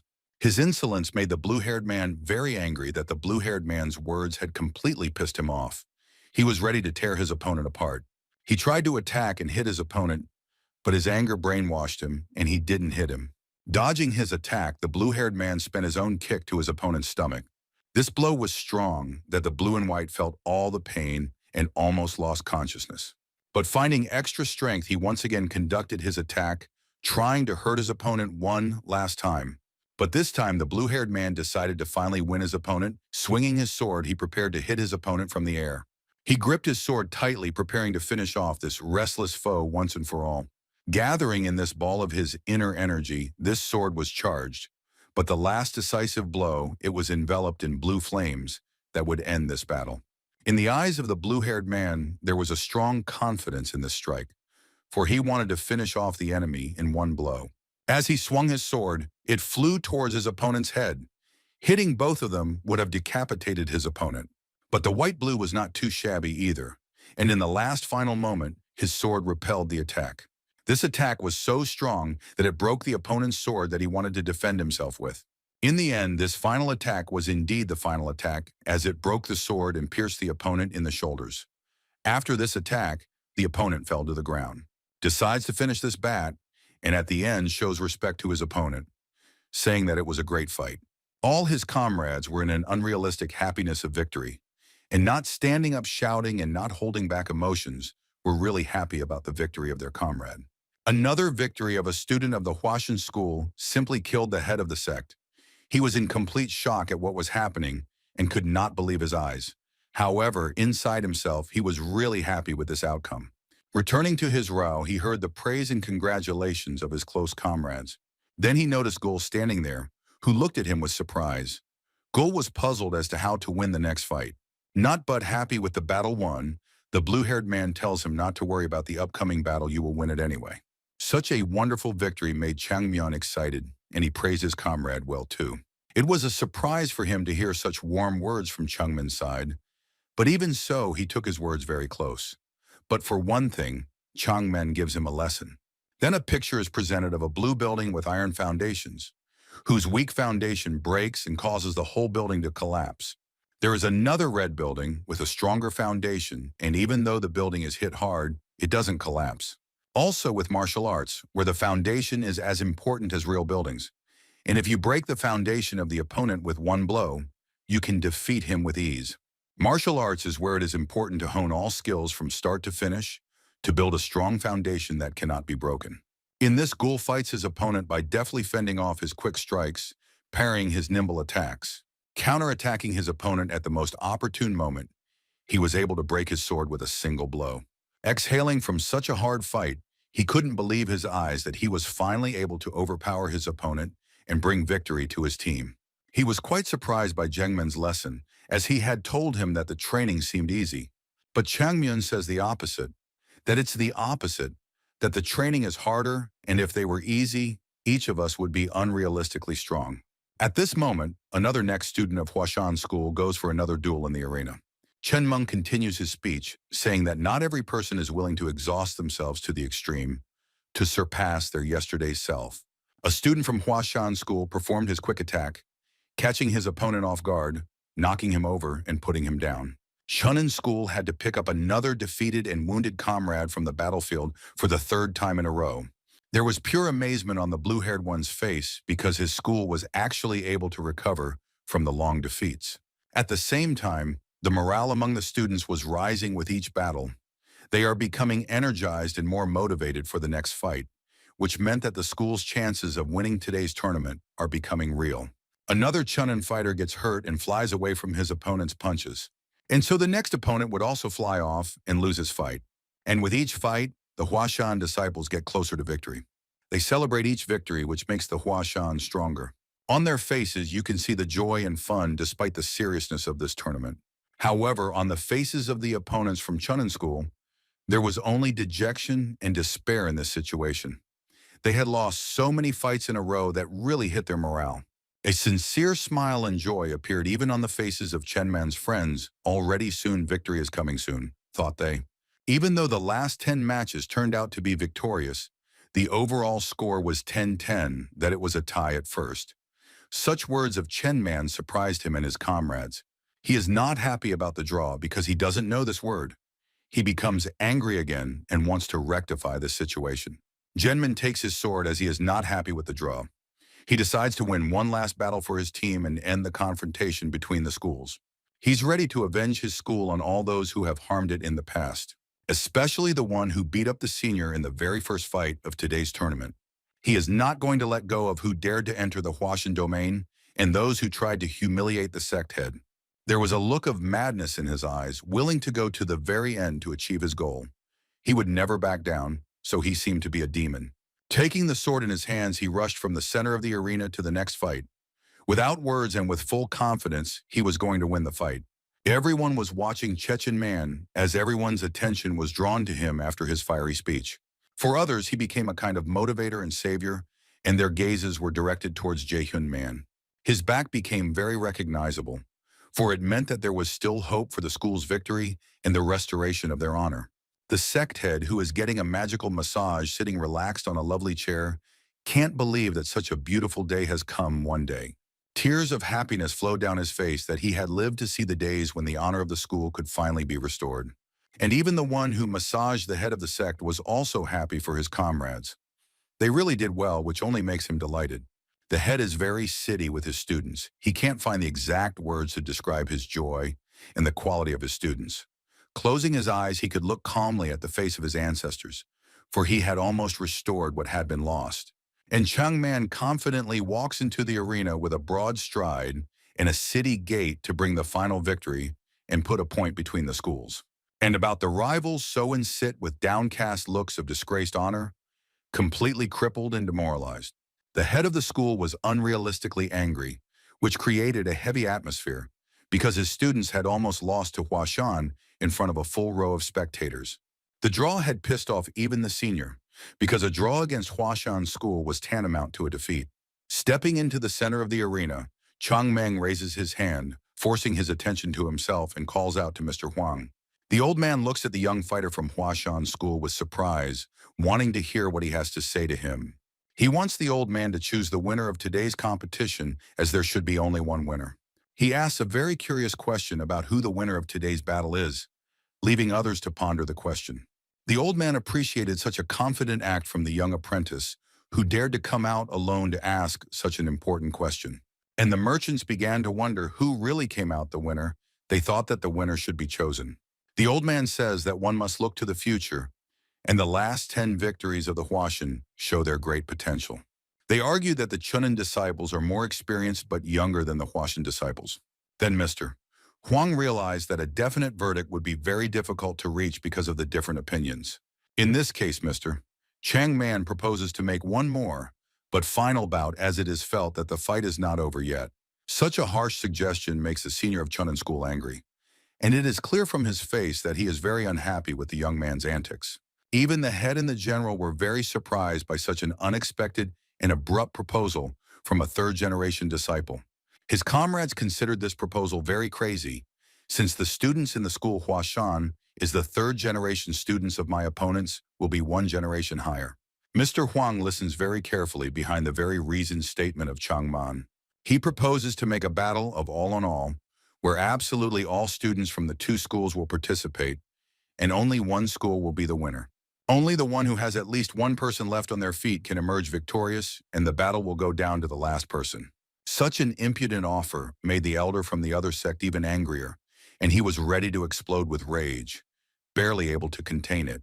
He ran his finger along the back of his neck and made the gesture that he was ready to destroy them. With this move, Chen Man has put checkmate to his opponent, since they can't refuse. Otherwise, it shows that they are afraid of Huashan. The suggestion of a team battle plunged the head of the Chunin sect into a rage. He is infuriated that this pathetic youngster thinks he is someone who can suggest such things. The sect leader tells him that he's in no position to do so. Changmin, however, makes a nonchalant face, pretending not to understand the head of the school's claim. He suggests that he discuss the problem with the head Huashan. He knew within himself that all the cards were on his side, and that's why he acted so proudly. Angry more at such insolence from a youngster who, in his opinion, shows great disrespect to the sect head, he begins to lose his temper. If there was a chance to finish off such an insolent kid, he wouldn't hesitate to do so. Then the merchant said that this is a very tempting offer, and it will be very interesting to watch the team battle between Huashan and Chunin schools. It would be a beautiful and unusual spectacle. Chen Man only has to get the consent of the two sides because the merchants and all the spectators agree to this fight. No one would not refuse such an interesting idea, which gave all the conviction Chen Man that he will be able to pull it off. The head of Huashan is still puzzled by such a proposal from his own disciple. He doesn't understand what kind of madness his disciple is doing. Such insolence and such self-satisfaction from a once unnoticeable youngster simply amazed him. The sitting master next to him wants to convince the head that this continuation is actually a good chance to restore the honor of the school, and that it is absolutely necessary to agree to it. It's all or nothing, and by supporting his students' initiative, morale can be raised. Changman is still standing in the sunlight in the middle of the arena, waiting for the other side to agree. Everything is going according to his plan, which gives full confidence for his decisive plans.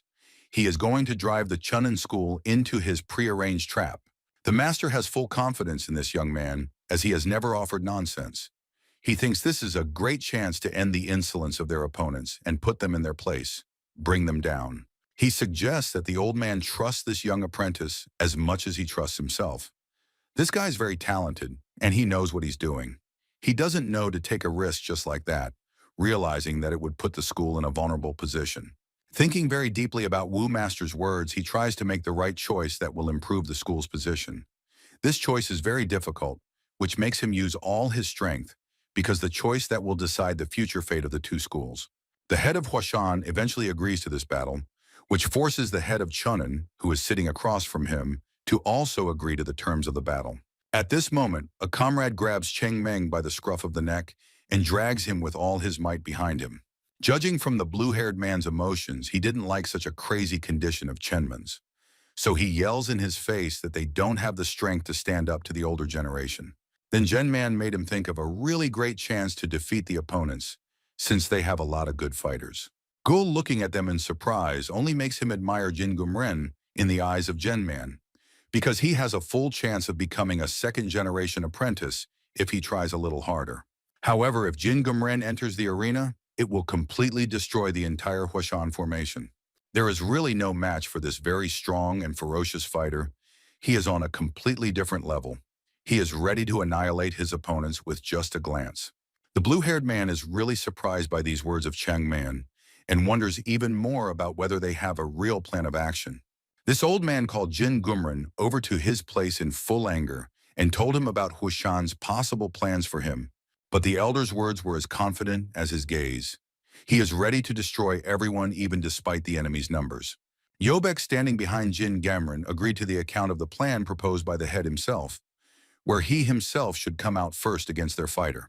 Standing in a hero's pose with his sword on his shoulders, Changmin was confident in his abilities because the key to victory was himself. The head of the Chunin school called all his fighters and put them in a row to prepare for the upcoming battle. Yobek stood in a fighting stance with his sword in front of him, and his look was full of confidence in his abilities. And he was ready to bring victory to his school to destroy the Huashan. And Chen Man himself was already ready for the upcoming massacre against the Chunin fighters. He stood confidently on two legs, swinging his sword, creating whirlwinds under his foot. Turning his gaze sideways to make sure his friend was watching the fight, a friend he wanted to show him how to fight. Junin's disciple was annoyed by this arrogant behavior of Chen Man, and he sincerely wants to put him in his place. Chen Man decides that it's time to end with idle talk. He sticks out his sword, saluting his opponent. The opponent from the other school does the same, doing simple formalities before the battle. Changmen's gaze gives him goosebumps. It pierces through his opponent. His gaze is so intimidating that he no longer looks like he came to play. Gul, who was standing nearby, watches his comrades cheering for Changman, and he also decides to vent his positive emotions out. They realize the seriousness of the situation, of this upcoming fight, and prepare to watch every action of Chen Man carefully. Chen Man, with an intimidating look, is ready to destroy his opponents, and he will give first to the legend today. And the Chunin school disciple has already started using a very special technique against Changman. This technique caused the Huashan sect head to be perplexed, because no one expected Chunin to master such a technique so quickly. This technique was very fast. The sword swings were piercing and dangerous. The technique was so skillful that it raised smoke all around it. Having used this technique in his first attack on his opponent, he expected to destroy him in one go. Well, what an unexpected reaction from the disciple with the white and blue robe was caused by the powerful parrying of such a technique. Chenman had very nicely repelled such a heavy technique, and the power of this technique could be seen by the fact that there was a surge of energy between the swords. It was such a powerful strike with a stronger parry that even the Chunin disciple himself flew away from his own strike and could not land on his feet. At that moment, Changman made his first counterattack, trying to hit his opponent with all his might in the shoulder.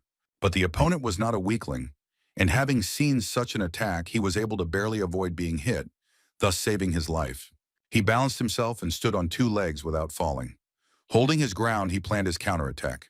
But it wasn't to be, and Changman continued his series of swings. And another swing went straight for his opponent's head, which could kill him. Barely repelling such a deadly blow with his sword, it created a huge explosive wave that spread throughout the arena. The power of this strike was so strong that even the clan heads sitting nearby felt a strong wind coming from the epicenter of the strike. Chen Man's final strike successfully. Even though he was repelled, he was able to stun his opponent with a single Dan strike. The opponent simply fell to the cold ground after such an attack. He couldn't come to his senses and realize what had just happened. In his eyes was lost. He was on the verge of death, but barely dodged it. But even from such a strong blow, not a single nerve on the face of the winner of this fight was shaken. He was hungry for another opponent. The head of the alien clan was stunned by such a magnificent sword art of Chen Man, because that youngster was able to take down such a fighter using only basic sword techniques. The insanely heavy aura that emanated from Changman was very tense. It frightened the clan head. The proudly standing kid would become unrealistically strong and invincible if he started to train further, and so he should have been stopped right there. When the old man decides to give him a much stronger opponent, a very talented and close apprentice named Sohan, the white and blue-clad Sohan has a very serious look in his eyes as he is ready to do as we commanded. Sohan had to wear down his opponent. Changmen continued to stand in his intimidating pose. Any glances in his direction only caused fear in his opponents. But even though his comrade had been annihilated a few minutes before, he adopted a fighting stance and dared to confront Cheon Man. But the look on Jen Man's face became even more intimidating. His eyes remained blue from the rage that was within him. He felt his lust for victory over those who had humiliated his school. This time he decided to attack first and flew towards his opponent. The opponent simply did not expect such a sharp, decisive action on the part of Chen Men, and as a result, he missed one very strong and important blow. He had destroyed his opponent with just one blow without even spending a single drop of his strength.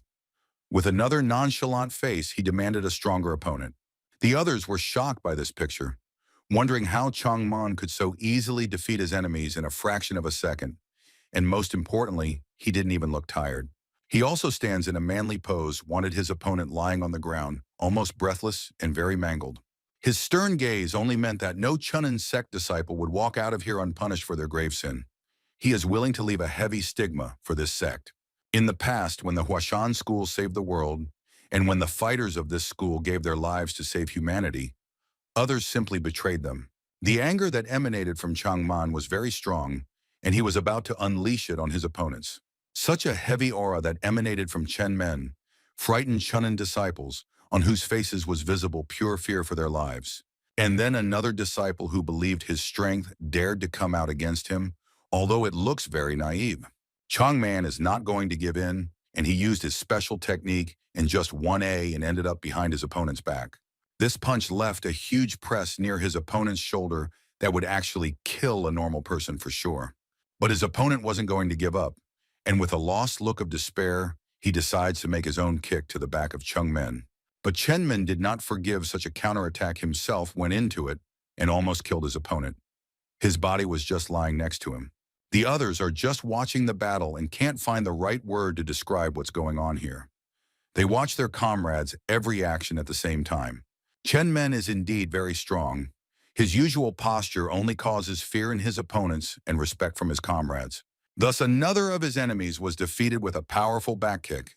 Chen Men doesn't feel it this time either. For him, these fights are very easy where he doesn't waste even a little of his strength. Such a pathetic spectacle from his school strongly demoralizes Chunin students, who look lopsided beating with a confused look. And Changman is as unflappable as he was. It even seems like trying to take him by force won't succeed. This pathetic sight makes Jingum Ryong lose his temper. He blazes in anger that he wants to fight the enemy himself. He can no longer stand by and watch such a scene. He is ready to take on the arrogant bastard right here and now. He tells the others to stay here and watch as he himself is going to restore the honor of his school. Taking his sword in his hand, he heads towards the bastard, determined to fulfill his promises. However, the old man decides to stop him just before he retreats to the arena. He asks his other apprentice to step out in place of Jin Gumren to further continue to wear down his opponent. The old man, sitting too with a serious face, has his good plan, which he follows and waits for success. Strige has called him to his place for an important conversation to discuss something they can't discuss in public. And the whole old man isn't even sure if the others can stop this gentleman. It caused a desperate look to be directed down to the ground when the head of the school said something that this youngster is just a monster. What the elder wants to say to his closest and most talented student is that they should stop Chen Man right here and now, when he is still young. When he grows up, he'll be that monster. But the elder's words caused Jin Gumren to misunderstand her, because he basically agrees that this little guy is very strong, but he didn't understand why this made the elder worried. Jin Gumren thought that he could be the one to destroy the Chunin school. The thought of the elder putting Jin Gumren on par with that brat just pisses him off. The elder realizes that Jin Gumren is a very talented student, but he also realizes that he should not forget about other students like him. He had to listen to the old man's hurtful words that hurt him so much that it turned into anger and irritation. I will try to convey that on talent alone. You cannot go far to become a monster. You need to train and get better every minute. The elder's admonition to his apprentice just pisses him off. The elder's speech about monsters and gifted warriors is not close to Jin Gumren's views.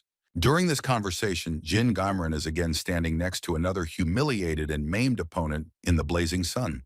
What the elder wants to say is that even though this brat is strong, he's still a child, so he's young. Even so, these words still hurt Jin Gumren. Jin Gumren can't grasp the whole point of this conversation and the main point that the head of the school wants to convey. Then the head of the school looks him straight in the eye with a cold face and says that he should kill the brat. The old man says it's very important to get rid of such a monster before he reaches his full potential. Jin Gumren can't believe his ears. It's clear from his distracted look that he thinks the old man has lost his mind. Lowering his gaze, he wants to make it clear to the old man that this youngster will never surpass him. But if his existence is threatened in his school, then he is willing to take any risk. Looking at his elder, he was willing to do absolutely anything to protect the future of his comrades, the school, and the elder. The old man liked this approach very much, his mad gaze accompanied by his crazy plans for Changman's fate. Another student of the Chunin school was brutally defeated by the sword of a youngster who didn't even try. His opponents, the weakling eating another school, was becoming more and more terrifying. But Chenmen himself didn't give a damn about them. Then Chenmen's gaze turned to one very brave boy who entered the arena. This guy looked very confident and was ready to fight the most talented fighter of the Huashan school at full strength. Prepared to take revenge on our comrades and take this bastard down once and for all, bringing back the honor of his school. And so he begins to draw his sword in preparation for another round between the two opposing schools. Immediately, Changman begins to use a new technique that shrouded his sword in blue, and his gaze was sternly directed at his enemy. At the same time, the white-blue-robed disciple turned on berserk mode, and with rage in his eyes was ready to tear him apart. His fury was coming out of his eyes, to him extra strength. Using those strength, rushed towards his vis-a-vis. And Chenmin just stood still and prepared to show this overconfident guy a big lesson. A couple of meters away from a strong strike with the Chunin school's special technique, and with this strike, the fate of the Huashan school should end. Well, when he got even closer, the young man in front of him simply disappeared and everything around him turned dark. With such a technique, he was defeated by a powerful blow from the heavens. He couldn't fend it off. It hit him right in the head, and so was defeated by a seemingly strong opponent who didn't expect his elder's vindication. He had already won 9 fights in a row, and would also be the 10th he didn't know, but he only noticed that the head of the alien clan and his close disciples were standing behind the curtain. His gaze fell just with the strongest disciple of the Gunnin school with Jin Gumren. And Changman's gaze never once changed, and it was obvious from his gaze that he was eager for a battle with this particular person. The spectacle that Changman gave to his audience and comrades was very unusual, because never before had the Chunin school been so disgraced. On the faces of the masters of Huashan school was incomprehension. What to do now, because for the first time in a long time, the school can look so proudly in the eyes of their rivals. The head of the school believes that there is no need to do anything yet, but only to observe how the balance of power will change in the upcoming battle. The maimed and exhausted students looked at the arena as if they had already given up hope of winning. There was only despair in their eyes. And so Jin Gumren and Jin Man stand opposite each other in their mounts waiting for the fight to begin. Jung Man is trying to be humble in front of his opponent after his offer to congratulate him on his 9 consecutive victories. And this behavior seemed very arrogant to Gumren, which of course pissed him off. Changmen was a very arrogant boy and very well-mannered. Gumren never liked him. Gumren, with a very angry face, said that his strength could justify his arrogance. He didn't mind. However, he could never become stronger. His only chance to achieve that was when he could be part of the Chunin school. It was obvious from the expression on Chen Meng's face that he did not like such confidence in his opponent about his abilities. Standing against each other, they exchanged pleasantries about each other's school and personalities. Gumren was sure that he could take revenge on this young man and fulfill his promise to his elder. But Youngman was as steadfast as ever, his gaze sharp and fixed on Gumren's heart. He was ready to destroy his enemy. He was reminded of a student of a foreign school that his mother once fought. The words that tugged at his heart opened up new memories, and his hands began to tremble with anger. It was anger that filled his heart. This time he would not let his opponent go for the full deeds of his school, and today would pay for it in full. This time he will not fight as a student of his school, but as a noble plum blossom blade. Changmen is ready to make this fight so that his opponent will never forget such humiliation and suffering. At this moment, a completely mangled, barely walking, exhausted senior student of Huashan school finds the strength to come to watch this fight. To his worried about his health and safety, a fellow schoolmate offers him a seat to watch this fight together. Kneeling right in front of the arena, sitting the closest to witness such a momentous moment. Refusing to sit on the chair, he begins to watch the action in the arena with the full support of his comrade. Hearing the voice of his older comrade, Changmen gains more strength for the decisive fight. The fight has just begun, and the opponents are already rushing towards each other at full speed. This speed was so fast that they disappeared from sight for a split second. They both hit each other's punches so that they flew a great distance away from the force of the blow. The two fighters were so fast and agile that no one could capture all the movement. But even though they were so fast, the two disciples did not miss a single blow from their opponent. Their speed, of course, completely dumbfounded the nearby seated spectators. None of them could catch their movements. Because of the powerful blows, the entire battlefield is enveloped in a kind of blue dome. After the grueling fights, both Changmen and Jin Gumren decide to mutually rest for a couple seconds just by standing still without swinging their swords. After that, another fight continues, and Jin Gumren uses a huge technique that space around him into a blue ball. All that blue ball was just a trace of Jimren's swift sword blows. but Jin dodged his blows. The technique was called the snowflake technique. This technique had long belonged to the Huashan school, but now it was being used by Jin Gumren himself. According to him, such a technique now belongs to them, and Huashan will go into oblivion. Jin Gumren wants to prove with this technique that his ancestors created this technique for a reason, and he can destroy any enemy regardless of its use. At least he is going to prove that this technique will be the sign of the end of the Huashan school, and for that it is worth trying to use it against him. A sudden smile appeared on Chen Men's face in the middle of the battle after he called this technique worthless. This just pissed off Gumren, who was yelling at the top of his voice because he was pissing him off. It pissed him off that this kid had a lot of attitude. In fact, Chungmin didn't care about the opponent's technique because he knew that his school's technique was superior to that of the Gunnin school. And I was the final turning point because it finally pissed off the best fighter of his school. He begins to use his strongest technique to completely break with this scumbag who obviously doesn't watch his language. This technique was so powerful that it caused a huge blue storm, the height of a multi-story building. The spectators sitting next to the students couldn't believe what was happening. What they were witnessing now could be surpassed by few. To others, such a beautiful technique resembled the plum blossom sword technique, but it was something different from it. The beautiful blue radiance that reached the heavens enchanted others. It was a very beautiful technique, but also very dangerous. Chenman, on the other hand, just watched and observed, but he did not admire it. He only despised this technique as it had been stolen by the Chunin sect. However, to him, this technique was only a shell that should collapse with a single swing and that should not intimidate him in the slightest. He was ready to finish off his opponent's technique once and for all. The masters had already realized what technique Chenman was going to use. It was obvious from his stance that he intended to use a really strong technique. On the faces of the masters was only fear that the technique called Seven Plum Sword technique that Chungmung wants to use has not yet been mastered by him, could lead to disastrous results. The technique used by Jin Gumren is superior to the technique used by Jin Gumren in every way, since the technique used by his opponent is a poor copy of it. No matter what sword technique Jin Gumren uses, he will always be stronger than his opponent's technique. Chen Men's technique shrouded his sword in a pink color. The strong windstorms that come from the side of the Gunnin school disciple are easily cut, and the sword that is like petals of dense forests blossom like flowers. These petals, pink and beautiful, will bloom until they are plucked by the strong current. They bloom like a true pink sakura. The sight was something extraterrestrial, full of heavenly beauty. To those who were able to see it up close, it was something naturally stunning. The embittered Jin Gumren himself was completely puzzled as to why the Huashan sect still used such a technique. He believed that this school had long ago abandoned the practice of such a sword. Chungmung used this technique to show the world well, right in front of his eyes reveals the plum blossom sword technique. The red and white petals were little creations of art, both cute and at the same time frightening.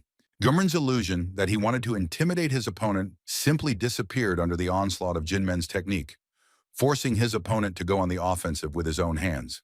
Enraged, Jin Gumren finds himself in a state of confusion because his strongest 12 snowflakes technique has been dispelled. Overwhelmed with anger, he can't believe what is happening.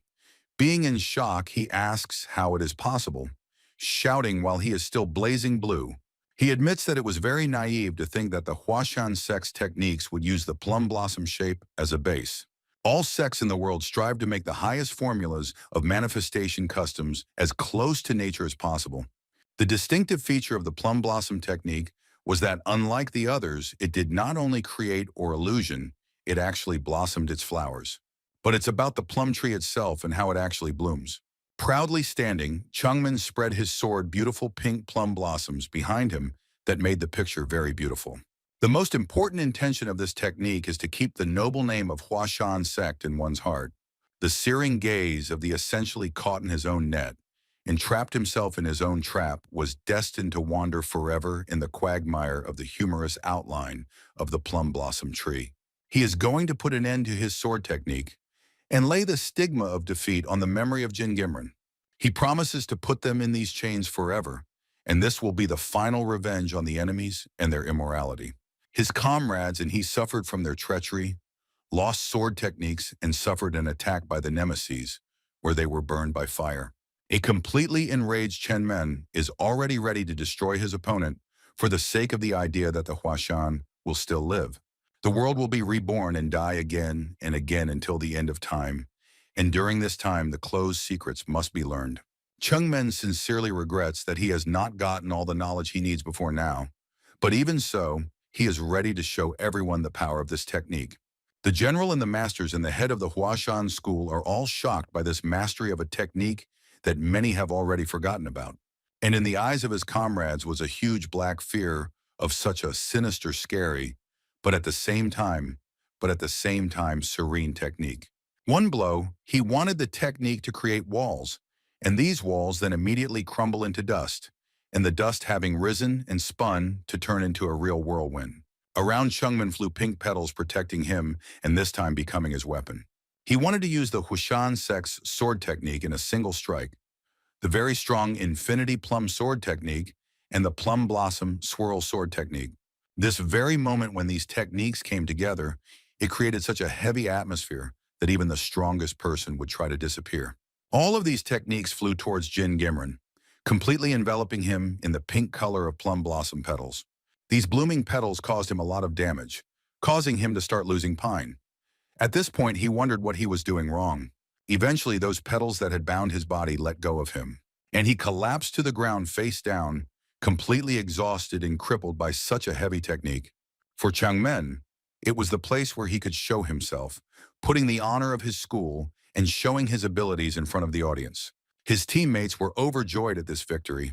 After all, at first, no one believed that Huashan School would win, but in the end, Chungmeng had given them the victory. The master, general, and elder of the school were all in tears of happiness at such a grueling victory. No one could believe the victory, but in the end, winning this tournament intoxicated everyone. All the students were in a state of ecstasy that even the smile didn't fall off their faces for a long time, and they were jumping and running with happiness. Their actions were even to the point of madness, such as Ghoul choking the blue-haired man, but they could understand how sweet victory is not always given. There was red blood on Changmen's lips, showing that he fought very honorably, even a little too much. But his gaze was directed towards the opposing sect. He realized that this was not the end. I would not be opposing each other for a long time. But for now, it's a good result. The person who announced the opponent pairs this time forgot to announce the victory. In the end, after a subtle, bloody, very tragic battle between the two schools, Huashan came out as the winner. After the results were announced, all the students ran towards the hero of today's massacre, the strongest fighter of today's competition, Chung Meng. While the disciples were having fun together, the seated high-ranking people at the back were also cheering for them a little. It was a very rare sight to see the entire Huashan gathering together and rejoicing over something. The common victory brought everyone together. This was the kind of joy that was so great that the master suggested the head to end this competition officially. The far-seated Chunin school head sat alone and stared at the ground. He seemed to be uncomfortable watching the jubilation of the competitors. The old man congratulated the Huashan school head on his victory, though his face did not show any joy at all. He sat with a very nonchalant face. But the Huashan school head also smilingly encouraged him that this time his school was just lucky to be the winner of such a battle. This happy face pissed off the head of the other sect, for such a shameful defeat after a brilliant start had hit the morale of the school hard. Angry at the pity and defeat of his own students, the old man said that a few defeats in the battles between the second and third generation students wouldn't change anything. Just because they won once didn't mean they were stronger than Chunin School. At that time, Chenmin approached the two heads of the two schools to receive praise and pass words of encouragement to the losing side. He reprimanded the gull standing next to him for his disrespectful behavior of the losing school. But he eventually stood his ground and disagreed with Changman, which of course made him angry, and Gul received a strong kick on his leg which knocked him down. After the wonderful fight between the schools and the unbelievable spectacle that was organized by Changman, he asked his elder to show a sign of respect to the head of the Chunin school. But the old man continued to sit with a sour face, not recognizing the fact of deserved, shameful defeat. To him, the defeat had become the responsibility of his students. His anger burst out, and even his hands began to turn purple, which were shaking with anger.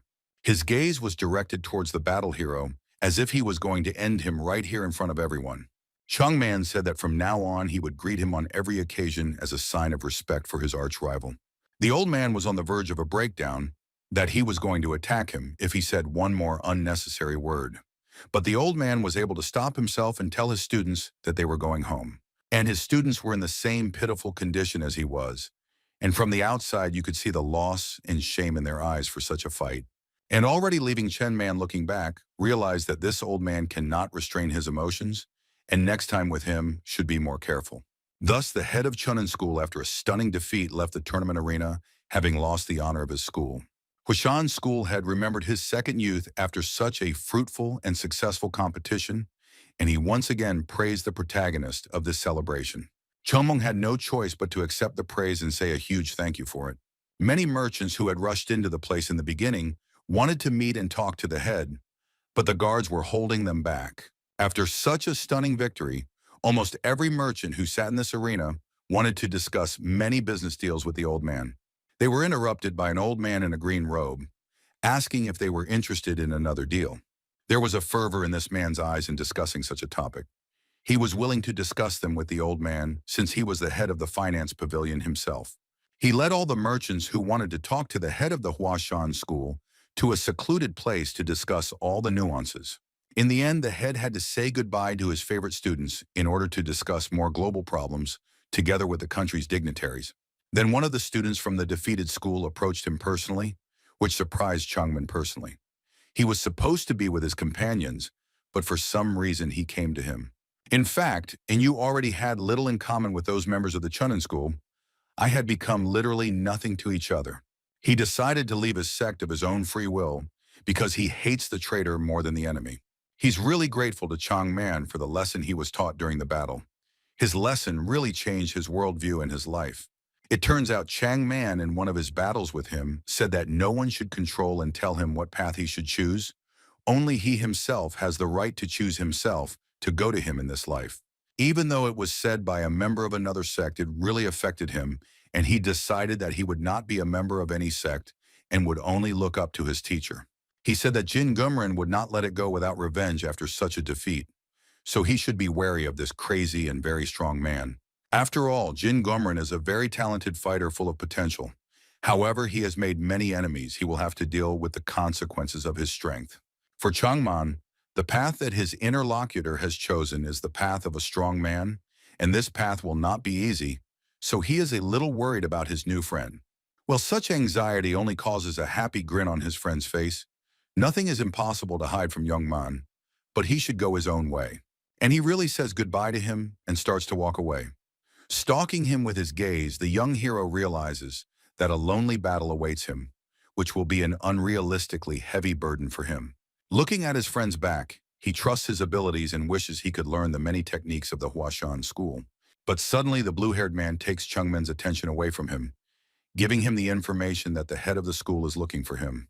He was heading on foot towards the large brown door to the place where the Huashan school head himself was heading, while using this time to think about justifying his strongest technique and all that he had been able to do in the previous fight. In front of him stood that old man in green robes and with a very strange smirk began to praise him and ask about his condition, which of course did not like Chen Man himself, who wanted to get away from this man as soon as possible. That old man was stretching his cheeks to the sides and judging by the very unhappy expression on Chang Man's face, he was hoping for the head to stop him, and the head was only asking about his health. The old man looks towards his favorite disciple with thoughts that he is indeed a great man. Although he has the very equanimity on his face, but inside he is really happy for him. Right now, Changman is following his mentor with a very joyful gait. His teacher asked him to follow him, and he wants to show him a place. They are standing on the edge of a huge cliff, literally over a precipice from which you can fall, and both of them stand admiring the beauty of nature that is available to the eye from that place. The teacher, with a satisfied face looking into the face of his student, asked a very serious question about the very technique he used in the battle. And judging by the facial expressions of the student, he was afraid of this question. From the abyss of this cliff were visible landscapes of huge mountains shrouded in gray.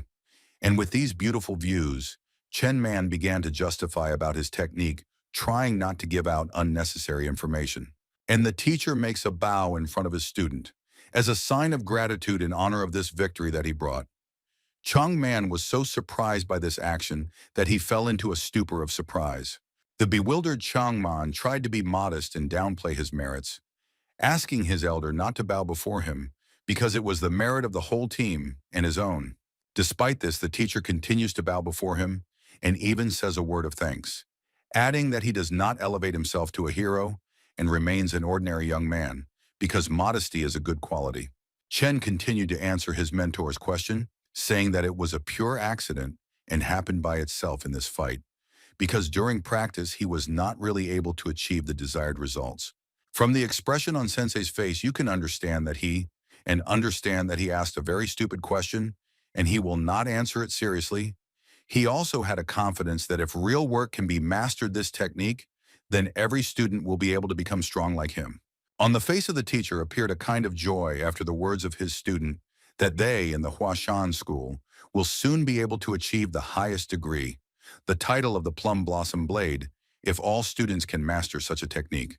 In front of young man's eyes, there is a memory of him spending time with his comrades, practicing and relaxing, laughing, and having fun after the teacher's question about what the Huashan sect before him is. He imagined a picture of Changman fighting with his friend and then making up with him again, where they are measured between them by an elder. Even though they mutilated through each other, this picture seemed very nostalgic to him. In front of him, a picture from his memories of his two older comrades walking through a beautiful garden surrounded by pink sakura trees, asking the same question to each other. After realizing the meaning of his memories, the truth that the Huashan school where he spends his time is simply the Huashan school, the place where he builds warm memories, struck him. After he realized such an important thought, a smile and joy shone on his young face. He felt true happiness for a moment. His gaze was directed toward the distant, boundless horizon, and there too all his aspirations were directed. Such a profound and philosophical answer of his student caused only a small smile on the teacher's face. After all, everything that Changman said was all that was needed for an ordinary student of the school. After such a conclusion, Sensei turned towards his student and put his hand on his chest, promising him that the school and he himself promises that they will protect Changman at any cost, because after the victory, he will have a lot of enemies. You can tell by the look on the teacher's face that his intentions are serious. And hearing such words from his teacher was very important to Changman, who instead thought that the elder would ask him very uncomfortable questions. Realizing that the entire school and Sensei would be on his side, this caused Changman to be immensely happy. Smiling, he said that he wouldn't let his comrades down. Inwardly, his respect for his teacher increased tremendously. The disciples at home are relaxing and having fun among themselves. They reminisce about the former battle, where they showed their techniques and strengths to the whole world. They played different games of jumping and running. The blue-haired man listened very carefully to every word of his comrade, Ghoul, who said that he dreamed of the outlines of that sword technique every night, as if it had taken over his thoughts. This technique, where the blade strikes the opponent with a pink blow, tearing the air in half, seemed like some kind of fantasy that really didn't look like something from real life, and it blew his mind.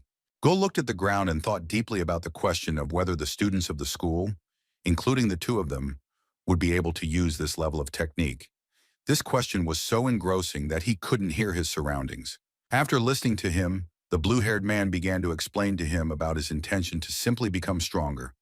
But learning techniques, and especially techniques of such complexity, was not a priority for him. However, as the oldest third-generation disciple, he realized that it was not worth it to say that. In the middle of their conversation, they both returned their gaze to the other members of the Huashan school. These disciples were having fun, and Ghoul and the blue-haired one assumed that the other third-generation disciples were thinking the same thing. It could be seen how these disciples were having their best times. A smile never fell off their faces. They were laughing, and there was a good atmosphere around them.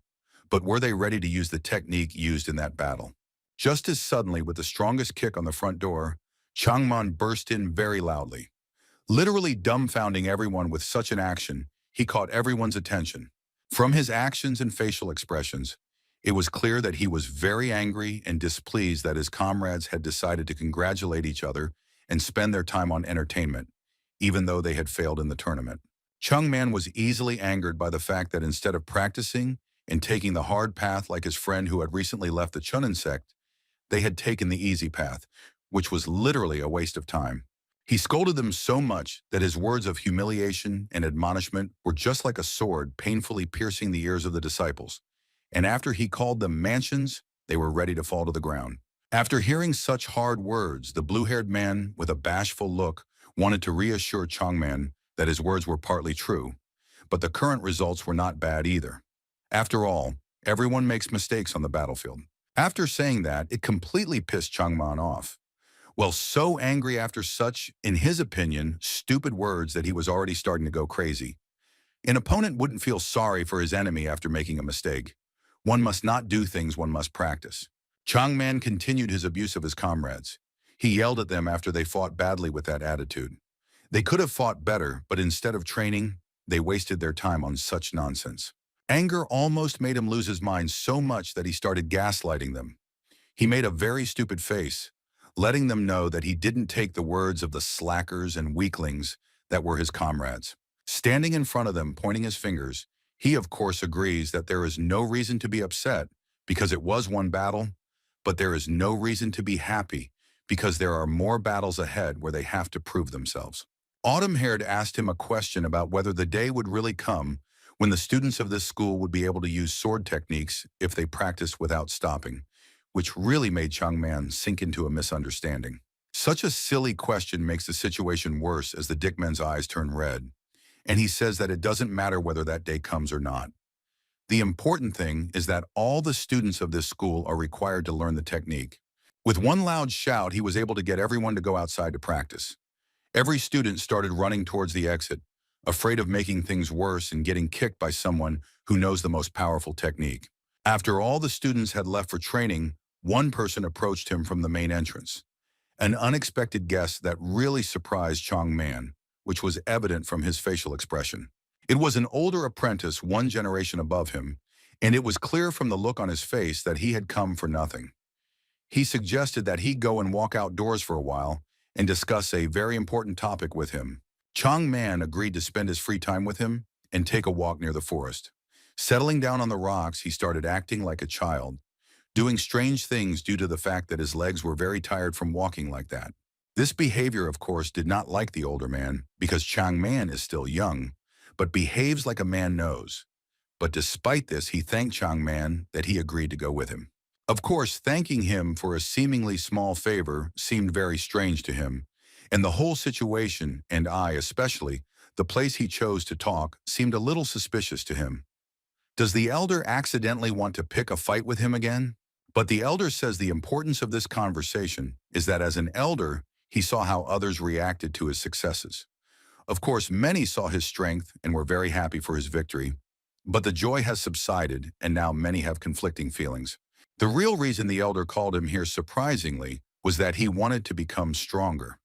Of course, this surprised Changman a lot because usually it's the younger ones who want to catch up with the older ones and ask for their help. Of course, asking a junior to do so was a very shameful request because they should ask their teachers. However, teachers can't teach what Changman can give for him. It was obvious that the elder was embarrassed to ask for such a thing, but his fear that the third-generation disciples would overtake him in strength was stronger, and the best choice was to ask for help. However, it did not mean that he doubted the strength of his teachers. Of course, such a request caused Chenman's reaction to be indifferent, but he really admired the fact that the elder had set aside his pride and was asking a younger comrade to teach him many techniques. But the elder was taken aback by his response. Changman needs to give something in return for his request. After all, he already has additional responsibilities and is not willing to waste time on second-generation fighters. The older man didn't know what to say because he thought that since they were both students of the same school, they should help each other. However, Changman wouldn't be able to find enough time if he didn't benefit from it.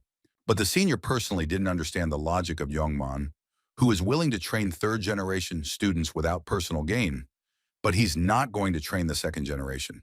He sees a contradiction here. However, this only makes Zhongman smile at the amusingness of the situation.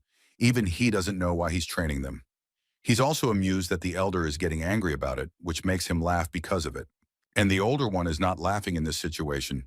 He's now seriously trying to convince Changman, with an angry face, that there are rules that all disciples of the Huashan sect must follow. Then Chenman remembers how the third-generation disciples train. They train like children, not seriously, and get tired quickly, leaving them without energy. And he's not sure if he can teach the second-generation disciples there using the same method. Chungmin tells the older man that he's barely found a way to train his own, but it will take him a long time to find his own approach to training the elders without getting punished by the head of the school. He is presented with pictures from your memories, where Gould destroys and wins over his enemies using his special technique that he has trained by spending thousands of hours of his honest labor. He also remembers the sincere joy of winning this tournament where everyone gave their best. Such sincerity is very rare, but brought so much happiness you could fly to heaven. At this moment, realize the whole situation directed his only to the ground. The elder decides to use his trump for Changman. With shame on his face, he says that every student has the opportunity to learn, and from now on, he will address him as Master Yes, the end of the training. The knight ahead drank him in because he wasn't entirely happy with such a proposal. He put forward his counter-proposal, saying that the elder would have to call him master before and after the training. With an indifferent face making you think he didn't care, also added that he would be his teacher for the rest of his life, would teach him everything, and the elder would have to obey him for the rest of his life. One could see the obvious anger on the elder's face because of such a profound proposal. It was indeed a humiliating offer from the younger one, that the older one had to exhale heavily to contain his anger. Then the elder remembered the painting of that very great technique of plum blossoms, where there was splendor without rose petals. Or such a picture alone should make him decide to make such a humiliating offer. Then, after thinking over the pros and cons, deciding that power and personal future were far more important than Malaya in front of Junior. With a disgruntled face, the elder still agrees to address Changman as master from now on. After the elder agrees to call him master and further promises that not a single second-generation disciple will use his rank against him, a very ugly smile appears on Changman's face, as if he's trapped a mouse in a trap. A group of third-generation students were leaving your house through the main exit, and many of them looked tired and unwilling to go to training. They've been going to training for days now, but still can't get used to it. Walking out through the huge doors, their gaze fell into the direction of the group of people across the street, which caused shock on their faces if you could judge by their facial expressions. It was the group of people that left them falling into a stupor. They were their fellow second-generation students from school, and all of them stood like obedient students, steady, silent, and in a single row, preparing for the long and torturous training ahead. They had all been summoned by Changman for today, even despite it being so early in the morning. This really surprised the third-generation students who hadn't seen the elders in this courtyard for a long time. And on the face of the elders, a disgruntled mien and a harsh look is at first glance to pierce through and take revenge on Chenman. It was very humiliating, but they still need to train to become me. The second-generation disciples looked at the younger ones and couldn't say anything to his side. With this agreement, Changman saved the generation from conditional humiliation by the elders, which of course makes them happy. Adopting a must-pose tariff palm fist with a purposeful gaze, Chen Man was eager for the start of the long-awaited training. He shouted cheerful words and teased everyone with the start of training. He began today's training with an introductory speech, telling his students that they should train very hard without eating their hands and that they should not have time for entertainment. You could see on his face that he enjoyed training people and making them stronger. He shouted a speech about not looking for easy ways, and every training session should be full of effort. The students listened attentively to his words, and all of them agreed with his words with a chorus shouting, "Yes, sir." It was evident that everyone had a spirit of collective responsibility. The eyes of the older generation turned to the right towards the younger ones. They were looking at their backs as Chen Man ordered the younger generation to show what they were capable of with their first training together with the other generation. But suddenly a devilish smile appeared on the faces of the second-generation disciples that intimidated and truly frightened the older ones. The younger ones felt pleasure at the thought that they were on the same level as the elders. Gathering the large stones into a leather sack and throwing this sack on their backs, they officially started their first training session together, rushing towards the older generation, which caused the latter to be shocked. There was poor enthusiasm from the younger ones. Then the beautiful second-generation female student personally approached Changman with a serious look that meant she didn't just walk up. She asked Changman to train her personally separately from the others, since she didn't get a date. This, of course, didn't please Changman, as it was an extra burden on him. He accepted her request, but only on the condition that he would not spar with her. She was not surprised by this answer, because all she wanted was to learn from him personally, and sparring was not in her interests. She was a really persistent girl, which annoyed Changman. The attention of all the students was directed towards Chenmen, after he shouted to their side to tell them one important thought. Huashan students should not set their main goal to learn that technique is only a part of training. Everyone listened to Daos Chungman's words, for he was saying a very important thing that every student of the school should also remember. They must now train the foundation. In other words, they must expand the techniques they would listen to in order to create cherry blossoms. His father appeared in front of his eyes, so reminding him why he should help others. Before, he didn't care at all, at least about his comrades, and he was only trying to improve himself, but now he is willing to become a teacher of others. Looking into the eyes of his students, he thinks he can't do it alone. But instead of fighting alone, he must fight together with his comrades, because in the future, Huashan School will fight not just one opponent, but many. Each student in the crowd is already ready for training, and each of them is engaged in their own business. Some are socializing, and some are standing alone. Meanwhile, Changmen hopes that each of them will learn the plum blossom technique in the future and will help him to fight for his interests. At this moment, that same scary and sinister smirk appeared on his face. After all, his plan is that through joint efforts, he will be able to unite all the Zhonghu sects, and the plum blossom will bloom on all the heads of the Shaolin monks. At this moment, the schoolmaster is looking at his own on the edge of one high cliff near the arena. Being in such beautiful scenery, he was watching his fellow schoolmates training. From the look on his face, it was clear that he was really happy that Chen Man had taken up the training of his friends and was trying to raise Huashan School to a new level. He believes that there is no danger of doubting his actions, for he is following the path of Taoism.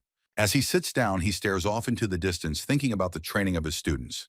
They have made significant progress, but they are far from martial arts masters. He realizes that a heavy burden has been placed on his shoulders. After painting a picture of his students, he finally realizes what it's like to be a teacher, because a teacher is someone who guides and helps others to create one invincible family, and as a bonus to see the happiness on the faces of his students.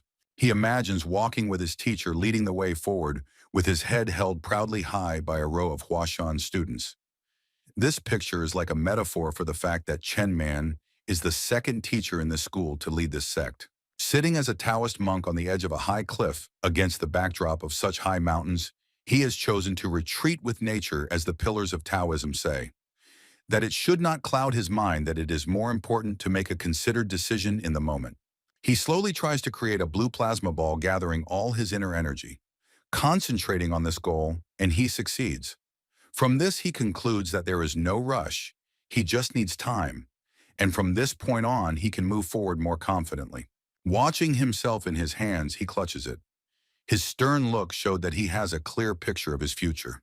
He would achieve what he had set out for himself no matter what difficulties. After all, it was part of his identity. The realization of his huge peeve and future possible plans brings a genuine smile to his face.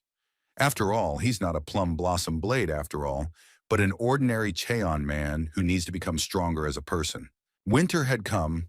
There was a lot of snow. The trees had gone into hibernation, denuding what was left of their green garb. The time of cold weather came that covered Mount Huashan, and the snow shrouded everything not alive in white.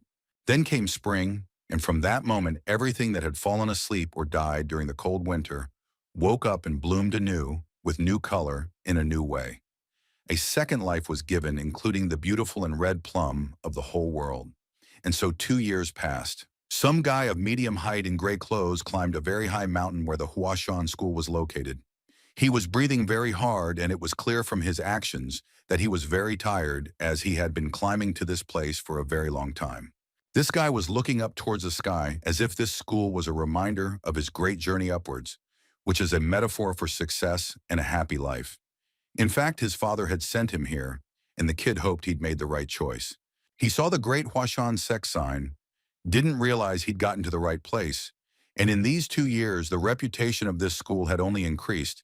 This guy had come partly because after that Zhonghuashan meeting, interest in it had increased. After knocking on the main entrance, the door was opened for him, and on his face was a great happiness to see the door being opened. To him was a huge chance that there would be no one here, and all his efforts would just be in vain. The main front door was opened by a brunette and a student of this school who was dressed in a black robe. But from his facial expression, it is clear that he was very surprised that someone knocked on this day, and even more so climbed so high on the mountain. The guest had nothing to say when he heard what he had to say. Before that, he said that he should have met with the head of the village, but he was told that today they do not accept guests and he should return tomorrow. And this guest was not going to leave, and he showed the seal on his clothes that belongs to the nearby Huashan sect, and he needs to meet his head very urgently and only today. He also realizes that it's his own fault for not finding out in advance whether he can come to see you today, but is also asked to tell the head everything about what he told him. This caused the student of the school to be surprised, as Huashan is an annex school. He was met by a not-so-suitable person who looked at him with a very mean smile, as if his thoughts were only tied to money and his self-interest. And here the friendliness even seemed suspicious of the guest. In front of the table sat 3 people, and the same old man in green clothes stood close to the guest and offered him the opportunity to borrow at a good interest, which immediately showed the whole nature of the old man. It was obvious that they are tied only on material things. But the head of the school interrupted the old man and asked him not to talk about it anymore. But this caused a negative reaction from the old man, because he thought he was helping his guest, and the head was acting too mature. The guest is very worried when he tells the head of the school of the nearby masters about his goals. He came with his father's request to ask for help from the school, and specifically to take the very hero of the Chunhua meeting with him. Hearing this, the head of the school was at first very surprised and did not believe his words, thinking that it is a complete madness to demand as a help Chen Men, and asked again whether this young man is sure of his words. In fact, the problem was that next to the shadowy Valeki school, Huashan opened a new martial arts academy, which was taking in many good fighters from all over the area. He had a very confused face when telling about this problem. But the problem didn't end there. His father was badly injured in the battle against the Path Academy, and it seems the conflict won't end there. This academy wants to evict the Huashan sect from the Nanyang Valley, and that's why he decided to ask you to contact them. Such words made the head of the school think for a moment. After all, the real issue is very confusing. He does not understand the motives of this academy and why it needs to interfere with other schools if it is to follow the path of Taoism. The head realizes the importance of the situation and that he really needs to help the Hua sect. However, of course, the methods of solution proposed by this young man seem rather unsuitable for the Huashan school. Master proposed to wage a war against the new academy as it was done in the past, because something must be done, because they can't leave it all with nothing. Huashan has gained enough power to fight back against the Udan sect. The other master also agrees with him that it's necessary to send Chen Man to the valley against the Udan sect. He thinks that Cheng Man should not just be left in the Huashan Mountains, because he is not only following the path of Taoism and should face the harsh reality. The old man inquired about what Chen Man is doing right now. It turns out he's in a secluded training program far away in the mountains. He should be finished soon, so they still have time to discuss it. The blue-haired man was called into the office to discuss with him about Cheng Man's future departure. He asked with great surprise and curiosity about the details of their entire plan, because he didn't understand the whole point of what was going on, and not to believe that such a man is going to be sent so far away from the school immediately after he completes the training of the 2nd and 3rd generation students. But the plan is a plan, and the head follows it. The blue-haired man accompanies the guest to introduce him to Cheng Man at the request of the head of the school. The guest's face shows great curiosity about the person who is accompanying him, because he seems to be an unusual person. He walks behind him and feels a powerful aura emanating from the blue-haired man, as if he is composed of an ocean of powerful internal force. The blue-haired man has become much stronger this time, which really amazes even the guest. Climbing up the mountainside, the 2 men have a dialogue about how everyone knows the name of the sect's dragon, Cheon Man. However, for the 2nd year in a row, he has not been seen or heard about him, and that is why he is very interested in meeting him in person. Talking about the rumors around the dragon sect Huashan on the guest's face shows great joy, as if he is a real fan who talks about his idol. There are different rumors about Cheng Man. Some say one thing, others say another. His face lit up with happiness when he learned about the place where the Taoist himself was training. His reaction only brought a smile. He bowed with joy in anticipation of finally seeing the very legendary hero who trains and achieves enlightenment in this place. As the second-generation elder tries to move the stone that is the door to the building, he starts shouting at the top of his voice and calling out for Chang Man, letting him know that he has visitors. The guest doesn't understand why the blue-haired man is doing this, because he's never seen anything like this before.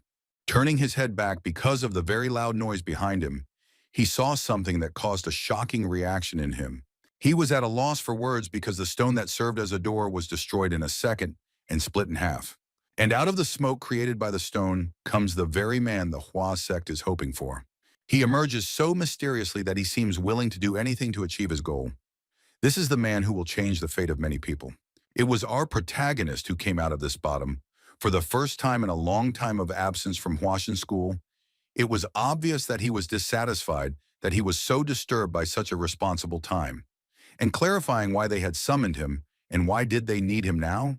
Because he shouldn't be disturbed for a while, because he has very urgent matters related to physical training that he will need in the future in future battles. He asked that they quickly tell the problems they have, as he doesn't want to waste time on it. When he saw the real emotions and behavior of this man, this little boy thought that he had mistaken Daos Chengmeng, who he had imagined before in his head. He thought that this is a very humble and wise man who behaves very decently in the midst of other people. Then the third-generation elder says that he should have woken him up a few days earlier because there was a problem with the Huashan Shadow School.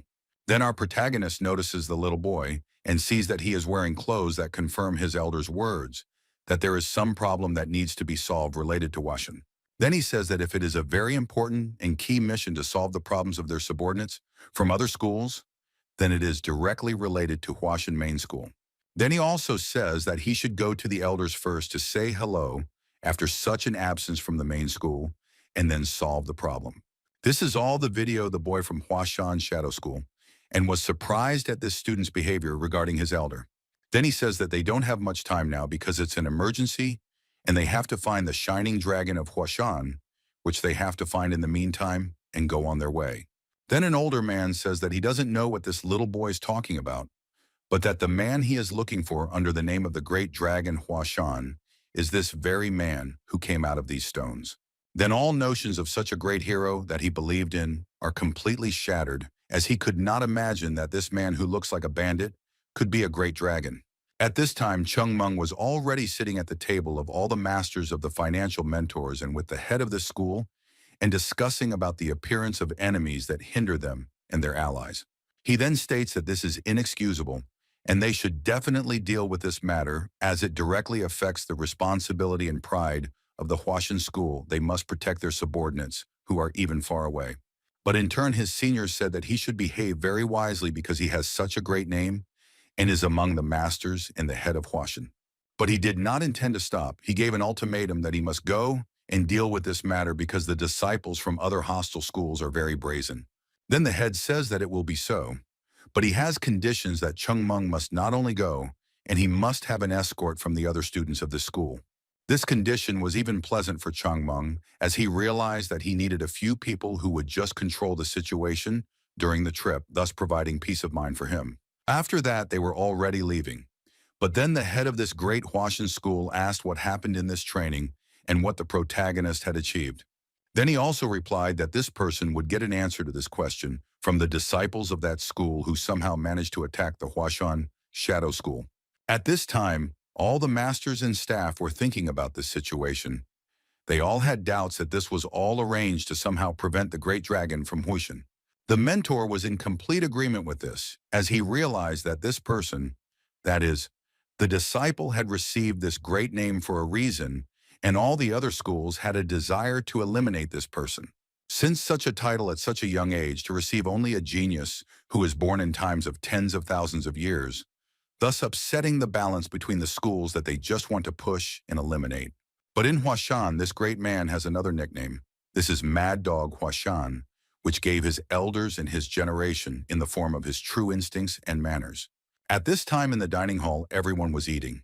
This was the morning breakfast in which everyone was some unusual because they were behaving very strangely. Just today, most likely it all has to do with Chengmeng. At this time, this disciple who asked for help to see a very strange price in front of his eyes, that some person who got such a great nickname is behaving very inappropriately. And at the same time, everyone else had good table manners that they were overdoing, and in comparison to them, and our main character stood out very much in front of this boy's eyes. Another thing that was noticeable was that everyone was unhappy that the third generation elders had somehow dragged this monster out of their lair, thus disturbing their peaceful lives.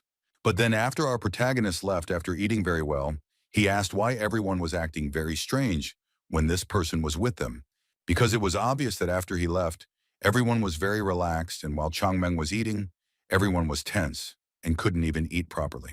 Then he also says that it is a very strange topic in which you can't tell others because it is a very long and forbidden conversation. It was already the next morning, and everyone was gathering in the main training pavilion to go on the road to save the school. Then the same boy you mark very strong, and his second idol after the great dragon, second-generation disciple Baekchun, who was called by the righteous Bal Huashan. He saw that from this person emanates a very noble aura that he meets for the first time, and was admired by this person. And at this time, the elders of the second generation welcomed his teammate for the elders team. At this time, the younger one asked how the elders had slept during the night yesterday. That in turn says that he is mocking that he is still this monster from his training area, thus providing him with training and sleepless nights. When as this little person greeted everyone, it was noticeable that someone very strongly appeared behind her, and her aura very strongly encompassed in all, even the older second generation. She was a beautiful girl, and only then did this boy realize that he was about to meet one of the strongest warriors of the time, called Huashan, Sister Yu, by her disciples. But this calm atmosphere was interrupted by some person because it was obvious that everyone stood in a stupor and felt a very strong aura emanating from Chengmeng. At that time, our notable protagonist appeared and greeted everyone and was happy that they had become and were already packed for this trip. But everyone was not happy that this man had confused them very much yesterday. Thus they were tired, and at this time he came out at the very last. But at the same time, they had already greeted their head, who came out seeing that all were already assembled and gave orders that they were already going on this journey. They were very grateful that the head himself had given the order, and said that they would surely fulfill the words and promises of the head and thus fulfill this difficult task. Then they set out on this long journey in the strongest warriors who could turn mountains if they wanted to, and were ready in any battle they would face in the future. At this time, they were already in the city in which they had to gather the provinces for such a long journey as they would have to be on the road for several days.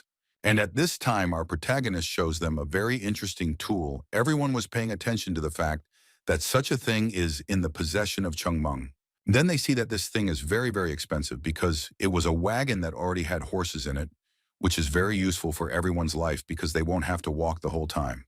At this time, they had a conversation about what they would do if the schools that threaten in Huashan schools since they behave very indecently. Then the second generation elders ask why they are so insistent that they leave their places and threaten them with blood. Then the boy says that his father was very fanatical about the Huashan school, as he always believed that this school would revive and become better and would rebuild and was glorious. He does not know why this school is threatening them. Most likely it is because they were so loyal. And another reason is that they are very close and they want to just cut off contact and force them to join them. He also says that his father resisted, let's fight back, even the elders from the other school. But somehow, the other school was able to win his father's strength, while even his father was not the weakest of Huashan. Then Chengmeng thinks that this is really true because the elder from the other school were getting stronger and stronger, and because every year they are honing their skills and eventually becoming monsters. Hearing all this talk, he was very indebted and said that he would definitely punish those students from other schools because they somehow dared to threaten them. He would grind them to a halt and simply destroy this story, and they would regret even looking at the Huashan places. At this time, the Huashan Shadow School had a situation going on, and it was generally bad because this boy's father was very sick, and it was very bad for him to even stay on his bed. At this time, his subordinate was telling the master to just agree to the conditions of the masters from the other school and just join them. Then they will not be able to somehow get out of this one. He says that if the same continues, his condition will worsen even more. Then already death will be closer than life. Looking at his master, he thinks that this man is very great, and even because even such a moment, he does not give up and believes his Huashan that she will help such a school. At this time, to the main gate of this school already approached not expected guests that they wanted to meet in their lives. These were the very people who threatened them to just give up their possessions and then they would be fine. Everything was under control until this man arrived. He was the second strongest of the second generation. And when the master saw this man, he said that they should come at least every other day so that they would have time to think. But at this time, they said that they have already little time and they can only give 6 hours. After that, they will have to do it all with effort. Then also the strongest second generation of the school, Duan, orders them to solve. And all this in a short time because his time is not worth theirs.